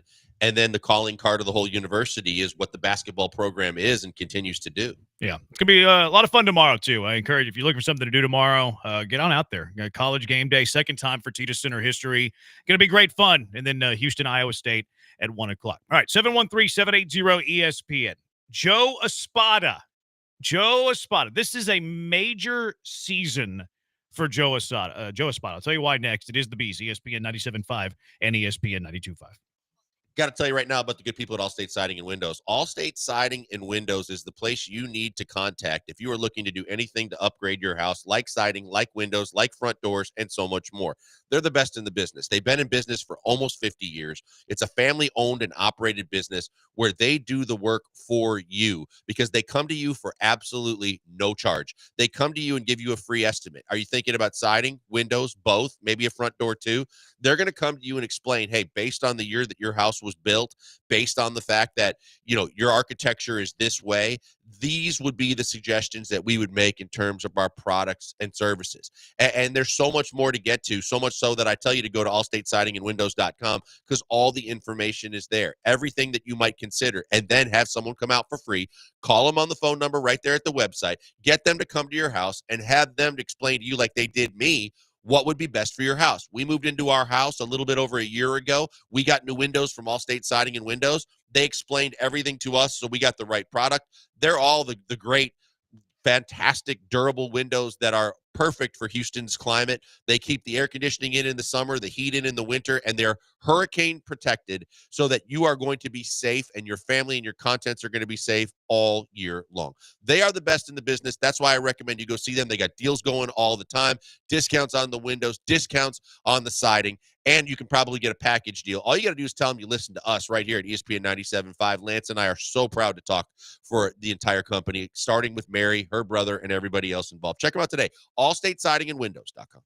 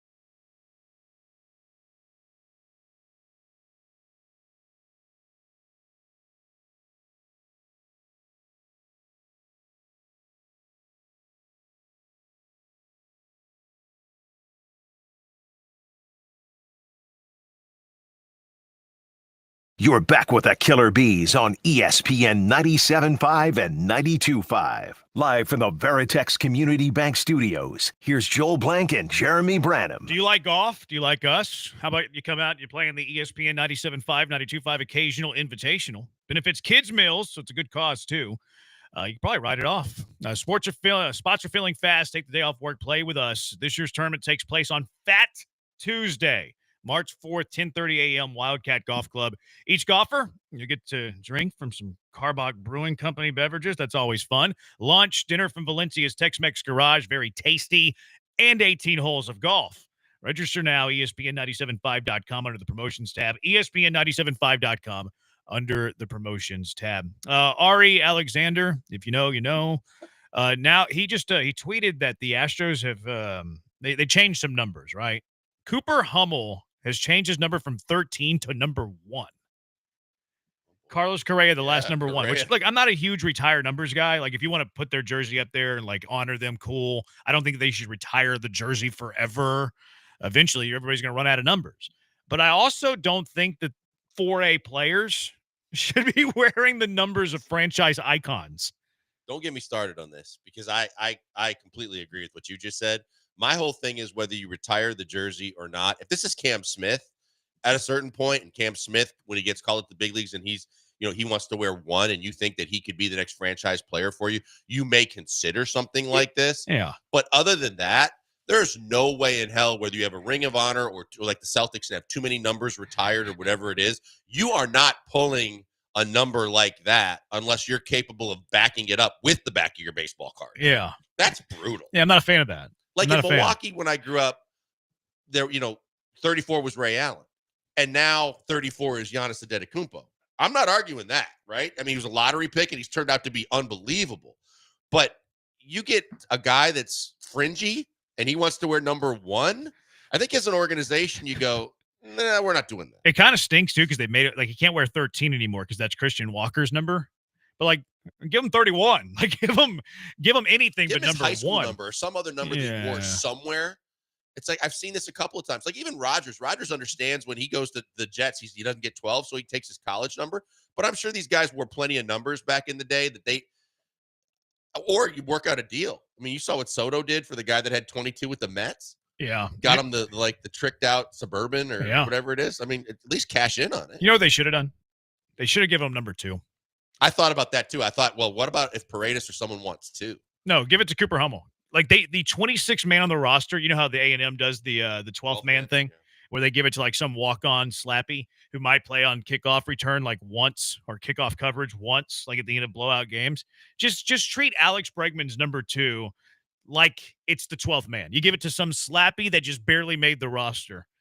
Show him a little disrespect. Yeah, I think you're feeling that the venom is in you today towards Alex Bregman, and I think that would be a very, very solid move on the franchise. I'm done with that guy. Bregman laughing in the interview sounds like someone laughing to the bank. Boo his behind. I couldn't agree more. But what this really is what every other major league fan base felt for years when he was with your team. Because it's kind of like the whole analogy of, a guy that like Dylan Brooks. You hated him when he was on the other team. You love him when he's on yours. So now the Red Sox nation is all giddy about the fact that they got Alex Bregman and those little snickers and that little head bob and all the different things he did when he was in the dugout and when he was an Astro. Those were cool when he was wearing blue and orange. But now you understand what everybody else felt about why so many people hated Alex Bregman. Yeah.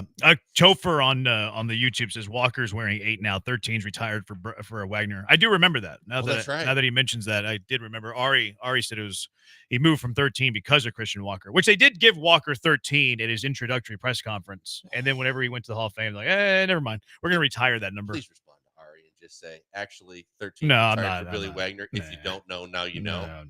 Oh, it's set up. I only go after people when they go after me. I'm not a puncher. He did go after you. No, as long as it was a different thread.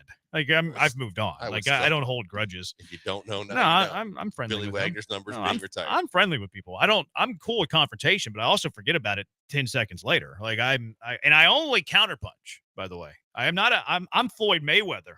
I'll throw some jabs, but only if I get thrown at first. Okay. What? I don't. You disagree? Yeah. What do you mean? Wholeheartedly. How so? More days than not, you come at me with I haven't Yeah, thrown but it's anything at you. but it's great content. People love it, except for Coward D. He's not a fan. Coward D is not too pleased about it. But we've created a character out of it, so I would chalk it up as a win. Abigail's laughing. She's getting humor out of it. She's on my side, right? Abigail, you're on my side. I'm neutral right now. You're 'cause- Switzerland? Yeah, shocker on that one. Yeah, but you were laughing. I did notice that. This is a big season, in my opinion, Blankers, for one, Joe Espada. Look, we forget. I forgot. I was listening to Astro Line on the way home yesterday with our good friend Todd Callis and the most interesting manager in the world, Joe Espada, and Sparky's hilarious too. So I was listening to Astro Line on the way home yesterday, which, by the way, Joe Espada, he thinks that Lance McCullers will be pitching in Sugarland when their season opens, and he said sooner rather than later on Lance and Luis, and then he later said about Lance, late April is in play. Great. To get I called heard up it to too. the bigs. Yeah. So it's like, okay, that's putting a timeline on him there a little bit, which may not be the best idea, but I hope he's right. I hope that he's right. But last year he finished 4th in American League Manager of the Year voting, probably because they got off to the disastrous start. They finished strong, made the playoffs, yada, yada, yada, yada. Now, I think in a lot of ways, last year wasn't his team. Like, he probably didn't have a whole lot of say with the roster and how the 26-man was going to look like entering the season. That was still probably more on Dana. He probably felt like he was taking over for Dusty's team. Like, he was still driving Dusty's team last season. I feel like all of that is put to rest. And you could also talk about the downsides of Joe Espada. I feel like he's pretty mediocre. I don't think that he wins tons of games from his managerial prowess. Maybe he will at some point. But going forward into this season, I think this is the year where Joe Espada takes the reins on his team. This is Joe Espada's team now. He's moving Altuve to the left. The pieces are a lot different. He's talking about how he wants to fill out the 26-man roster. This is Joe Espada's team, where last year I don't know if it really felt that way at all. I felt like he was driving somebody else's bus. This is his team, and what I think of Joe Espada will be, I think, in a large way defined by how he manages in year 2. I was doing this to you because of the fact that we talked about during the year how he was even afraid to like cuss Oh, that's when he was right. with the umpires and everything. See, I thought it's because I had coffee breath. No. And I think, look, in listening to the interview like you were, the one thing that I caught too that kind of backs up what you're saying is the fact that when they got off to that slow start, when they were 12-24, whatever it was, and when they were really digging a hole for themselves, he made a couple mentions of the fact that the guys in the locker room had my back. They were there for me. Because it was his first year, because it was his first time managing, he probably had to lean on the veterans in that clubhouse to get the credibility that he needed with the entire clubhouse. Now, this ship is yours, Captain, and you've got to take it to the next level because a lot of those veterans that you probably leaned on are gone, like Justin Verlander and like Alex Bregman and maybe to some degree Ryan Presley. But now, like you said, because he's implementing change, because he's talking about the pitching staff, because he's telling you who he might be leaning on or looking to as a left-handed bat or someone in the outfield we might not be thinking about, it truly is him putting his stamp on his team his way. And there's going to be a lot to judge because he can't lose sight of some of the things that where he slipped up last year that we were kind of quick to pick up on and say, hey, just like we talk about with the Texans and everybody else, when you're a first-time manager or coach and you're going to have little slip-ups, can you learn from them? Can you make sure you don't do them again? How do you do it better going forward? We're watching all those things as well as him taking the reins full-blown on his team this year. Yeah, like to me, this is finally his team. And like one thing that actually bothers me about you putting your hand over your mouth, aside from me having the coffee breath, he was I saw a clip. I think it was with Salisbury in the morning. I could be wrong on that, but I think it was from the flagship. I saw a video on YouTube, and they were talking to him about being more proactive and arguing with umpires. He's like, oh yeah, I'm going to do that more this year. And it's kind of like, are you letting other people form your character? Are you letting other people kind of dictate what your personality is going to be like? Because last year I felt like he was a bit rigid. Like he was a bit kind of unsure. Like whenever he'd go out to the umpires and he's like, hand over mouth, doesn't want, like he was thinking about the perception of him. And look, I don't like Aaron Boone, but I've never thought Aaron Boone in the dugout was worried about the perception of Aaron Boone. Aaron Boone lets it fly. And he's endeared himself to his players, and his players love him because of the fact that he does let it fly in support of his guys. I think that should mean more than whatever public perception that you're trying to provide or create for yourself and the persona. Because, I mean, I go back, I've seen some of these baseball clips on MLB Network where they say sometimes managers, just to play to the fans, would go out and get real demonstrative, throw their hat, and they're, waving their arms around while they're saying, that was a great call, and I'm not really arguing this call. I'm just trying to do what I need to do to get my fans fired up for the rest of the game. Don't do that. Like, I understand the biggest part. I think there are times you can, but generally speaking, but for the most part, it means more if a guy gets jobbed on a call and you want to go out there and either get tossed or make a firm, line in the sand that was wrong, and you're not going to do that to my guys. That's where you need to just be yourself. And it defends your guy. But for me, it goes beyond just arguing with the umpires. Like, if you're mild-mannered, okay, that's fine. Like, Dusty didn't get thrown out of a bunch of games. I'm not telling Dusty how to change arguing with umpires, but also Dusty is not going to go seek outside opinion on how he should be talking to umpires, or Boone whenever he's addressing like lineup questions. Like, he's going to be pretty strong on his opinion.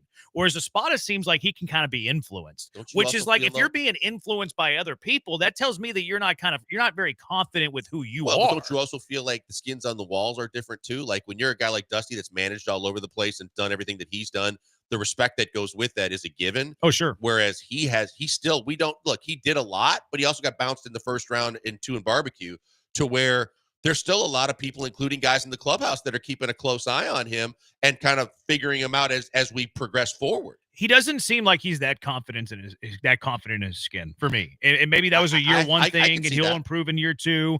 But just like listening to the outside influence, like I saw that, like he talks about it, like he talks about things that he's heard from the outside and how it's going to kind of change his like managerial tendencies. And it's like, well, I don't think I like that, because it shows that you're not very confident in your own skills. Factor this in as well, though. It could also be what he walked into, because they got rid of a guy, or they parted ways with a guy that was Dusty Baker, that was confident in his own skin, was his way is going to be or the highway for the most part. And they got a guy that would be more fall in line in the ranks with, if the general manager has an opinion, if the owner and his buddies have an opinion. And it's not just how I kind of take the reins my first time ever managing as a manager, but now I've got to deal with everybody above me too, and maybe probably at a much stronger level than the guy that I'm taking over for. Yeah. I want him to be more confident with who he is. That's why this year's a big year. Like, if I still see the same things that I was seeing last year in terms of that confidence, it's going to be like, I don't know if this is the guy for the job. If they win 84 games and they miss the playoffs, okay, that doesn't look good on you, Joe. If you limp into the wild card and you get swept by another mid team in Major League Baseball in the American League, that's not a great look for you either. So that's why I think this year's, I'm not going to go as far to say make or break, because I find it very unlikely that he gets fired after this year. But to me, it starts to define my opinion of him as a manager. I'm willing to overlook a lot of stuff in year one for all the reasons we just suggested. Year two, no, man, this is, you said, this is your ship now. Yep. This is your ship. You're the captain now.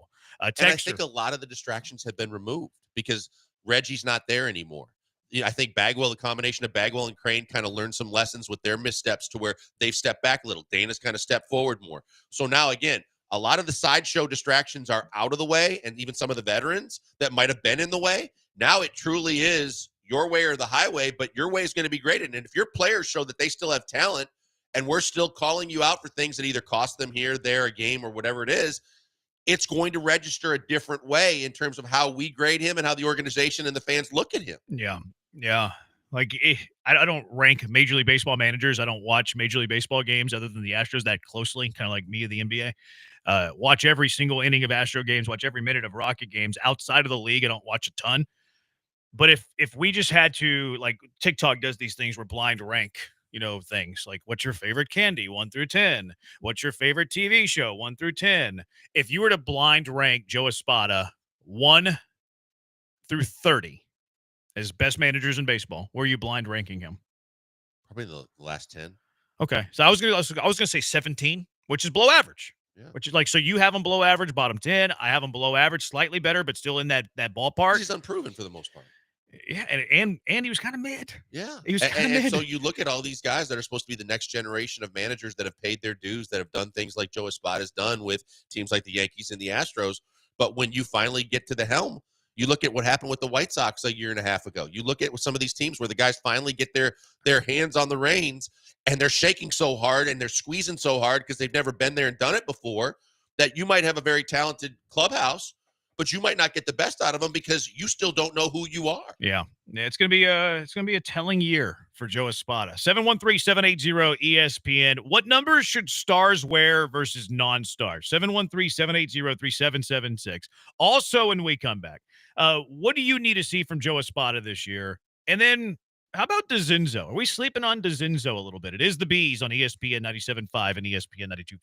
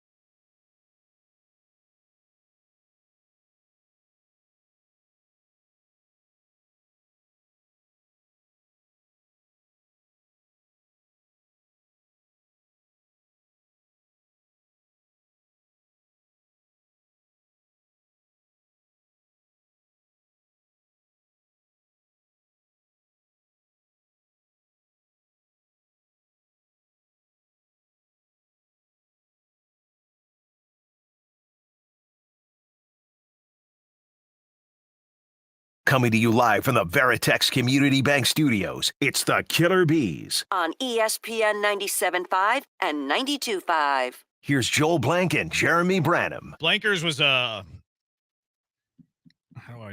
word do I want to use here? Should I be nice or mean? Well, I mean, Abigail. I was asking. You should be nice. I was asking Abigail Blankers. Oh, sorry. Yeah, let me step out of your way. Blankers was asking nicely to Esme to get a new coffee pot because ours broke down the hall. The whole machine. Esme got it done in a day. I saw There's that. a new coffee pot there. What She a really job loves by you Esme. then, Joel. That was impressive. Said she loves you then. Yes, she does. That was And- well and done. Love her. She's fantastic. I didn't expect it. And of course, today I didn't have coffee. I bought one on my way in, but yeah, I saw that. Esme's the best. What was the note they gave you today? Oh, you don't want to know. Yes, I do. I want to know. Abigail wants to know, so tell her. Joel - our fave. And then you Stop. know what? And I can't get mad because it was a nice message. She wrote it instead of like a black Sharpie. They had this like light blue one. And I went to grab the cup and the light blue stuff was all over my hand. I'm like, I don't need that. But that was clutch by Esme. Well done. And For you sure. kind of facilitating that. Well done. Did she spell fave F-A-V or F-A-V-E? Fave. Is that proper, Abigail? You're much cooler than us. You're hipper and you're younger. How would you spell fave? FAVE. Really? You put an E on the end? Yeah. I Wait, I text FAV. Like if I'm talking about favorite. Yeah. Fave. FAV. See, I thought FAV was the way to go. I'm worried about your barista's education. I actually warned our baristas that this has come up on the air and that they were going to get scrutinized for their spelling. And so there it is. you thought that with this one specifically or a different word? No, just because you texted me one of the texted previous, one the other. Yeah. Because you wanted to see, and I keep the empties kind of before I throw them out in my car. And so I had sent Jeremy a picture of some of the other ones. First thing he says is, well, they can't spell. They misspelled a word, yeah. Yeah, the I texted you the other day that I'm a hypocrite was so right. But the baristas are to spelling what the killer bees are to grammar. 713-780 ESPN. What do people want to see from Espada? I got to see progression from Joe. Staying stagnant isn't an option. He can land on the hot seat otherwise. I would agree. I think if the Astros fall short of 90 wins and they miss the playoffs, I do think Espada will be on the hot seat going into next year. Again, my big thing was if the team still looks like it has talent, if it's still performing, the guys are still doing what they're supposed to be doing for the most part, and they fall short, there's no doubt, because regardless of what we hear about in terms of Jim Crane's window being open and all the players, he's going to expect that regardless of who the players are, that you're going to get the best out of your manager. And if he doesn't feel that way, look, he did the same thing with Click. You win a World Series, but if you're not the guy that communicates with the owner the right way or does things the way he likes it done, he'll move on in a heartbeat. Yeah. I don't even think the player production matters a whole lot. I think it's totally indicative of what the win-loss record is. Another texter, Dusty Strozer gone. This is an Espada and Dana Brown joint now. I agree, but it didn't feel like that last year. Like last year, I know that Espada was sitting in the managerial chair, but it never felt to me like that was his team. I will agree that this year, and maybe not even Dana Brown's team, like Bagwell was still a bit of an influence. Like I think that the Abreu DFA was kind of a line of demarcation of like the new era of Astro baseball going into the Espada Dana Brown era. I don't think you can have that excuse this year. This is totally their absolutely. joint. I agree. This is like as clean of a slate as you can get as a manager walking into what has been a very successful winning franchise. You think about this from the standpoint of other franchises, especially when they win and they win big. They always say it's the toughest job to take that be the next one to successor. You look at Mayo after taking over for Belichick, but you look at the situation like this. He only had to endure one season, and they actually won. But now that a lot of the distractions, a lot of the sidebars, a lot of the stuff that was frustrating everybody, that's gone now. Now it's him and Dana. Realistically, both of them have a lot to prove this season. Yeah, they do. The Abreu, Montero, and Hader signings and trading 3 prospects for Kikuchi won't be forgotten, and Espada won't be able to escape it. Okay. The Abreu and Montero signings were terrible. Hader, jury out, but I don't love spending the type of money that they spend on a relief pitcher, so I think it's fair to talk about that. Now, in what ways do you think that those signings have hurt the Astros? Is it that it's restricted them from signing other free agents? People just associate it with, look, how many times do we get people that say, well, when you get rid of these contracts, you got all that money to spend, just like that. And it's like how everything else works too. But I think in most people's minds, they feel like that time frame where it was just Crane, Bagwell looking for a general manager doing what they feel like they could do, that they set them back financially, making deals that really hurt them short term with Michael Brantley, and then long term with the way Abreu was absolutely a disaster and Montero was close right behind. I'm trying to figure out how that hurt the Astros this year, though. Like, they still trade Tucker, in my opinion. I think Bregman's still gone, in my opinion. But I think that in a lot of people's minds, if you don't make those 2 mistakes, you have more money in free agency to get that bat that I've been desperately seeking for this team still, to say that, hey, if you didn't make those 2 bad moves, you might have a more competitive chance to win a World Series this year because you could get the 1 or 2 missing pieces we think that they don't have. See, I think that's realistic. I don't think it's realistic. Oh, we would have still had Tucker. We would have signed Bregman. I think the realistic thing is you probably have one more free agent. Probably not a huge high-price free agent, though. But I would agree that that's probably the more realistic scenario. And then the Kikuchi trade depends. Like you know how I grade trades. Right. I grade trades based on the WAR of that player with the years remaining of their club control. So the Astros part of that's already been fixed, right? Because you say Kikuchi's gone. You say Kikuchi had a 1.3 WAR in his 10 starts with the Astros. So now Willie Wagner, Joey Loperfido, and Jake Bloss in their years of club control, which is a lot of years of club control, they would have to beat the 1.3 WAR that Kikuchi gave the Astros. I would bet that they do, especially that Wagner's WAR was already a 0.7 last year because he actually hit a little bit. Loperfido didn't do much, but it was a 0.2. Jake Bloss didn't make a Blue Jay debut. He ended up, I think, getting shut down with injury, perhaps. Yeah. So I do think that package will outproduce what Yusei Kikuchi did for the Astros in the couple of months that he was here.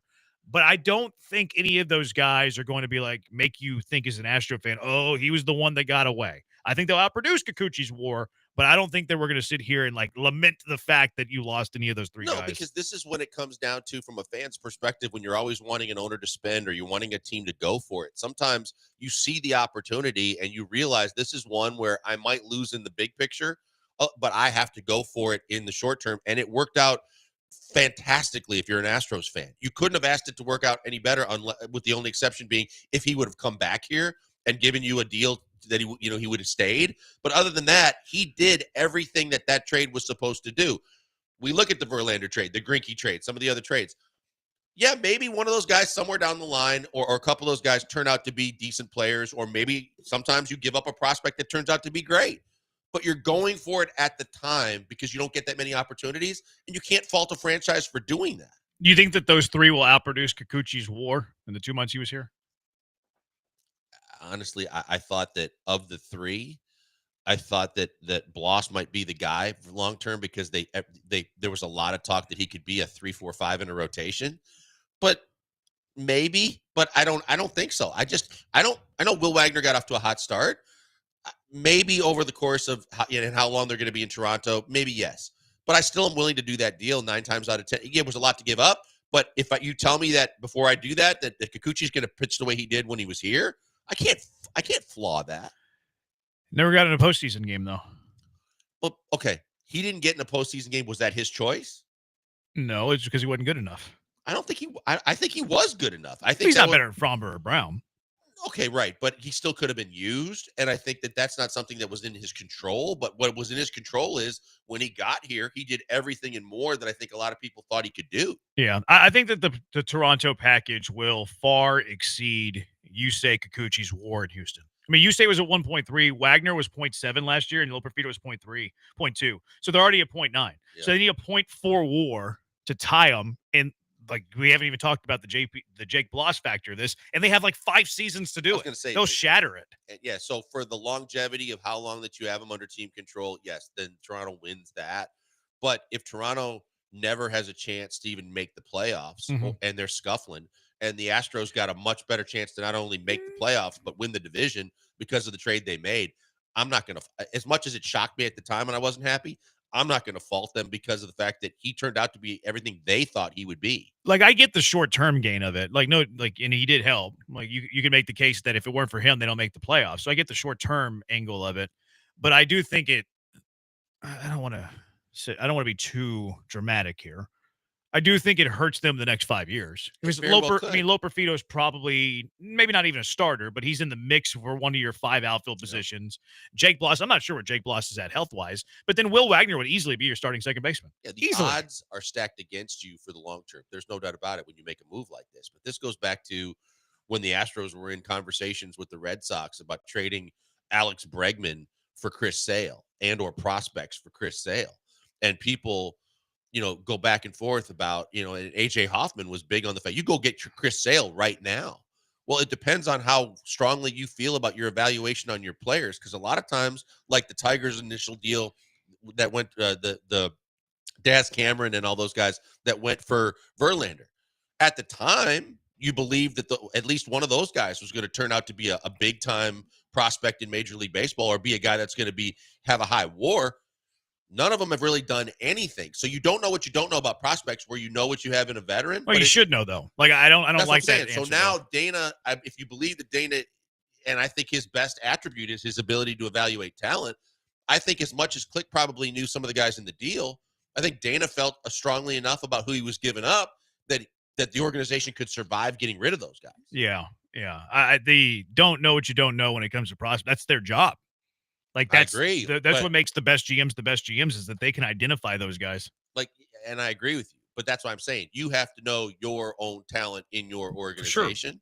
So I feel confident that Dana does that. And so as much as I think at the time, I thought they give up too much, we'll see, but we don't know until they all make the major leagues and do what they need to do. Whereas Kikuchi did what he needed to do for you. So that's why I won't be as critical. Short term, it helped. Long term, Yes. jury is out. Just like you can't tell the Tucker trade yet either. Like I can't tell you who won the Kyle Tucker trade until Cam Smith's time with the Astros is done. Like we won't know that until 6 years down the road. Right. All right. 713-780-ESPN. Jose Altuve looks like he's going to play left field. Who are the worst defensive left fielders that you remember in your life? 713-780-3776. Killer Bees, ESPN 97.5, ESPN 92.5.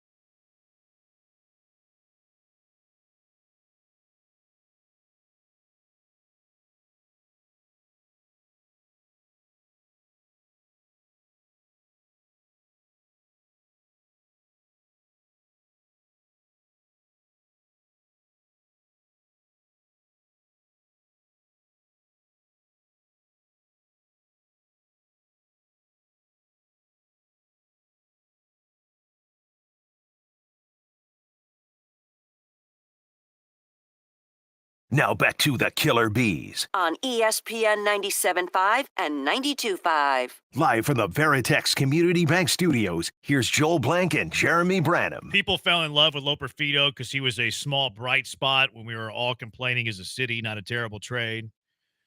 I don't think that Loperfido is an everyday outfielder. I think Joey Loperfido is a backup bench outfielder. That's not the loss that I'm stressing. The loss that I'm stressing, is Willie Wagner. Willie Wagner would be your opening day second baseman.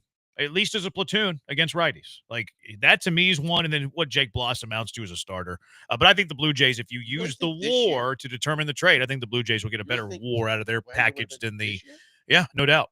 No doubt. Like, he's better to – well, yeah. Yeah, I mean, he would have some defensive struggles there. Dubon's a better defender. But he can hit. Will Wagner can hit. It's just Billy Boy Willie. Look, I just thought that, he got really hot in Sugarland and it kind of expedited everything.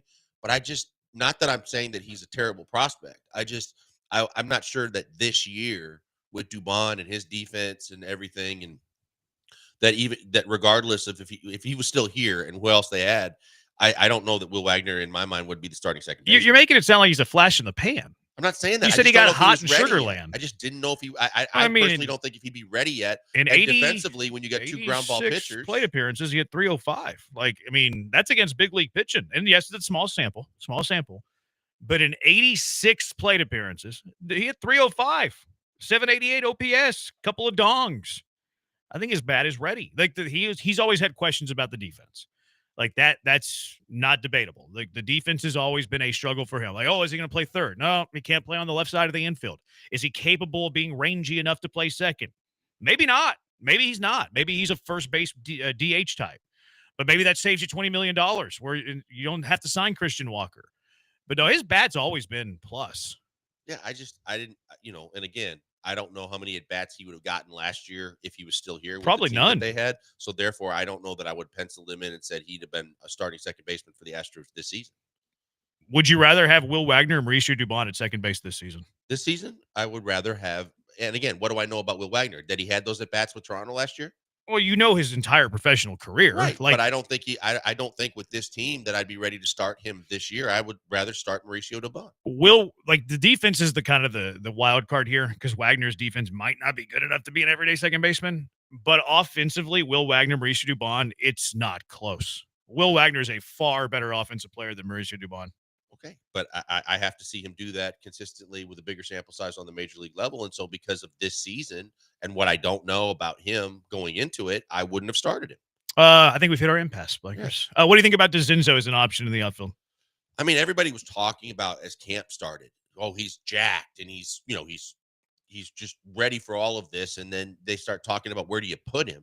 And, you start thinking about, were they moving him around last year and where he could play? And then we look at what the outfield situation might look like. I think we might be sleeping on the fact that, he might get more and more reps as an outfielder to try and figure out kind of like we were talking about from the last conversation, if his bat translates to the major leagues, if he's hitting, then maybe you can see him get more reps in right field or more reps in the outfield and play right and left and get some platoon duty out there. So you get his bat in the lineup because he's athletic and his arm doesn't suck, that it might be something instead of the Gamels and the Jakes and the Chazes and all that maybe he's in the mix. I'm going to have a new guest on the Astros roster on Monday. I am leaning right now that Zach DeZinzo does not make the opening day roster. And a lot can happen between now and opening day. You could have guys that are awful. They go 1 for spring training. Like if a Brendan Rodgers, that wouldn't matter if it's Altuve. Like if Altuve goes 1 for 50 in spring training, it doesn't matter. He's hitting leadoff on opening day, either at left field or at second base. If Brendan Rodgers goes 1 for 50 in spring training, he doesn't make the team. So a lot could happen between now and opening day. But as it stands right now, Joe Espada's been on record to say that he doesn't want his young players on the big league team if they're not playing every day. I don't see an avenue to DeZinzo playing every day, especially if Altuve's in left. So I think they're going to start him out in Sugarland this year, and I think Brendan Rodgers makes the team instead of him. And I think they like Singleton's left-handed bat. Yeah, I was going to say, and listening to Espada last night, it sounds like Joe likes having that lefty bat on the bench in Singleton. And so that's a roster spot in itself. And I think that from the standpoint of, if all that's true, that maybe it's later in the year that you might find a spot for DeCenzo. If he's hitting the baseball all over the place, a lot depends on what Chaz and Jake do and even Gamel. But if you're going to start the season and give them every opportunity to do so, to your point, you're probably right. Maybe DeCenzo is someone that you might be sleeping on for now because he might not factor in until later in the season. But if he's hitting the baseball well in AAA, you need to find, and that Jake is struggling or Chaz is struggling and you need help in the outfield, that he has been taking some reps in the outfield as well, too, to where maybe there's a chance. Yeah, I think he has I think we'll see him this year. My bet right now is he starts the year in Sugar Land so he gets everyday at-bats. And maybe he can be one of those guys like him and Melton and Cam Smith that if they crush the ball for the first 3 months of the year and the Astros are struggling offensively, that they look to those guys to give them a lift. 713-780-ESPN. Let's have the conversation. Jose Altuve is going to play left field. So it made me think, who were the worst defensive left fielders that you've ever seen in your life? 713-780-3776. Killer Bees, ESPN 97.5 and ESPN 92.5.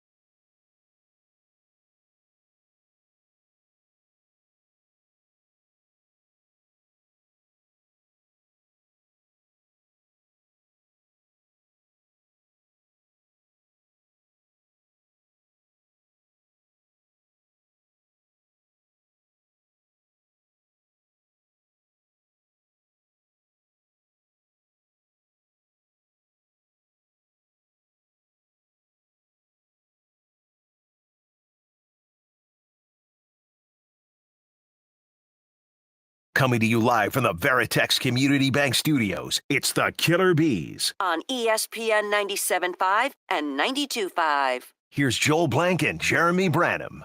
A king acting like a coward on Twitch. He thinks Dubon will have a better offensive year than Will Wagner, but he doesn't want to bet me. I said whoever has the higher OPS plus 200 at bat qualifier to trigger the bet, and he's backtracking. He's not. Will you accept the bet, Blankers? On King's behalf? No. Will you accept I'm the not doing bet? anything. Will you just take a bet with me? Will you take Mauricio Dubon? I take Will Wagner. OPS plus, whichever one is higher wins the bet, because we're talking about offensive performance. But they have to have a minimum 200 at bats to qualify, because we don't want any injury, 50 at bats, some fluky thing. So they would have to both have 200 at bats to qualify. I mean, where are we stand on our bets anyway? I think we're all paid up.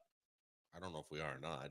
What bets don't you think we're paid up on? No, I don't even remember. I think we're paid up. I brought in lunch once, didn't I? I brought you Panda. Yeah. I owed you a lunch. I brought you Panda. So I think we're paid up. Joe owes us bets. Yo, Joe I'm not definitely sure that owes he'll us ever bet. pay us up. Yeah. I mean, I don't care.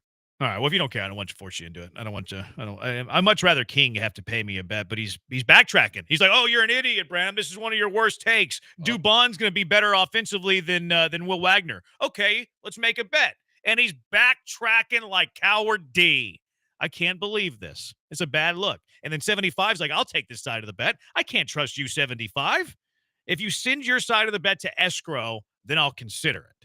Worried about getting paid? Yeah, of course. I'm foolish to even be making a bet with King. He didn't pay me his first bet that he lost to me, which is foolish of me. A texter says Fave is phonetically correct. Fave would rhyme with rad.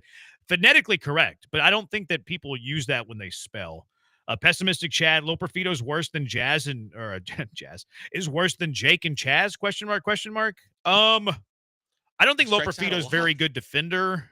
Loperfito might be better against righties than those guys, but he also doesn't play a very high level of center field like Jake. I think Jake and Chaz are actually better than Loperfito. That might be an unpopular opinion, but Yeah, I just, I understand how everybody got enamored with Joey Loperfito when he got called up. he's a good looking guy.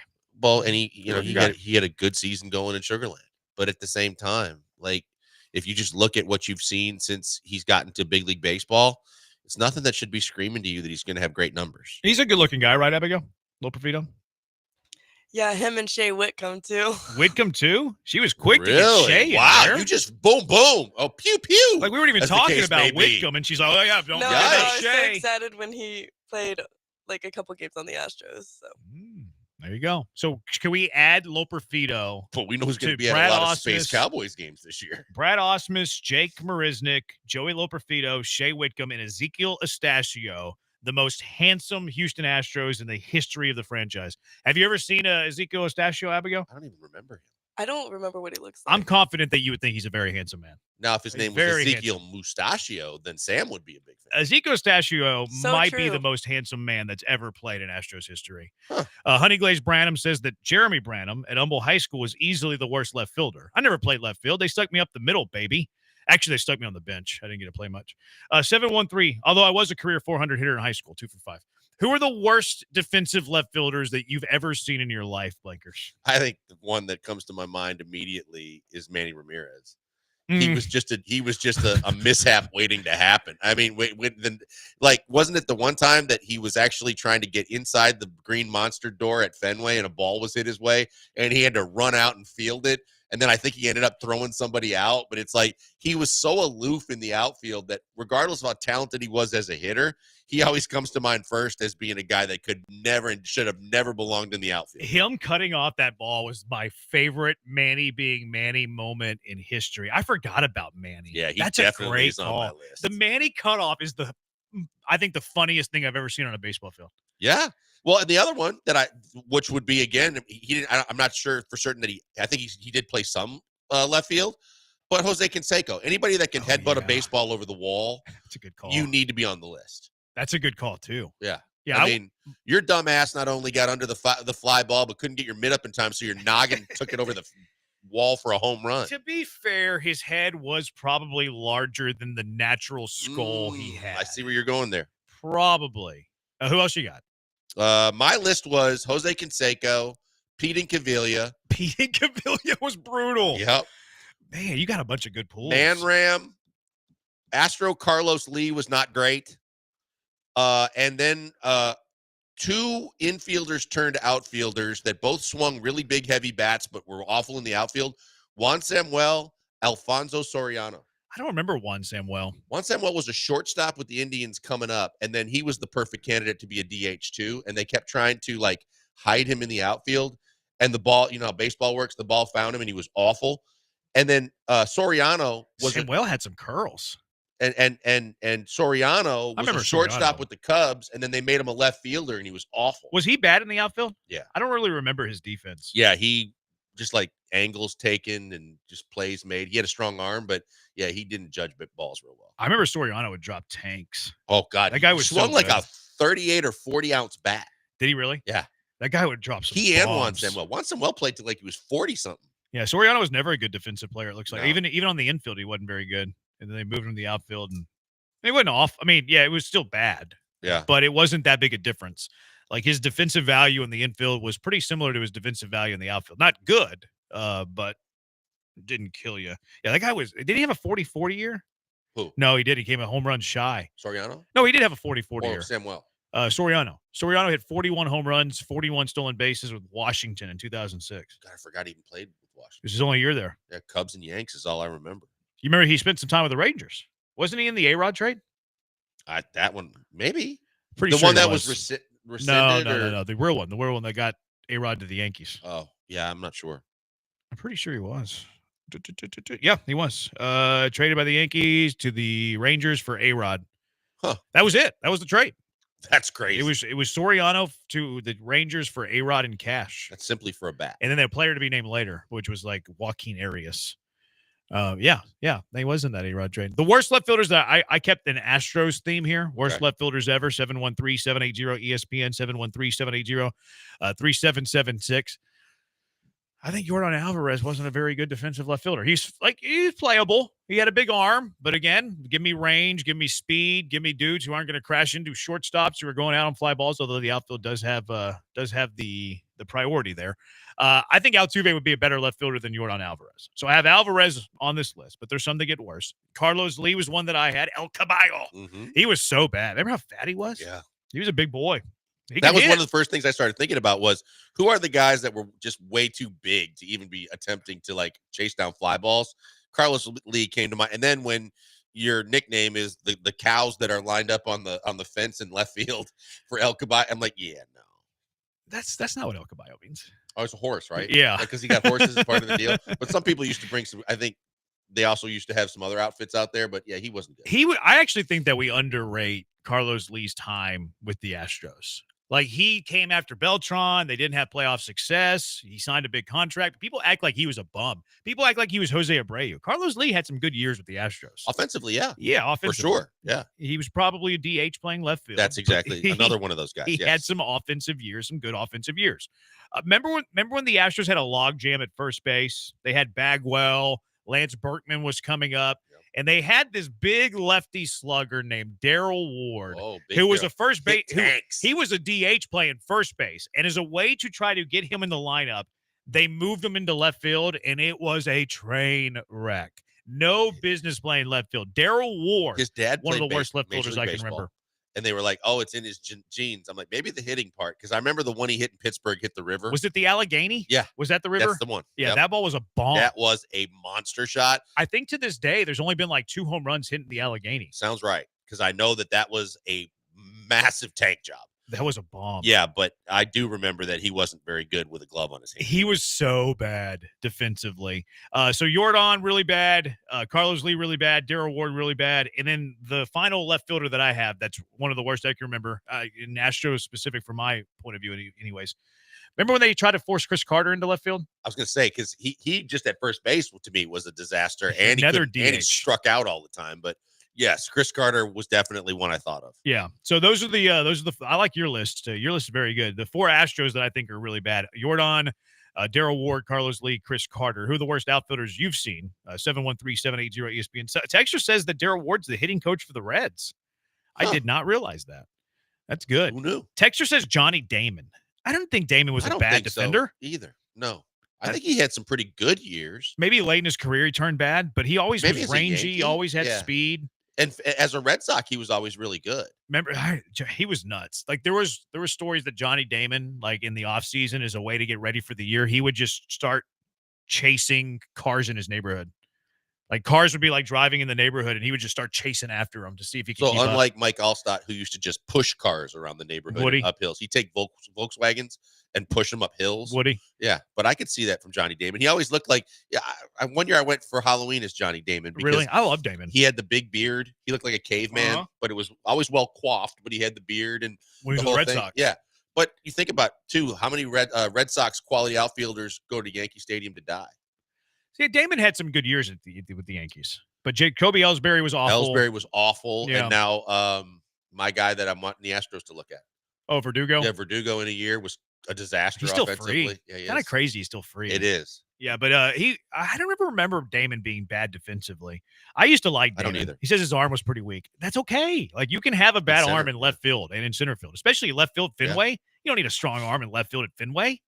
That's the biggest advantage to Altuve playing here and playing left field, is he plays 82 games in left field with a short porch with a garage door. Yeah, left field in Minute Maid is one of the easier left fields. Now you do have the angles and The stuff. caroms are weird. Yeah, but that's not like defensive prowess. Right. That's just learning the angles. So all these dudes who are bad left fielders that we brought up, how many do you think would have been better than Altuve is going to be in left? I think Altuve's. I think he might be better than the entire list. I think Altuve clears all these guys because he's got speed, and all we keep hearing about over and over again. But I can attest to the fact that he is strong. He is athletic. He is a good athlete. So if that's the case, and all we're worried about really is his arm, and if height matters at all, like for someone that what last week said, but is he going to take any balls away, over the wall? No. But you know what? If he's quick enough to get into the gaps and take some fly balls away, and he looks like he's comfortable, then he's probably better than my entire list. I think he's better than my entire list too. And look, I don't think Altuve is going to be good in left field. I really don't. And I can already know what's going to happen. Altuve is going to botch a play in left field and be like, "Oh my goodness, this is what I was talking about." But I do think Jose Altuve, if he gets a good run of play in left field, will be less bad in left field than he is bad at second base. I do think that. Do I think he's going to be good in left field? No. Do I think he's going to be better than this list? Yes. Is he going to make some mistakes? Absolutely. But is he going to hurt the Astros less playing left field than he would at second base? I think so. And then you throw in the element of maybe having a really good defensive player at second base behind a couple of ground ball pitchers.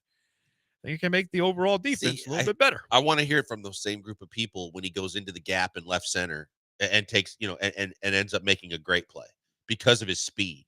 And he's probably going to have a glove the size of a garage. Mm-hmm. But I guarantee you that his speed may be able to save a few runs in the gap, regardless of how bad he is with his throwing arm in left field. That's what's I think that's why Myers is important too. Like if he's covering a lot of range, then Altuve doesn't have to cover as much range. Did you see Altuve coming into the dugout? I think it was McTaggart posted it. Here come the outfielders. Yes, It seems like he's taking a lot of joy out of this. It does seem like, and sometimes I guess it gets monotonous that every year you do the same thing, but it does seem like maybe that this has invigorated him a little bit more in terms of maybe the whole season, because of the fact he's excited.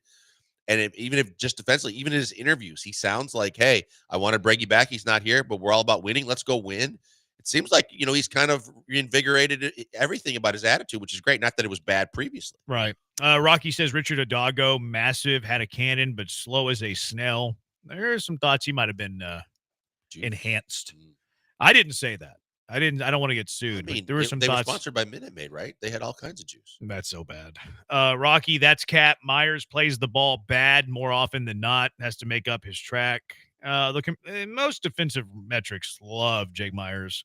We'll let you know Jake when he Myers. takes a bad route to a ball, because he's done that. Texture, was he really hurting them at second? I get he's not what he was, but I don't think he was horrible. I don't want to sit here and just throw out these advanced numbers, but there's one defensive run saved, which I think is the most important, where Jose Altuve was literally the worst second baseman in baseball the last 3 years. And even if you don't get to that level of analytics and you just say, was his range far less than when he came into the league? Yes. Is his throwing arm far less and it wasn't great from his heyday? Yes. His arm is terrible. His range is limited.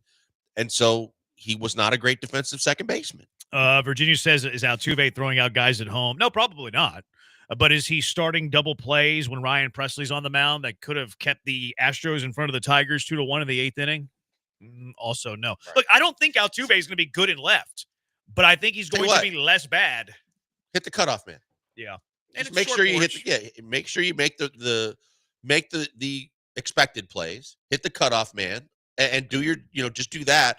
Your bat's going to more than make up for that, as long as you're not creating runs for the other team by making mistakes. It's a pick your poison, lesser of two evils. Like, no one thinks he's going to be good in left field, but is he going to be less bad? And the Astros think he's going to be less bad. Texter says move on. I don't remember Movon ever playing the outfield. Base, I thought he was always a first baseman. I don't remember him playing the outfield.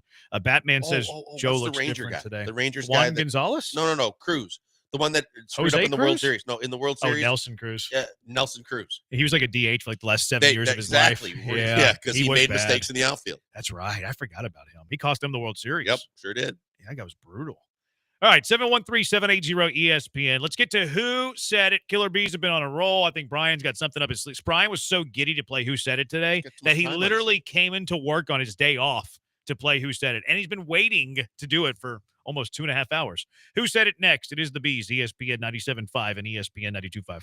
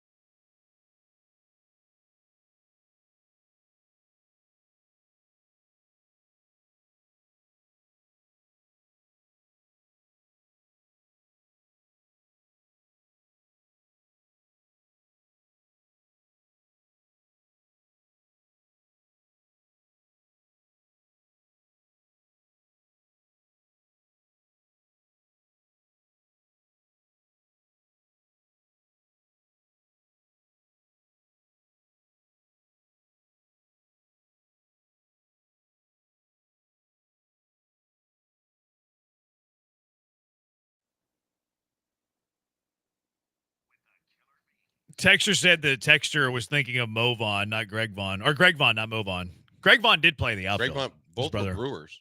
He was a bad outfielder too, wasn't he? Yep. Brian probably wasn't a great left fielder. No, I was not. Brian, not a lot of range. Brian's off today. He's off Monday. He's off Tuesday. But because we've been smoking that behind, And who said it? He came in on his day off, waited 2.5 hours to run the ship of Who Said It. So he's got a trick up his sleeve. Is that the story we're going with? Yes. Okay, gotcha. Never All let right, the yes, I've truth been give away here the for good 2.5 hours waiting for this. He was You could've sitting gone his to me at lazy 4. behind in his chair whenever I got into the studio today. All right, let's get into Who Said It. 5 quotes, ESPN 97.5 personalities. We guess who said them after Brian reads them. All right, quote number 1. It's one of the worst things that's ever been done. And there's been a lot of bad things that have happened, but the absolute gist abortion that Paramount Plus put out, stealing the greatest video game franchise of all time, which actually has like a book series they could have based things off of, it's just an abomination to the Lord, and everyone who put that together should be sent to Guantanamo Bay. What it's about in the world? series Halo on This Paramount is- Plus. I think he's baiting us into death. Is it the video game? Well, he's talking about the show on Paramount Plus, Halo, but he references ruining the greatest video game franchise of all time in the quote. You want again? Yeah. Okay. All right. Again, this is about the Halo TV series on Paramount So Plus. they have a Halo TV series do. that's made after the game? Yeah, it's they've done 2 seasons. I think the first season aired 2 years ago. That has to be brutal. I haven't watched it, but I've heard it's awesome. I've also heard it's not good. Not just from the person in this clip, but from many others. right, Anyway, sorry. quote one more time. It's one of the worst things that's ever been done. And there's been a lot of bad things that have happened, but the absolute just abortion that Paramount Plus put out, stealing the greatest video game franchise of all time, which actually has like a book series they could have based things off of, it's just an abomination to the Lord. And everyone who put that together should be sent to Guantanamo Bay. Who knows Guantanamo Bay? What was the Paul? word in there? Just abortion? Yeah, it was the absolute just abortion. Yes. I mean, I feel like it's too young for Lance. But I'm saying no. We know Paul knows. Oh, I think it's. I mean, I think it's Paul. My only question to you is because of the fact that it's more off the beaten path of sports. Does he think we think it's Dell? It's between it's Dell or Paul, and I'm leaning Paul. See, but Brian's out to get us today. That's the thing. But who am I comfortable losing with here? I mean, I'm going with Paul. Okay. It feels Paulie. That's fine. It's one of the worst things that's ever been done. Okay. Yes. I thought I heard Granado. There's been a lot of bad things that have happened. Yeah. But the absolute just abortion that Paramount Plus put out. When John connects from it sounded like remote. Granado. Yeah, to me. you're right. I was a little confused at first. I was like, how does Granado know the Halo show? I don't even know the Halo show. So you didn't even know it existed? I don't know. Okay. Shocker to you All guys, right. right? Well, shout out to Paramount Plus's marketing department. I have Paramount Plus. I know. That's what I'm saying. Yeah, they apparently didn't advertise it enough. All right. Quote number 2. How can people not take jokes anymore? It's amazing. Nobody could take a joke anymore at all. If you think you're targeted at all, you can't take the joke. Getting your balls busted is part of life. It could be anybody. Yeah, it really could. Can you read it again? Please. How can people not take jokes anymore? It's amazing. Nobody could take a joke anymore at all. If you think you're targeted at all, you can't take the joke. Getting your balls busted is a part of life. I heard Lance. See, I thought he'd be one of the newer guys, but I don't see Joe saying the last couple of words there. No. So I'm good with that. Lance or John? Would John say that? I don't know. It didn't sound like his cadence or the words he would use. The cadence is what got me towards Lance initially. I'm cool with that. We'll roll with it. How can people not take jokes anymore? It's amazing. Nobody can take. Honestly, nobody woke can take up a the joke killer anymore. bees. If you Somebody think you're woke up the killer if you think you're bees. targeted at all, you can't take the joke. Getting your balls busted is part of life. It is part of life. True words spoken by Lance Zierlein. All right, for the win already. Quote number 3. It's still the safest way to travel. It's just less safe than it was in the past. At a point, you're like when I get in a plane, you think to yourself, the odds are super, super low anything will happen. Now, instead of super, super, it's just super low. I could take away one super from the super low equation.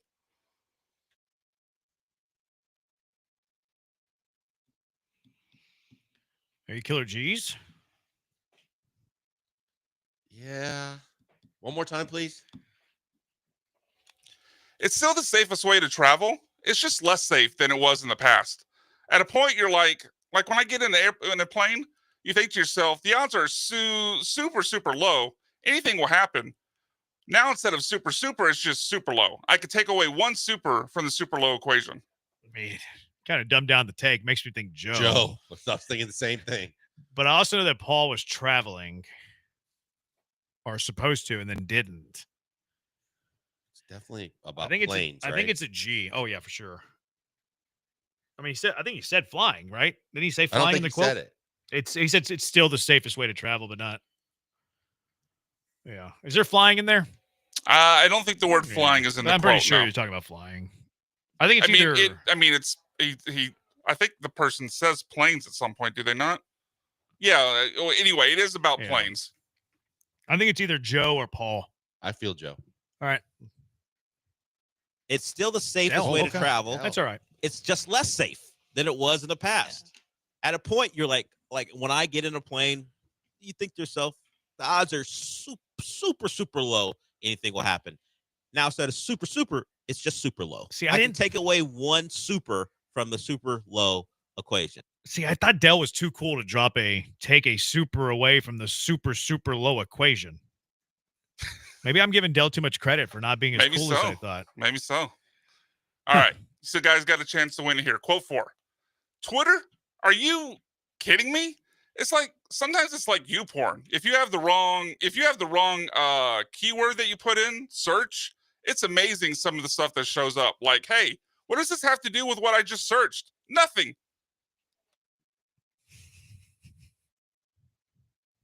Paulie? I'm leaning to a non-married man. Yeah. So I would go because of yeah. I Although think you could get got if you're searching something that you didn't plan on. But I think he says it goes to the site. Can you read it again? Yeah. Twitter? Are you kidding me? It's like sometimes it's like you porn. If you have the wrong keyword that you put in search, it's amazing some of the stuff that shows up. Like, hey, what does this have to do with what I just searched? Nothing.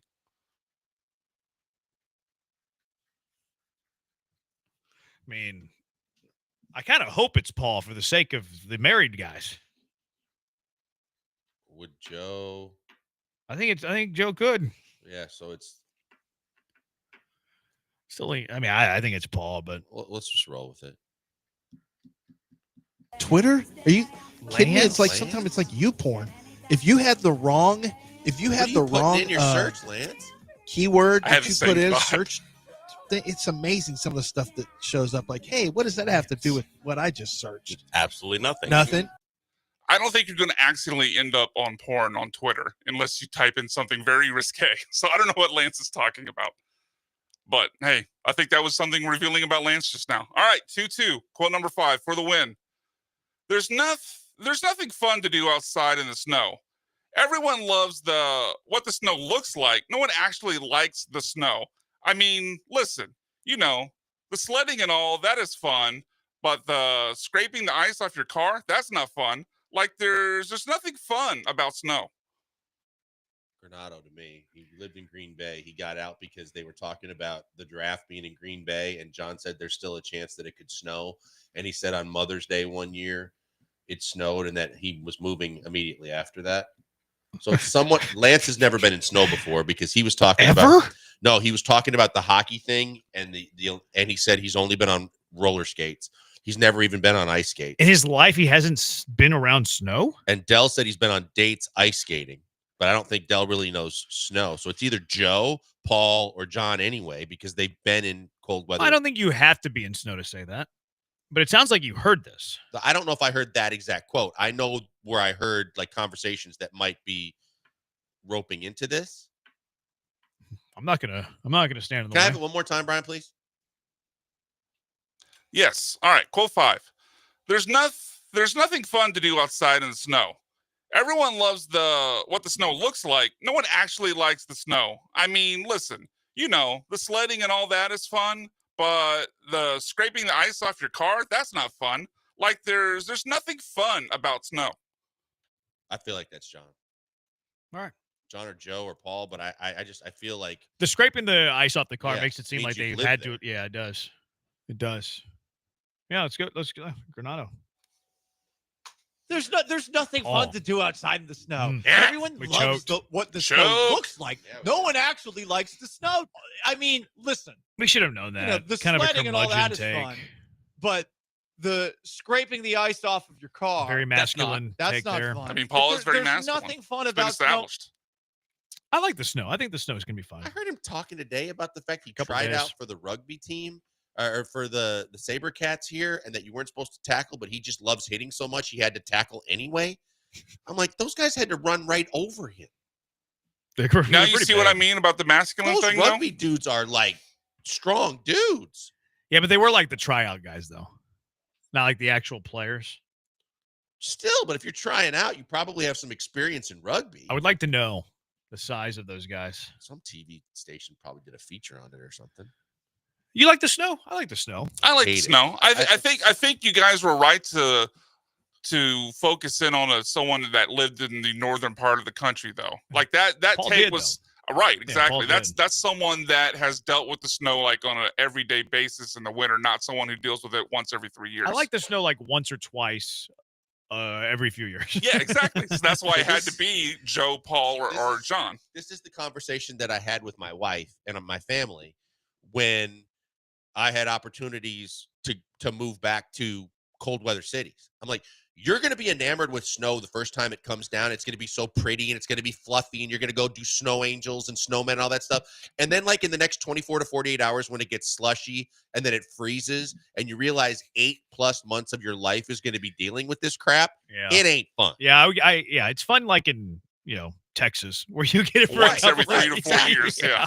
You can play in it that one day and then it's going to be gone. City shuts down, so they don't ask you to go to work when there's snow and ice on the ground. Living where those guys live, the city doesn't shut down for snow. It happens too much. Cody says, hey guys, it's like the 10th time I've heard this segment. Just FYI, it's a really good segment. I don't know who Joe is, but it's pretty but it's pretty entertaining Texans guessing all of commenter? the other guys and listening to y'all try and figure it out. Kudos. I'm glad Cody likes it. Yeah. You guys like it? I like mean, I losing. I enjoyed like you guys it. I don't like losing. going Atlanta Falcons on that segment. That was fun. I think this, of all the segments we do 12 segments a day, 5 days a week. What is that? 60? 60. Yep. 60 segments a week. This is in the low 50s for me. Low 50s for me. The Yankees are allowing you to wear facial hair now. So Brian could be a Yankee now, finally. What are the worst traditions in sports history? 713-780-3776. Killer Bees, ESPN 97.5 and ESPN 92.5.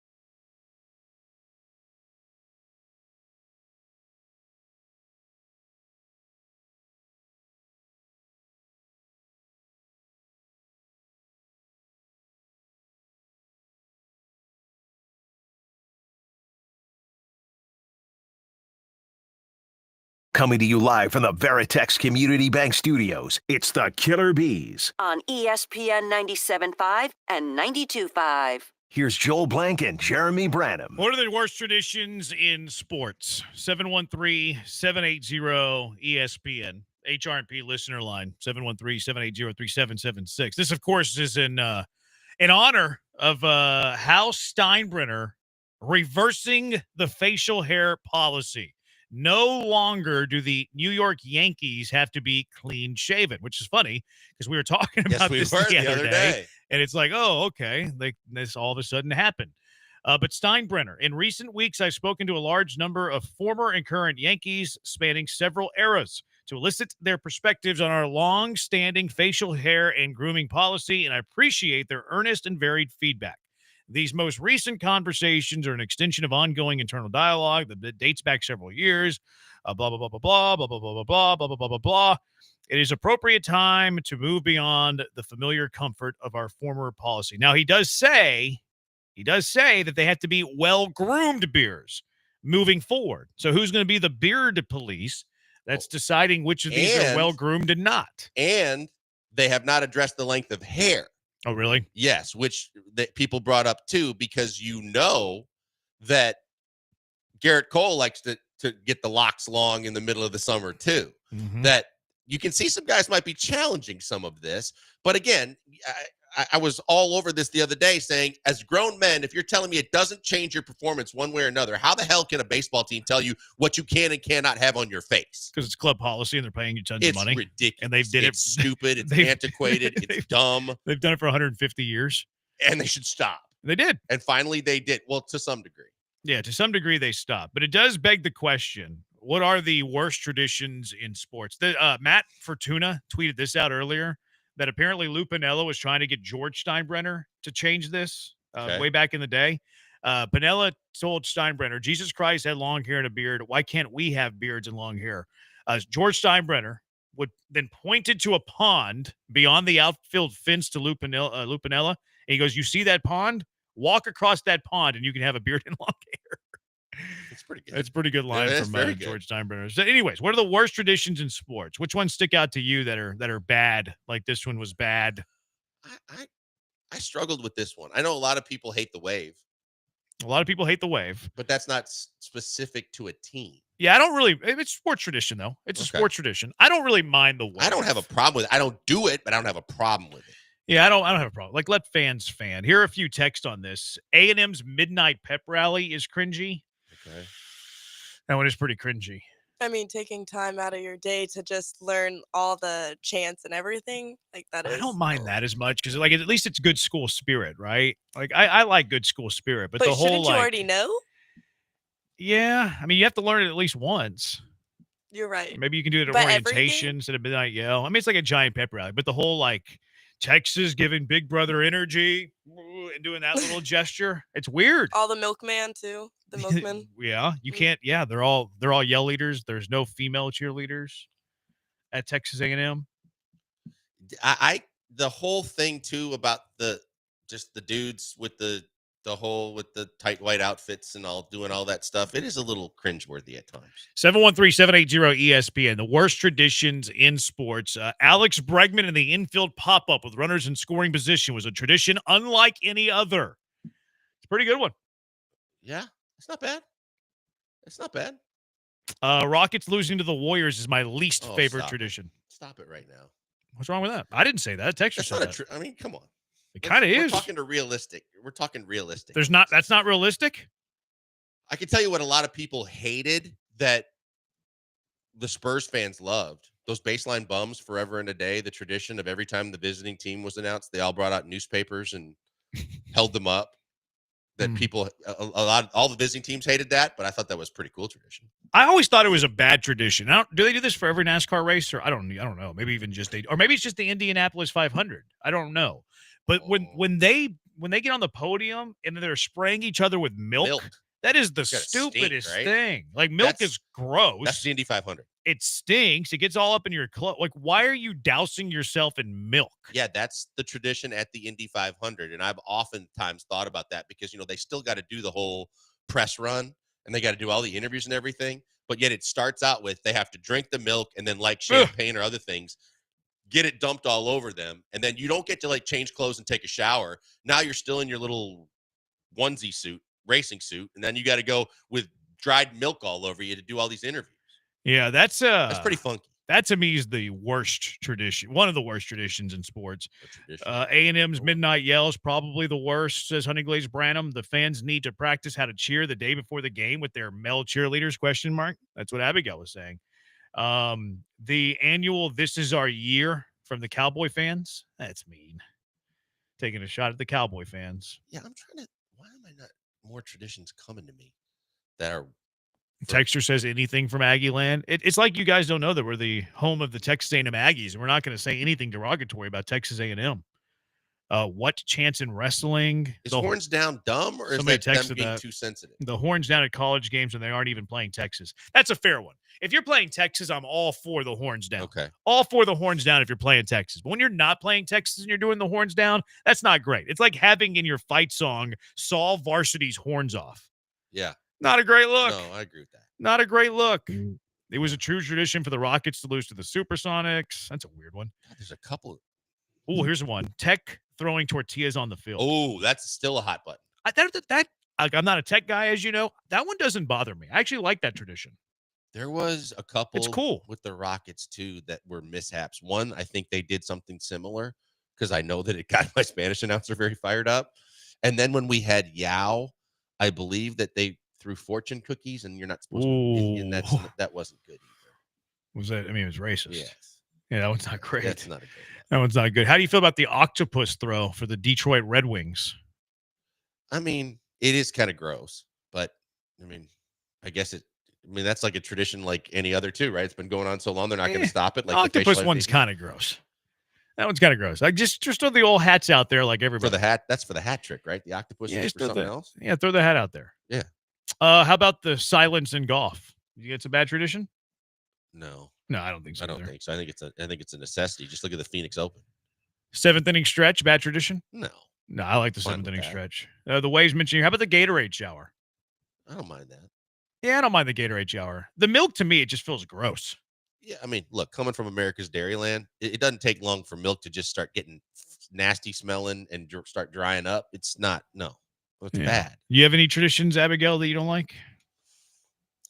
Doing the killer bees? I'm trying to think. Mr. I don't know. I feel like this is not like a hateful one, but it's a tradition like everybody is like so used to. Take Me Out to the Ball Game, like singing that song. It's not bad. I'm just saying like it's like so like repetitive. You don't like Take Me Out to the Ball Game during the 7th inning stretch? Come on. No, I'm not saying that I don't like it. I said that's a tradition I've been like thinking about that it's like so like regular, you know? Yeah, every game. Yeah. Every game. That's like a fabric of baseball. I don't think I hate traditions.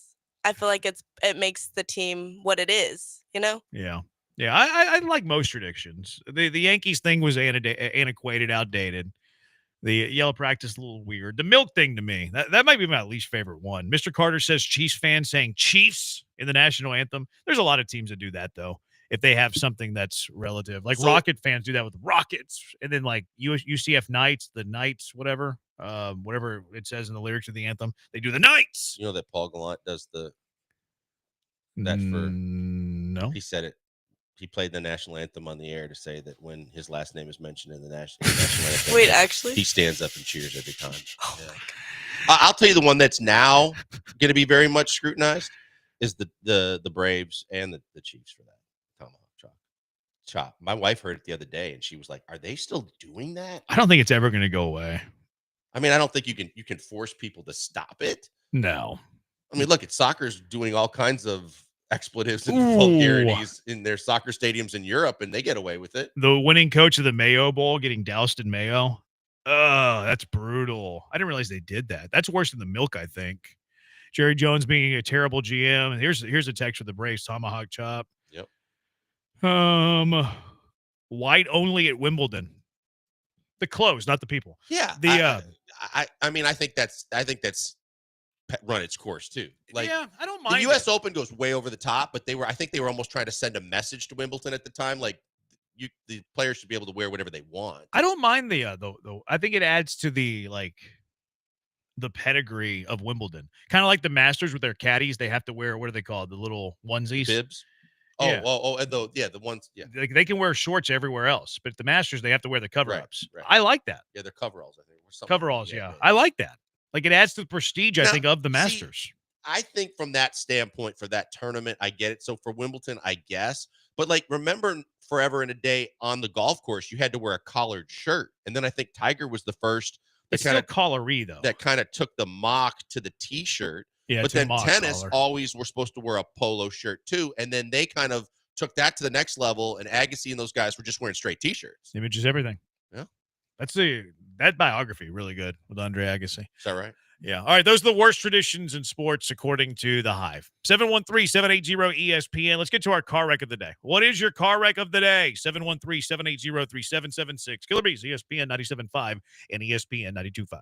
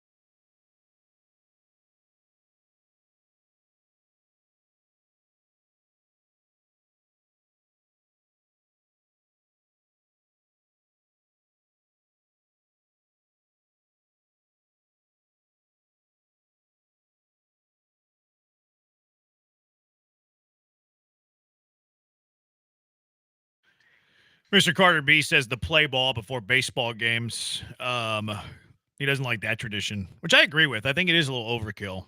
Why? He says you already had the guy throwing out the first pitch. Why do you need somebody to yell play ball? mean, if it's a chance for a kid to get on the field and yell it into the microphone, it's Yeah. cool. So what? I don't need a kid yelling play ball for me to get ready for the game. He says Marky Mark is over here doing an entire speech about something. I don't care. Play ball. So that was opening day 2023. Yeah, I think they're a little redundant. The champ of the day quickly became a tired tradition. Oh, I remember that. Yeah. Glad we don't do it. No, we just do car wreck of the day. We do the opposite. We just do the polar opposite of that. All right, car wrecks of the day, 713-780-3776. What do you have, Blinkers? I got a good one today. How do you know? Because Abigail and I talked about it. The fact that a lot of guys, now that these podcasts come out, a lot of these stories, like yesterday's story about Shaq, come out with like the truth be told. But we've had conversations before about the real ones in the NBA and how you don't mess with them because they can have things done and they can do things. Udonis Haslem did a podcast with, of all people, two of those guys I used to talk about, Zach Randolph and Tony Allen. And he talked about the fact that you can talk a lot of crap on the court, but that certain things when said, especially by like certain players that played on the Celtics, it ain't over. But I would say this, man, I just come from a place where you just can't say what you want to say to people. Right. There come consequences with that. And they got to a point sometimes where they used to say things on the court to people where I just didn't think was okay. Right. And I'm just leaving it I mean, at the heat of the battle, man. You know, you gotta expect. yeah, okay. And then where we from, the trunk gonna get popped and the whole park gonna get aired out. Like, let's keep it real, dog. If you talk like that at the park, the trunk gonna get popped and this getting aired out. Yeah. So, like, why just because we on this stage, it's okay? Nah, same rules apply. Be respectful. It's competition, but ain't gotta be no whole ass bitch ass and all that. We ain't doing. Well, who you talking to? Right. He wants. Because if you talking to me, Zebo, I don't know if Zebo remember this. You remember when we was in Portland and Ruben Patterson said what he said? You remember Zebo came out of the locker room. I was standing next to their locker. I'm not really sure what I just heard. He is extremely upset still at Paul Pierce. Tony Allen was like, you got to bury the feud. And he was like, we ain't burying the feud. Paul Pierce needs to talk to me. Huh. So they want to fight. It's a car wreck. Let them fight. I'm pro fighting. If people want to fight, let them fight. Why not? You're an instigator. Yeah. Correct. Sell it, market it, put it on pay-per-view. Have you ever Let's make gotten some in a bucks. fight? Like in a physical verbal fights, tons of them. Oh, okay. Twitch. No, X. I don't really fight with the Twitchers. They're all Twitter. idiots. They're all beneath me. I don't deal with Twitchers. Yeah. X, Twitter. Arguments, yeah, sure. Usually only if they come at me first, though. Like I said, I'm a counterpuncher. Floyd Mayweather Jr. That's fair. Yeah. I am a bit of an instigator. You're right about that, though. You read me well. Car wreck of the day for me, MLB and ESPN breaking up. ESPN sucks. Like, I know we work at ESPN, but ESPN sucks. Like, I'm so over ESPN. ESPN getting rid of baseball. They've gotten rid of baseball tonight. I like the college basketball, the NBA stuff that they do. Like, I don't like their production. I think it's far worse than TNT. I don't like these talking head shows where they yell at each other in the morning. ESPN's lost its fastball. I'm on Major League Baseball side of it, and I'm usually not because I'm not a Robert Manfred guy. I think he's a bum. But ESPN's worse. ESPN and MLB breaking up, good. As a baseball lover, good. Well, where do they go? Anywhere. They can go to TNT. They carry baseball. They can put more stuff on MLB Network. They're probably going to go streaming with Apple TV. Netflix has been a player. That sucks for all of us. I have Netflix. I have Apple TV. I'm just saying, That but doesn't everybody suck else for me. that isn't you. It doesn't suck for you. It sucks for a lot of other people. Have you seen the viewers of ESPN? How many people don't have ESPN now from 10 years ago? That has also went down. I think it sucks for a lot of people. I don't think Manfred's wrong in the fact that ESPN scaled back how much attention they play to Major League Baseball, but at the same time, giving up that platform and that many games a week and all the things that they were getting, I'm curious if they're going to find another home for that. Oh, no doubt. There will be plenty of suitors. It might not be on antiquated cable television. Right. It might be on Apple TV, whose production is fantastic. Maybe it's on Netflix. No problem. I got Netflix. So I'm on Major League Baseball side of this. Hopefully they end up with a really good deal. Josh from Seabrook, car wreck of the day, the Yankees clean shave rule, about time. Brandon T, car wreck of the day, Alex Bregman and the Jabronis. Good call. One other thing about Major League Baseball leaving ESPN, I don't have to deal with that bum Carl Ravitch anymore calling Astro games. That's what I thought you were focused on. I'm happy about that. Brandon T, car wreck of the day, Alex Bregman and the Jabronis, the Boston Bros. Yeah, that's annoying. It's super annoying. Let's get Ravitch hired by whoever gets the new baseball team. No, he can stick to ESPN calling SEC basketball.